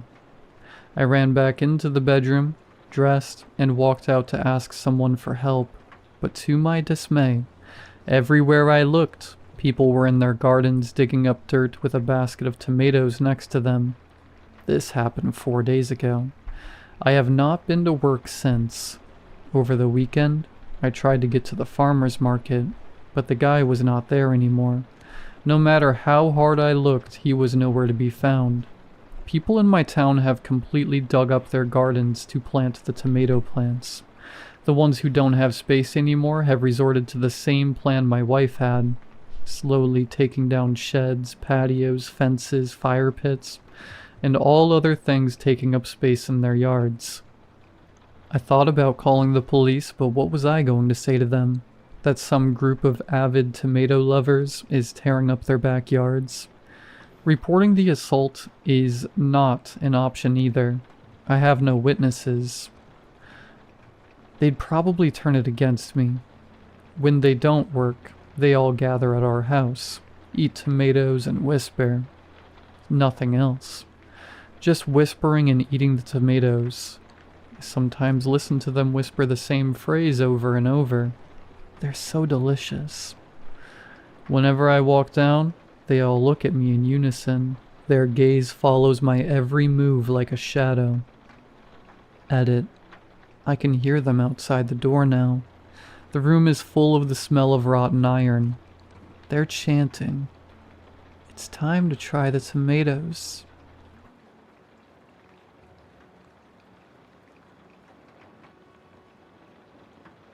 An act I learned as a child, to hold my breath if I am in a car that is cruising past a cemetery. I don't remember who told me, but I remember it was something my friends and I would follow religiously as children, no matter who was driving or where we were going. And if the windows in the car were down, it would be mass panic to roll them all up before those wheels crested the front of the cemetery. Back then, they were the manual crank windows, the ones that took all of my scrawny kid strength to get closed. But in those moments, they always managed to close in the nick of time. I'm not sure any of us knew why we were doing it. I certainly don't. Regardless, it's a practice I've kept up even though my 30th birthday is right around the corner. It wasn't like I had big plans for my birthday, but it would have been nice to be able to celebrate it. I remember making the concrete decision when I got my own license that I would keep playing the game for nothing if not for myself. Sometimes the practice seems silly to acknowledge, but my mindset has always been, I'd rather be safe than sorry. If other people are in the car, I'm discreet about it. Much less fanfare than when I was a kid. Just one large inhale as the tires continue to glide on the road. I casually roll the windows up like it's no big deal. Maybe like I saw a bug I didn't want to crawl inside the car. But it isn't always feasible to hold your breath in time. I mean, I don't always see the cemetery until I am smack in the middle of it. I immediately stop breathing when I realize what I am driving by. But at that point, it already feels too late. Until 2 days ago, I didn't know the consequences. Now I do. It's because I moved to a new town that all of this happened. I didn't know that the back roads that led to the craft store would contain so many cemeteries. It was in my nature to simply avoid these types of roads, to take the highway, even if there was more traffic. I was alone on my way to pick up supplies for one of my mini craft projects. I should have turned the car around when I saw the road that I was going to be on for 7 miles contained nothing but curvy, grassy, open space. It wasn't like there was anyone else in the car to question my actions. I should have known as I made my way down the winding road. There would be multiple cemeteries, but I told myself not to be ridiculous. A kid's game should not keep me from driving down the fastest route to somewhere. My other mistake was leaving my windows open. At this point, it was an act of defiance. I knew there would be cemeteries, but refused to acknowledge them before they arrived. Granted, these days, windows went up much faster with electronics, but apparently not fast enough. I didn't even know anything was wrong until the next day. I woke up groggy, whipping the sleep from my eyes as I stumbled down the hall to the bathroom. My eyes were bulging and bloodshot, as if something had been pressing on the inside of my skull, trying to get out through my eyes. A thin trickle of dried blood from some time in the night caked itself onto my neck. I followed the line back to my right ear, as if something had been trying to force itself out that way. My nose was swollen, and the skin of my face was hot to the touch, as if fighting off some kind of infection. But before I go any further, I need to get back to the crux of it, the actual event. So, like I said, I was driving on an unfamiliar road with that familiar itch creeping up my back, the one that told me there would be a cemetery around every corner. The reason I didn't see it right away was because my phone distracted me. And before you sneer at me, I know I shouldn't be looking at my phone when I drive, but I just happened to be waiting for an important work update. The ironic thing was, it wasn't even the update I was waiting for. It was my sister in a crisis. She's always in a crisis, but usually her crisis doesn't impact me as much as this. They usually don't transfer over like a curse waiting to impregnate the next person. I clicked on the text to see a wall of blue with lots of exclamation points and angry face emojis. This is the reason I didn't realize my little red car had passed over the plane. I wasn't even reading the text. I closed out of the green message app almost immediately. I just wanted to make sure it wasn't something dire, something that actually needed to be taken care of at that moment. It's hard for me to describe to you the surge of fear that traveled down my back when I glanced back at the road. Of course, I stopped breathing immediately. Yes, I pulled up on all 4 window buttons as soon as my fingers unlatched from the wheel. It was over in mere seconds. One moment I was in the middle of driving by a cemetery, and in the next moment, past. The sun blazed into the car and started cooking everything within now that it had no way to escape. Even though the moment was over, I didn't want to roll the windows back down, as if I could gain favor from the ghosts if I just kept following the rules. But obviously I had to take in a breath at some points and blow it out the next. I continued to breathe and cook in the car, my air conditioning temporarily broken. I had all the tools to replace my blower motor, the part that crapped the bed last week, but since it was a nice day, I figured it could wait. So that's the reason for the sweat trickling down my back. Pure laziness. But I knew I couldn't be too careful and roll the windows back down. I eased my car around a bend, only to be faced with another cemetery. This one I could prepare for. I could see it a little bit ahead. I was able to take that deep breath in that I needed before driving by. I didn't even mind that I was roasting like a rotisserie anymore because I was safe. The closed windows and the lack of breath kept me safe. Would you think I was lying if I told you I encountered another cemetery 1.5 miles down the same road? I swear it was the last one, but I didn't inhale any fresh, non-circulating car air until I parked and threw my door open 15 minutes later. Those breaths were some of the most satisfying I'd ever taken. The fall air hit my nostrils in such a cool, clean way. Maybe that was my mistake. I was too greedy with the fall air. The text that ruined my life? I know some of you must be curious. It was because her current boyfriend, the guy she'd been on 2 dates with, didn't like cats. Could you even call someone your boyfriend after 2 dates? She lived alone with 2 cats. Cinnamon and Sugar, so clearly this relationship could never work out. She was outraged that anyone could hate cats, especially her dream guy. Well, I guess he wasn't her dream guy anymore. By the time I checked out that craft store, I almost forgot about my escapade on the drive there. Like I said, I didn't realize the consequences. Up until yesterday morning, it was just a silly kids game. And yes, I answered my sister's text with all the correct platitudes like how dare he and you're too good for him. When I think back on it, I did take a different way home. Whether consciously or subconsciously is up for debate. There weren't any cemeteries on the way back. At least, not any I saw. That was 2 days ago. Almost 48 hours to the hour. Most of my hair has fallen out. I'm typing this with one finger. The only one left with a nail attached. At least it's my pointer finger. Small miracles and all that. The rest fell off last night. I found them clinging to my bed sheets. Toenails too. Those are gone. I tried voice to text with my computer, only to find I don't have a voice anymore.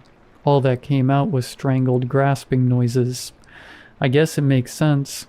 When I looked in the mirror, my chest was sunken in, my neck shriveled, all the folds of my trachea and esophagus visible beneath the thin layer of skin. I'm starting to leave blood smears on my keyboard. I don't think this nail is going to last much longer. I guess I should get to my point soon. I think it's too far gone for me to ask for help. So I guess this has turned into one of those warning posts. You know, the ones that tell you to watch out. Always look behind that corner. Turn on the lights before bed.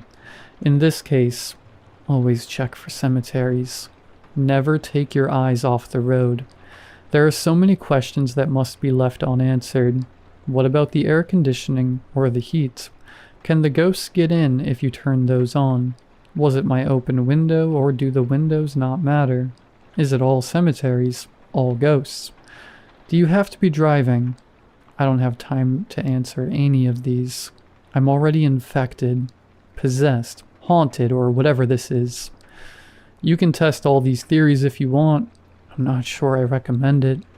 Another tooth tumbled out of my mouth a moment ago. I think I only have 2 left now. It's hard to keep my jaw closed. I'm trying to prevent the blood from trickling out. It's not working. The keyboard is slick now. My breaths are shallower. It's like I can't catch my breath. A bit ironic, as if the ghosts are still stealing the air from my lungs. Like I'm still driving past that cemetery. I think I only have a few moments left. Just enough to post this. I wonder what my family will think when I don't answer their calls. I wonder how long it will take them to find my body. I wonder if I will have a body to leave behind. At all.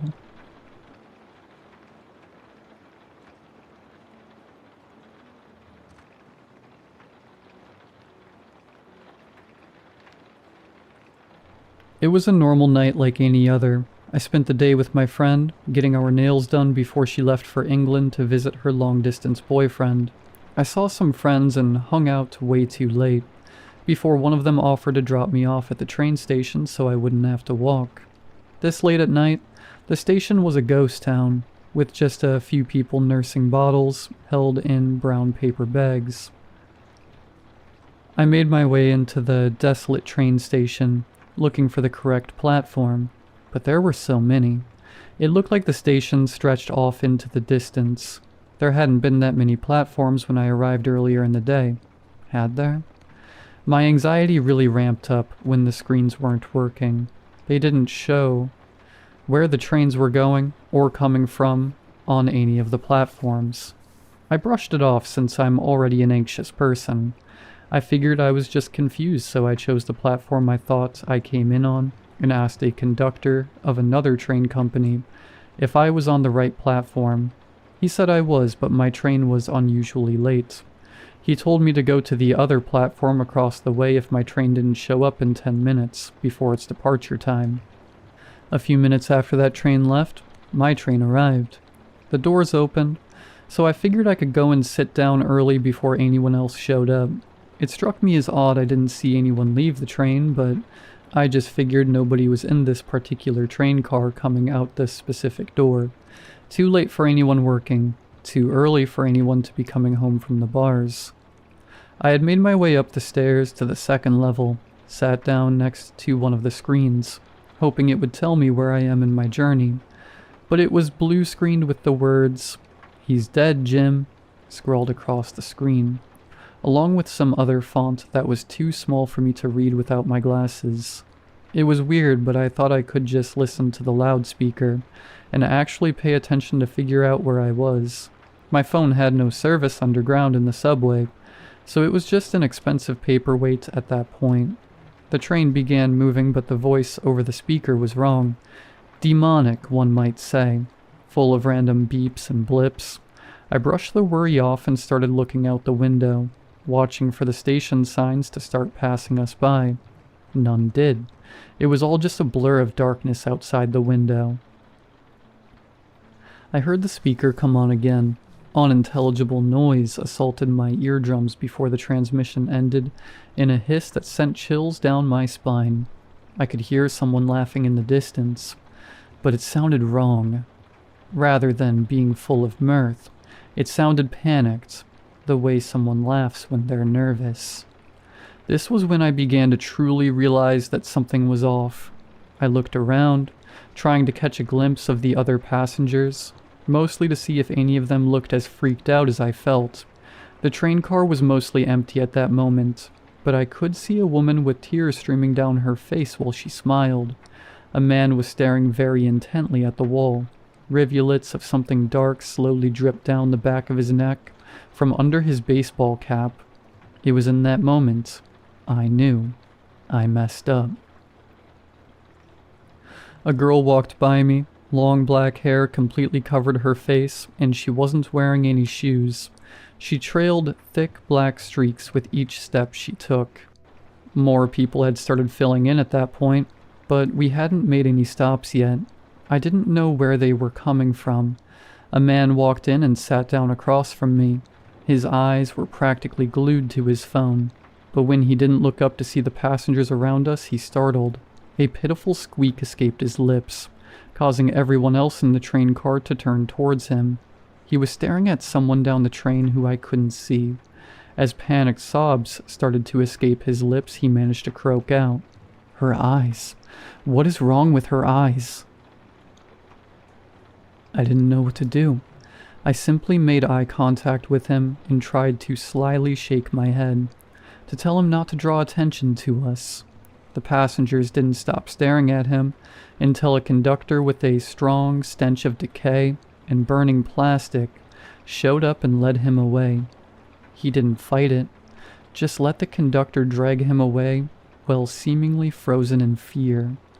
So now I'm sitting here, trying to control my face and not let on that I shouldn't be here. I can hear voices further down the train, almost like stage whispers that I can't quite make out. There have to be other normal people on this train.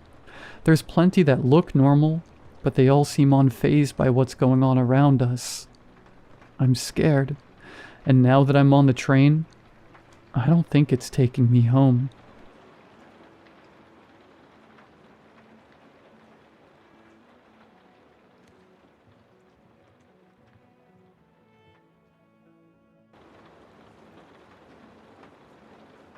It started a week ago when I got a notification on Instagram about a new follower. I got random requests all the time, so it didn't stand out at first. The username was optimus.prime33. Not exactly subtle, not exactly human. No profile picture, no posts, no bio. Following exactly one person. Me. I didn't follow back, obviously. I don't follow empty accounts unless I know the person, and I didn't know this one.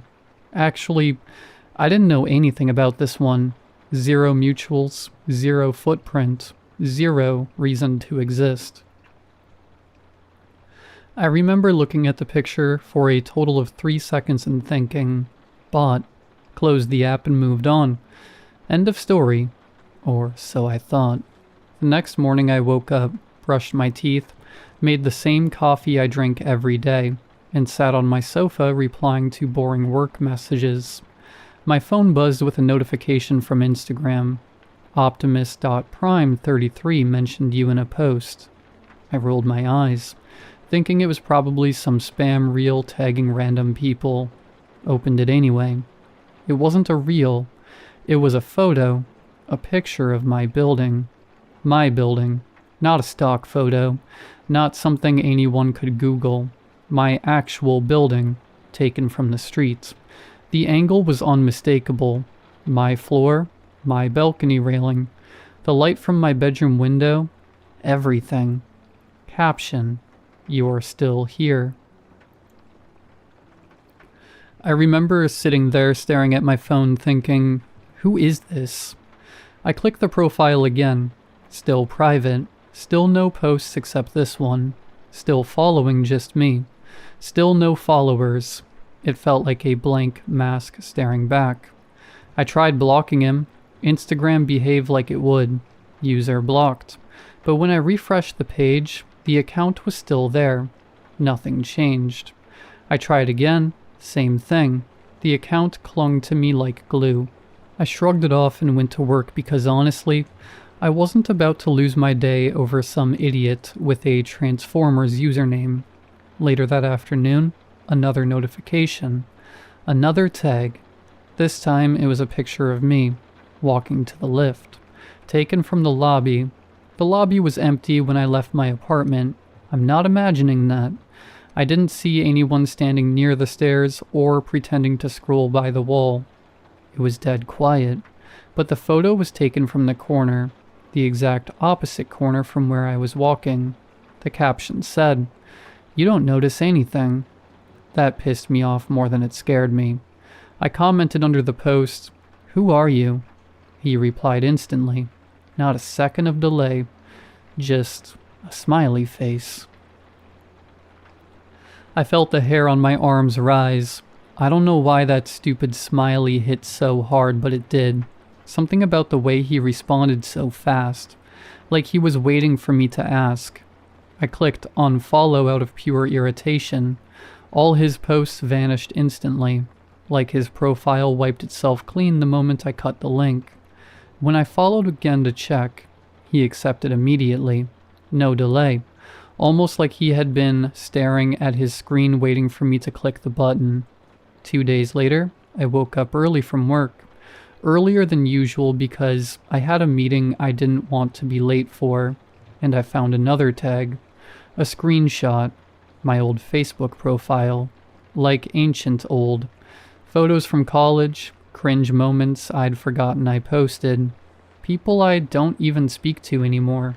He scraped something from an era of my life I barely remember and posted it like some kind of digital trophy. Caption: always liked this one. Liked what? The picture? Me? The life I had back then? I didn't know, and honestly, I didn't want to think about it. I started to get uneasy. Not terrified yet, just annoyed and unsettled. Like when you know a mosquito is in your room but you can't find it. Yesterday it escalated. I left work, walked toward my bike parked near the gate like always, and my phone buzzed. Another tag. A picture of my bike, same angle I see it from when I walk up to it, taken moments before I got there. I scanned the area thinking maybe some idiot from the office was messing with me, but nobody was standing around. Nobody was hiding behind cars or pillars.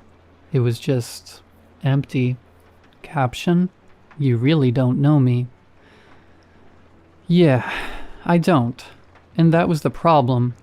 Last night I sat on my couch for 2 straight hours scrolling through my memories trying to place him. School? No. College? No. Office? Definitely not. A friend of a friend? Nothing. A random neighbor? No. Someone I pissed off years ago? No idea. There was nothing. No connection, no shared history, no reason this guy should know anything about me. This morning things got real. About 40 minutes ago, he posted a picture of my doorbell. My nameplate, up close, clear as daylight. He had stood right there. Caption: back home soon? That was it for me. I grabbed my keys, grabbed my phone, didn't even check if the door was locked. Just walked straight out. Didn't call anyone, didn't tell anyone. Just walked fast and didn't look back. I must have reached the police station in 5 minutes flat. Probably broke a walking speed record. And now I'm sitting in this crappy plastic chair with people screaming down the hall and constables walking past without making eye contact. The fan above me is rattling like it's about to fall. My palms are sweating. And I'm typing all of this out because I haven't figured out how to explain this without sounding insane. Hi, sir. Some guy with a Transformers username is tagging me in pictures of my balcony. Yeah, great. Sounds normal. I opened Instagram to check if he posted anything new. Nothing. The same set of posts, arranged neatly like a timeline of creeping dread. I tapped each one again.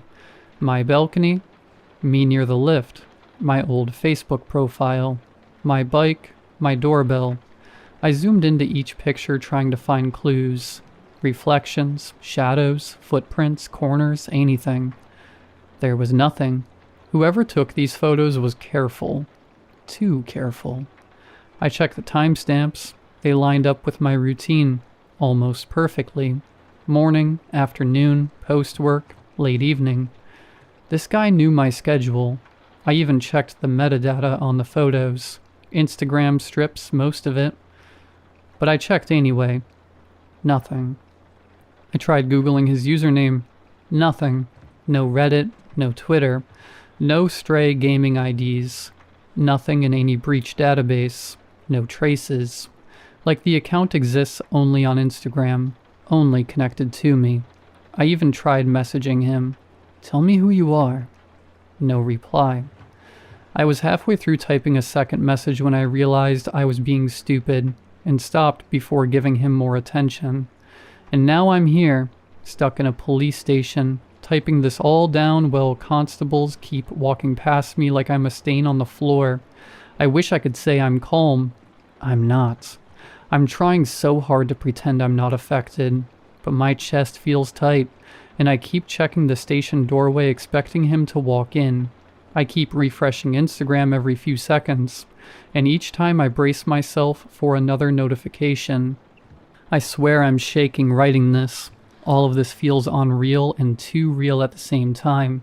A stranger following me everywhere, taking photos, posting them seconds later, reacting instantly when I unfollow or comment.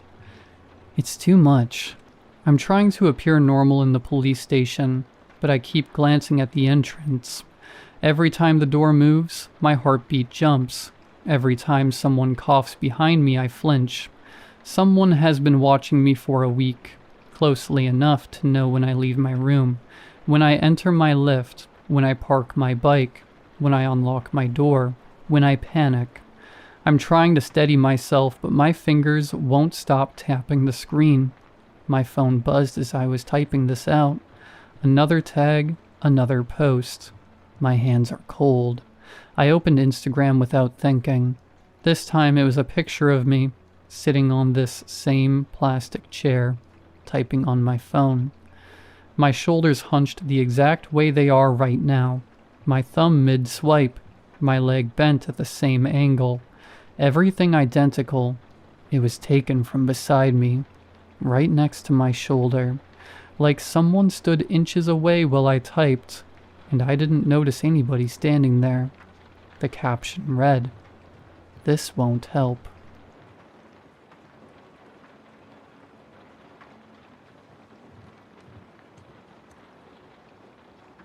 I'll be entirely honest with you. I don't really know what to do right now. I just decided to write this on here. My hands are literally still shaking as I type this. I have no idea what happened to me today. For context, my name's Jack and I work at a bottle shop. It's actually not terrible work, for the most part. It's owned and operated independently as a small business, so I get pretty taken care of on payday. It's one of those bottle stores that operates as a drive-thru. Either a customer comes up to the counter with their alcohol and I scan it through for them, or they pull up in the drive-thru and I serve them with whatever they need. Anyways, there's this event in town at the moment. It's an annual thing, and the store has pretty much blown up. I can't really keep up with everything happening, so my boss said he was planning on hiring a new guy for me to work with on Thursdays, Fridays, and Saturdays. Hence today's horrifying events. Earlier today at 4 p.m., I clocked in for a 3-hour shift. It was really business as usual, but being a Friday, I was definitely preparing to get slammed. As I clocked in on the computer in the back office, I felt my phone buzz in my pocket. I grabbed it and saw Sam Boss was phoning me. I clicked accept and put the phone to my ear. "Good afternoon," I offered warmly. "Hey mate, it's Sam. You clocking in now?" "Yep, just got to work." "Easy. Listen, you're gonna love me for this. We're trialing a new employee tonight. He should be getting there any second. Name's Damien. You all good to show him the ropes?" "Thank God, Sam. I was literally just mentally preparing myself to get overrun with customers. Yeah, I'll show him how everything's done." "No problems. Look, I'm on my way to that meeting I was telling you about, and I'm just about to hit a black spot, so I'll let you go. Give me a buzz after you clock out, and let me know how he went. Keep in mind I'm in and out of meetings until just after 7, alright? No worries, Sam. Thanks again. See you. And that was that. I wish I could go back, turn around, and never have stepped foot into the store that night. But I did. I walked out of the office and into the main part of the store and saw a short, slightly chubby man standing behind the counter looking at me. There he is! Damien! I exclaimed, as I went up and shook his hand. That's right. What's your name? He responded excitedly. I'm Jack. It's nice to meet you, mate. Let me show you around. The first thing I noticed about Damien was his smile. All the teeth in his mouth seemed visible, and his smile literally never seemed to waver. I don't actually remember ever seeing him with a straight face. As I showed him around, I tried to get to know him a little bit. Whereabouts are you from, Damien? I asked. Not from around here, was all he responded with. Yeah, cool. How'd you find out about this job? I just saw the opportunity, he said, his smile quivering. I just nodded at that. I didn't really seem to get straight answers in the questions I was asking. Instead, he would respond exclusively in a manner which operated to provide as little information as possible. I finished showing him where everything was, and we returned to the counter. To be honest, the shift started pretty slow, but Damien and I actually struck a bit of a good system. We would trade customers so as to stagger the workload between the two of us, and whenever one of us wasn't with a customer, the other would be stocking the shelves.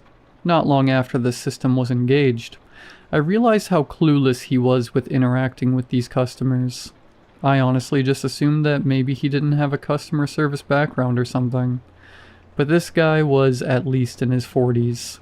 I wasn't sure how anyone could get to that age and be as poor in customer relations as this gentleman. For example, this one guy came in, and Damien didn't even initiate the interaction.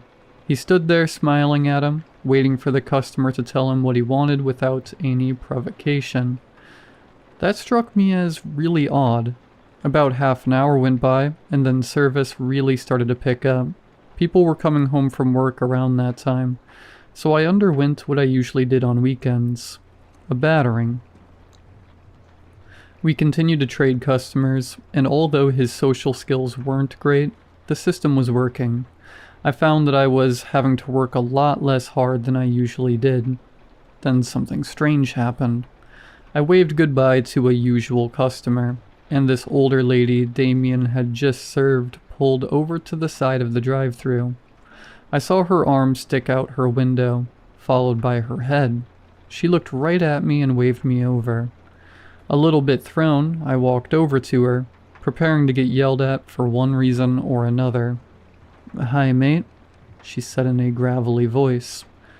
"Look, not to be an asshole or anything, but you might want to review the performance of your colleague over there." She pointed vaguely in the direction he was standing. He was facing away from us doing absolutely nothing, but even from the back of his head, and the way his cheeks looked, I could tell he was smiling. He didn't say a bloody word to me. He just stared at me for ages, then silently went and got my things after I blurted out what I wanted. He also didn't stop smiling once. Yeah, this is his first shift. I think he's just nervous." But I didn't get to finish what I was saying, as we were both looking in his direction, and as I was speaking, a tooth fell out of his mouth. A single tooth. It fell in front of him, and bounced off the box that was at his feet, landing just beside him. Me and the woman were stunned. We just watched for a few more seconds. "Love, I don't know what's happening here, but be careful. I've got to run, but seriously, be careful." She peeled out of the drive-thru, leaving me shocked and alone. I probably watched him for at least 2 or 3 more minutes, which doesn't sound like a long time, but trust me when I say it is. In a silent drive-thru, Watching a smiling man stare aimlessly into the back of a fridge, it was just bizarre. I finally pulled up the courage to continue about my work. After that customer, we hit a huge quiet patch. I went to the fridges on the opposite side of the store and began to load them. After a little bit, I heard him moving over to the other side of the shop. I looked over and saw he'd shuffled over to behind the counter now. Now he's facing right in my direction. I continued to load the fridge, and Damien did not stop staring at me for even 1 second. He didn't break eye contact. I could see in my peripheral vision that his outline remained facing towards me, smiling and observing. For 1 split second, I mustered up the guts to glance in his direction, and saw a missing front tooth. My stomach genuinely sank. It was the worst feeling. Just as I returned to my work, I heard the gentle rumble of an engine as a car pulled up in the drive-thru window. I heard absolutely no movement from behind me in Damien's direction, meaning it was clearly up to me to greet and serve the customer. Shakily, I walked to the driver's side window and said my usual greetings. As the customer was telling me what he wanted, I heard a clink and tapping sound coming from behind me. I immediately knew what it was, but I still had to turn around to check. Unsurprisingly, he continued to smile, but now there were 2 gaps in his mouth. He'd lost another tooth. "Oi," the guy in the car shouted. "Mate, I was talking to you." "Sorry, mate," I responded, still looking at Damien. He just stared at me and smiled. He didn't blink. He didn't even seem to be breathing. The customer repeated what he wanted, and then it dawned on me that, in order for me to scan it though, I was going to have to go up to the counter and stand right next to that creep. A pang of nerves hit my gut, but I had to do what I had to do. I grabbed his drinks from the fridge and made my way back around the corner. Of course, the scan tool decided to crap itself right as I was using it, so I had to stuff around for even longer than I planned on doing. He was right next to me, but I didn't look at him once. I was too scared. I walked around and gave the customer his stuff, and he sped away without so much as a thank you. Finally, the clock on the wall ticked over to 6:55 p.m., and it was time to close. As I turned around to grab the keys from the counter, I yelled. He had been standing right behind me. "Damien!" I yelled. I was scared. I actually didn't know why I yelled. He didn't change. He continued to smile. I just need to lock up and get out of here, I thought to myself. I walked around him with a newfound sense of bravery, grabbed the keys and went over to the roller doors. I went around locking everything, not even caring to check on the whereabouts of my colleague. As I crouched down to lock the last roller door into place, I noticed I had goosebumps. I wasn't even sure why.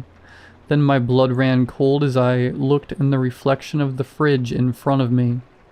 That guy was right behind me. My fight or flight reaction kicked in. I turned around, punched him in his liver, and sprinted as fast as I physically could to the nearest lockable door, the bathroom.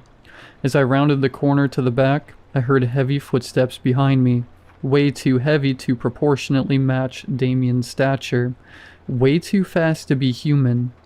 I threw the men's bathroom door open and slammed it behind me, locking it on instinct. No sooner had I locked the door than a deafening bang sounded upon it. He was right outside. Words cannot describe the fear I was in. I'm not usually easily scared or anything, and I don't think that my recounting of these events does justice to the horror that would be felt under the circumstances. There was silence for a second, and then an extensive series of bangs rang out on the door. It was like there were 10 men out there, all banging on the door at once. It was such a strong sound. Slowly it picked up in pace.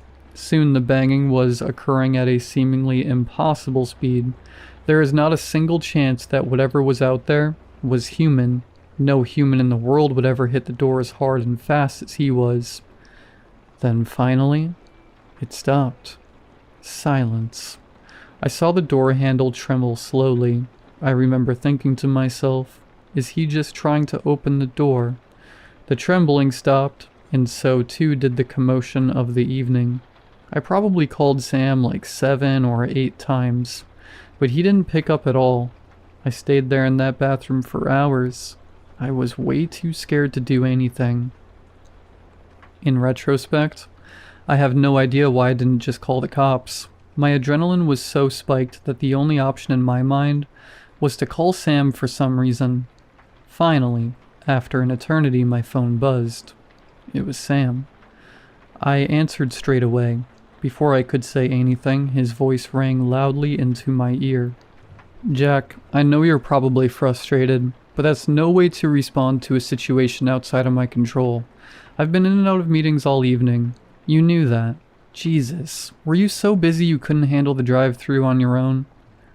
"Sam, you have no idea what happened. He was crazy. I think I need to call the cops."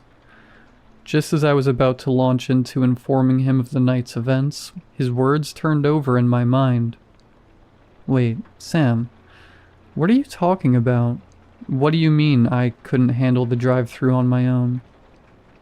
"Jack, I've already apologized the trainee didn't show up. He said he was sick and wouldn't be able to come in. Still no reason to give me an earful for it." My stomach dropped. The new guy never showed up. "What? No, he didn't show up. He was sick. He said he'd come in next weekend to trial with you. Sorry you've got to do another weekend on your own, mate." His words sat like a ton of bricks in the air. I hung up on him. I swung open the door and looked at the door handle. It had bite marks on it, of a very specific formation. The bite indentations on the wood had one upper tooth missing and one lower tooth missing. I checked everywhere in the store. There was no sign of a struggle. Whatever it was just vanished. I don't know where it went. Every time I think about what went down tonight, the realization just sets in on me again. The real trainee never showed up. I have no idea who or what I worked with tonight.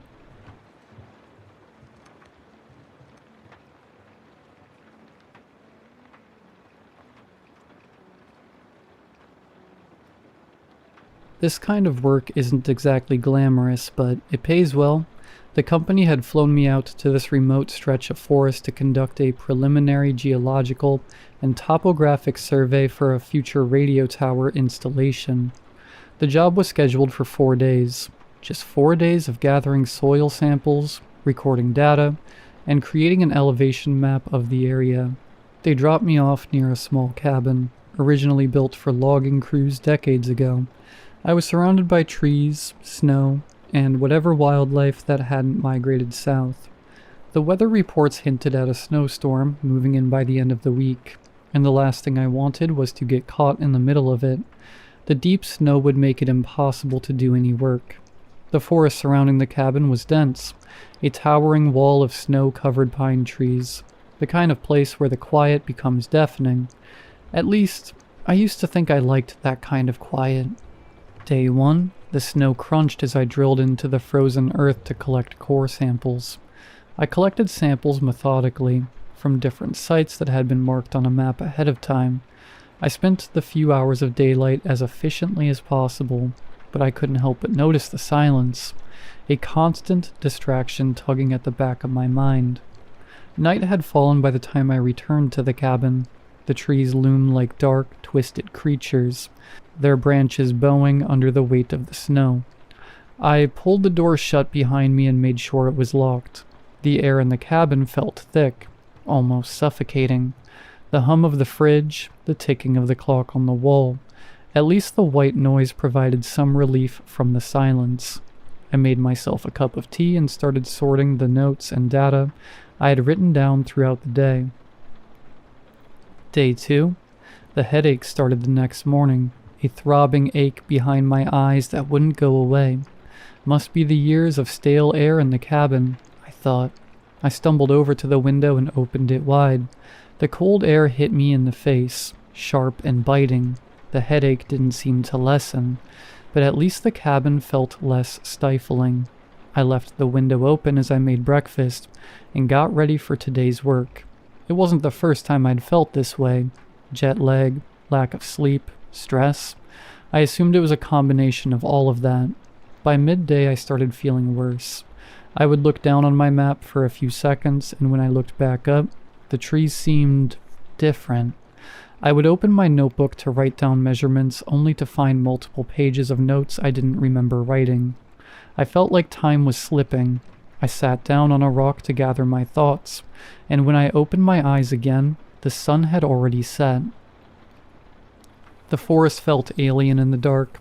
I looked at my map and estimated that I was around 40 minutes away from the cabin. That's when I first saw it. A shadow in the corner of my vision. I froze and glanced up.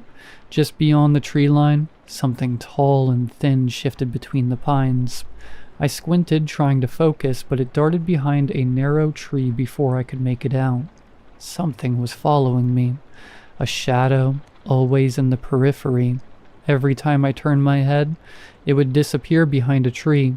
It looked too tall and too thin to be a human. I picked up my speed, but the shadow kept pace, flickering just out of reach all the way back to the cabin. I made the hike back in just 20 minutes. Day 3. The headaches had faded, but a constant dizziness took their place, making my head spin. I tried to push through it, focusing on my work. The first couple of hours went smoothly enough. I took it easy and drank plenty of water. I was writing down notes on some terrain features when I saw it again, the dark silhouette, quickly ducking behind a tree. I paused for a moment, my eyes focusing on the spots where I had just seen it. In the daylight, I felt a bit more confident. I slowly walked toward the tree. My breath came in shallow bursts and my hands became clammy despite the cold. I reached the place where I thought I'd seen it, but there was nothing. I scanned the clearing. No movement, no shadow. The snow seemed undisturbed except for my own footprints. I circled the tree once, then again, searching for any sign that something or someone had been there. As I turned to leave, I caught sight of the entity about 50 meters away, peeking out from behind another tree. I took a step forward, expecting it to vanish like before, but this time it didn't move. I took another cautious step toward it. In an instant, it darted upward, climbing the trunk with a speed that could rival a squirrel. It disappeared into the snow-covered canopy above. I made it back to the cabin before dark this time. I lit a fire in the fireplace, gathered some snow to melt for my evening tea, and grabbed my notebook from my backpack. The fire would burn bright and intensely as it heated up my small sanctuary. I went back to the table.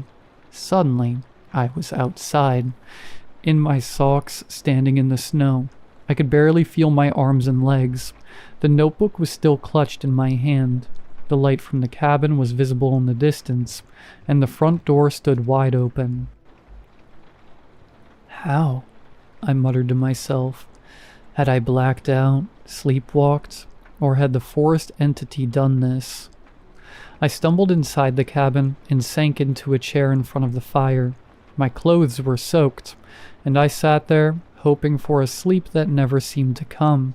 The rest of the night passed in a blur. The shadows cast by the fire danced across the walls, and with every hour that passed, they seemed to grow more alive. As the fire died down to smoldering coals, the shadows still remained. Day 4, I felt like I was losing my mind. I saw more of them now, behind every tree, in every window, in the corners of the cabin, and in the darkness beneath my bed. I couldn't concentrate on anything, not even the simplest tasks. I no longer cared about the survey. I no longer cared about the radio tower. I just needed to get out. I grabbed my coat and stumbled out of the cabin, too dizzy to think straight. The snow crunched beneath my boots as I trudged through the trees. It was following me, always a few footsteps behind. I could feel it breathing down my neck, a cold breeze. Then came a low hissing sound. Quiet at first, but growing louder with every step. My headache was becoming unbearable. Just as I felt my legs begin to give out from exhaustion, I tripped over something, a metal pipe sticking out of the snow. The metal pipe, thick and rusted, protruded from the ground like a withered tree stump. Faint letters were stamped into the metal, nearly obscured by the snow and frost. Warning, gas pipeline. A loud hissing sound clearly emanating from the pipe, an odorless and colorless gas poisoning the air. I staggered back, my body tingling with a mix of horror and nausea. The shadow was right there, no longer hiding. It didn't have to. It stood in front of me, still and silent. Was it really just a figment of my oxygen-starved brain's imagination? I used the last of my energy to get up on all fours and started crawling away. Then I blacked out. I woke up in the helicopter with an oxygen mask strapped to my face. "He's awake," someone said to the pilot. "How are you feeling?" What happened?" was all I managed to say. "Well, we were about to ask you the same," the pilot replied. "We found you lying face down in the snow. You were lucky we got to you when we did.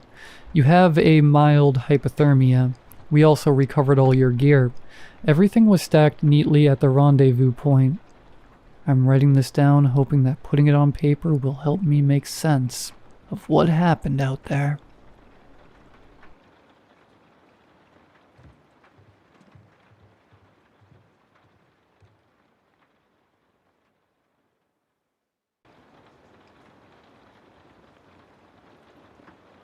We spent most summers at my grandma's lake house. She'd been asking us to come more frequently since my grandpa died the previous year, but it was hard for my parents to get off work for more than a day or so at a time. The week we'd spent at my grandparents' was the only real vacation any of us got throughout the year. My favorite part of those summers was when my grandpa would take me out on the boat at night. I loved the way the water looked in the dark, and we always caught a crazy amount of catfish. The best part, though, was how quiet it was. I wasn't allowed to take out the boat on my own, as if I even could. One night, after spending the day walking around town, eating at local restaurants and shopping, my parents and grandma turned in early. I stayed up for another hour or so, watching the lake from the shore, listening to the waves crash against the sand, while wishing I could take the boat out. I noticed my grandpa's old shed that sat right beside the dock. He never let me go in there as a kid, saying it was dangerous. However, since I wasn't a kid anymore, I took it upon myself to find the shed key in one of the kitchen drawers and explore. I was hoping there was a paddle boat or a kayak. Hell, even an intertub would have gotten the job done. I just wanted to do the one thing I really liked about being at the lake. I opened the shed and instantly saw why my grandpa wanted me to stay out. There were sharp objects and heavy tools everywhere. Near the back, I saw a blue tarp covering a large object. I peeked underneath and smiled. I dragged the old, wooden rowboat I'd found out of the shed and onto the shore. I looked back at the cabin to make sure everyone was asleep, and saw the lights were all off, save for the porch light. I pushed the boat into the water and paddled. The cabin disappeared behind me as I moved further and further out. Soon everything else disappeared into the night sky, and all I heard were the sounds of small waves splashing against the boat and chirping insects. I lay back and allowed the gentle rocking of the boat to relax me while I stared at the bright stars scattered across the deep blue sky. For a moment, all the worries I had at the time disappeared. I closed my eyes and took a deep breath, wishing I could stay there forever. Knock, knock.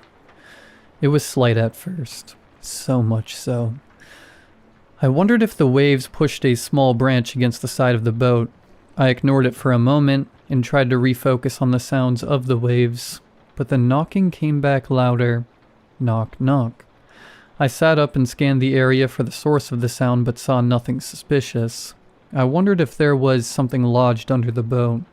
Knock, knock. My eyes locked on the middle of the boat, where it felt like the sound was originating. The boat shook a little as I moved to the center. I knelt and pressed my ear against the bottom. Knock, knock.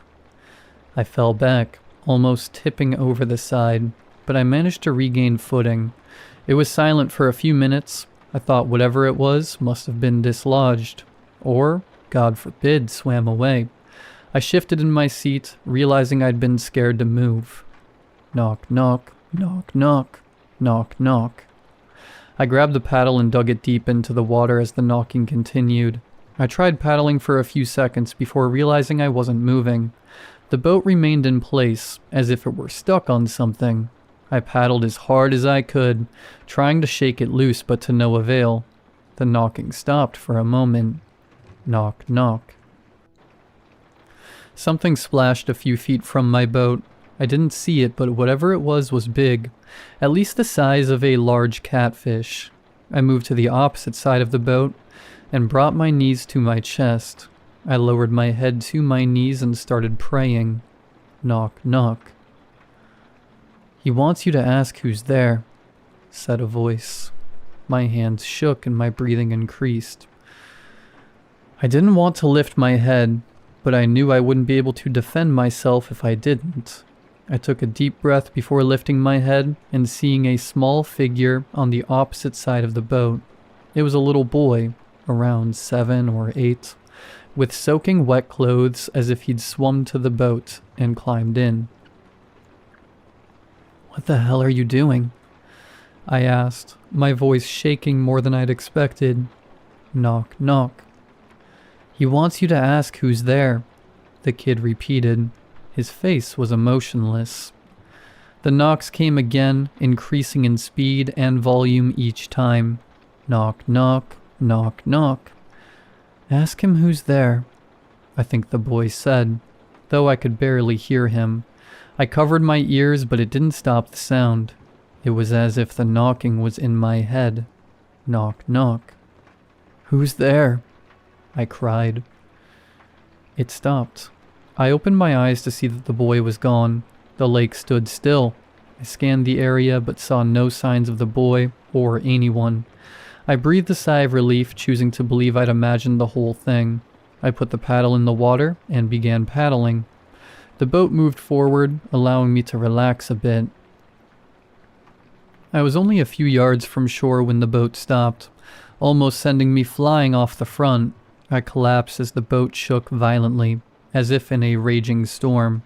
The water around bubbled like it was inside a boiling pot. I screamed as loud as I could. The boat stopped shaking as the water settled. I scanned the area for another moment when I noticed something pale moving underneath. It almost broke the surface before sinking back down. Something bumped the bottom of the boat, and I saw the pale silhouette move along the other side. It happened several more times before I noticed that there was more than one thing in the water. They all stopped in unison and floated just below the surface. I counted 7 of them. They were all different colors, but all resembled clumps of seaweed or some other thin, wispy vegetation. One by one, they broke the surface, and I realized what I was seeing was hair attached to some of the palest children I'd ever seen. Only their heads floated above the water, and all their eyes were fixated on me. I closed my eyes tightly, hoping this was all a bad dream, but when I reopened them, the children were all staring at me. My lips shook as tears fell from my eyes. "Don't cry, Mr. Bryson," said a little girl with dark hair, who swam closer to the boat. "I did everything you said." "Tell us another knock-knock joke, Mr. Bryson," said a boy. "That'll make you feel better." All the children screamed "yeah" in unison. I started. "Another knock-knock joke," they cried again. "I don't know any," I said, my voice shaking. "Yes, you do," said the dark-haired girl before moving closer to the boat until she bumped the side. Her little fingers curled over the edge as she pulled herself up and looked deeply into my eyes. I couldn't see until now, but her eyes were pale blue, like when a dog has cataracts. Purple veins snaked through her skin. She was wearing blue overalls and pink shoes, both caked in dirt and seaweed. "You told us all one before you tied us in a bag and threw us in the lake," she said. My mouth fell open, and my breathing stopped. Knock, knock. The kids all swam to the boat and climbed in.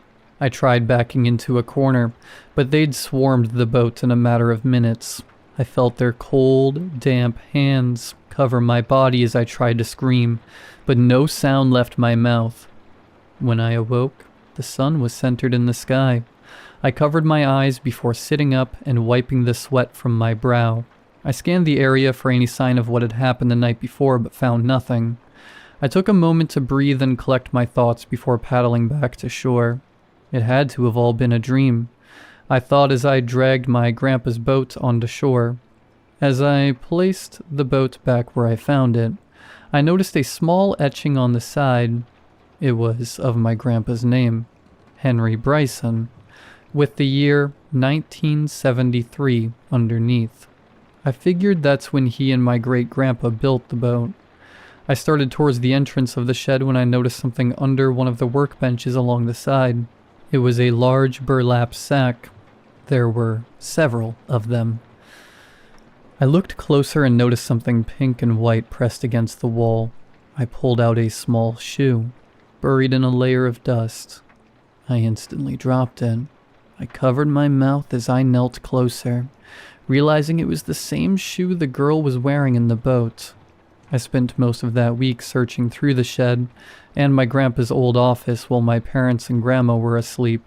Grandpa was good at hiding things from everyone, even grandma. I managed to find a key in his desk that opened a safe buried in the back of the shed under some boxes of magazines.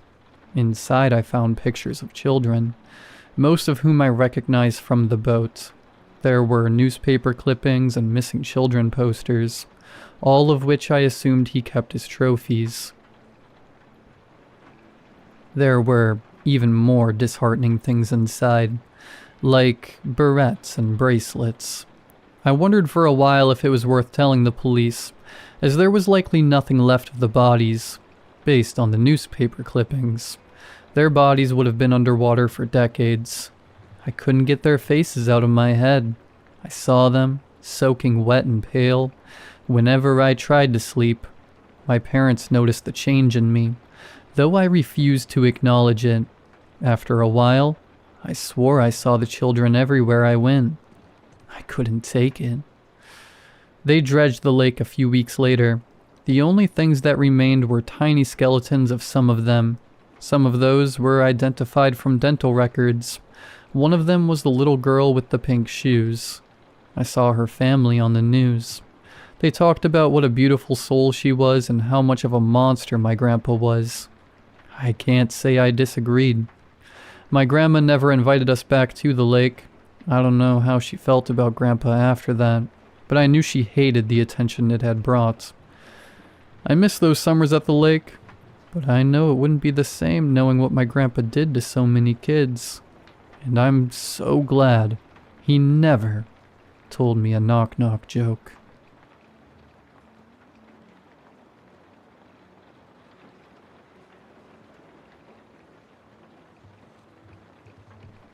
I don't know if I'm losing my mind, but I need to write this somewhere before it gets worse. I live in a small 2-bedroom apartment on the edge of town. Not quite the city, but not the countryside either.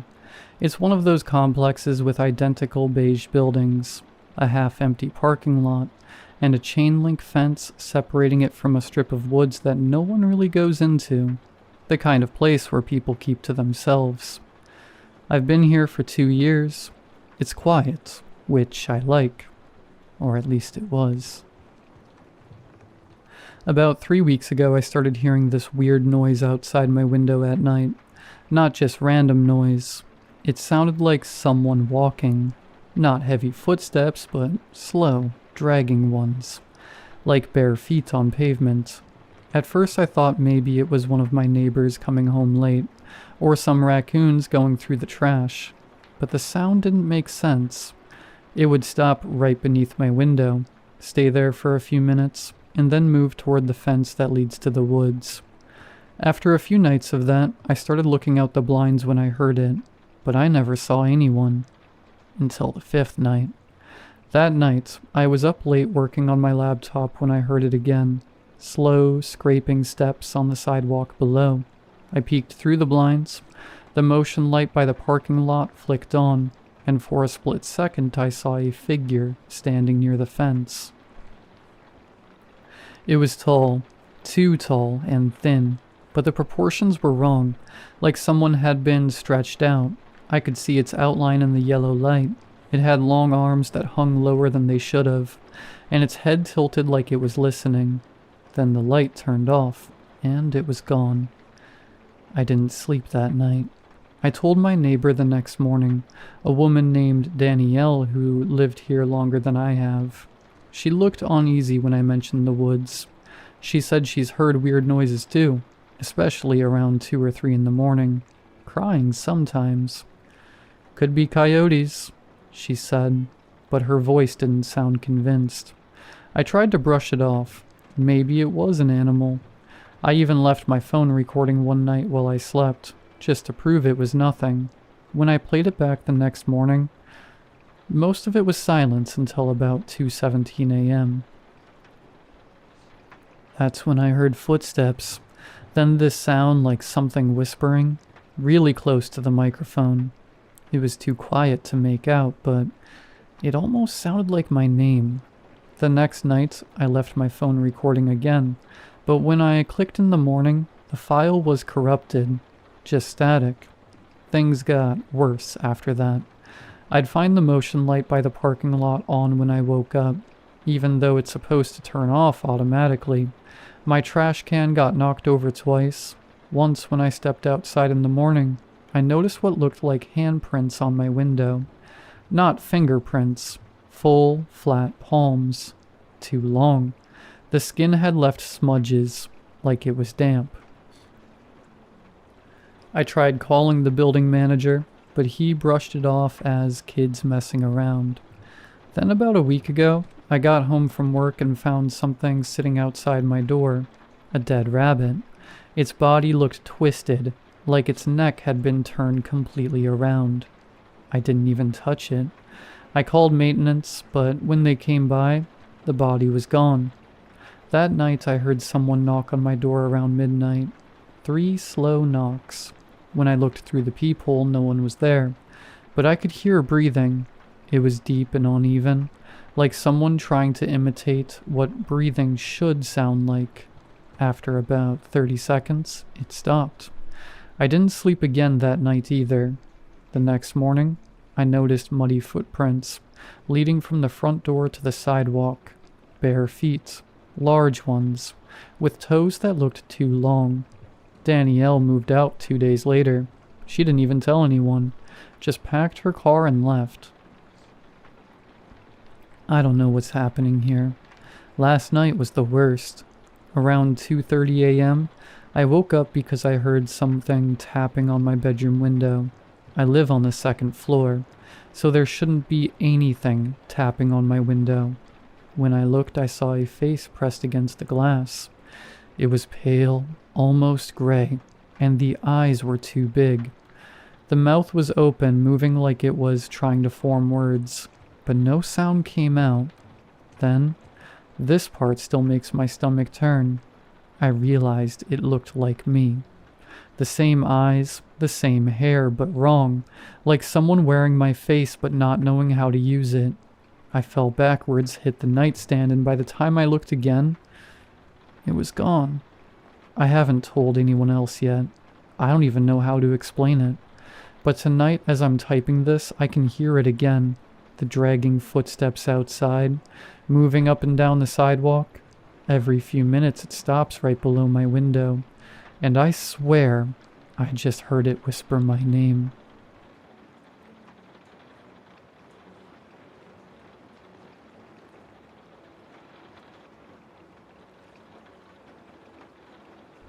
Roughly 9 years ago, I worked midnights at a distribution center in my town. Small place, the kind where everyone knows each other's grandparents and who they dated in high school. And since I was little, people always talked about County Road 1, the old highway that used to be the way to the next town before the interstate went in. Now it was just a long stretch of cracked asphalt cutting through woods and low hills, barely used except by hunters and the occasional farmer. Stories followed that road: missing hikers, cars found empty, lights in the trees, a woman screaming that no one could ever find. I used to think people in small towns just needed something to scare themselves with, something to make the dark feel close. That changed November 4th, 2016. It had rained for days straight. Not normal rain either. Heavy sheets, roads washed out, people stranded. Town felt like it was shrinking in on itself. That night around 3 in the morning we got off early. Everyone tired, everyone wanting to go home and sleep to the sound of the storm. I got in my car and my GPS immediately rerouted me, said my usual way was flooded out. I didn't think much about it until I saw where it was sending me. County Road 1. The second my tires touched the asphalt, it stopped raining. Not died down, just stopped. The wipers dragged across a bone-dry windshield. The sudden silence was sharp enough that I turned up the radio just to hear anything at all. The road looked wrong. Too dark. The trees too close on both sides, leaning inward like they were trying to see who had come. 2 minutes in, there was a stop sign, just there on the side of the road, but there was no intersection. Nothing but trees and ditch and shadow. I laughed under my breath, but something cold slid down my back. I kept driving. Another sign a minute later. Turn around. Same shape, same reflective glare. Just those words. I told myself it was a prank, someone messing around. Someone had to have put those signs there. A couple more minutes of driving, my headlights picked up something ahead. A red pickup pulled onto the shoulder. Driver door hanging wide open. Hazards blinking slow and tired. Engine running. I pulled in behind it. The air outside felt heavy when I stepped out, like I was stepping inside a photograph instead of real night. I heard rain somewhere, but none fell here. No wind, no insects. No sound except distant, rushing water that didn't seem to come from anywhere. I approached the truck. The cab light was on. The floor was muddy. The driver's seat was drenched, like someone soaking wet had just been sitting there. A photo was wedged by the speedometer. I leaned closer to see it, but before I could see who or what it was, of the radio clicked. Look behind you. The voice sounded like rocks against wet wood. I froze. Every hair on my arm stood up. My heartbeat felt slow and loud. I didn't want to turn. I tried not to, but my body turned anyway. She was standing between me and my car. My ex, Jess. She had died in a car accident years before. Now she stood there slouched, hair matted with mud, dress stuck to her skin like it had grown there. Her skin looked water-swollen. Her eyes were white. Half of her jaw hung off of her head, blood dripping onto the asphalt. Jess? I whispered.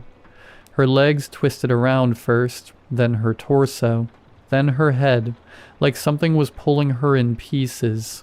Her voice came wet and slow.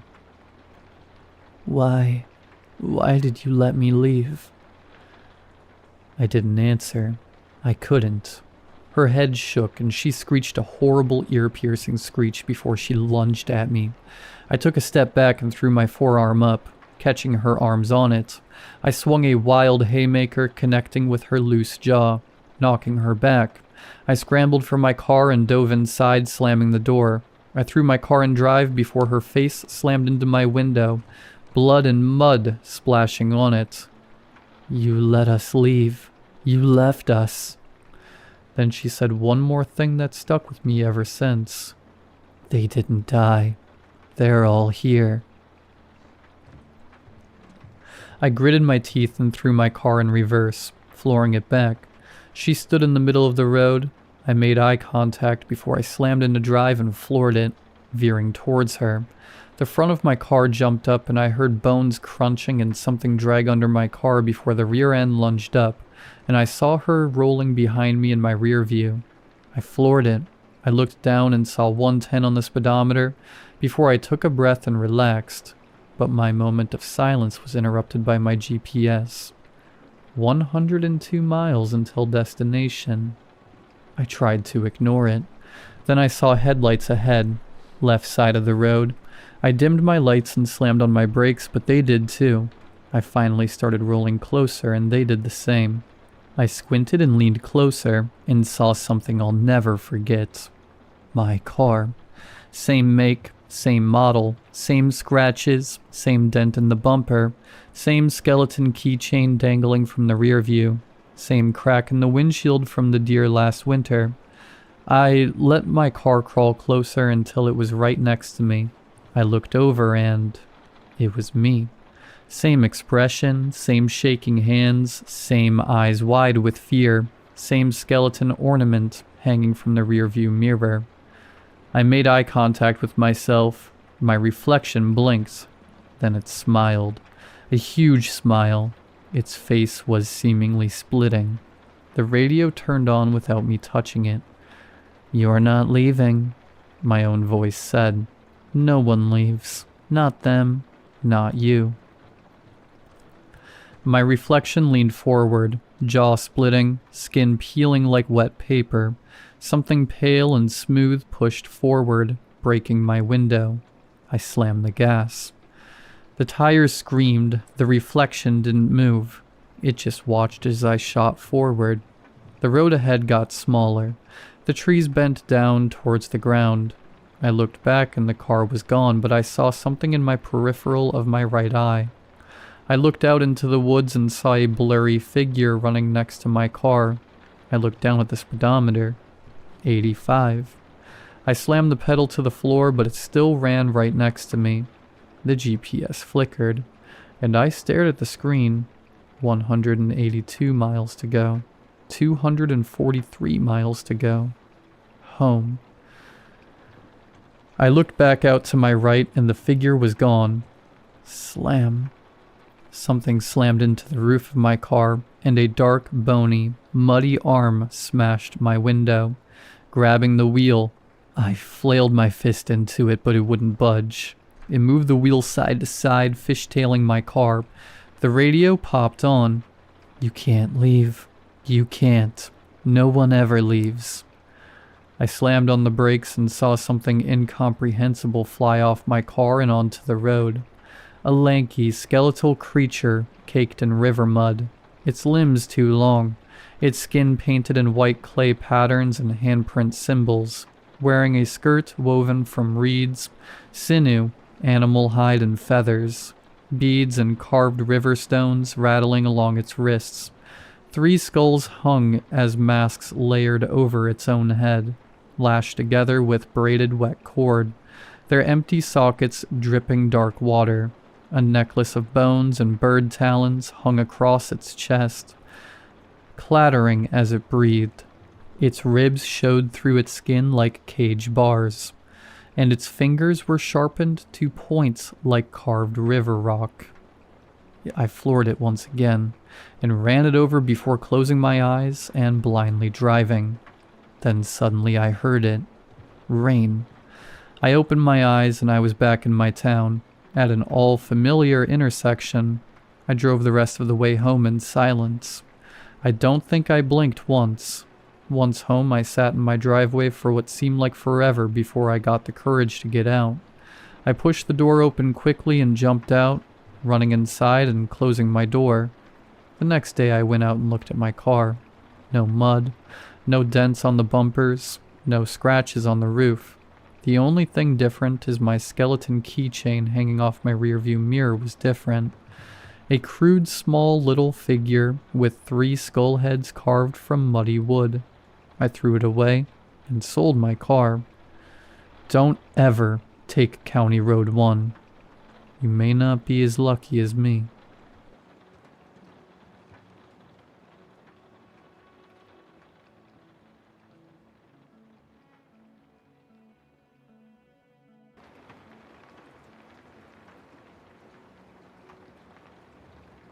My sister Maya loves plushies and dolls.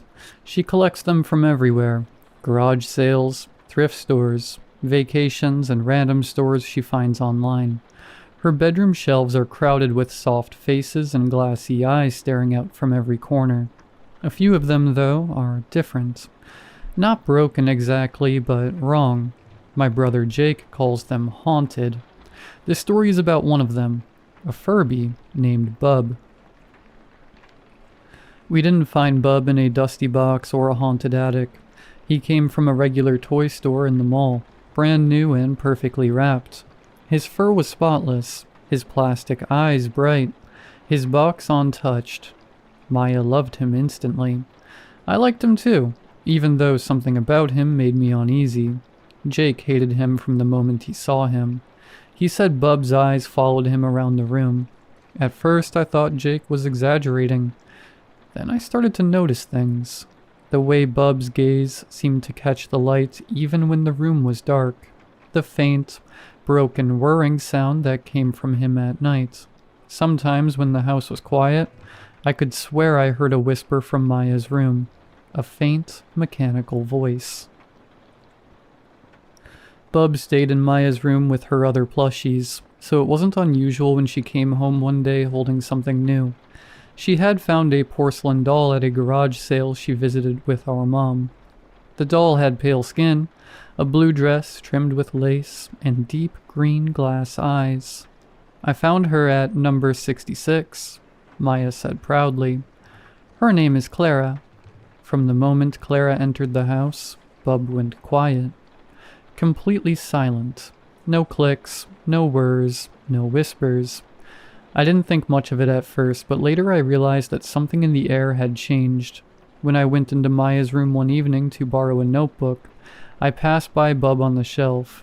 He was staring at the door, and when I reached for the notebook, a low, garbled whisper came from him, too faint to understand. It was probably my imagination, but it sounded like, "Hungry. Feed me." Maya started carrying Clara everywhere. She talked to her constantly, like the doll was whispering back. Within a week, Maya looked different. She had grown pale, her cheeks hollow, her hair thinner. She barely ate, barely slept. Jake and I tried to talk to our parents, but they laughed it off. "She's just being creative," Mom said. I didn't think creativity made someone look like they were fading away. One night, I decided to get rid of Clara myself. The moonlight was weak when I slipped into Maya's room. Everything was still. Her dolls watched from the shelves, and Bub's eyes glimmered faintly from the dresser. As I crept toward the bed, I could have sworn one of his eyes flickered closed, like a wink. Clara lay beside Maya, her green eyes half open, only human. Her hair seemed thicker than before, her cheeks faintly pink, her lips slightly parted in what almost looked like a smile. When I picked her up, her body was ice cold. The chill ran down my arms. I didn't stop to think. I just rushed outside and threw her into the trash bin. That was supposed to be the end of it. The next morning, Maya walked downstairs with Clara in her arms. The doll looked newer than ever, her hair shiny, her eyes bright. Maya looked exhausted, but she was smiling. When I met Clara's gaze, I thought I saw amusement there, a kind of quiet, knowing victory. A week later, our parents went away for their anniversary. It was just the three of us, Jake, Maya, and me, left in the house with a freezer full of pizza. That night, the table felt heavy with silence. Maya sat opposite me, pale and distant, with Clara perched neatly on her lap. Every so often, Maya's hand twitched, as though someone were tugging invisible strings. "Do you want a bite, Clara?" Maya asked softly. Jake sighed. "Oh my God, Maya, it's a doll. It doesn't eat pizza. Can you stop being weird?" Maya looked up. Her eyes didn't look brown anymore. They were cloudy with a faint greenish tint. "Clara says you shouldn't talk to me like that," she said, "or you'll get punished." Jake laughed, but it was uneasy. Okay, that's enough. Her voice changed then. It deepened, hollow and wrong. You don't take us seriously. Before I could move, Maya grabbed the steak knife beside her plate and drove it into Jake's hand. He screamed, jerking back as the lights flickered out, plunging the room into darkness. When they blinked on again, Jake was clutching his bleeding hand, and Maya was already running upstairs. The doll clutched tight against her chest. I remember those green eyes glinting as she turned the corner. I didn't think. I just followed. Maya's bedroom door slammed shut behind me as I entered. The curtains were drawn, the air cold. I could hear her breathing somewhere in the dark. I fumbled for the light switch, terrified of what I might see. When the lights came on, Maya was sitting on the floor, her back to me. Clara's arms were wrapped around her neck like a child's embrace. The doll's head turned slowly toward me, her lips curling into a painted smile. "Come play with me, Noah," she said. Her voice wasn't Maya's, or anyone's. It was flat, distorted, like a recording of a broken radio. "Leave her alone," I shouted, my voice shaking. Clara tilted her head. "I feel no guilt," she whispered. "I feed on your family in plain sight." Her hands uncurled from Maya's shoulders as she lowered herself on the ground. Slowly she made her way over to me and stretched her hand toward me, fingers stiff and pale. Then another voice broke the silence. "Stop." It came from the dresser. Bub's eyes were glowing a deep red. His tiny plastic beak opened, and a low rumble filled the room. "Who are you?" Clara hissed. "I am your master," Bub said. His voice was layered and mechanical, but heavy with authority. "Bow down to me." Clara screamed, a sound that rattled the walls. Her porcelain face cracked down the middle. Smoke rose from her chest as she twisted and convulsed. "You can't stop me," she shrieked. Bub's eyes flared brighter. "Bow," he said, "or burn." Clara's body splintered, then melted, collapsing into a puddle of wax and ash. Her last cry was a high, thin wail that shattered the lamp beside Maya's bed. Then silence. Bub's head turned toward me, his eyes dimmed to normal. "Delicious," he whispered. And then he was still. We told the police it was an accident, that Jake had stabbed himself while goofing around. They believed us. Maya doesn't remember what happened that night, and she's healthier now. Her color has returned. Her laughter, too. Clara is gone, reduced to a blackened stain on the floorboards. But sometimes I catch Bub watching me from the dresser, his plastic face blank, his eyes a little too bright. I know better now than to underestimate him, because one spring morning I woke to a familiar sound drifting through the vent between our rooms, a soft electronic chirp, followed by a whisper that froze me where I lay. "Hungry. Feed me."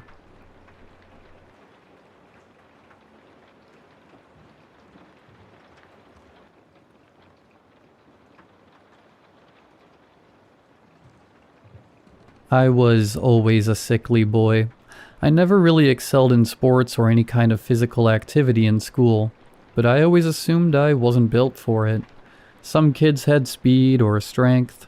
I had nosebleeds and dizziness. My father wasn't too happy about that, not because he didn't love me, but because he didn't understand. He grew up in a family where you worked hard, you toughed things out. You didn't complain. When I wheezed halfway through a mile run or came home with bruises I don't remember getting, he'd just stare at me with that tight look around his eyes. Not angry, just confused. I think it scared him that his son was proof that weakness wasn't always a choice. My mother tried to bridge the gap between us. She'd sit beside me on the couch with an ice pack while Dad paced in the kitchen. She'd press her hand to my forehead, brush my hair back and whisper, "He's just worried." Like that was enough to make the room stop spinning. They took me to the doctor constantly. I remember the smell of antiseptic better than the smell of our living room. Blood work, scans, allergy tests, everything. I lost track of how many times a nurse wrapped a rubber tourniquet around my arm. They never found a single thing wrong with me. Perfectly healthy, they'd say. While I sat there with purple bruises blooming on my ribs like ink stains. Sometimes Dad would drive us home in silence, gripping the steering wheel so tightly his knuckles went white. Other times he'd mutter, "There has to be something," as if willing a diagnosis to appear. As I got older, it got worse. The migraines came first, sharp, pulsing flashes behind my eyes that made me feel like someone was tightening a clamp around my skull. I'd curl up in the dark of my bedroom while Mom rubbed slow circles on my back, whispering that it was just stress, or hormones, or growing pains. Then the nosebleeds. They'd start suddenly, dripping onto my shirt or my homework before I even felt the warm trickle. More than once, my teachers sent me to the nurse because they thought someone had hit me. Breathing got harder too. Sometimes it felt like the air was too thick or too hot in my lungs. Bright lights made my head pound, so I spent most of my time in dark places. Quiet libraries, the back corner of cafes, empty classrooms after everyone had gone home. Darkness felt kinder, softer. One evening when I was 16, I collapsed in the hallway after standing up too fast. Dad caught me before I hit the ground. I remember his hands shaking as he lowered me onto the couch. He kept saying my name over and over, like he thought I'd slip away if he stopped. For a while after that, things settled into a routine. A painful one, but familiar. I almost forgot what it felt like to be normal. Then a few weeks ago, something changed. It didn't feel like sickness anymore. It felt like heat, like someone had hit a thin fuse just under my skin. It started in my arms, just a faint warmth at first, but last night it flared so suddenly, I thought I'd burn myself on the stove. I looked down and watched a bruise form on my forearm. Not fade in, form. A dark burst under the skin, spreading like spilled ink. I hadn't hit anything. The nosebleeds got worse too. Not constant, just violent. Short, sharp bursts that left metallic-tasting clots in the back of my throat. I had one in the shower yesterday and watched the water turn red around my feet in swirling ribbons. But tonight was different. I woke up choking on the taste of iron. I sat up, wiping at my nose, expecting the usual mess. But when I flipped on the light, the blood on my hands wasn't the normal dark red. It was almost black. Thick, sticky, like oil. And the moment the light hit it, my skin started to burn. Really burn. Like the blood itself was heating up against me. I dropped the tissue and backed into the corner of my room, turning off the light as fast as I could. I'm sitting here now in the dark because it hurts less when the lights are off. My arm is throbbing where the bruise spread earlier, and I swear I can feel the heat moving, slowly climbing up toward my shoulder. I don't know what's happening to me, but something is wrong. Something is happening inside me, and I think it's getting worse. I knew no medical expert would know what was happening, so I turned to weirder sources, not magic websites or anything like that, just old forums, genealogy threads, odd corners of the internet where people talk about unexplained physical conditions. I reached out to a few so-called experts, and even some older family members who knew more about our history than my parents ever did. I wasn't expecting anything real, but I found something. Apparently there were a few cases on my mother's side, very old ones, where people had symptoms like mine.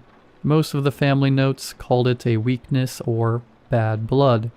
A few old entries mentioned possession or curses. but I figured those were just old-time explanations for illnesses they didn't understand. Then I came across one ancestor in particular. He'd kept a journal, and someone in the family had scanned a few pages years ago.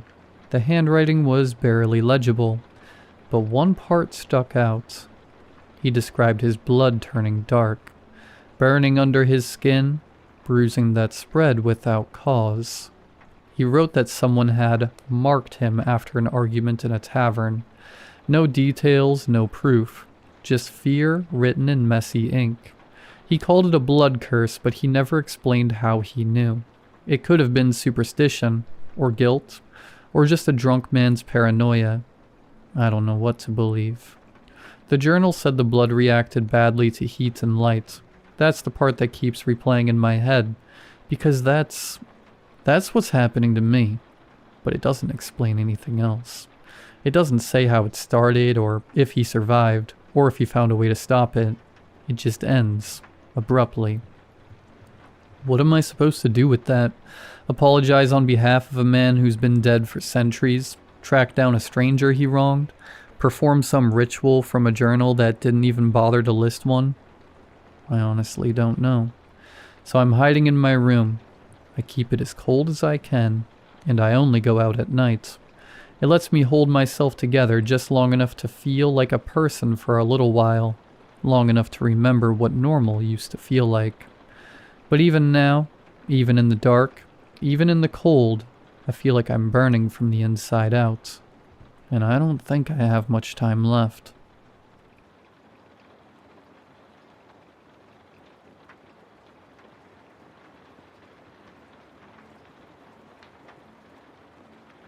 I clean houses for a living. Well, not the nice kind. The places I get sent to are the ones that sit in real estate market for years. Speak of hollowed homes, drug dens, and old estates nobody wants to touch. My boss likes to call them distressed properties. He always gives me the same routine when he hands me over the keys. Don't overthink what you see, just clean enough to make the place presentable. This time was slightly different. He added something new. And don't worry about any, well, funny markings in this one. That phrasing stuck in my head all morning. Funny markings. The house was way past the county line. A 3-story Victorian that was half swallowed by the trees along the side of the road. Every window had a shadow behind it. Inside, the air smelled like wet dust and mold. Why would anyone ever want to buy this place? Regardless, I worked my way up floor by floor, trying not to look too long at anything. Every surface felt sticky, like it remembered being touched. The wallpaper upstairs was peeling in spirals. There were these faint, reddish smears underneath it. When I reached the attic, I finally understood what my boss meant. The room was large and empty, but just in the center of the spoiled wooden floorboards, there was a dark imprint, and not exactly a stain. It had edges like a silhouette. You could see the curve of a head, shoulders, and knees forced straight. It was a person, or what was left of one, as if they had lain there for a very, very long time and their skin had melted into the wood. I tried to ignore it at first, but the longer I stood there, the heavier the air got. There was no smell at first, just this metallic taste that coated my tongue. I set up my bucket, poured bleach, and started scrubbing hard, but with an essence of pervasive reluctance that couldn't leave me. The wood hissed. I thought maybe it was moisture reacting with the cleaner, but then the stain bubbled. Little white blisters had formed along the outline of the ribs, popping with a soft crackle. The smell hit. It wasn't bleach anymore, but something sour like when you open a drain trap that hasn't been touched in like years. I gagged. My eyes began to burn. It felt like the fumes were crawling under my skin. My arms went weak, and a paralyzing pressure started building behind my jaw, like I was about to vomit, but nothing came up. The outline of the body didn't fade. Disgusted, I dropped the brush. I don't even remember climbing down the ladder. One second I was on my knees in the attic, and the next I was in the hallway, shaking like a rabid dog. My heartbeat was so loud it felt like its pulse filled the whole house. The bathroom was the only place with any running water, so I went there to wash the bleach off my arms.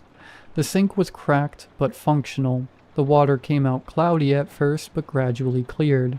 When I looked in the mirror, my face was gray. My eyes had tiny red capillaries spidering from the corners. My skin began to itch. It broke into reddish, painful blisters. And when I rubbed at my forearm, it felt warmer than usual. I leaned over the sink to splash water on my face, and that's when the drain gurgled. It burped up a bubble the size of a golf ball. It popped, and the smell was... I don't even know how to describe it. Rotten flesh? Something black oozed up through the drain. Slow, thick, clotted. It wasn't sewage. It was viscous, like congealed blood. I backed up, and that's when I noticed the tub. The bottom was ringed with brown. There was some water, but it wasn't reflecting any of the ceiling. It looked deep, like it went somewhere. Floating in the center was a tangle of something stringy hair, maybe. But there were other bits caught in it, pale chunks with edges that glistened, something bone-colored, something that had teeth. A skull flattened through its scalp, battered to the surface like ground meat. I didn't check twice. I was too shocked to scream. I couldn't help but instinctively run away. I was done with this place. I left everything, the supplies, the keys, the ladder, and drove straight home. I didn't even call my boss until the next morning, and when I did, he picked up on the first ring. When I told him what I'd seen, he was quiet for a long time. Then he said, "Good God, you shouldn't have stayed that long. Save yourself." Before I could even respond, he hung up. I went to look up the address later that night. No listing, no record, nothing. Hours later, I worsened. I could smell bleach underneath my skin, and something else. Something sodden. Acrid sweet, like fruit going bad in the walls. The blisters now begin to forage my entire body, and a brown ooze leaks from my shaking fingertips. I don't know what this is, and I fear it has claimed me for good. My thoughts keep drifting back to that place, like something inside me has been tethered there. I don't feel like resting anymore. Maybe the only way to accept peace is to return, to let the attic have me.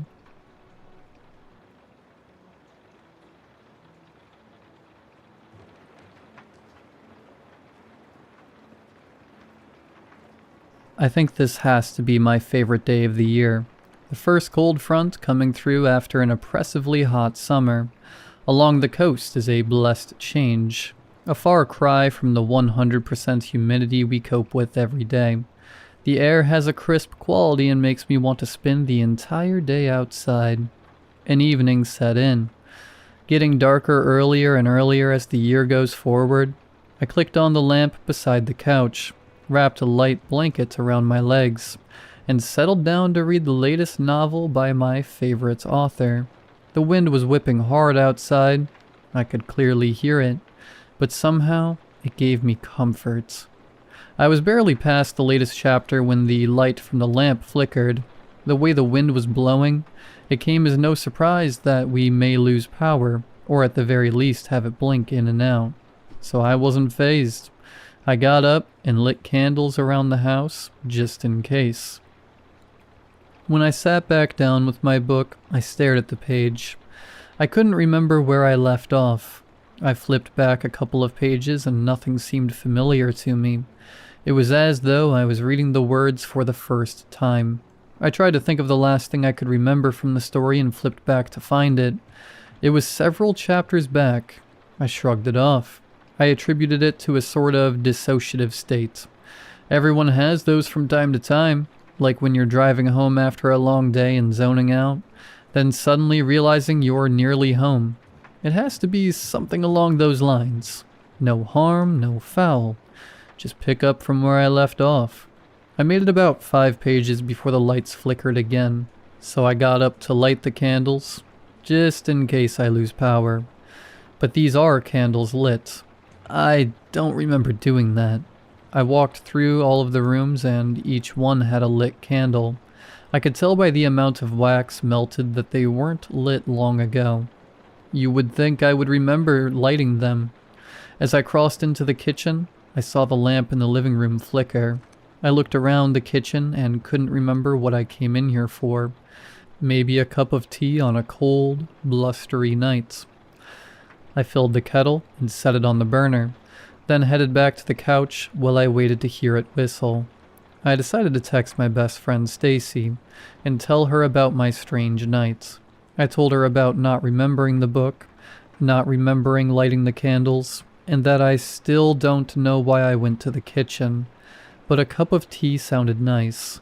She got back to me, asking if I had been in any sort of accident, if I had taken a tumble and hurt my head or anything that could account for the memory loss. I told her I hadn't, that it had been an uneventful day at home, and nothing of note happened. She told me to let her know if anything else happened, that she was worried about me, and I said I would. As the kettle whistled, I set down my phone and went to make a cup of tea. I curled up back on the couch while my tea steeped on the end table next to the lamp. After about 2 minutes, I reached for my tea and the lamp flickered. I picked up my cup and blew on it as my phone chimed that I'd gotten a message. It said it was from someone named Stacy. I don't know anyone by that name. I opened the message and read it. It said she was just checking on me. This makes no sense. I scrolled up. There were messages back and forth between us, and it went on and on and on. I made my way back to where she says she is checking on me, and read what was written right above it. It said that I have been having trouble remembering things, but that I have no idea what could have caused it. This is really starting to freak me out. Then, the lamp flickered.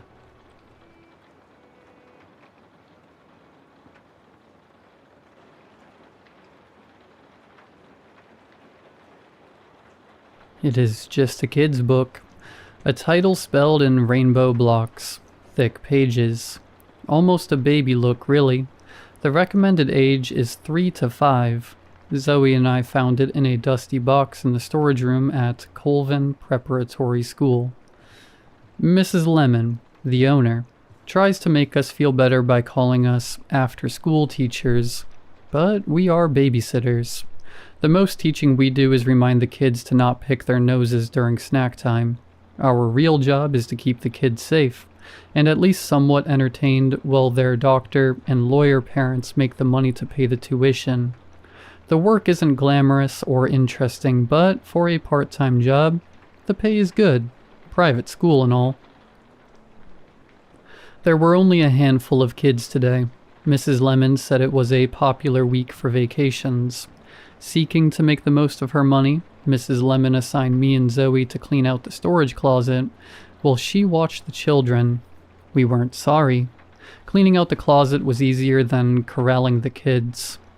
The hardest part was not choking on the dust. Even in the dark closet, we could see the thick gray blankets of dust on the cluttered shelves. "Can you turn on the light, Hooper?" Zoe asked. I flicked the switch. Nothing happened. "Hooper." "Sorry, I did." I looked up to see an empty socket. "Well?" I gave Zoe a nervous look. "Don't say that. Mrs. Lemon might hear you. Zoe is the best part of the job. I don't want her to get fired." "That's right. I wouldn't want to lose the chance of a lifetime." I tried to not let her see my dopey grin. "We better get started." I ripped open a box. Its cardboard was soft with age. Manila folders filled with what looked like old personnel records. "Box of junk here." I looked back to see Zoe playing on her phone. I coughed to encourage her to get to work. "What about you?" She sighed and started to tear open the box closest to her. It was a smaller box about the shape of a pizza box. It sat crooked on a bigger box like someone had thrown it in the closet in a hurry. Well, let's see. She tossed the strip of cardboard into the shadows and pulled out the book. From the fluorescent light in the hallway behind us, I could just see its cover. It showed a papier-mâché sun behind a platinum blonde girl smiling in a pink dress. Or it was supposed to be a girl. Walking over to Zoe to look at the book more closely, I saw it was actually a grown woman. She looked like a girl because she had sharp circles of blush on her cheeks and stone-stiff pigtails on her shoulders. Her toothy smile looked like it hurt. "What the hell?" I asked. Zoe didn't seem to notice how wrong the book was. She laughed at it like it was a tacky knick-knack. "Oh man, how long do you think this has been here? It's probably older than Mrs. Lemon." Put it down. Let's get back to work." Hold on, we have to read it." She sat down on a box and gestured for me to sit in front of her. I sat. I have never been able to tell a girl no. "Okay, quick." Zoe started to read like she was back in the classroom, trying to calm down a mob of kids. She turned the cover towards me with a dramatic flare. I looked away. The woman's smile was too bright. The national television network presents Sunny Sandy. I should have ripped the book from her hands right then. Meet Sunny Sandy. Sunny Sandy lives in Sunnyside Square, where the sun can never stop shining. Sunny Sandy is a good girl.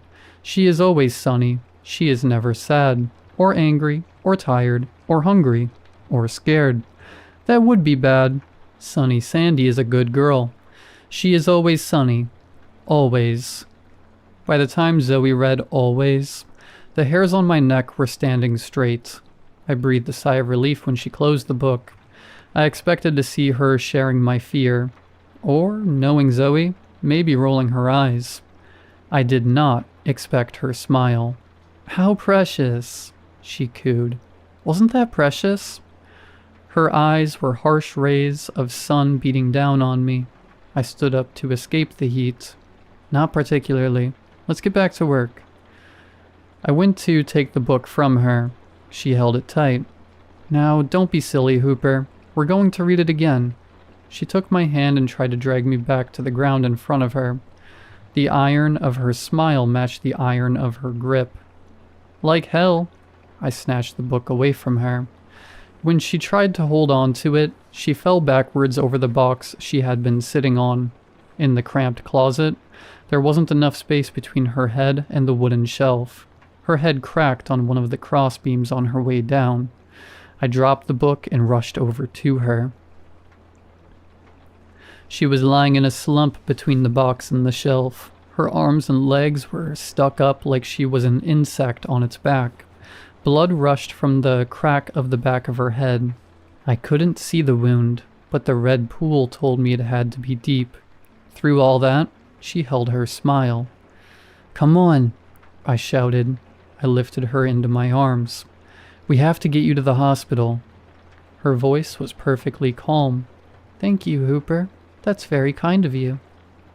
I took her to Mrs. Lemon, who drove her to the hospital. Between the crack on the wood, and when I laid her in the passenger seat of Mrs. Lemon's pickup truck, Zoe never stopped beaming. I watched the kids until their parents came for them. I played pretend with them to stop my mind from imagining what might be happening to Zoe. I didn't want to go home at the end of the day. I still hadn't heard anything, and I wasn't ready to be alone with my thoughts. Procrastinating, I went back to the storage closet. Standing in the hallway light, I saw the woman smiling up at me. I thought back to what Zoe had said. We're going to read it again. This book had broken my friend, but how? It was just a kid's book. I opened it. The first few pages were as boring as any other kid's book from the 90s. Pictures of the woman walking through a cartoon town square, then down a brick main street. Then they turned wrong. On the page with the words, "She is never sad," the woman stood over a striped cat with a collar that said, "Mr. Tiger." The cat was dead. Another picture showed her sitting in a country church pew, beside a woman dressed in black. In another, she sat in a closet smaller than the storage closet around me. It looked like she had not bathed or been outside in days. On the last page, the one with the words, "She is always sunny, always," the woman was lying in a coffin. She still wore pigtails in her hair, and she still smiled, the same smile I had seen on Zoe's bloody face. I feel like Sunny Sandy is inside me now. She's watching me to see if I behave. I'm not sure how long she'll let me write freely, so I wanted to post this here where I know people will see it. I wish I was fighting back tears. Or a scream, but if you were looking at me, you'd think I was reading a love letter from Zoe. I look peaceful. I am scared. Very scared. Happy Hooper is a good boy. He is always happy. Always.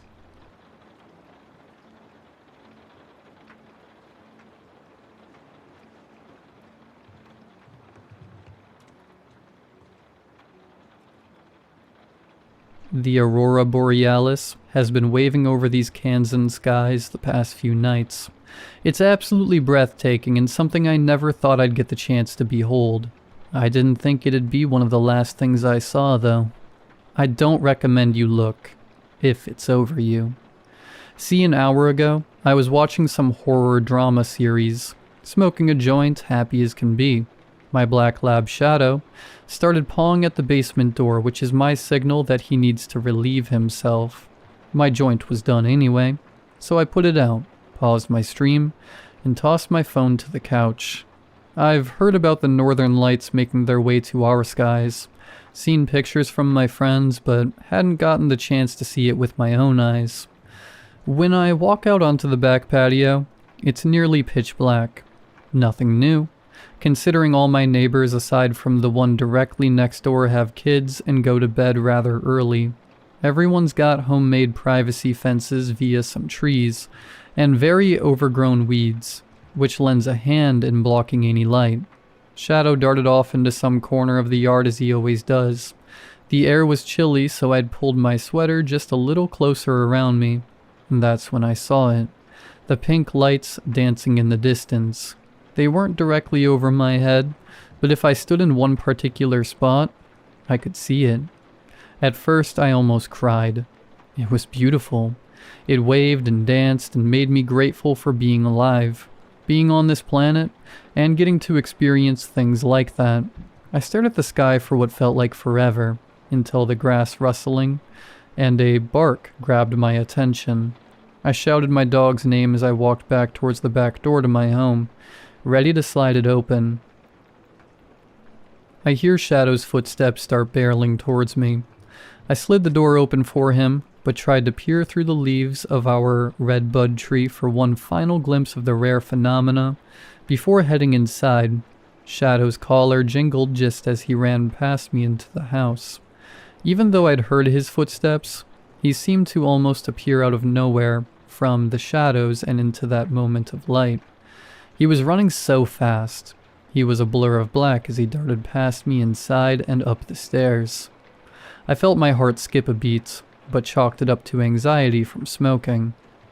I locked the door and closed the blinds before heading back to continue couch rotting, but stopped in my tracks when I got to the top of the stairs. Shadow was standing in the middle of the living room staring at me. I laughed at myself and told him to stop being creepy, figuring we could both go for a little treat. I walked past him and into the kitchen, an ice cream pop for myself, and a pig ear for Shadow. Normally the crinkle of the bag is enough to make him come running. I'd all but put it back, and he still hadn't come to claim his prize. I call his name again, then peer out into the living room. The ice cream in my hand falls to the floor as a scream rips from my throat. Shadow looked like Shadow, but was now actively morphing into some stretched and skewed version of him. I heard snapping as he grew unfathomably, quite quickly I'll add, before his neck became too long to hold up on its own. His head fell to the wooden floor with a thud. My dog, or What was my dog smiled, then with its newly elongated limbs, started pushing its still bursting body towards me with too fast of a pace. I don't think I've ever run so fast in my life. The stairs to my attic area, where my bedroom is, are luckily accessed through the kitchen. I sprinted up them, straight to my room and slammed the door shut, just as two large of paws thud up the stairs after me. I've always loved that my space has hidden pocket doors, but now I'm not so keen. Just as I turned the tiny lock on my door, the door started shaking on its track as the exploded version of my dog started banging on it. I thought myself brilliant for choosing my bedroom over the office or the closet, since this room is the only one of the three with a window. The first thing I did was race over to my window. It opens right to the roof of my attached garage, which would make for a relatively easy escape. I was halfway there, feeling the rough shingles under my bare feet before I looked up and noticed my next door neighbor, Hunter, staring out of his window and directly into mine. I yelled his name, telling him I needed help, but he just stood there staring at me. He smiled quickly, raising his hands up for a moment, then his smile faded as his hands moved down slowly. He did it again, then again, and by the third time I was already terrified. He made it worse when the fourth time, he kept his hands raised and the grin plastered on his face. He stared at me, then wiggled his fingers. Had the lights in his room not been on, it had been impossible to read his lips. They were on, though, and as I read the words, "Gotcha," he, too, started sporadically snapping and stretching into something inhuman. I scurried over to the edge of my roof, and just before I leaped over the edge, a shadowy figure in the middle of the road shifted, scraping the gravel beneath it. I froze and watched it for a moment. When it didn't start exploding, I felt relief, which went away as fast as it came when the figure started running towards me. I screamed again and then looked back into my bedroom. The door was holding true but banging against its track like nobody's business. Another glance to Hunter, still in his window peering over at me, showed that he no longer resembled anything close to human. He reminded me of those snake fireworks that you light, and they just grow and grow until they turn to ash and fizzle out. All the color had removed itself from his skin. His eyes were gaunt, and he just kept stretching. I thought, screw this, and crawled back into my bedroom. That's when the banging on my door stopped, and the singing started. I'm verily merrily, but here quite contrarily. Why don't you let me in? Don't be afraid, I'll be quick. Let you live. Promise, I just want your skin. Why don't you let me in? I scrambled for my phone for almost a full minute before I realized I left it on the couch. Thankfully, my laptop still has a little bit of juice in it. Crappy thing is, none of my messages will go through. I can't send chats, emails, nothing. I've run out of options, so I'm going to try posting this as a last-ditch effort. I'm not sure what to do. Has anybody else experienced this crap? What do I do? The thing that took over my dog won't stop singing the same thing over and over, though the lyrics have changed in the last few seconds. Why don't you let me in? Let me in, let me in. The weed I smoked was near the end of my stash, and I don't have near an experience like this any other time I've smoked it, so it feels safe to rule out. If I don't make it through the night, and it comes out that I've been found as a curled up, ashen turd, please heed this warning. Whatever is making these Midwestern night skies pink and red isn't the northern lights. I think it's something evil. If you do get a glimpse, you might just want to let them in.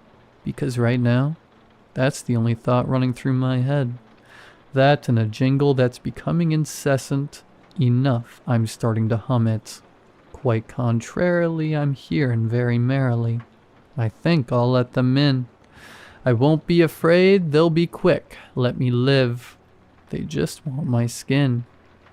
I think I'll let them in.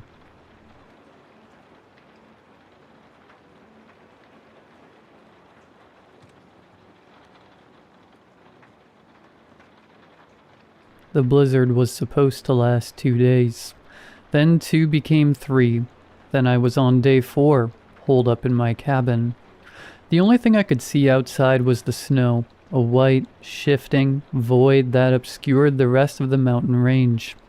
I looked for the stars out of habit, but they were gone, buried behind layers of storm.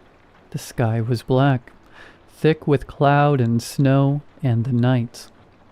The tree line, usually clear, was faint now. A smudge of darkness barely separated nature from the cabin. The thick snow blurred the edges, turning trees into shadows that shifted with the wind. What had once been a sharp, familiar boundary was now lost in the white of the snow and darkness of the night. I was ready, at least. Before the storm hit, I'd driven down the mountain to the nearby town to stock up on supplies, like I always do. I filled my good old F-150 with food, water, and anything else I might need to ride out the worst of it. Back at the clearing off the cabin, I chopped firewood. I've already got enough stacked to last through a second ice age, but it gives me something to do, something to break up the quiet. All aspects of it, the rhythmic thunk of the axe hitting wood, the smell of fresh pine, the way the pile grows bigger with every swing. It all keeps me from thinking too much. I don't get visitors. That's not me being dramatic, it's just fact. The nearest neighbor is a 40-minute drive down the mountain, and that's when the roads are clear, which they're not. Haven't been for days. That's why when I heard a knock, I nearly dropped the mug of cocoa I was holding. It wasn't loud, just 2 slow, deliberate raps on the door. Then nothing. I stood there in the kitchen for a few seconds, just listening, waiting to hear it again. The storm was still going strong outside, but underneath the wind, the silence settled again like a blanket. Neither a knock nor a voice calling out followed. I figured I imagined it, cabin fever and all that. Wouldn't be the first time. But I walked to the door anyway. Something in me wouldn't let it go. Could have been curiosity, or maybe I was just so goddamn starved for company that I wanted there to be someone out there. I opened the door, and there he was. A kid in his early 20s. Maybe. He could have passed for a college student if he wasn't half frozen. His face was pale as paper, lips blue, eyes wide and glassy like he wasn't all there. Snow clung to his coat in heavy clumps, and he was shaking so hard his teeth were clacking together. "God," I said, before I even thought about it. He didn't answer, didn't even look at me, just stood there trembling in the doorway, like he didn't know where he was. I should have hesitated, should have asked what he was doing out in a blizzard, who he was, how he got up here. But I didn't. If I closed the door and he died out there, I'd never be able to live with myself. That part of me, the part that used to be a husband, the part that could have been a father one day, it's still there somewhere, even if it's quieter now. "Come in," I said. "Come on, let's get you warm." He stepped inside without a word. The wind slammed the door shut behind him. He left a trail of melting snow behind him as I led him to the fire. His boots were soaked through. I had him sit on the old armchair by the hearth while I threw a couple logs on and got the flames high. I asked if he was hurt. He didn't answer. "Can you talk?" I tried again. "Tell me your name." Still nothing. Just that 1,000-yard stare. Like he was looking through the fire. Past it. Like he saw something there I couldn't. He looked like hell. Skin pale and tight over the bone. Lips cracked. Nose bleeding just a little from the cold. I knelt down beside him to check for frostbite, and that's when I saw it. On his side, just below the ribs, his jacket torn and shirt soaked with blood, was a wound. A deep bite. Ragged, raw, and already turning dark around the edges. It wasn't new. A day old, maybe more. The skin around it was red and hot. "You didn't say you were bit," I muttered, more to myself than to him. He flinched when I touched it. First reaction I'd gotten out of him. His eyes snapped to mine, wild, just for a second. Then they went vacant again. It didn't look like a wolf bite. I've seen those before. Hell, I've seen worse. Back when I hunted more often. Wolves tear, rip, pull. This was cleaner. Too clean. I patched it up as best as I could. Cleaned it. Wrapped gauze tight around his ribs. He winced but didn't make a sound. Just watched me, breathing shallow, like a cornered animal. After that, I set him up in the guest room. It had a bed, a thick blanket, and a space heater in the corner. He didn't say a word and just laid down, curled in on himself, eyes still wide open. I left him there, closed the door gently behind me. The cabin felt smaller after that, like he brought something in with him. A weight, a shift in the air. I tried to shake it. I made myself tea, sat by the fire, and held a book in my lap I didn't read. I checked on him an hour later. He was asleep, out cold. No fever, at least none I could feel. I left the door cracked just in case.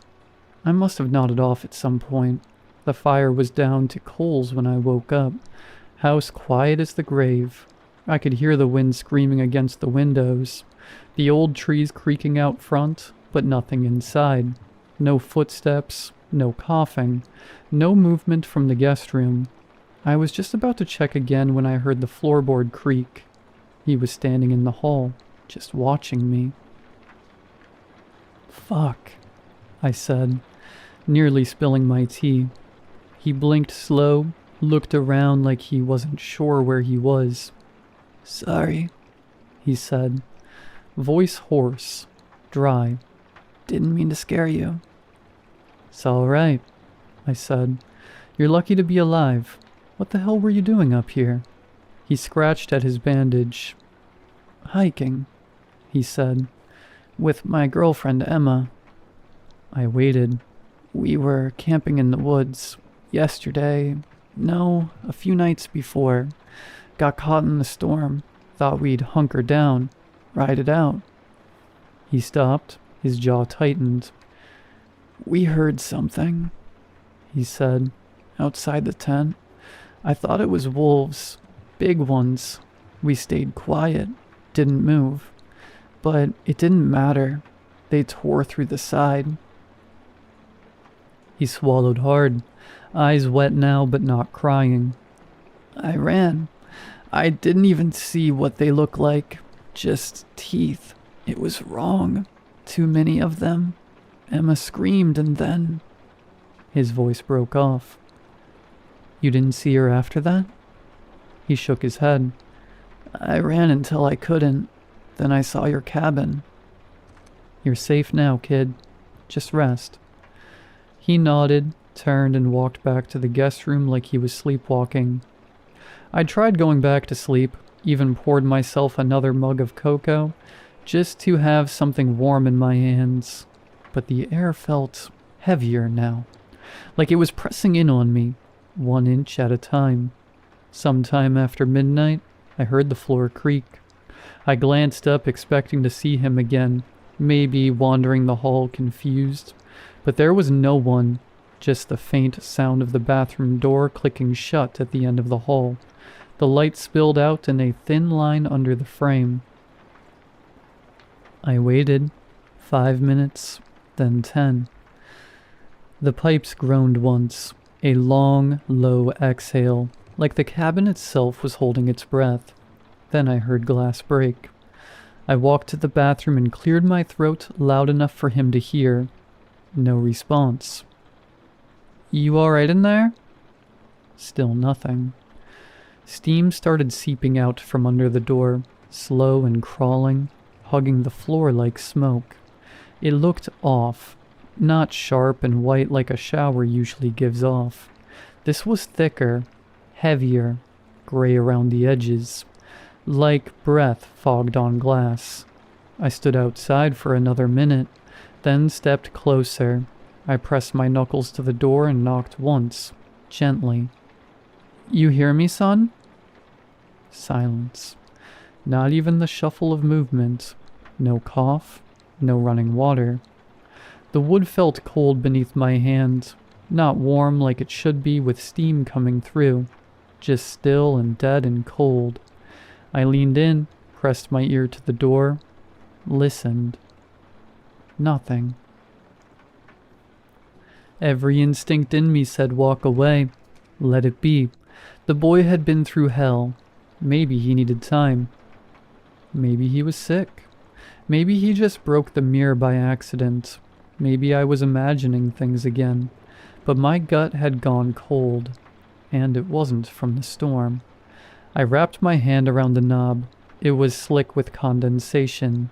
I turned it slowly, quiet as I could, until the latch gave way with a soft click. Then, holding my breath, I gently opened the door. What I saw shook me. The kid was split open vertically down the middle, bisected with a horrific precision that ran from the crown of his head through his nose, mouth, and sternum, all the way down to his groin. The bathroom looked like a butcher's block, the tiled floor underneath stained with something dark and moist. His two halves rested on the floor like broken mannequins, separated by a sickening foot of space. Ribs, stark white and splintered, jutted like snapped fences. Muscles, still glistening and unnervingly pink, hung in strips. The coiled lengths of intestine and the dull, spilled organs lay exposed and motionless on the floor, some still clinging to one half of the body. There was an emptiness where his spine should have been, a hollowed-out canyon running through his core. It was as if something massive had forced its way out. From the inside, the precision of the split, through bone and gristle, was alien. Wrong. Then, through the haze of shock, a draft hit me. A bone-deep cold that had nothing to do with the storm outside. My eyes, still wide and unfocused, slowly tracked it. The small bathroom window, unusually sealed tight against the mountain air, was shattered. Not just cracked, but exploded outward, as if something had exited through it. Jagged shards of glass glittered on the sill and floor. The fierce wind howled through the gap, bringing with it a stinging spray of snow. And from the half of the young man's body that was closer to a window, a trail began. A glistening, repulsive path of black and dark red slime snaked across the pristine white tiles, past the gurgling toilet, over the shattered glass, and through the broken window frame, disappearing into the white void of the blizzard. I thought it was blood, but it was thick, viscous, and seemed to pulsate faintly in the dim light, leaving an oily sheen in its wake. Whatever had been inside him, whatever had ripped him apart and then fled, had left this horrifying signature. I finally found my breath. It was a cold, panicked gasp that tasted of iron and the strange stink coming off the floor. I backed away slowly, never taking my eyes off the split halves, off the black and red trail that snaked across the tiles. Every instinct screamed run, not down the mountain. I'd never make it, but away from this room. It was out there now, something that hid inside a man, then discarded the skin to crawl through a broken window into a night that would kill anything normal. The thought of it sliding down the mountain, of it reaching the small defenseless town I'd just driven through days ago, made adrenaline surge through paralysis. It couldn't make it to town. Not on my watch. My feet moved before my brain gave the order. I didn't bother closing the bathroom door. The horror had already escaped. I moved past the living room, where the cozy glow of the dying fire felt like a cruel joke, and into the master bedroom. I went straight to the closet, tucked behind my winter gear. Right where I always kept it was a Remington 870. I pulled it out, the cold steel of the pump action a familiar weight in my hands. I grabbed the box of double-aught buckshot from the shelf, spilling a handful of crimson shells onto the carpet. But I didn't stop to pick them up. I loaded the shotgun quickly, the sharp, metallic sound of the shells cutting through the roar of the wind.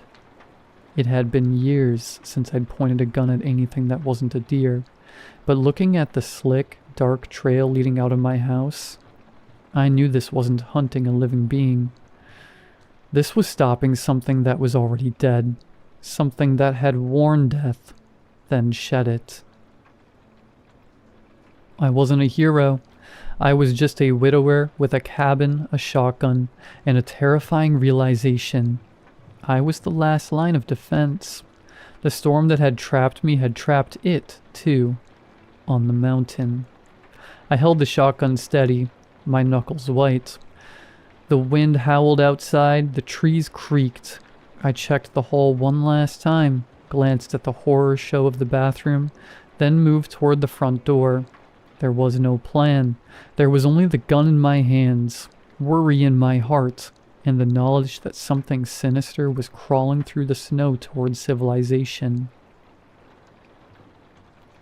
I flipped the deadbolt and hit the door with my shoulder. The wind was a physical blow, a sudden, blinding white sheet that stole my breath and stung my eyes. The roar of the storm swallowed the world around. It was a complete whiteout. My eyes searched frantically for the trail. The front porch was already buried under a fresh dirt, but I knelt down, shielding my face against the immediate sting of the snow. There it was, still outside the bathroom window on the other side of the perimeter. The oily black and crimson slime was already freezing, but it hadn't been buried yet. It was distinct, lying on the otherwise clean snow like spilled ink. It didn't just drip. It looked like something had slithered. I followed it, sinking immediately into the drifts up to my knees. The air was so cold it burned my lungs. I kept the Remington high. Its barrel was a dark, steady presence against the blinding white. The trail, glowing in width as I followed it, led past the woodpile and headed directly from the tree line. The trees themselves were black specters against the night, swaying and groaning under the weight of the snow. I fought against the resistance of the deep snow, pushing myself faster, driven by the metallic reek of the slime that, even in the freezing air, seemed to linger. I was maybe 20 yards from the cabin, battling a sudden, heavy gust, when I saw it. At first I thought it was a buck driven mad by the storm. It was easily that size, low to the ground, its dark shape barely discernible in the whirling vortex of snow where the cabin's clearing met the forest edge. But it didn't move like a deer. It didn't trot or bound. It scuttled. It was hunkered down, its massive body creating a brief moment of stillness in the blizzard, a small black shadow against the white fury. I stopped dead, sinking deeper into the drift. I raised the shotgun, pushing the safety off with a dry click. Through the shifting veil of snow, I strained to make out details, and the details I found were strange. It was hairy, thick black fur, matted and clotted. The fur was plastered down in clumps, matted thick with the same crimson slime that lined the floor of my bathroom. Its bulk seemed to be expanding, the hair giving it an immense, distorted volume, but the low, hunched posture suggested it was something that preferred to crawl. It had multiple limbs, too many, working in sync to move it along the ground. Thick, jointed appendages that glistened unnervingly. The sight was a sickening contradiction. The heavy, dense covering of fur mixed with the raw, unnatural sheen of the slime. It looked like a living, wet wound covered in an animal's coat. Then it lifted something. Its head. I realized with a shudder of pure dread. It was impossibly large and angular, but I couldn't discern a face. Then the wind cleared the snow just enough for me to see a flash of wet, sickly red where eyes or a mouth should have been, reflecting the distant, faint light from my cabin window. It didn't see me. It seemed focused entirely on the darkness of the tree line, already beginning to merge with the shadows. It was moving, still low and fast, dragging its huge, repulsive body away from the cabin and toward the mountain pass that led to town. I gripped the shotgun, ignoring the trembling of my own body. The blizzard made the shot difficult, but the distance was short. If I let it reach the shelter of the trees, it would be gone. I took the slack out of the trigger. There was no hesitation left in me, just the immediate, primal need to stop this monstrosity before it vanished. I squeezed the trigger. The sound of the Remington going off was deafening, a violent boom that shattered the stillness of the storm. The flash of the muzzle momentarily burned the image of the creature into my retina. I felt the powerful kick of the shotgun against my shoulder, and a split second later, the buckshot slammed into the creature's massive torso. It didn't go down. Instead, the thing let out a sound that cut right through the howling wind, a screaming wail that was entirely inorganic, like tearing metal on a wet, ripping canvas. It was a noise of pain, but also of inhuman rage, and it sent a spike of pure terror through my chest. The section of its body where the shot hit seemed to absorb the impact, scattering a spray of the thick, dark slime and a few clumps of matted hair into the air. It scrambled, the monstrous body, for all its bulk, moved with terrifying speed, abandoning the relatively clear ground and lunging into the dense black of the tree line. I pumped the action, ejecting the spent shell and loading a fresh round. Clack, chunk. I didn't wait to see if it was mortally wounded. I just knew I had to keep it moving, keep it from burrowing down or reaching the pass. I plunged into the forest after it, following the fresh, dark disturbance in the snow. The trees offered a brief, deceptive shield from the worst of the wind, but the snow was deeper here, making every step a labor. I focused only on the trail, the churned snow, the scattered slime, the deep, heavy indentations of its multiple limbs. I ran until my lungs burned, until the cold made the skin on my face ache, until the sounds of its desperate, laborious breathing were drowned out by my own. Then I stopped. The trail vanished. One moment I was following a distinct line of destruction. The next, the snow was pristine, only marked by my own clumsy boot prints. I moved forward a few more steps, scanning the blizzard-shrouded ground, wondering if the heavy snow had worked against me and buried the signs, but no, the trail had slowly faded. It had ended completely, as if the creature had simply dissolved into the air. I rotated slowly, the shotgun trembling slightly in my grip, my eyes uselessly searching the area around me. My breath hitched. I caught it only as an indistinct smear of shadow, a sudden movement in my peripheral vision. High above me, I tilted my head back, staring up into the shifting, wind-whipped canopy of the pines. There was no ground trail because the trail had continued up. The dark, oily slime wasn't on the snow anymore. It was smeared high on the bark of the nearest trees, running in sickening, vertical streaks. The monster hadn't been slowed. It had simply used the vertical space the forest offered. It had the high ground.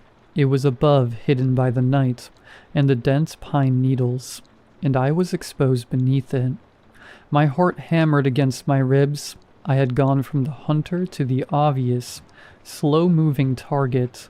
I scanned the dark trunks of the nearest pines, searching for any break, any shelter that might afford me a moment of cover. About 10 feet away, A massive, ancient pine had been partially uprooted long ago, its gnarled root system exposed. The dirt and thick, woody roots had formed a dark, protective cave against the elements. I dove toward it, dropping to my hands and knees in the snow. I wedged myself into the space beneath the largest root, pulling the shotgun close to my chest, my back pressed against the cold, frozen earth. I held perfectly still, straining my ears against the wind, forcing myself to shrink into the shadows and the earth. It was silent again, save for the storm. The vast, black space between the high branches and the low earth was now where the true danger lay. I looked up through an opening in the uplifted roots, seeing only the tangled darkness. I waited for a drop of slime, a tremor of a branch, or the silent, horrifying moment when the massive, hairy, glistening shape would descend. I stayed perfectly still, trying to slow the panicked rush of my breath. The silence, punctuated only by the wind, was unbearable. The creature was somewhere above, hunting for the man that had just fired the loud, disruptive weapon. Then the snow began to sift down, not from the storm, but from the branches above. Chunks fell, followed by a sudden, heavy thud just yards away. It had dropped. The creature was on the ground again, but now it wasn't scrambling away. It was waddling, a fast, deliberate, low-to-the-earth movement, like a massive, glistening insect trying to appear harmless. Its bulk seemed even more immense, now that it was no longer distorted by the heights, and I could hear the wet, squelching sound of its many appendages on the snow. It moved slowly into the small clearing around my hiding spot. I was pressed so tightly against the frozen roots that the wood dug painfully into my spine, but I didn't dare flinch.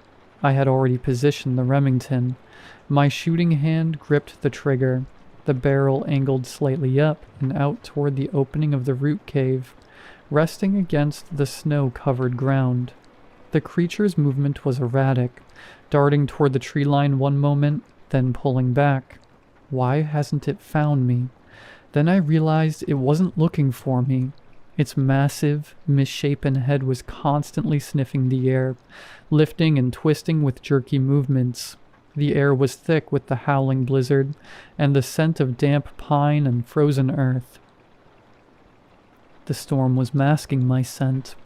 The wind and the heavy, blowing snow were scattering and nullifying my presence, covering the fresh trace of gunpowder and adrenaline. I was lucky. The storm had become my unintentional ally. After a few minutes, the sniffing paid off, the waddling ceased, and its massive, slimy, hairy form turned directly toward my root cave. It approached the gap between the thick roots, filling the dark space with its bulk. It was so close I could feel the minute vibrations of its weight disturbing the ground. And then, its head lowered. The snow cleared just long enough for me to see the details I hadn't been able to discern in the blizzard. Its head was roughly the size of a buck or moose skull, but hideously wrong. The bone structure was too broad, too blunt. It had no discernible eyes, just wide swaths of slick, wet flesh the color of old blood. It wasn't just fur that covered it. Its thick, dark hair was matted with the slime, forming a repulsive, heavy mane. Interspersed within this mane was a horrifying number of short, glistening, leech-like appendages that writhed slightly in the cold air, tasting and searching. Then, it was inches from my face. I could smell the metallic stench of the black slime mixed with the sour, coppery odor of raw meat. I was looking into the mouth of the nightmare that had walked out of a man. One of the slick, worm-like appendages darted out, brushing against the tip of my nose. In that instant, it knew. The thing recoiled slightly, its large, blunt head drawing back, the wet flesh of its face tightening into an expression of immediate, primal recognition. The meal was found, The obstacle identified. It was about to strike. I didn't let it. I drove the barrel of the Remington up and sideways, the muzzle nearly touching the side of its monstrous head. The blast was muffled and wet, an awful, contained thunder. The buckshot tore into the creature's skull from below and the thing erupted, a horrifying geyser of black slime, wet fur, and bone fragments sprayed into the roots above me. The creature shuddered once, a massive, muscular tremor, before its great weight collapsed. It didn't fall on me, thankfully, but it landed directly outside my hiding spot, its massive body completely blocking the entrance. I lowered the shotgun, the noise of the ringing in my ears louder than the wind. I was trapped beneath a mountain of steaming, reeking horror. The ringing in my ears faded slowly, replaced by the sickening sound of hot, wet matter sizzling on frozen snow. I was entombed. The creature's immense cooling mass was pressed up against the root system, sealing the entrance to my makeshift bunker. I could hear the wind now, muffled by the sheer volume of dead, hairy flesh. I lowered the hammer on the shotgun slowly, my entire body shaking with a delayed, violent reaction. The smell was overwhelming now, a blast of copper, sulfur, and the sour stink of the creature's slime. The muzzle of the Remington was coated in gore. I had to get out. If the blizzard kept up, I'd be trapped here beneath a rotting carcass until the spring melt. I shoved the shotgun's barrel against the creature's flank, testing the weight. No movement. It was like pushing a felled, waterlogged oak tree. I shifted my weight, reaching with my free hand, and finally found the edge of the root that had protected me. I pressed my shoulder against the dirt wall and pushed, straining. The corpse moved an inch, then sank back. I had to try a different way. I turned the shotgun around and used the thick, heavy butt of the stock to scrape away the dirt and packed snow behind me, burrowing deeper into the root system. The ground was hard and frozen, but the shotgun butt gave me just enough leverage to widen a small, cramped gap between two lateral roots. Gasping, I barely squeezed through the opening. I emerged on the far side of the massive pine, away from the creature's bulk. I stood up slowly, my heartbeat pounding in my temples, and walked back over to look at the kill. It lay motionless, its multi-limbed body contorted awkwardly on the snow, but something was wrong. Where the head had been, there was only a ruin of black fur and pulped bone. Yet a thin, milky white steam was rising from the wound, and then I noticed the blood, or lack of it. It wasn't bleeding out. The dark, black-red slime was only slowly oozing, congealing almost immediately in the bitter cold. The buckshot had caused massive trauma, but the creature's internal volume seemed insufficient for its size. It felt like I had shot a sack of thick fluid rather than a complex biological organism. My eyes caught something on the creature's massive flank. Where the first blast of buckshot had hit, the matted fur had been stripped clean, revealing the skin beneath. It was pale, slick, and thin, stretched tight over the enormous frame. The skin was visibly healing, slowly knitting itself back together. The gaping holes from the shot were shrinking, the raw, pink-red tissue pulling toward a center point. It was a terrifying, impossible regeneration. The steam wasn't from cooling blood. It was from a burning internal process. My breath hitched. The entire premise of this battle, that a shotgun could stop it, was a lie. I had maybe 10 minutes before it was functional again.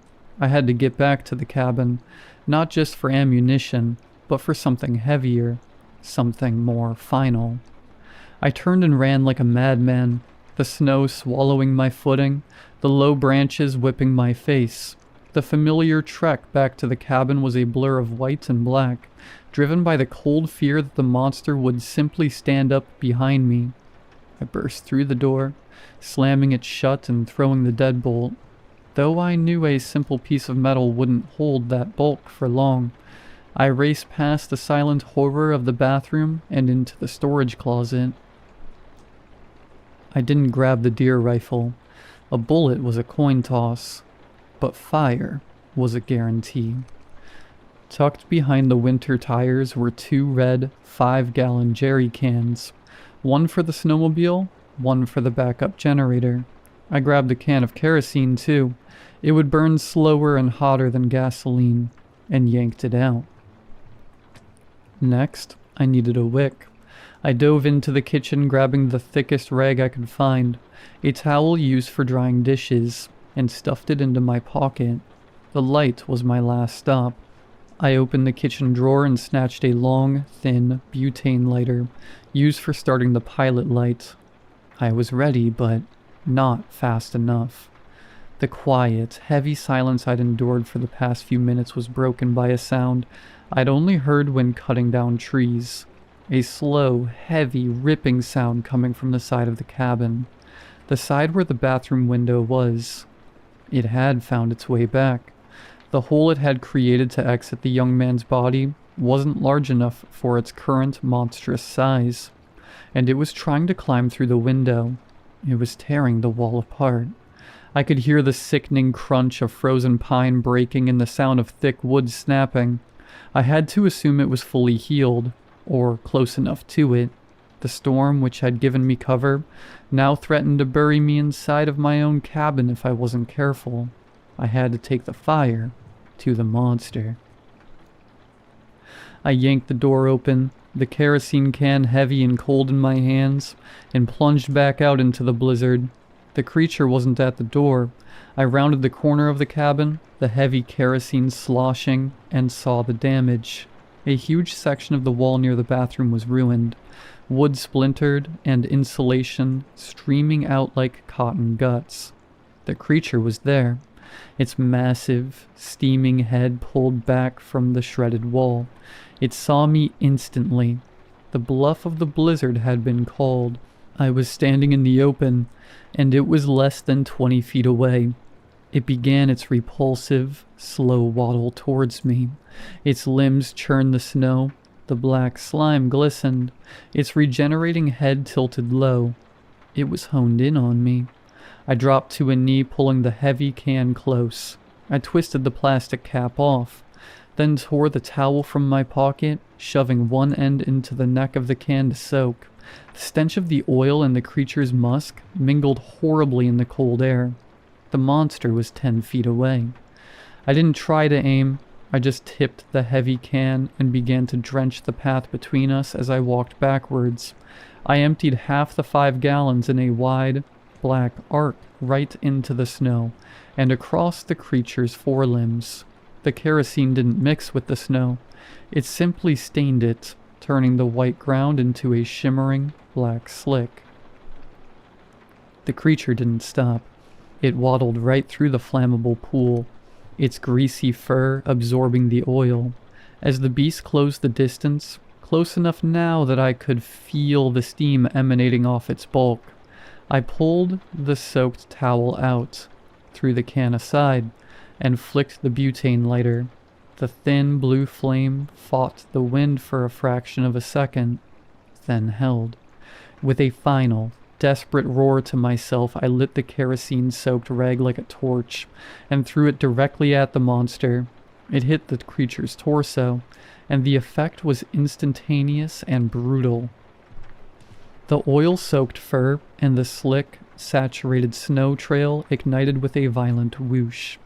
The flames were furious, a shocking blast of orange and red against the white snow. The creature was engulfed in a terrible, screaming pillar of fire. The kerosene and the creature's own slick, greasy essence fed the flames instantly, making them burn with a blinding, hot intensity. The monster shrieked, a sound of agony and pure animal terror, and began to thrash violently in the fire. It wasn't waddling anymore. It was rolling in the snow, trying to beat out the inferno. Fortunately for me, the flame stuck to its oiled coat like glue. It was a chaotic, burning silhouette against the backdrop of the swirling blizzard.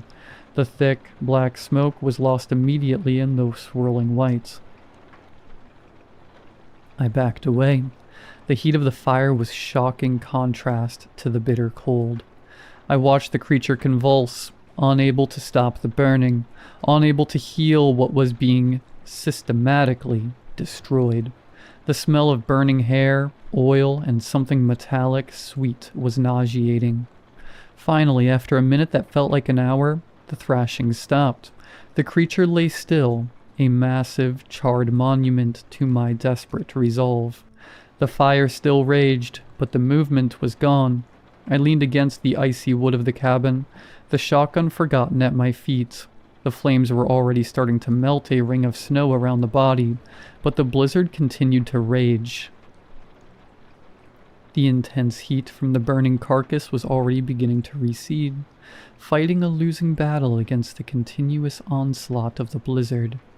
I stood for a moment, letting the sheer exhaustion wash over me, before the pragmaticism and determination of the mountain man kicked in. The fire was dying, and what was left of this thing couldn't be allowed to heal, or even to rot here. I grabbed the heavy kerosene can and emptied the rest of its contents onto the smoldering pile, coaxing the flames back into a furious, consuming roar. I moved the equipment inside, then returned to the blazing carcass with my axe. It took a sickening 15 minutes of hacking and separating what little was left of the creature's bulk. I dragged the black, escaping chunks through the snow and tossed them back into the heart of the blaze. The air was thick with the stench of oil and the sweet, terrible smell of burning meat. I was purging the mountain of this evil. When I was done, only a patch of melted snow and a few glowing embers remained. I stood over the pyre, the axe handle cold in my numb hands, watching the last of the embers fade into the furious white. I turned, intending to head back inside, lock the doors, and face the grim reality of the split body in the bathroom. That's when I heard it. It wasn't the wind, and it wasn't the groan of a tree. It was a faint, wet, screaming wail, identical to the sound the creature had made when the buckshot first hit it, the sound of ripping canvas and tearing metal. It came from the same direction as the first time, from the depths of the tree line, from where the young man had come. I spun around, bringing the axe up like a shield, searching the blinding, swirling storm. My mind immediately went to the rifle, the thing I had left behind in the house in my haste. I had nothing but a bloody, snow-covered axe and a dead fire.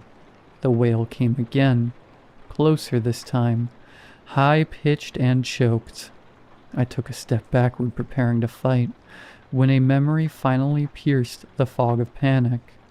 The young man's vacant eyes, the young man's story. Hiking with my girlfriend, Emma. Fuck.